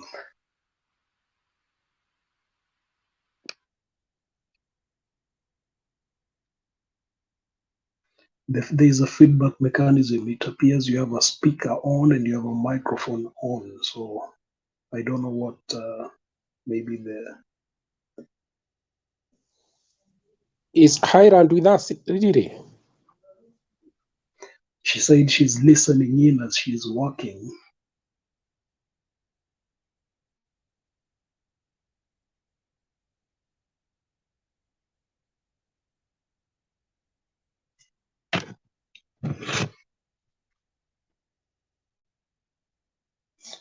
Stone PK, are you okay?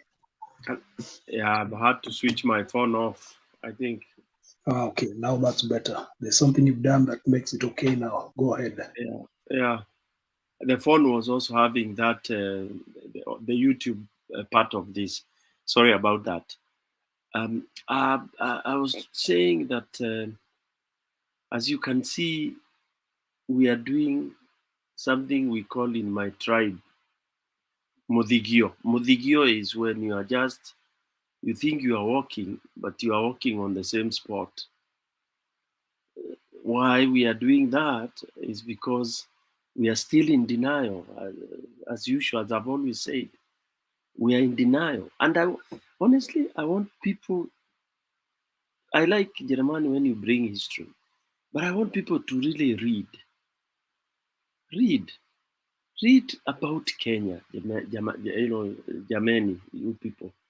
Now, when we keep on asking questions, why is this not happening? But we are not getting the answer. I mean, we are evading the answer. We know the answer. When people start saying that Ruto won elections, that's the language now going on around the country. What are we talking about? So how will you ever fix if now you have come to accept that Ruto won? You're being led by akina anaitwa nani huyu Kotu, Mr. Atwoli, going to say that ulitushinda na akili. Akili gani ya kuiba? Si umalize hiyo sentence, ulitushinda na akili ya kuiba. But when you are firm and you are the one who was on the other left supporting and saying this guy will never see it, will never, what, and people there are laughing,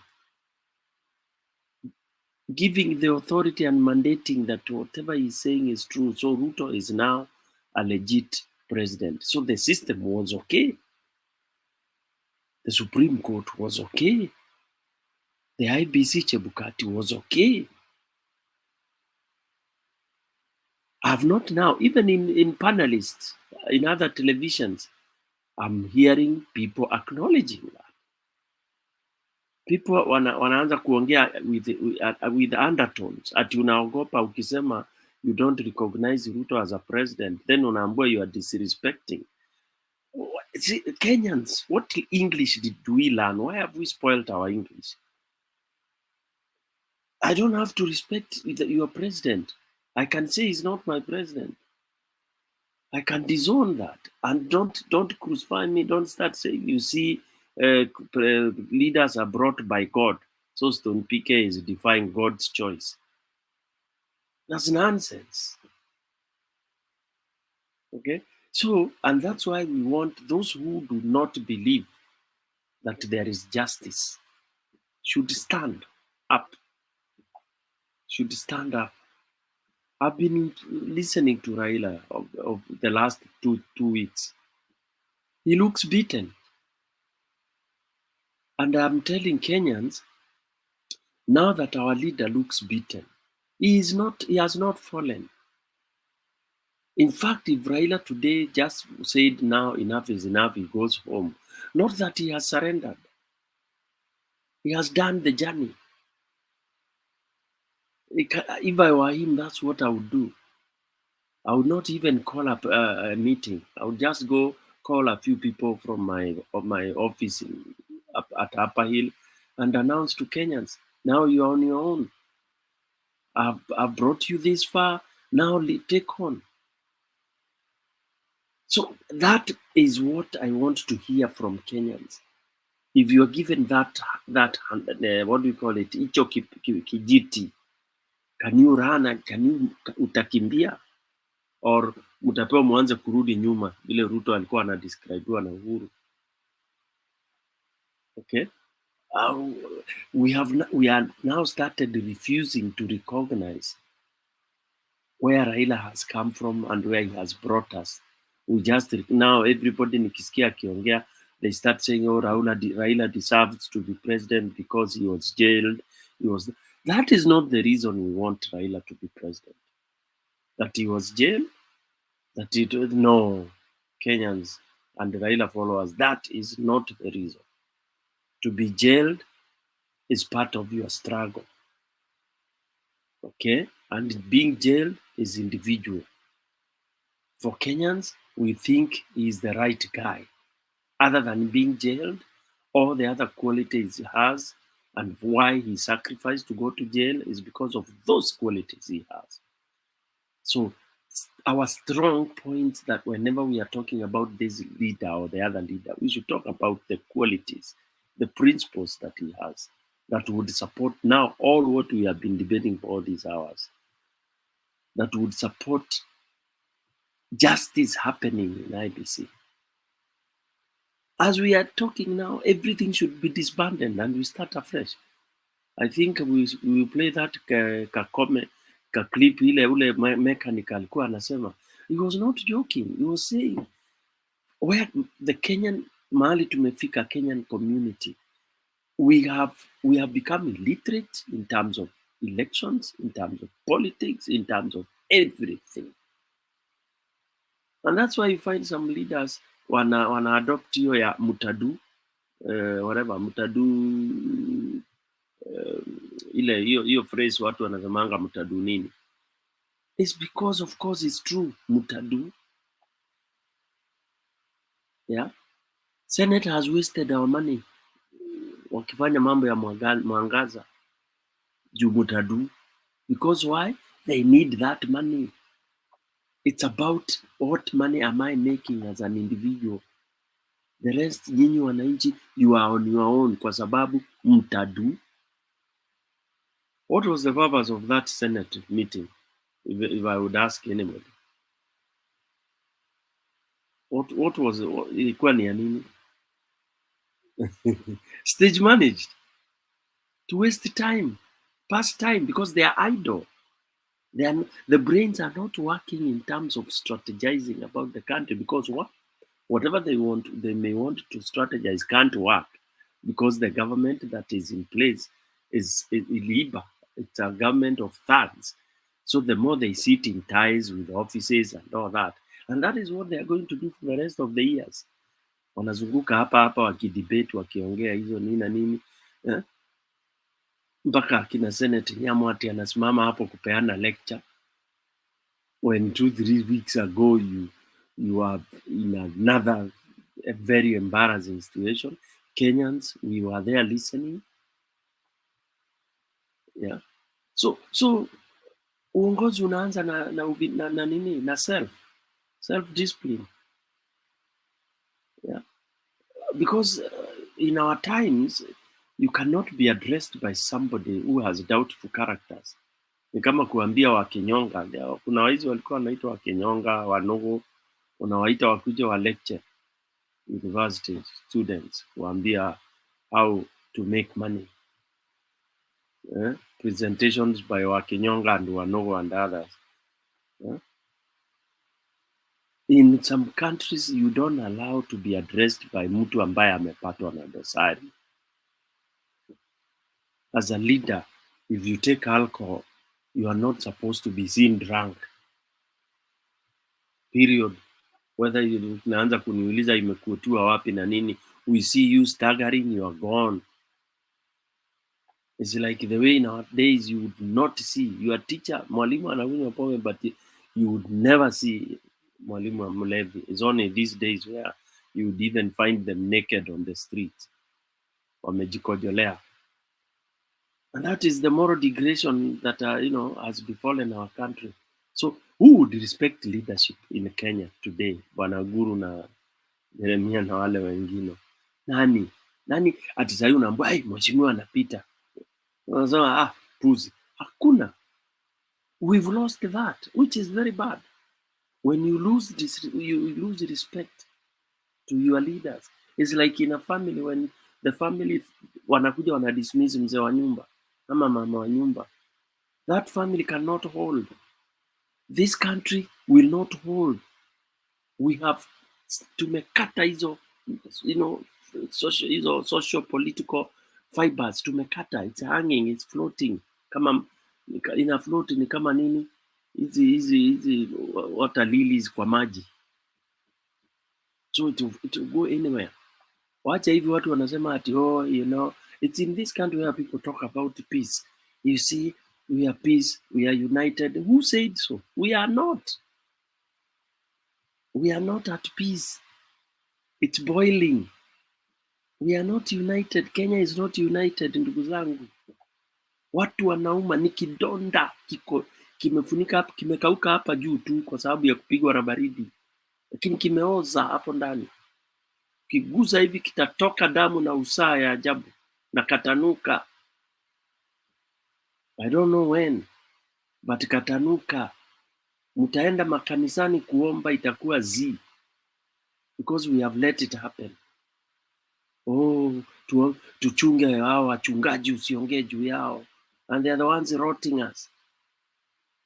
You touch, oh, madhabahu, you don't criticize madhabahu. Oh, Bwana asifiwe, you don't question that.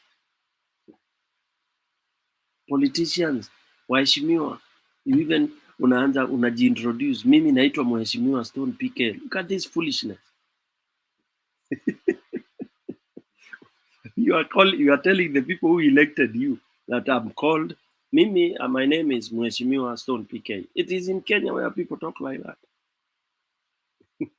So I'm trying to demonstrate how here we are. No leadership. Hata wale tulikuwa tunafikiria wana integrity hakuna. This money business, selfishness, tamaa ya hela. Money is the source of all evil. It is true. It's working miracle in Kenya. It has finished everything. All that we were holding dear is gone. Because now unauliza mtu anakuambia ati mnasema to resign. Who will pay me? Yeah. As new MP were being told to quit completely. Wanaangalia hizo allowance. Yeah. So mwananchi, you are on your own. Now you are on your own. How can you organize yourself? If you need a leader, you need somebody to trigger. That's why I'm saying I don't know what will happen, because when goats and cows are left in the field alone, I don't know what happens. I want to research on that, and maybe Jeremani will help me. I want that research. If you have goats, then unaziachilia pale kwa, let's say, pale nje, in a village, and you leave them alone.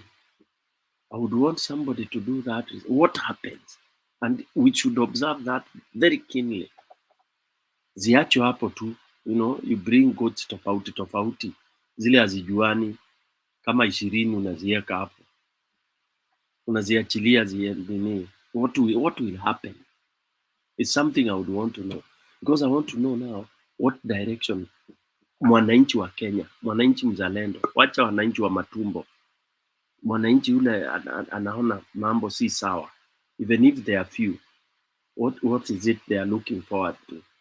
Is it things go the way they are rolling, or is it that they can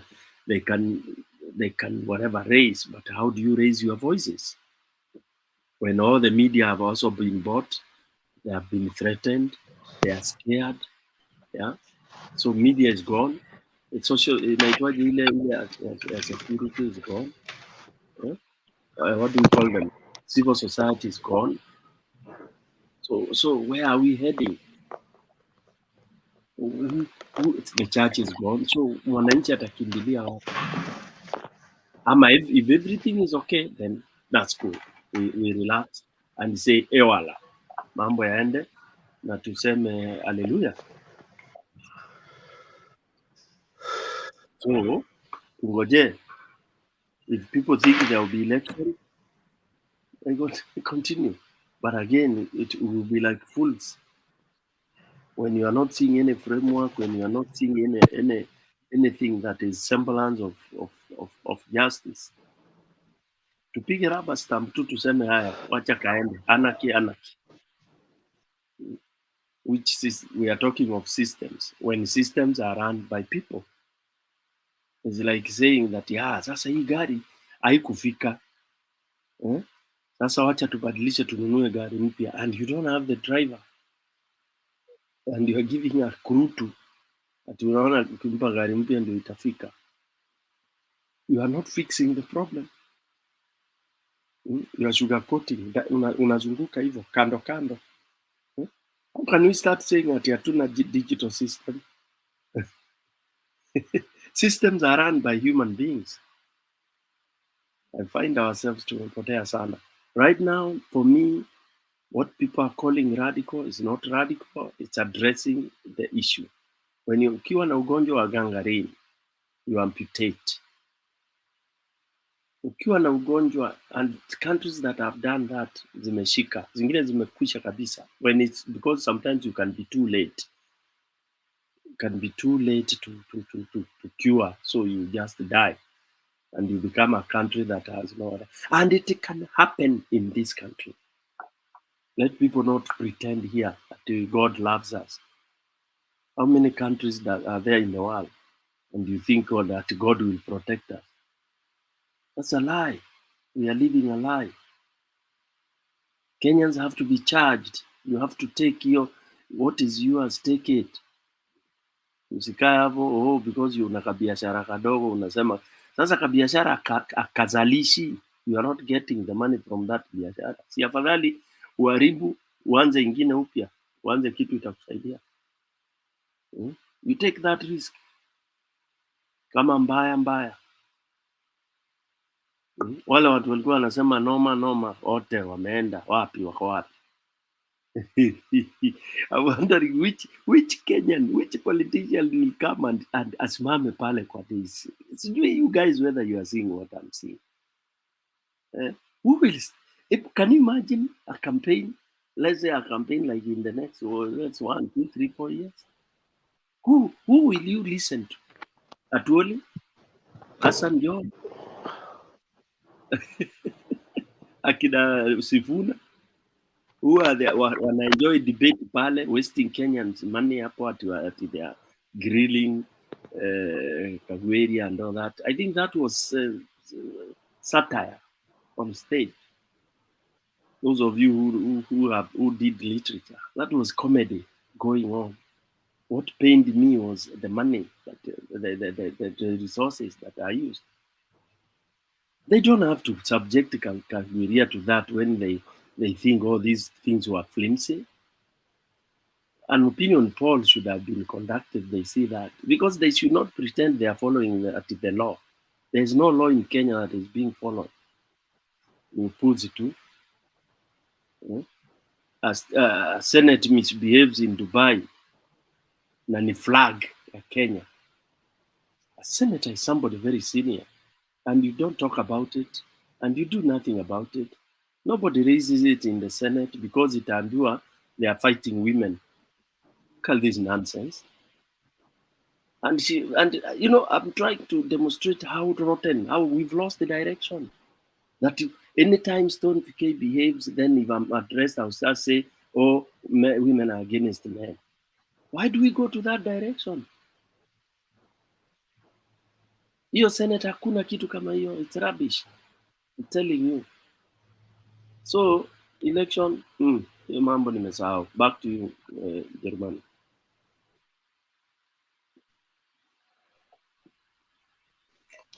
Thank you, Stone PK. What you've shared is weighty. If we really paid attention, we'd see the wisdom in what you're proposing. But for some, it may come 5 years later. So we'll keep repeating the message until a good number of the population is able to see the wisdom you're sharing. Thank you for that. I hope Kenyan with Love is around because I want to sign out. I am not very proficient in how you normally sign out. I just remember there is a round of closing comments and then open forum and then closure. And I hope you can, Kenyan with Love, lead just that. do it your way. Today is your day. Today leo tunakushika mpaka wende utafunga hii kitu bwana. I was hoping I've done enough for the night. and I could Now, be excused. So that, today we got you. Tumekushika kabisa, tunafunga na wewe. New Year's, you're the one that is going to decide how we're going to close and everything. We are here, we got your support. Stone PK's here is also a support mechanism. But wewe, hii ni show yako bwana. Cheza kama wewe so Jerumani. Cheza kama wewe. Cheza style yako tu, don't be usifeel uko bind nini. It's an open forum. You can decide to imbe maandamano, you can decide to tufunge na watu, you can decide. Hii ni show yako. Ukitaka tuongeze watu tutaongeza. Stone hapa anaweza ongeza pia, mimi nitaongeza nini. Ukitaka tuendelee, ni wewe ndio unasema. Hii ni show yako bwana. It's yours. I gave it. Ni yako. Cheza kama wewe. I thought at least if we close at some point, then we can give the next crew to come in and run a pre-New Year's show. It's your show. Wacha kutuuliza maswali. Ama Stone ni aje? Tuache kuulizwa. Si ni show yake? Unajua hii ni relay. Ni relay. Jerumani akisikia sasa ana nini? It depends on whether we want to continue. Because I think I feel like we've really deliberated on that, but we've not had a way forward. So probably we could want to hear the way forward. We are closing the year, Jerumani. We've been talking, we've been moving around in circles. We need to tell Kenyans what we think. And I want people to forget about this statement, this vocabulary people use, incitement. What is incitement? If I may ask the panel, ku-incite ni kufanya nini? If we can go around, I begin with Mato. What is to incite? You can hear me. So, to incitement is like getting into somebody's ideology, yeah? Like incitement. You know what? Okay, that's a good question. Incitement. Okay, there's two ways of looking at incitement. So incitement ni kuchochea.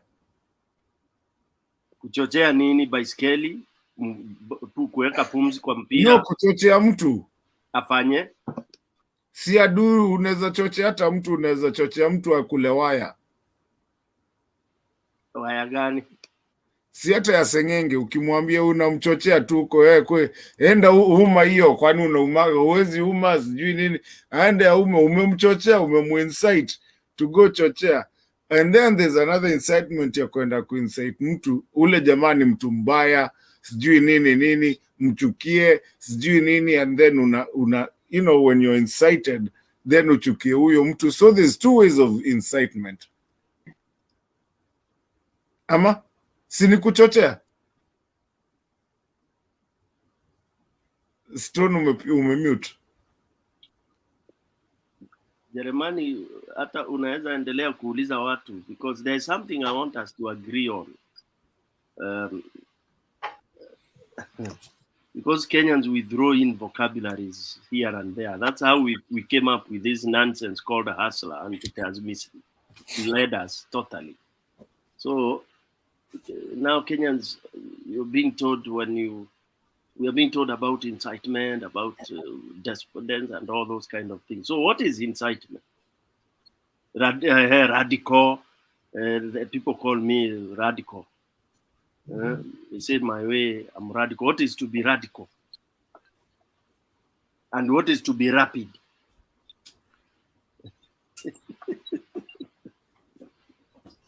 I think if I may comment on that one, when people hear incite, usually there is a negative connotation that people adopt. But you incite people to do something wrong or something negative. There is also the positive aspect of incite. You can incite people to think critically. You can incite people to be more enlightened. The problem is that is the side that is never or hardly thought of. I don't know if that's the perspective you're coming with, Stone PK.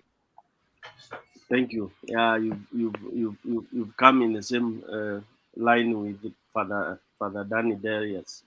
Guru, tell us, man. Mwaka tunafunga, we need to chart way forward. Other than kushinda hapa tukizunguka tukilambana.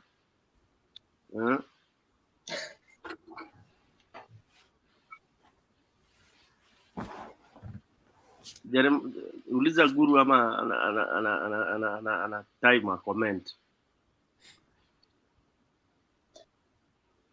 Guru, the last time we had Guru alikuwa anamenyana na kuku pale. I don't know how successful. Naona ako busy. Anyway, we could continue now that we even have a few comments on there. Oh, Guru amerudi. Guru, tueleze bana. What are you saying about Guru? We are missing you. Yes? We are missing you. No, I'm here. I'm listening from the background. It's only that I have to multitask. Tell us what is to incite. That's a very broad. It's a very broad thing because the thing is, I don't know how you define it, because look at it this way. During the elections that we just concluded, there was a lot of incitement, that's what I would call it, against the people who have, or the capital holders. So you are trying to get one group to think in a certain way against a certain section of people. Would that qualify to be incitement against people? Because that's what it is. And then again, we should ask ourselves, Stone PK, is incitement acceptable in some contexts, like electoral period? Because I'm sure today, if you went and called a press conference and maybe told those who don't have, the poor, that they are poor because the rich are stealing from them, maybe you do not leave that press conference. You are aware that there are some things that happened subsequent to what politics we had. There are people who lost their vehicles and other, ill will kind of environment that came into our society. So I find it difficult to define incitement, because it is within you to react to what I'm saying. I don't know at what level you would be saying to have incited. Is it at the point of pronouncement, or is it at a point where people act upon your incitement? I find it a bit difficult there to really define what it is. But I know for sure, and this has been asked in courts of law, if like now you tell people to pick up arms and confront a certain group, not unless that action happens, there is very little in terms of legal recourse. Okay? I mean, that will not stand. So I don't know whether I've cleared your. I don't know, when you have freedom of expression and incitement, I don't know which boundaries sometimes you may draw here, because right now, look at it this way. Look at the deputy president, Rigathi Gachagua. He comes and tells Sakanja not to go hand on section of can that be defined as inciting those people against Sakanja? So I do not know really how basically you define that one, and perhaps that's why the so-called Commission on Reconciliation and whatever, I can't remember the whole name, has failed totally to act on anything because there is nothing to act on. The cases they have taken to court have fallen flat on the surface. So I don't know. Maybe there are people who can define better here what it is. I hope I've been clear on that one. Guru, hata imekushinda. Mimi nimesema ni kuchochea. I wanted to pose a riddle, if you allow me. So my riddle goes like this. You're given a target. The target is like a bullseye, straight ahead of you, 100 meters away. You're given four arrows and a bow. One of the arrows is facing to the right. One of the arrows is facing to the left. So it's a straight arrow, but bent. The arrowhead is bent to the left. Wait, start that riddle again, because I want to answer it right. Start it again. So I'll start again. So you're given a target, a bullseye target, 100 meters in front of you. You're then given 4 arrows and a bow. So the arrows have different characteristics. One of them bends to the left, one of them bends to the right, one of them bends downwards, one of them bends upwards. You're told to hit that bullseye. Which of those 4 arrows will you use? And I invite these also to the comment section. And it's a moving target. No, it's not a moving target. The bullseye is a stagnant one, right? He said it. No, he said it's a moving target. No, he said it's a no. The bullseye is static, not moving. Yeah, static. So there's no moving target. I have an answer, but let me hear the other people. So you give the answer. Who has? No, you see, you kwani unaogopa. You give the answer. I'm past age. I don't have the answer. That's why I'm telling you to give. Me, when I don't have the answer, I don't have one. Okay, let me hear the other people, but I do have an answer for that one.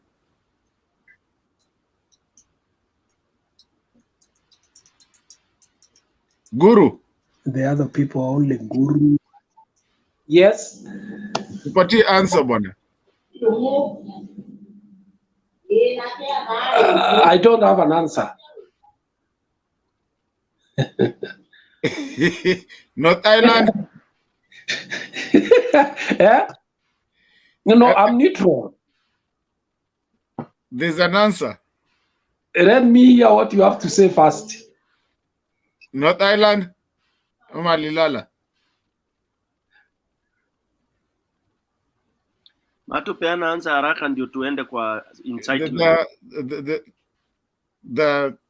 If I'm wrong, I'll be so mad at myself. But I think you can use whichever arrow you want to use on all 4 of them. And here's where I'm saying that. All of them or any of them? Any of them. Thank you for correction. If you use the one that moves that is bent up, you have to aim lower than the target. Up where? Is it up on you or up on the target? Lower. It's tricky. If you use the one that aims down, Mato, up Na kuna up above the so unaona hii moja ina bend down, so you have to aim higher so that it goes back to the bullseye.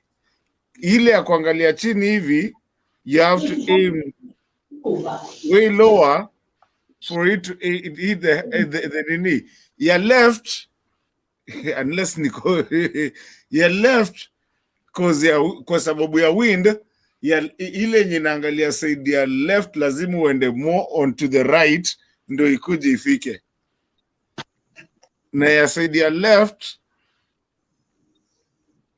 wait, inaangalia hii side nyingine. Wait, so you have to go, you can't aim straight, you have to aim a little bit off, but on the opposite side of where inaangalia. Did I get it right or not? Ama nimeanguka mtiani kama kichwa ingine hata ikipatikana. Mato, none of those arrows can go to the target. No, they can.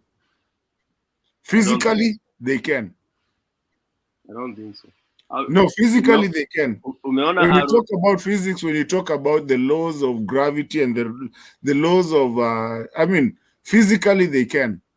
You just have to go away from what your target. You don't aim your target.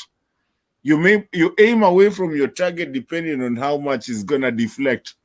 Have you ever used an arrow? Yes. An arrow that bends to the left, inaenda una shoot nini? How does it go? It depends with how much it bends. Itafika. Ina bend 90 degrees ama nini? Oh no, 90 degrees. 90 degrees hakuna mahali munaenda. Hata ikiwa imebend kidogo itaenda wapi? Itaenda kidogo itafika. Anyway, mwalimu Jeremani. Jeremani, did I get it right or did I get it wrong? Jeremani, chukua mji. Mimi nimekupatia Embu town.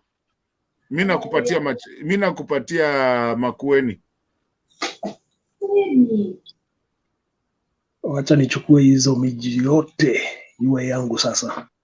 So that is the scenario in which we find Kenya to be today.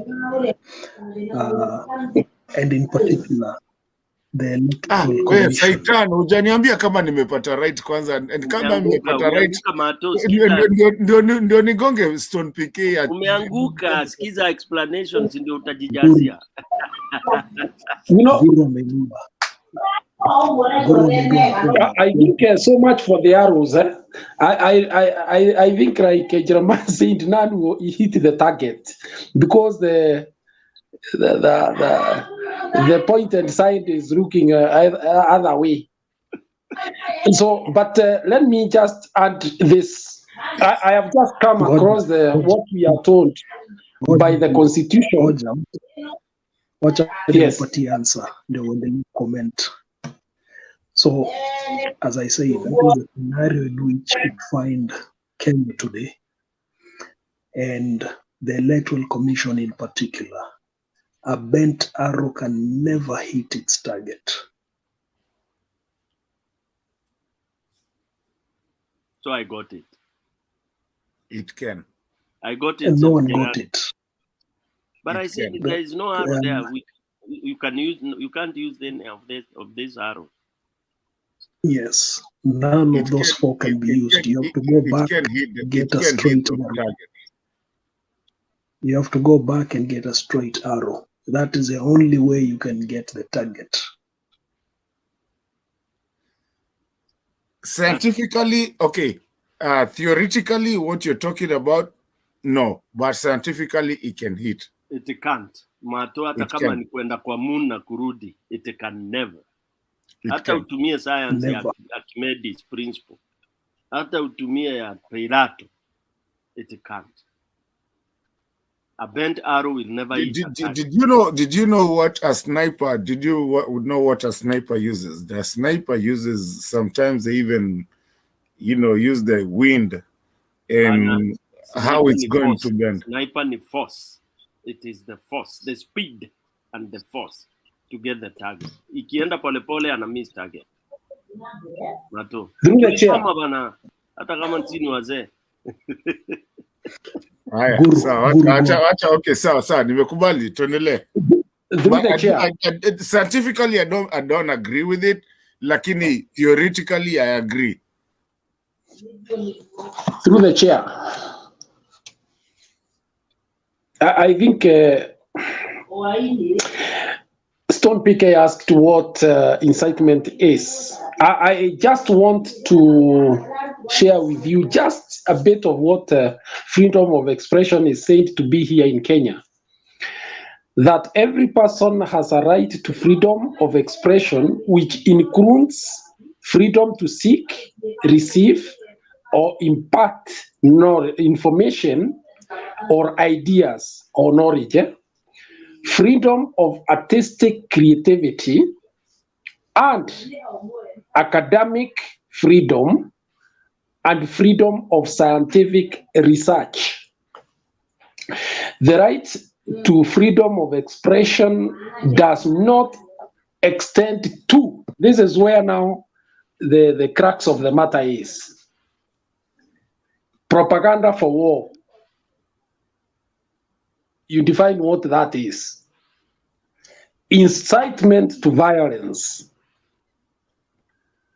hate speech, and advocacy of hatred that, one, constitutes ethnic incitement, verification of others, or incitement to cause harm, or is based on any ground of discrimination specified or contemplated in Article 27,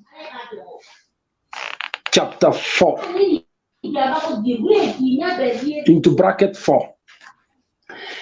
3.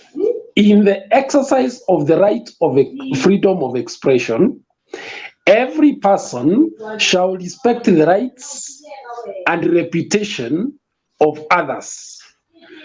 That is all what is written about freedom of expression in this small book of our Constitution. Chapter 26:4 says the state shall not discriminate directly or indirectly against any person on any ground, including race, sex, pregnancy, marital status, health status, ethnic or social origin, color, age, disability, religion, conscience, belief, culture, dress, language, or birth. So holistically, that is what the freedom of expression is articulated in our Constitution. Therefore, it is for you to know what propaganda for war is, because it is, I don't think it is defined here. It is also, and make sure you don't fall in that rhyme. It is for you to know what incitement to violence is, and hate speech. That is even more contentious, because I don't think even the Commission on Ethics and whatever, I can't remember the name, they have been unable to really come up with what that is, and advocacy for hatred. So in this case, you cannot come here to incite people against a certain group of people on the basis of sex, on the basis of ethnicity, on the basis of even material endowments, which happened in the last general elections. You understand? So if we look at it in a holistic sense, then very many people have committed crimes in this country. And one of them is UDA.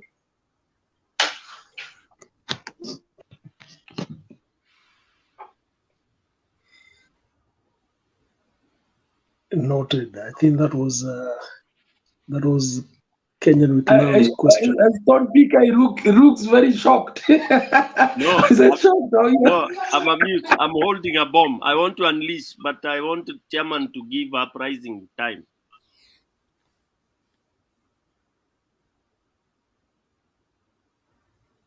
Uprising azungumze.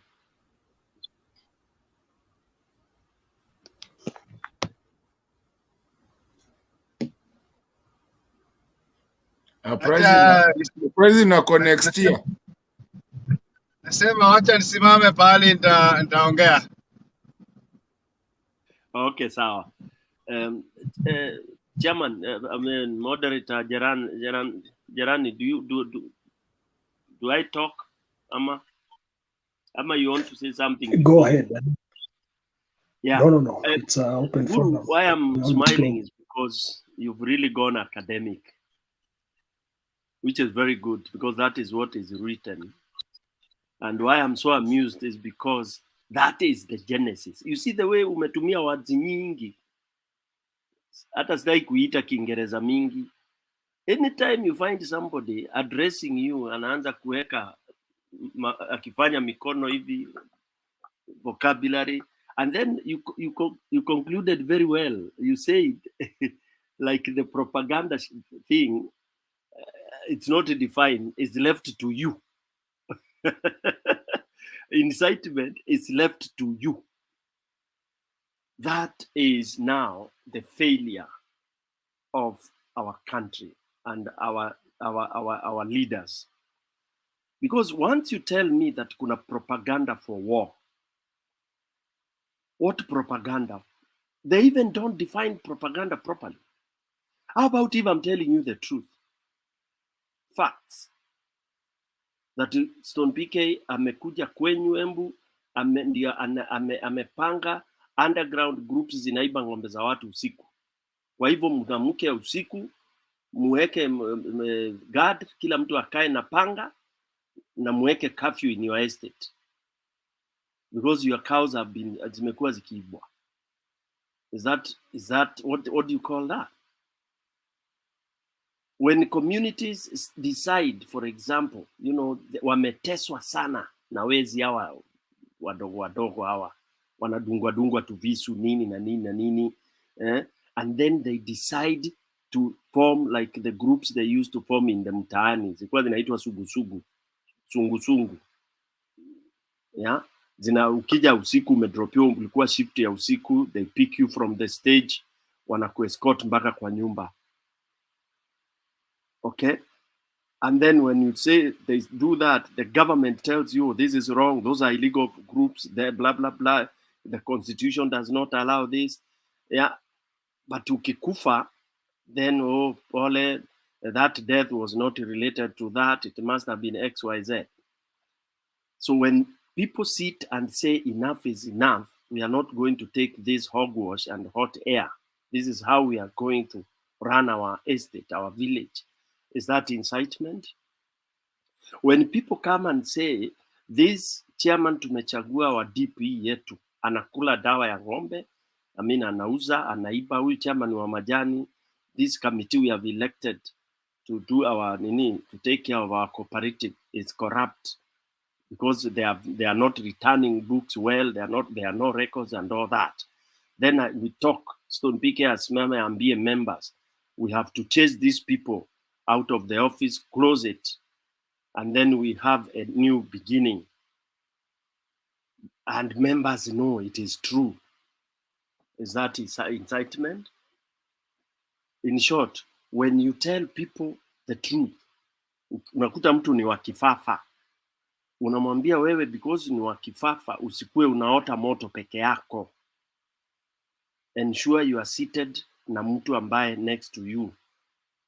Are you telling this guy, unamuongelesha vibaya ati kwamba ni wa kifafa, and you are telling him the truth that you should be a bit modest and use other kizungu mingi? Is incitement when you tell people the naked truth, what the situation is? You see, so what I'm bringing around is that communities, Kenyans especially, in Africa, we have, yani tumekuja, unapewa hivi, unaambiwa your freedom of speech, then you are being curtailed. Kikwetu tunasemanga kushumekua, yani unapewa ikichukuliwa. And that is what has cost us. And that is what the price we are going to pay, especially with this last election. Umerobiwa mchana, it's a fact. Unaambiwa enda kotini, you accept. Kumbe you've been set. You go to the court that is also set, useless court. Then you are told justice has been delivered. And you are told, please, you are a statesman. Kenya needs to be economic. You have to be careful. The economy can be destroyed. Kenya is the focal point for Africa. You are the best. You are this and this. And you are hurting. Your internal mechanism is being deadened. If there is that language you used to use in mutahi. Yani unamalizwa nguvu because the intention of these champions who are telling you, oh, you know, we respect you so much. If you respect me so much, why don't you respect when I say, hii kiatu nimevaa kinanifinya, wacha nikivue? If you respect me so much, why don't you let me sort out my problems my way? If we say, umeninyang'anya sambusa yangu, na ulikuwa nimekuona umeichukua hapo mchana hadharani, I have to take it. Then unaambiwa hapana, wewe wacha tu amalize akule, we are going to set a commission kujua how alichukua hivyo na hivi na hivi and that. Is that incitement? So what I'm concluding here is, and I'm happy people in the commentary have really agreed with me. There is nothing like incitement when you are telling people the truth. And there is nothing like propaganda when you are speaking facts. When somebody is a thief, na unamwambia ni mwizi, you don't need to say, oh, you know, Guru, he may have some challenges when he sits near and then a wallet falls down. You know, sometimes temptations can, you don't need all those hizo maneno mingi. Sema, Guru aliona wallet ya Stone PK ilianguka akanyamaza.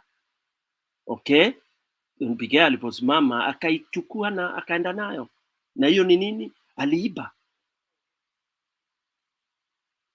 Those are facts. So there is no incitement. So those of us who keep on saying, oh, we are inciting people here. No, we are telling people the truth. And the truth of the matter today is that there is a big section of Kenyans that are so annoyed with the current situation, and that annoyed is an under, you know, it's for lack of a better word, that if today ungewambia wakishe kiberiti, watawasha, without caring whether nyumba yao itachomeka ama ni wapi kutachomeka. If you tell Kenyans today, those who are hurting, si wote, kuna wale wanafurahia, because again, in every country you have fools, you have clever people, you have those who don't know what is happening, they wait to be given directions. You have all those categories of people. So hata Kenya kuna watu iende left, iende right, kama hizo Aro na Nia amesema, they have no clue. Na kuna wale wana clue. And there are those okay? So, but there, as we are talking today, the fact of the matter is things politically, this country is headed for doom, and that's a fact. It's not incitement, it's the truth. That systems cannot work, systems cannot be fixed by the current people. It is a fact. The way they are talking, the way they are firefighting, they don't know what to deal with. You see, I keep on giving this example. Kawira issue, they hear it, it becomes a state, a national. Kila kitu ya serikali ya Kenya inasimama, inakuwa ni Senate grilling Kawira on points which they are calling flimsy, yet they spend time listening. So they are just there hanging on, waiting for anything. Hata saa hii wakisikia monkey imezima taa kule Gitaru, Kenya ikuwe in darkness kama ile siku ingine ilikuwa darkness, they will all start a Senate inquiry, which will take another 1 week, as to how that monkey fell on that switch and the lights went off. Saa hii wakiambiwa huko Ovarire, the major witch doctor anafanyiwa inaitwa nini anniversary, they will stop to inquire what happens in Ovarire and all that. That tells you now whoever is in place in leadership has no clue of how to fix what is ailing this country, because from initial stages, and these are facts, there is no program project that most of those people, they can't give you 5 initiatives that they have done throughout their political careers that have been in the interest of Kenya. Si support constitution. So if you've never supported Mwananchi's constitution, how can you govern Mwananchi?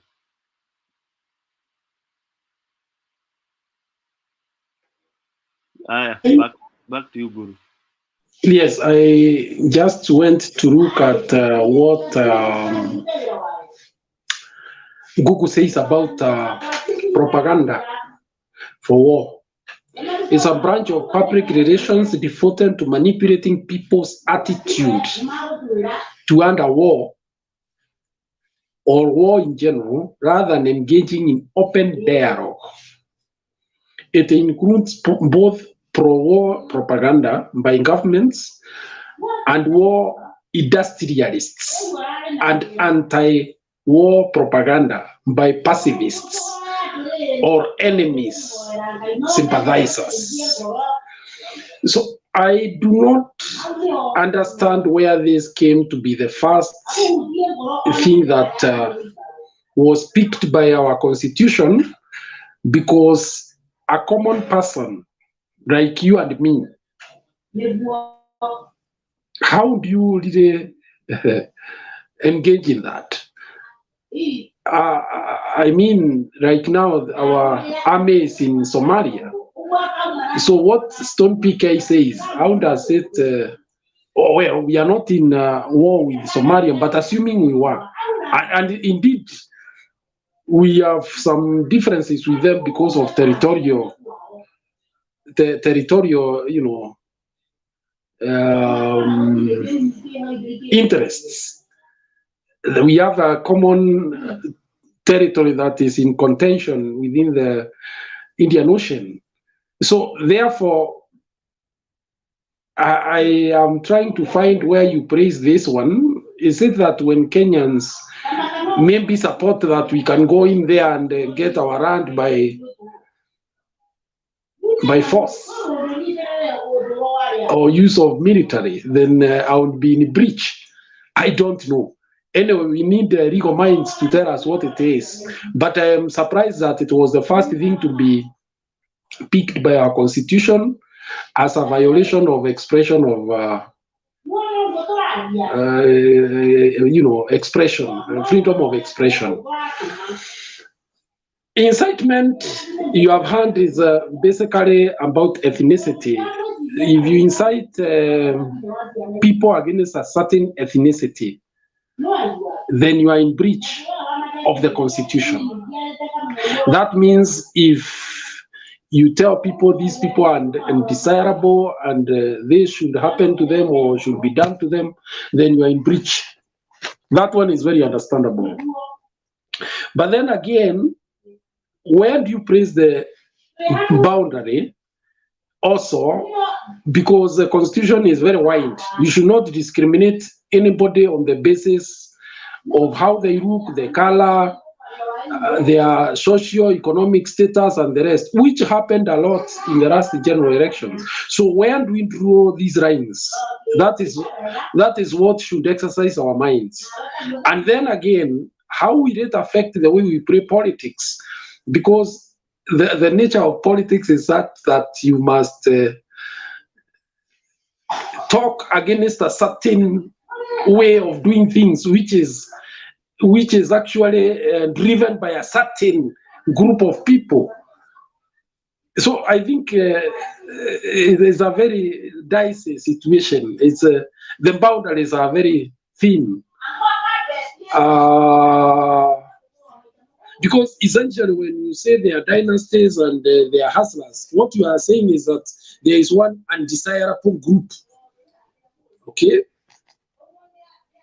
there is an undesirable group which is carrying out activities that are injurious to the society.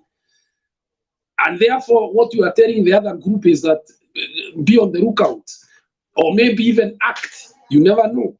By you don't need to talk direct and say go and act on them.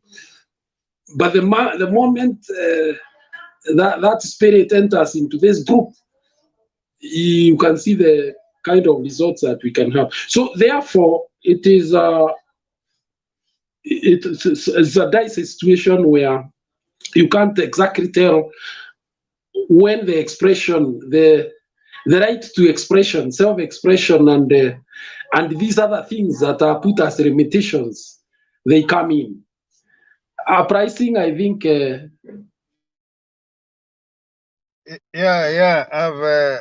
I'm here now, and I'm happy. You know, without you people, sometimes we our hearts feels. You know, sometimes I just listen this. I am an addict of this program, for so to say, because you spew a lot of wisdom.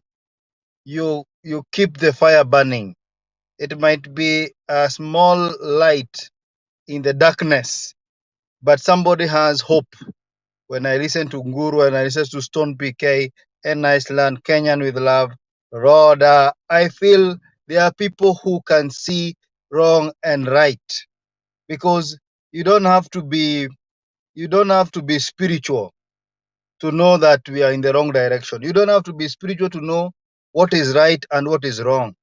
And in Kenya today, because I'm in Kenya, everything is wrong. Nothing seems to be coordinated. And therefore, I'm happy Guru is talking about the constitution, the breach of constitution. And we have seen out lately that after many years of fighting for the constitution, after many years of struggle of democracy and the rule of law, we have gone back to where we began by installing people who have no respect of the rule of law. Because you can tell me, PK and Mr. Nguru and the panelists, how do you become president and become a leader and then forgive and collapse corruption cases? What kind of a message are you telling Kenyans, that we are in a banana republic, that this country cannot make sense? Are we going back, or going making one step forward and two backwards? So for me, I look at this country and I ask myself, and even pray to ask God, why Kenya? Why Kenya? Because we deserve better. We deserve good leaders, and we are not short of good leaders. Because even the people in this panel, you can see they can see what is democracy, what is rule of law.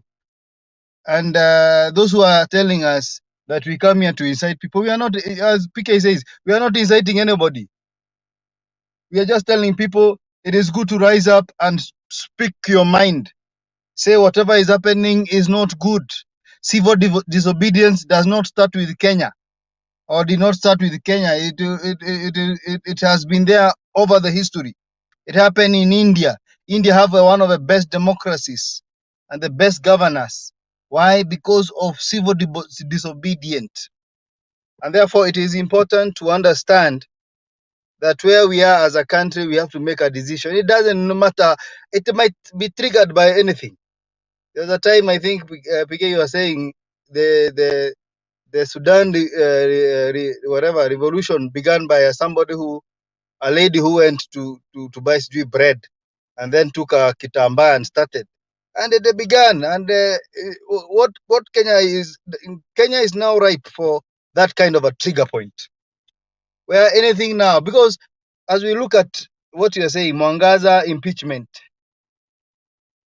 it is creating a storm out of a teacup. We make it so big to look like it is the only thing that it's troubling Kenyans. Like there is nothing else that is stopping Kenyans from moving forward except Mwangaza because of inadequacies of that government, inadequacies of a governor, inadequacies of a MCS, the gray areas of a constitution that we say we have to look, because these are the things that we should talk about. We should talk about why in the first place is Kawira in the Senate? What is causing all this disharmony? Those are the things we should look for. And then we cure them as Kenyans, as mature people who have gone to school, not circus, not games, because we have very few small things that are happening. All of a sudden, they become a national agenda. And we forget that the electricity is spewing up. We forget that now the government has issued a waiver for people to bring maize and rice, and the people of Moya are now harvesting rice. And the people who have been given this, we are. I think this thing is even to blindfold the hustlers and the Kenyans, so that because I'm actually concerned, because how do you import rice when rice is being harvested? How do you import maize when maize is being harvested? Which hustlers are you talking about? So we are really troubled, and I'm telling you, it's not gonna be easy. I think the hustlers themselves are going to rise up, because the businesses of hustlers now are in jeopardy. I tell you, when I look at the electricity bill going up, I tell you how much it's a tray of eggs in Kenya right now. It is 420 on retail. So you can imagine 420 per tray, and wewe ndio unatakiwa kununua ndio uende uuze. How much are you going to sell it? 450 or 500? What is happening? It is the electricity and the feeds. They have become so expensive, and the hustlers are still joining here, roughing here, and thinking that things are okay. Things are not okay, and we cannot survive in the next 1 year. If in 4 months we have seen such kind of skyrocketing of prices and inflation that is out of control, yeah, we need to know what to do, and we need to be here and ask ourselves, let us find a solution, because when we stop talking, then we'll start fighting. But we need to start telling these people this is wrong. When there was a time I saw the current president telling the inspector, the one who was the former inspector general, I think, that he's so incompetent. He said it in public that he has never seen such an incompetent. But I don't think personally I've ever seen such an incompetent government. I think he spoke of what he is or what they are, because surely we cannot be in a country where nothing is really making sense. Kenya should be the capital of Africa, where people, when they want to look at where democracy is, they look at Kenya. When they want to see what economical opportunities are there, they look at Kenya. But as we speak right now, we are not even sure of the next happening of this in Kenya. We don't know what will happen in the school. Like, for example, they have destroyed within 4 months. I saw the education sector is not having a procedure, or we are not sure whether we are going with CBC or not. At the same time, we look at the exam that they just declared or announced the other day. You find that there were so much manipulation, and it is the first time they are doing it. There's no private school in Kenya that performed. Kwa hivyo, PK and Panari, we are worried. We are really concerned.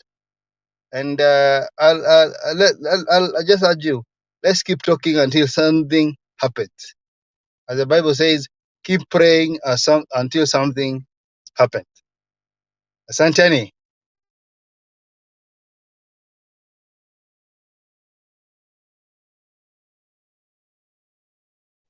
Uprising.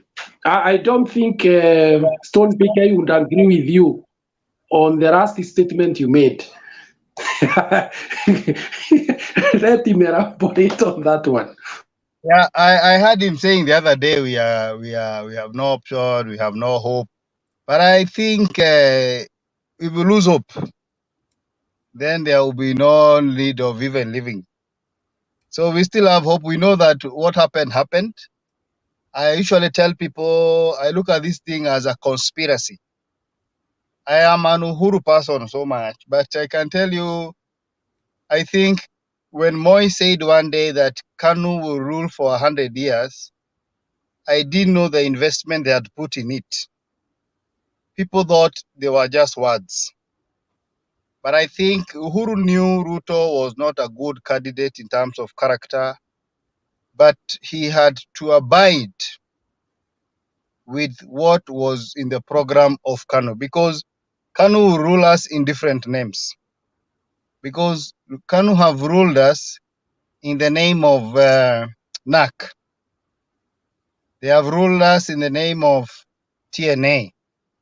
And they have ruled us in the name of Jubilee. Now they are ruling us in the name of UDA. Maybe after 5 years, they'll rule us in the name of another name, whatever name they bring that will be attractive to the hustlers and the people who are the majority.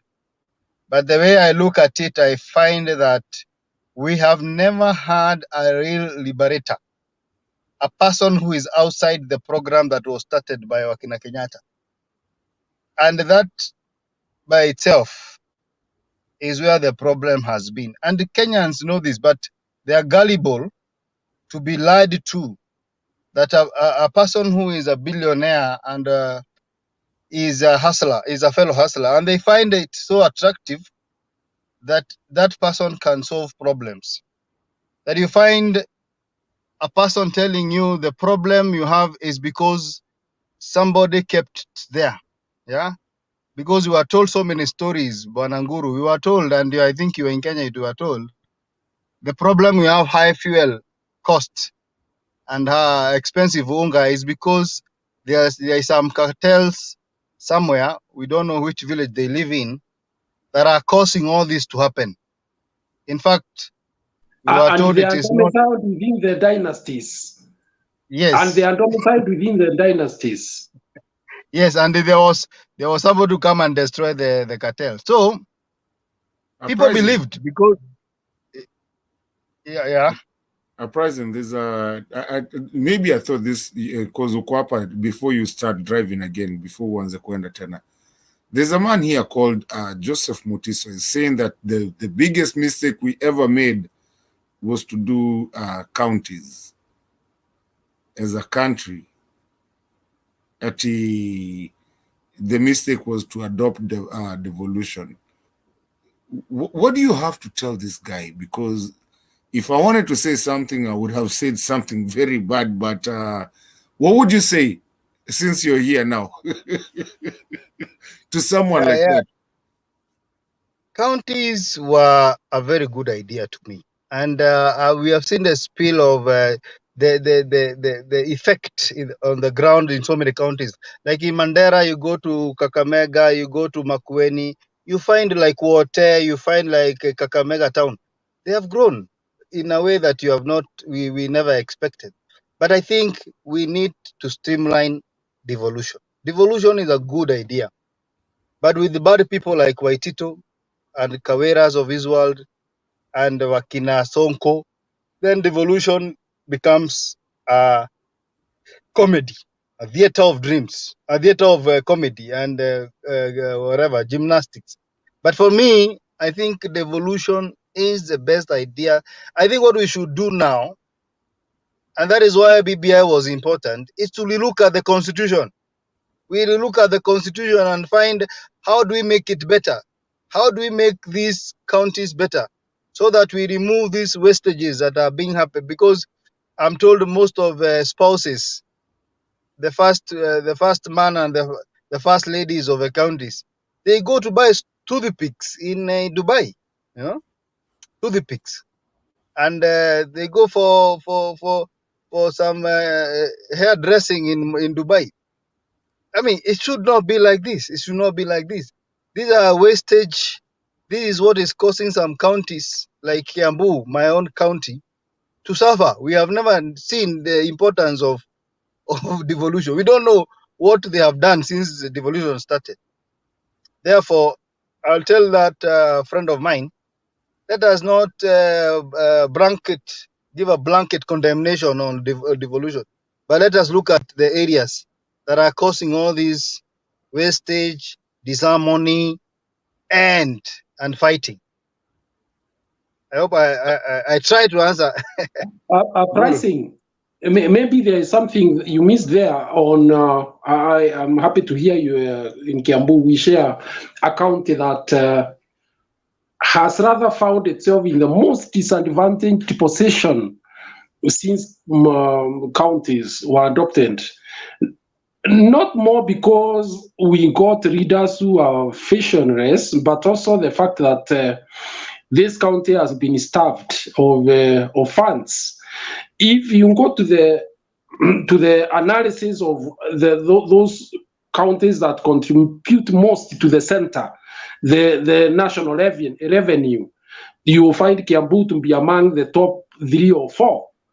But when you look at allocation of 9 billion, it's a big joke for a county that perhaps is giving the country over 200, 300, 400 billion at the center. It's like milking people to go and do good to others elsewhere. And when Uhuru trying to bring out these things so that there is an even ground where the parent in Juja, which is one of the largest constituencies, can get an equal treatment with a child in Wajir. It was totally distorted by people who purported to be talking on behalf of the community. And then finally, what we have is a situation of where we are. The people of Kiambu are disadvantaged in all aspects. The money is not enough. The little that comes as significant has been being stolen, and therefore we find ourselves in that situation. You can imagine today there is cholera ravaging the estates of Kiambu. Why? Because the population has grown, and this being a bedroom for many other communities that come to work in Nairobi.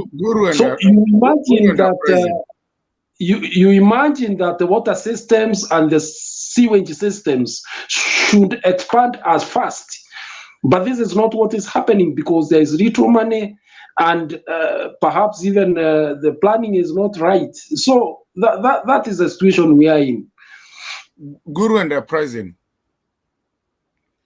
Can I tell you something? And this one I know mutanichapa nyi wote wawili. Do you know, one day I was, there's a saying that says, when you live with someone, you never know when they get fat. Or when you're by yourself, you will never see it until someone tells you that now you're getting fat. You see, the one thing that people don't understand is that sometimes, especially people who live in Kenya and people who have lived through Uhuru's time, they don't see anything. And I talk to my cousins. They say hakuna kitu imefanyika huku ni bure kabisa. But you know, when you've lived out there and then you come back and you remember where you are, and then now you come and see something different. And you know, these guys will never see it because they've seen it grow. So it's nothing to them. When you live out there, utoke alafu urudi tena ukuje uone hiyo ndio unapata culture shock. You're like, whoa, is this the country that I used to know? When karibu hata upotee kwenda kwenyu. So it is because inafanyika na watu haoni ikifanyika. That was time of Uhuru. And I want us to be very clear on what we are talking about, because I went to Nakuru and I couldn't even find nilikuwa na shida kwenda mali, nimekaa huko for 5 years. Nilikaa huko for 5 years going to school, Egerton University. I went to try to find where I used to live in Nairobi. And I couldn't, I mean, ilikuwa ni noma kidogo kabla hata niipate. But anybody that has been there, they don't see it because you're growing with it. So for you think there's nothing that is happening. Until you get out, give it a time, and then you come back, and then is when you realize what exactly was happening and what exactly is happening. For me, I'm not saying that I'm any privileged, and there's no privilege in staying away from your country. There's no privilege in that. Let nobody ever lie to you that they're privileged to stay away from their country. Yes, we see some things, but the love of somebody east or west is staying in your country. But when you're there, you're not seeing these things that when people go out and come back, they see the thing that is that the change, they can see it. For you, you don't see it because you're there with it. Ikitokea, akiwa mtoto uko naye, akifika 5 years uko naye, akifika 4 years uko naye, lakini sisi tukikuja tunaona. Okay. Let me tell you, Kenyan, the case for Kiambu is very unique, and you just have to give me a bit of to explain. One, they have hospitals which are actually attended by huge population from Nairobi. Okay, and they are given the same allocation for health. So you find somebody is hurt somewhere in Gikomba, it's taken all the way to Kiambu or Thika. For whatever reason, you ask them, but that's the way it is. Number two, Kiambu is you cannot even tell the population because it's like a bedroom. Okay, so the water systems, the sewage systems are strained seriously, and the road systems. Maybe because you see Thika Road, you think that is how it is. I would invite you to go down on the downside as you go towards Machakos. You will see the kind of roads that are there. So, and even beyond there, isn't it fair that every county is given at least a fraction of what they are able to put to the center? Is it fair, maybe, to have a county give 300 billion or 200 billion to the center, and then they get 8 billion in return? It means the people in that area are not getting worth, because it is them who produce this wealth. They should at least feel that the revenue that they give has come back in terms of social services. And I'm not saying that the others don't deserve. No, I think what Uhuru was fighting for was very fair. 1 man, 1 vote, 1 shilling. It is an equalizer. And then you actualize the equalization fund for those who have been disadvantaged historically. But people don't want to do this. There is a Guru, let me ask you a question, Guru, on that yes. one man, one vote. Okay, if you do 1 man, 1 vote, and then Turkana, we get oil, and it's a vast land. And we also have a big water line, water table under. We have all that into, I'm not a Turkana, I'm just saying, I'm just being hypothetical. We have all that.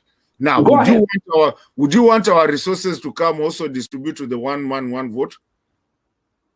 There is a bill on how to share, resources that come from a county with the national. And I think that one is very well elaborated, and they should actually get a share for their own development. So it is not a straight bullet answer.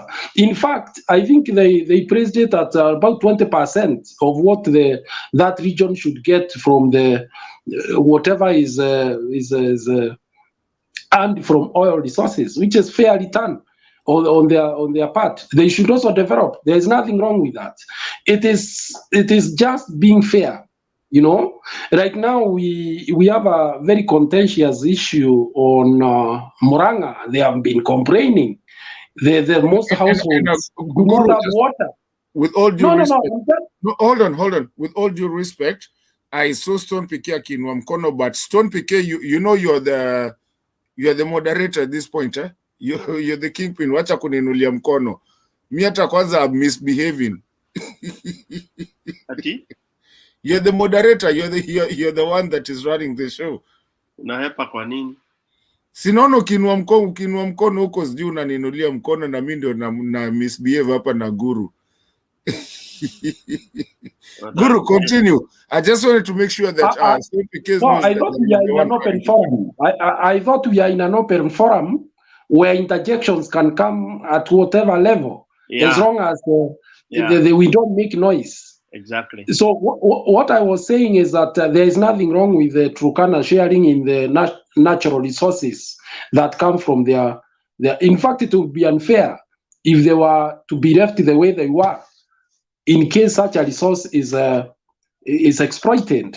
I don't think any Kenyan would have any negative thought about that one or argue negatively. So it is the same way that the argument of BBI was about. You find that there's a problem on how to distribute resources in this country. There is a lot of politics rather than the reality on the ground. You find a child in Juja can hardly get 5,000 in bursaries, but when you go to other regions in northeastern, you find they are getting even as much as 40,000, 50,000. So that is basically what it is. Is it fair? Is it really fair? So don't just look at this as an ethnic discussion. It is about the individual, because that child in Kabonzweni deserves to go to secondary school, just like that child in Wajir and that child in Kachororo here in Kiandutu. So that is the fairness that wanted to be brought out, so that we reduce this feeling that there are some people who are more important or they don't deserve or the rest. It is fairness, Kenyan. It is fairness and nothing else.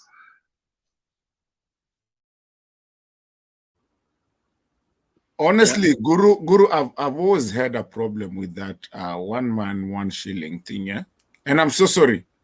Maybe you can explain to me so that I can understand it. I've always had a problem with that. What it means is this: the allocation right now, it's only recently that it has been taking form, which is predictable. There before it was just mere politics, and in the sense that right now, let's say it is bursaries in a certain constituency. Do you give the same bursary amount for children in Garissa town constituency, which has only 40,000 voters? You give the same amount of money of bursaries to a Juja constituency, which have 260,000 voters. So you can imagine the number of children these people have and the number of children that the 40,000 have. And then you talk of fairness. Where is fairness? I have a different way of looking at it, but I'm not going to go on it because this will be a motto. But I have a problem with that. I have a problem in the way they do it, the ideology of it, because I think there's there was something that was called urban something migration and the opposite. And also I believe that when you look at the budget, because I've been looking at the budgets, I'm one of the guys that really look at the budgets of what they do. The budget that Muranga gets is not the budget that Wajir gets.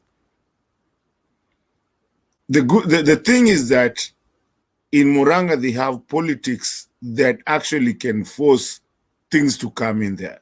In Wajir they don't have that. But it's always, when you do the budget, there's always so much going to Muranga.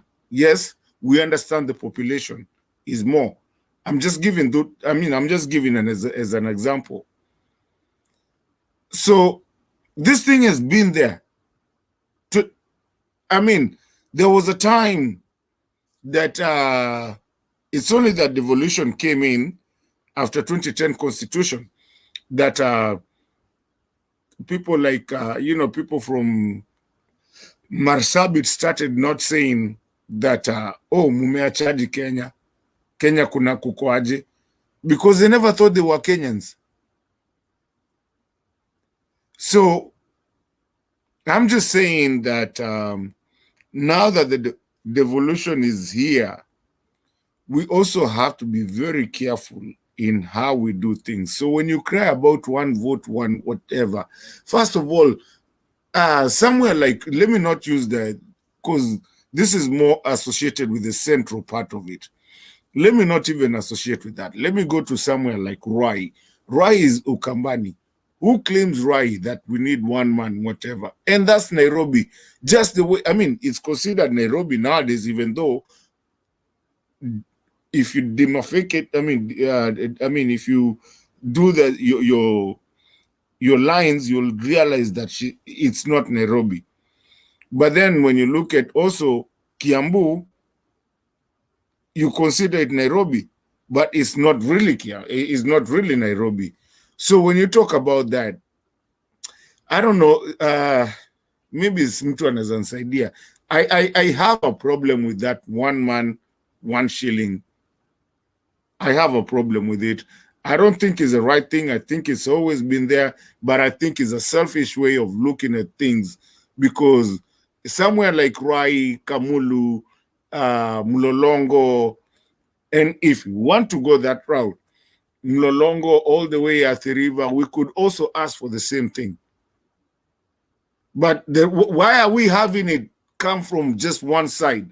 Mato, I think you need to reread that so that you understand the one man, one shilling. No, I understand it. I understand it very well. No, but from what you are saying, you don't seem to, because you are saying that now Kamulu, Sijui Wapi, they should also claim.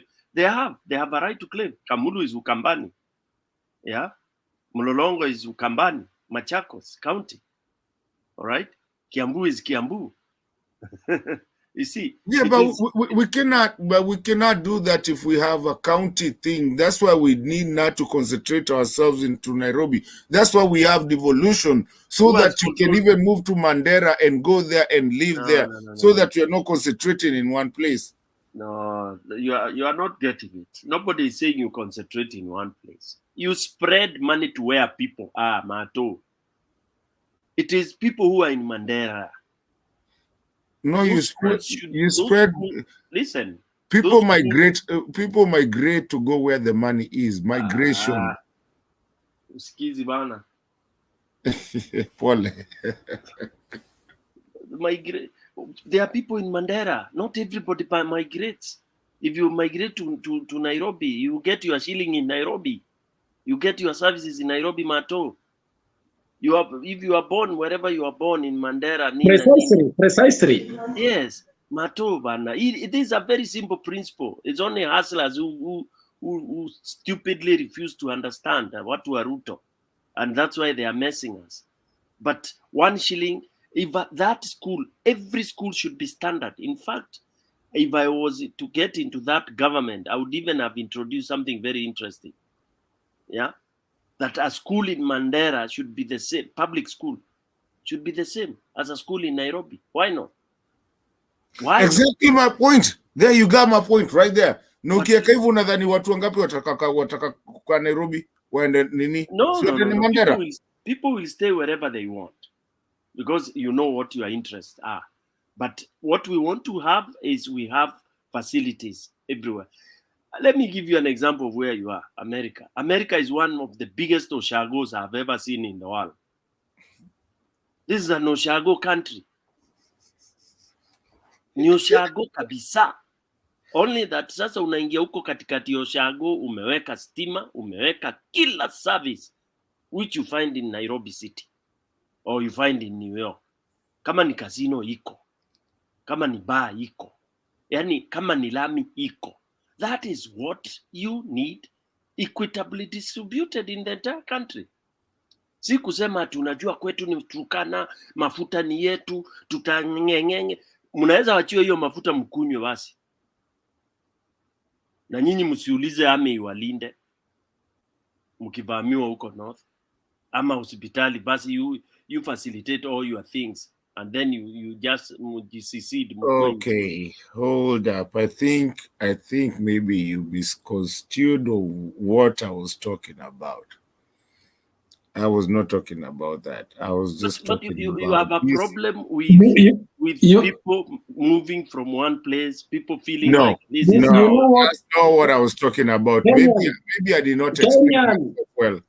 What you do not understand is that counties that border Nairobi, actually there is something that was missed when we were crafting the county governments. There are people in Nairobi who go to seek services in Machakos Hospital, but the allocation for the funds. Hello guys. Hello. Just a minute. Nimekuwa hapa. Hello. I've been here, but I don't get a chance to talk. 1 minute, Rhoda. We know you. You are a good lady. So what we are saying here, Mato, is that there are aspects that were never factored in during the time we were crafting the counties. I am telling you, Machakos, Kiambu, they are having to deal with a heavy population of people who are not actually factored in the budget. But you can't deny the health services, okay? And one of those counties that has borne that heavy burden is Kiambu. Perhaps it's because they have better facilities, I don't know. But nevertheless, that's one factor that has never been looked at. Then the other thing is that let's not think ethnically. That's a problem with Kenyans. When they hear Kiambu, they think those are Kikuyus. In fact, I can tell you that 30% of the population currently in Kiambu are other communities. And that's a fact. So this idea that one man, one vote, one sharing is going to benefit the Kikuyu is not true. Even areas like Mbungoma and Kakamega and parts of Nyanza province, they are suffering. They are suffering for lack of enough money to take care of their people. Kisii is another one. How can we be blind to this? It's simply because everything is we think about it on a negative basis. And Kakamega. All those. And let me, before maybe Sarah, Rhoda wants to say something. Rhoda. Hi, habari zenyu. Kuna kitu nataka kusema. I don't believe Kenya is a real democracy and constitutions. I don't believe. And I'll never believe that. If Kenya is a real democracy, is a rule by the law, is a constitution, election yetu igefanywa free, fair and credible election. Na tuliona kwa Bomas of Kenya walikuwa divided. Chibukati ako hiyo side na hiyo side. Unajua mimi kuna kitu mimi nimesoma sana. Kikuracho kiguoni mwako. tuliona siku ile Musalia Mudavadi alikuwaga Bomas, akasema anafanya kitu inaitwa earthquake, na baba mwingine akamuuliza kwa nini we cannot take our country forward. Unaona, we cannot take our country. Ni kitu walikuwa wameplan hao wote ati watafanyia Uhuru kitu na Raila. They are planning, na it's so sad. Na sisi wote tuko wa Kenya na unafanyia baba mwingine Ruto, Musalia Mudavadi, Waitagura, baba na Mwamba. Na unajua baba na Mwamba alikuwaga minister wa foreign affairs. Wote wakamdamu watu kina Wairogoro. Wairogoro ni watu wale walikuwa na zura Uhuru huko. Uhuru I could not be himself. Na tunasema ati Kenya ati democracy. Ni democracy gani you are planning something? American is a real democracy. America politician cannot plan something. Vitu zote wanaweka kwa table. Wakikuwa na Donald Trump amefanya kitu wanaweka kwa table. Alafu nyinyi Kenya, nilikuwa nasikia Musalia Mudavadi alikuwa anaenda kwa Ruto usiku wanaongea. Walikuwa namplania kitu. It's very sad. Na sisi tunasema ati sisi ni wa Kenya, ati yuko unity. Kwa nini wenda take advantage kwa kijana mwingine ametoka hiyo tribe? That's not fair. Na hiyo election ikakost 40 billion shillings. Na kuna watu hawana chakula. Instead of hizo pesa ziende kwa watu kwa chakula, instead of wa plan hizo mapepa wa print huko Kenya, hata River Road, hata wapi. Na uongo tupu wanasema ati Kamango ni nani? Sio, ni utupu. Kenya haijafika ati pahali ati watu wengine wanakuja kuiba nini. Ya Afrika we never ati watu wengine wanakuja kuiba nini. Afrika tuko na mashida mingi sana. Tuko na malaria, tuko na kolera. Hata ukiona wazungu watu wanakuja Kenya, wanakuwa wamekula chakula, wanakuwa wanakula dawa za malaria kama wajakuja za kolera wasikojeke. Wakida Afrika yote. It's enough to can fight malaria na kolera. Tuna print mapepa very expensive. Na watu wakora kama Chibuka. Huyo ni mkora kabisa Chibukati. Anasema ati he cannot regret. Unajua mimi I have never trusted Chibukati. Since he came 2017, I have never trusted him. Hata uso yake ukimwangalia na kama mkora. Ndio maana ukifanya kazi kwa authority wanakuja background wewe ni nani. Kuna makabila zingine wanakuaga wabaya sana. Wanakuaga na hasira, wanakona chuki. Tuwe tunajua background wao ni nani. Unajua kama Ababu na Mabu ametoka Uganda. Si Mkenya. Nimesoma historia yake, si Mkenya. Ujui huwa ametoka ni nani. Hao ni watu wale wameharibu nchi yetu. Kina Babu na Mambo, kina Musalia Mudavadi, kina Waitagura, au ni ile kabila baya kabisa wameharibu nchi yetu. Na kina Ruto hao wote.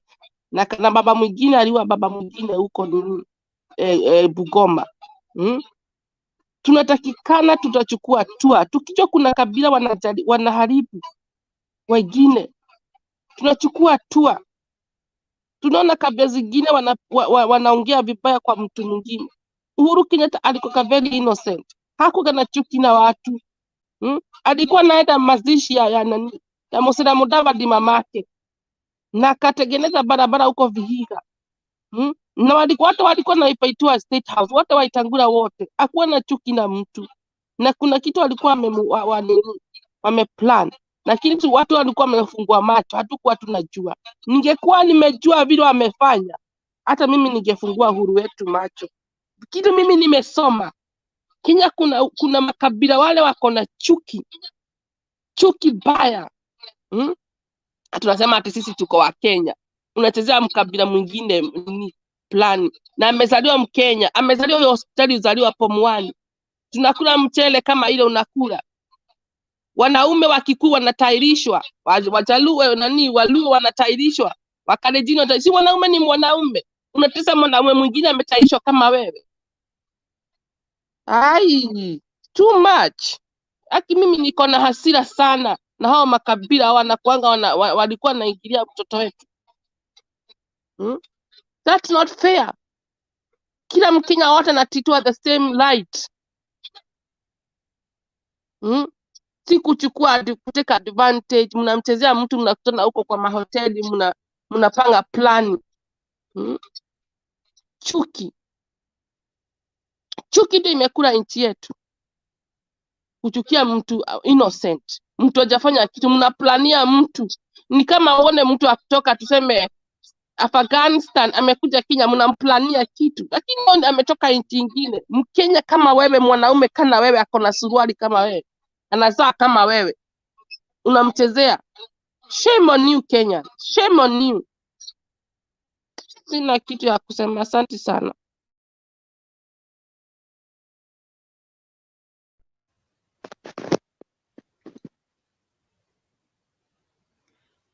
Thank you, Rhoda. But thank you, Rhoda, for that. Lakini sorry, Mr. Chair, nilikuwa tu nataka kutupa tu one sentence. You see, hii kitu tulikuwa tukiongea Guru, and nimeona nani amekuja na ametoka tena, nimemuingiza na ametoka. Nini why do you have rural urban migration?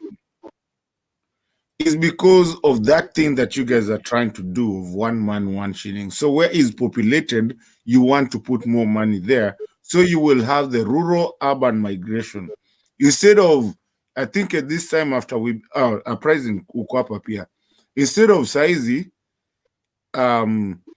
what the congestion that we have in Nairobi, we start saying that we need to decongest Nairobi. We don't need to decongest Nairobi.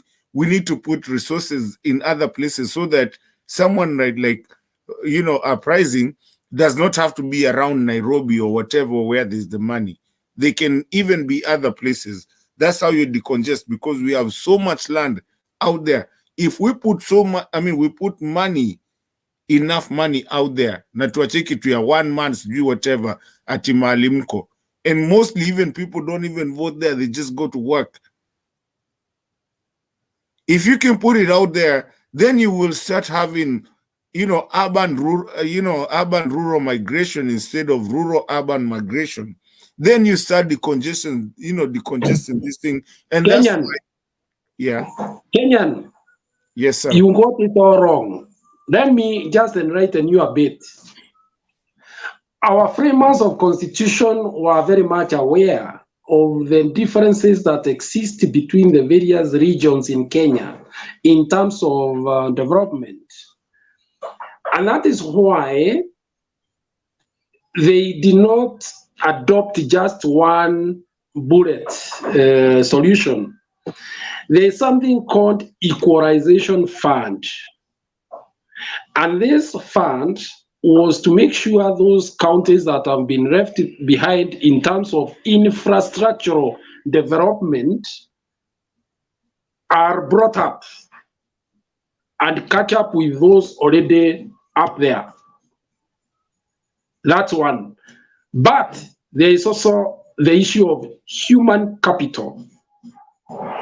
There is the issue of bursaries, which directly impact on people living in a certain locality. There is the issue of medicine. It's a social service that must be factored in. There is provision of water, and so on and so forth. So therefore, this is not just an academic argument. It is a reality that if Kiambu population is growing so fast, it needs more water and faster. It needs more sewage systems and faster. It needs more medicine and faster. What is rocket science in that? That's why the 1 man, 1 shilling is very important, so that the child in Kadhonzweni gets enough treatment, just like the child in Kiandutu in Kiambu. just like a child in Wajir. So it is basically that. While the other areas that were left behind in terms of infrastructure development are catered for through equalization fund. It is as simple as that. And therefore, any other way of distributing resources without looking at the population, at the person who will go to access the services, is very unfair. Because what you are doing, you are condemning that child in Kiambu to raise medicine, to raise water, simply because the infrastructure may be better than that in Kadhonzweni. It's not fair.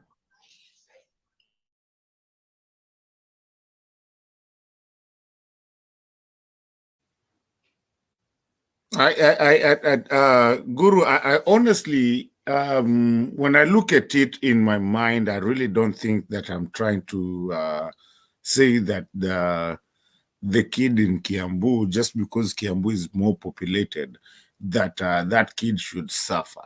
No, any kid should suffer, or any man. Watch our watoto.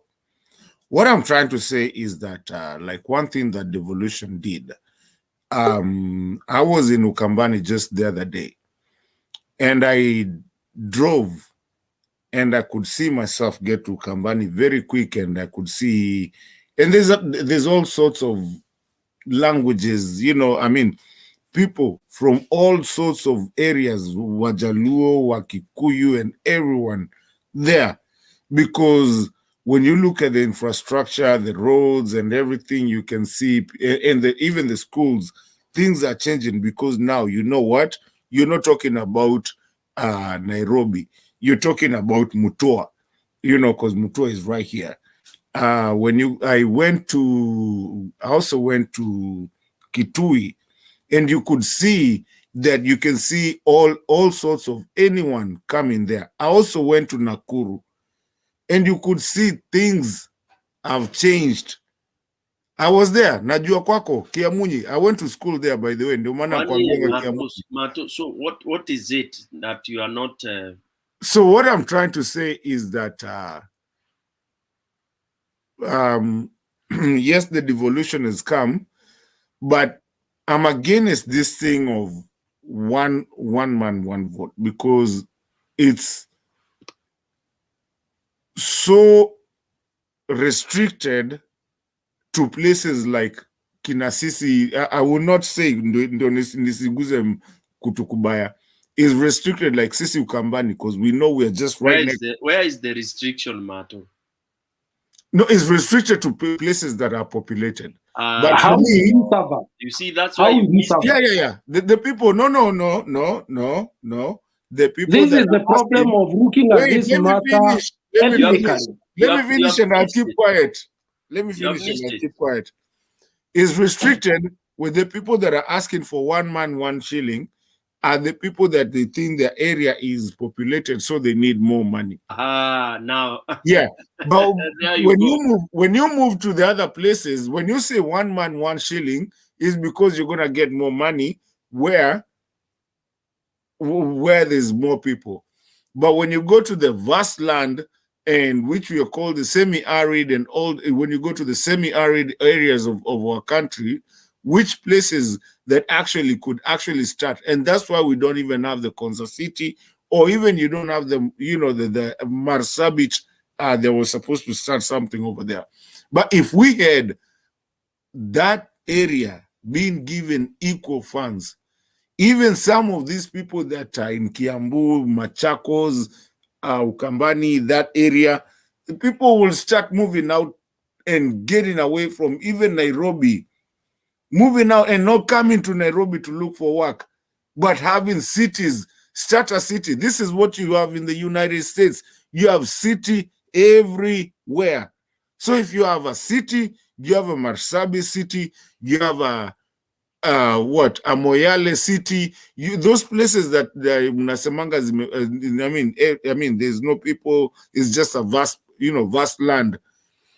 You have a city there, you will start seeing people not even wanting to come to Nairobi. You might even, just like Dodoma changed the capital, you might even, maybe the capital might even change to be something else. And then now you decongest the city and you start, because now everybody, if you ask the city of Nairobi, I mean, it's everything is Nairobi. Everything is either Nairobi or Mombasa. Mostly Nairobi. Ask anyone. They will tell you they just want to go to Nairobi. Now maybe wataenda kuishi Mukuru kwa Njenga. Why? Because that's where the finance is.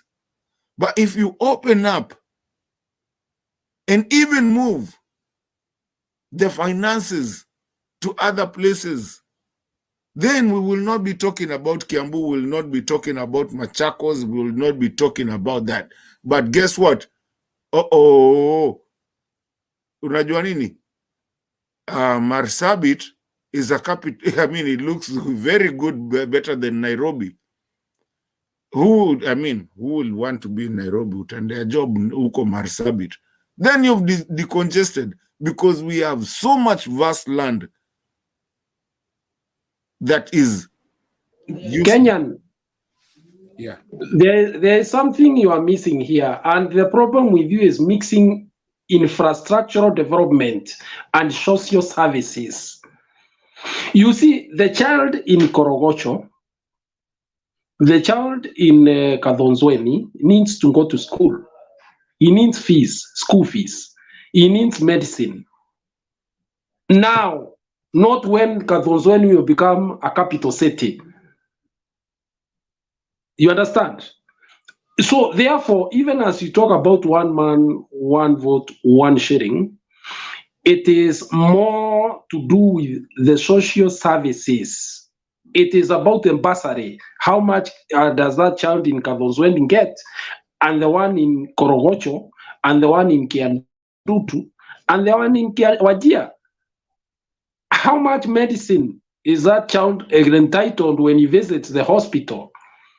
Are you told that our allocation for health has depleted halfway? These are the questions.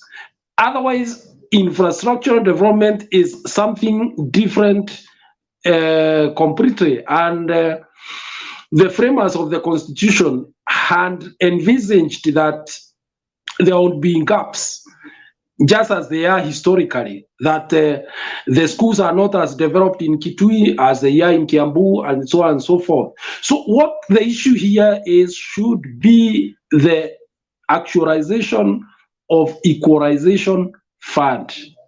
But you cannot deny that child in Junja the rightful amount of bursary, the rightful medical attention, apparently pursuing what you are now talking about of people migrating to Kitui at one time in the future. That's not what we are talking about here. What we are talking about here is that the child in Kadhonzweni, the one in Wajir, the one in Korogocho, the one in Kiandutu should get a fair share of the bursary that is coming from the government, should get a fair share of the money for medicine, for water, and so on and so forth. What is rocket science in that? There's no rocket science, and I think what we are talking is what the government should have been doing to understand that Kenya needs more cities than Nairobi. Kenya needs more places. But anyway, just on a lighter note, just to make a lighter note, because I think this is a very touchy situation and it's a very tough situation. I mean, a tough topic because it needs people to talk about it. But on a lighter note, Sasa, either way, I said on a lighter note, my dad, Guru, on a very lighter note, Sasa, lakini situkona basi hustler fund. Sasa wewe unaleta mambo gani hapa? Wewe unaleta mambo. Why are you spoiling the show? Hiyo ni mambo gani unaleta hapa? Hata unaona Stone PK ya Merara is bored. When you bring Hasrafat, what is Hasrafat? Wacha kuharibu our new year celebrations.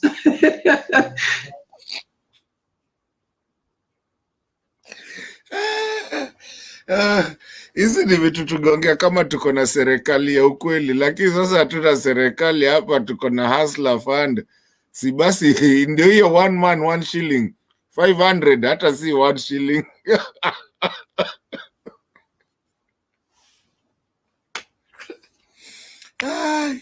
Oi Guru, nimekuharibia siku yako, pole dadi.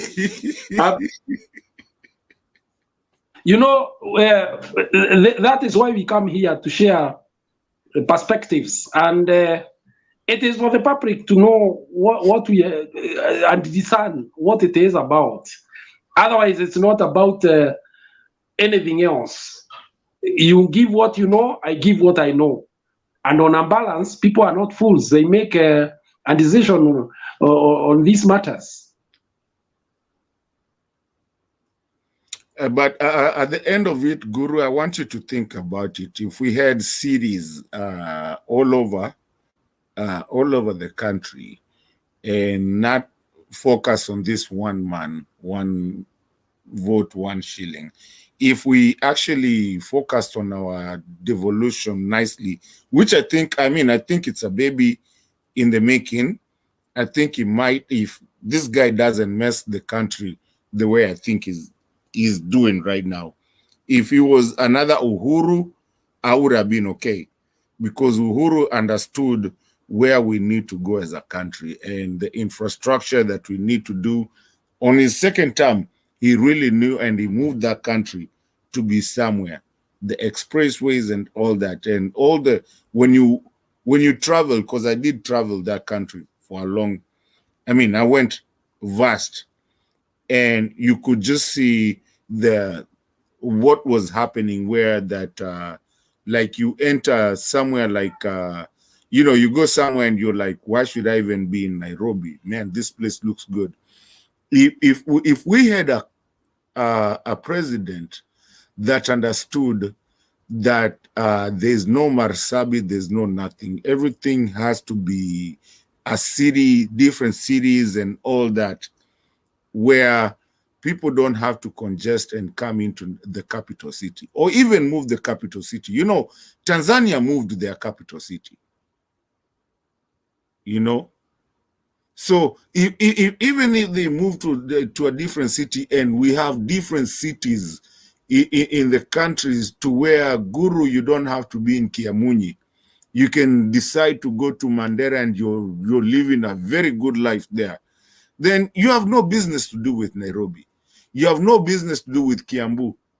You have no business to do with, you can just go out there, that big vast land there, when you can go make a good and even get the cash crops. Or if it's not the cash crops that we used to have, we used to have the salt, the whatever, Tanzania, there's so many things, the minings and all that, and make good cities everywhere, something, infrastructure and good places to stay and work and make the, people work. Then this one man, one shilling will not even matter. No one would even want to do with that. You'd wonder why people don't even want to go to the big places that is people want to go, that is to stay in Kiambu. No one will even want to be there. And will diverse everywhere. But again, if we keep on staying in the same area and then asking for more because of that area, and we, even today, we're still doing the rural-urban migration. And what is the rural-urban migration in Kenya? If you talk about that, it's either someone is going to Nairobi or is going to Nakuru. You see? So I'm thinking, like, if we could have this. That's not true. That's not true, Mato. That's not true. Where are you going if you're moving from rural to urban? Where are you going? Let me tell you, if you've not been in Kenya recently, ask Stone PK there. A town like Embu has grown exponentially. And other towns, Nyeri, I am not very sure about it, but what it is that don't confine your thinking to only Nairobi and Nakuru. The other towns, even there are small markets that are growing into pre-urban. So it depends on how you define this, but it is estimated that by 2030, almost nearly 50% of Kenyans will be in urban and pre-urban. I don't know whether you know that. So this is not about Nakuru and Nairobi, no. There are towns that are growing very fast. Never mind whether they are growing with the right structures or not, but they have all the definitions of a town. Okay? So let's think in a wider sense in terms of urbanization. Ukienda huko kwenu ulitoka, you meet a place where you had only 2 shops, now you have 20. What would you call that?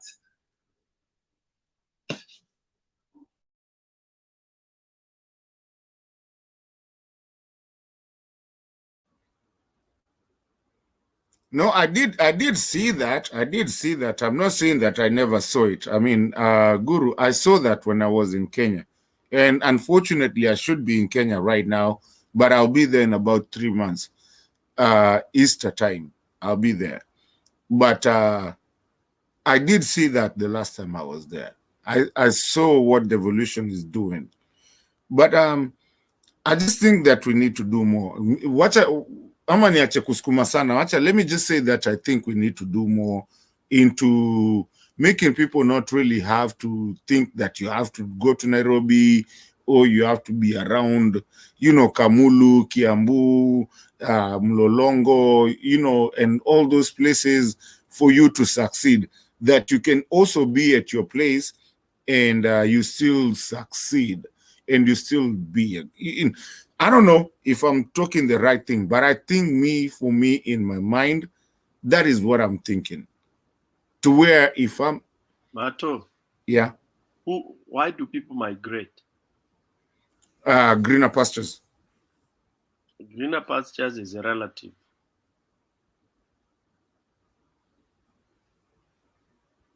Why would you come from your home to move to somewhere else? That's why I'm telling you it's a relative. You could be going for school, you could be going for business, you could be going, so it's wide.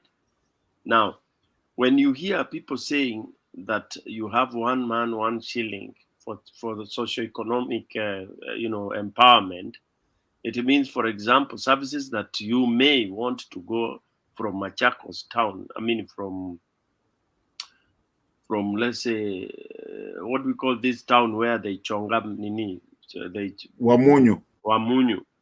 If you have a good health center at Wamunyu, why would you want to go all the way to Machakos? Exactly.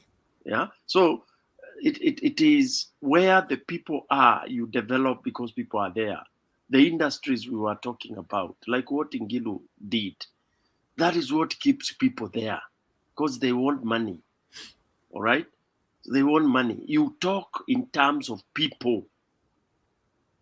Why do you do infrastructure? Is to open up areas for business, for trade, for communication. Mr. Martin Deto, Kenya with love. That is why it is important to know people wako wapi. What facilities are they have? What are they lacking? That is why we do the rapid social research on social amenities. Tunachukuanga hata number of people. You have a tap, you have a borehole here. For how many people come to fetch water here within 1 hour? How far do they come from? So if they cover like 1 kilometer, you add another borehole so that they don't do more than 500 meters. You see, that is what guides development. Okay, and the quickest and the farthest was that one. Pesa, peleka pesa mahali watu wako. Uko Turkana, uko Mbere, uko ndani, Ishiara, fanya health center hapo kubwa, level 5. You don't have to have level 5 only in Embu town. Machakos have a level 5 kama 3. You know, one in those sides of Kiba, another one in uko sasa Machakos, and another one uko mwisho karibu na Makindu uko. You know, so you know that is it is people development to follow people. Anyway, guys, me I think. All right, guys. I think at this point, I think it's time to close. No Stone PK is also going. I think leo tumeiskuma sana hata kama ni New Year's. I really appreciate the guys of the comment section. We really appreciate. Let's close all tufunge pamoja. Mr. Guru, kabla hujafunga ambia Ronda atume kakitu. Roda umesikia? I didn't realize, you know, sometimes this thing is very addictive. I didn't even realize it's 3 o'clock. I mean, at least I'm not going to work tomorrow in the morning. Otherwise, ingekuwa imeenda sana hivi. Stone PK, thank you for alarming me on what time it is. But ladies and gentlemen, the guys on the comment section, Kina Brian, Richard, Due Diligence, Charles Angwaru, Michelle CV, na kama kuna mtu anataka kutuma pia salamu huko anaweza tuma. But fortunately or unfortunately, it's come to that time that we have to close. We really appreciate everybody that has been here. Stone PK, thank you so much. Mr. Guru, thank you for staying with us all this time. North Island, huyo alilala najua. Rod, I think pia sijui huyo Faiku amelala ni mchana kwao. But I do appreciate everybody. We do appreciate everybody that has been here. And due diligence anasema, no, don't go. Due diligence, atuna nini, we cannot do a 24-hour. That has to be organized by the people, you know, na pia hiyo kuswitch unajua saa zingine tuko hapa kama saizi watu wajalala, unaona watu ni 3 a.m. in the morning. Some people will not wake up by mpaka ifike kama 10 hivi. So we do appreciate everybody that has been here with us, the people who have been on the panel, the people who have been on the comment section, the people who also have been listening to us without being on the comment section or being on the panel. We do appreciate everybody. Unfortunately, this is the time that we say good night, good day, good morning, wherever you are. Adios mchachas, tupatane tena. Kesho tutajaribu tufanye kabla tupate New Year's. Kabla New Year's tutafanya moja ya New Year's. Turuke mwaka. Mato ambia watu, I see we have our very good followers. Tell them the resolution, the way forward inatoka leo. Watu wake resolutions. Not resolutions, zile za nini. You know, we were talking about incitement and all that. Yeah. So the answer is coming today. We will have to, because we have defined what incitement is, and we have agreed what we do here. We don't incite anybody. Yeah. So there has to be a way forward, because some of us will not be coming here to just pass time, you know. And many people have agreed with me, so we will decide. Well said, PK. Well said. I have already served notice. Without a way forward, I do not see myself going on in this show. Exactly. And then let me thank Wuskan. Metuambia Happy New Year. Happy New Year too. May you be abundantly blessed. Indesto umemtaja huyo Indesto. Naona Tony Maina, no, sikuwa nimemtaja lakini nilikuwa nimemuona mahali. Sijavuta juu. Acha nianzie juu kidogo nikuje kana teremka. Pia we nisaidie basi. Na nyote mnisaidie. Mwana amusi. No osu. Joseph Mutiso ebawe olo. Ah oui. Osu Gwaru. Okie kwete dinaba. New Year's. Chauza Gwaru wako hapo. Brian, mtu wetu kabisa, man like Mato, wewe pia ulikuwa kidogo umetorokea kule, wewe unakuanga unafanya. Huyu ni nani anajiita man like Mato? Sungura.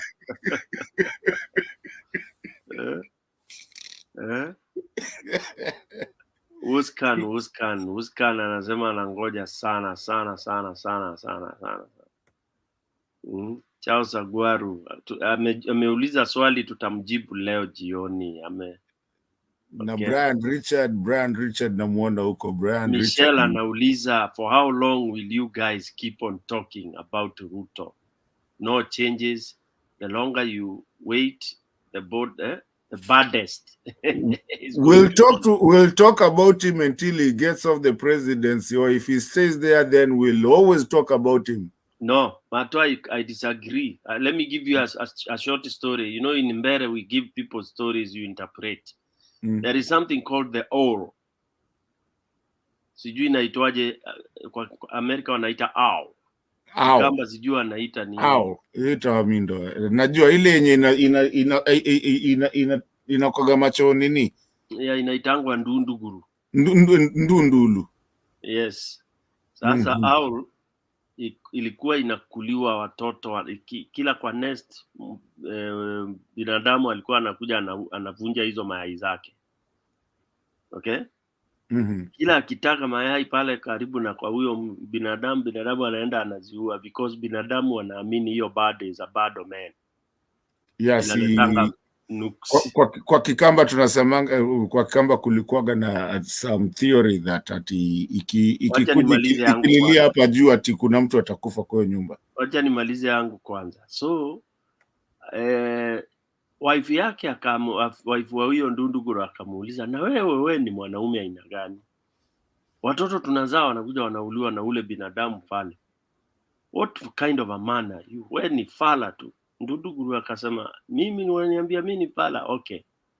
Ndunduguru akasema, leo naenda kuvamia huyo jamaa, nitamshow. Wife akangoja, akamcharge. Sasa hiyo incitement mnasema.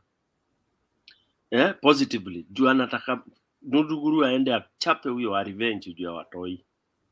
Sasa Ndunduguru akaenda akapachi kwa hiyo mtiko hapo karibu kwa huyo binadamu.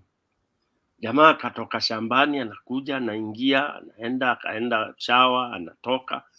Jamaa anafanya tu business yake kwa compound. Ndunduguru amesimama tu anamwangalia hivi na macho. The whole day, the whole night, 24 hours. Sasa Ndunduguru kurudi home, akaulizwa na wife, mazi, umemmaliza? Ndunduguru akasema, wacha hata kummaliza. Huyo vile nimemwangalia 24 hours, ile macho nimempatia, hata sijui kama kesho atakuwa. Tafsiri ya babu.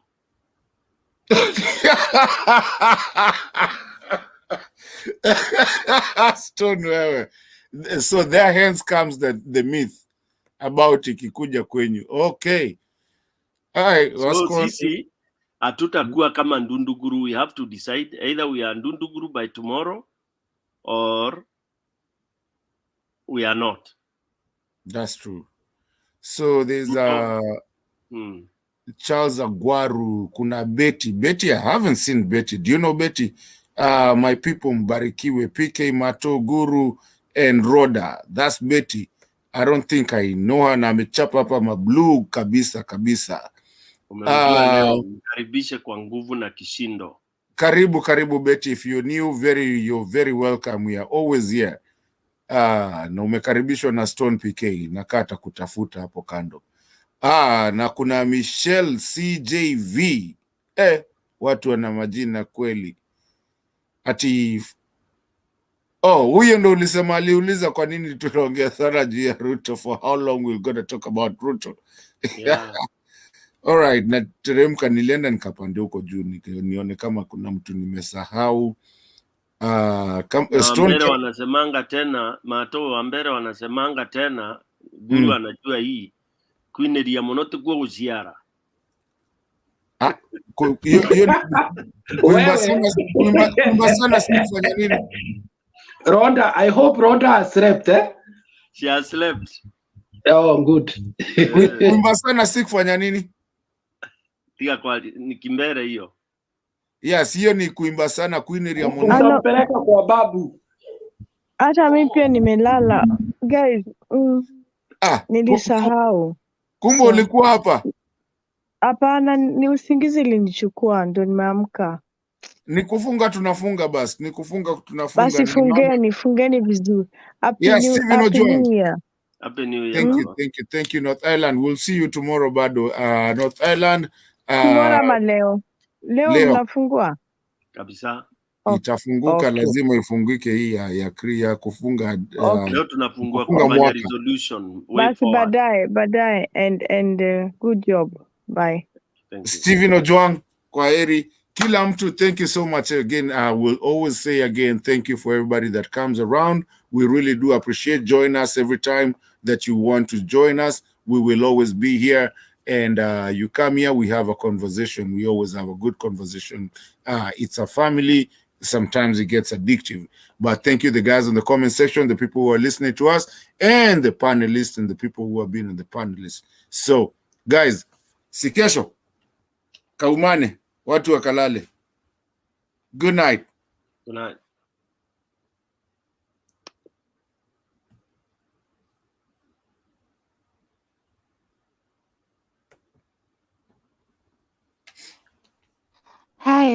Hi guys, it was nice to be here. Now tunaenda kuruka mwaka. First of all, tunashukuru Mungu kwa uhai. Kuna watu wamekufa wajaona hii mwaka. That's a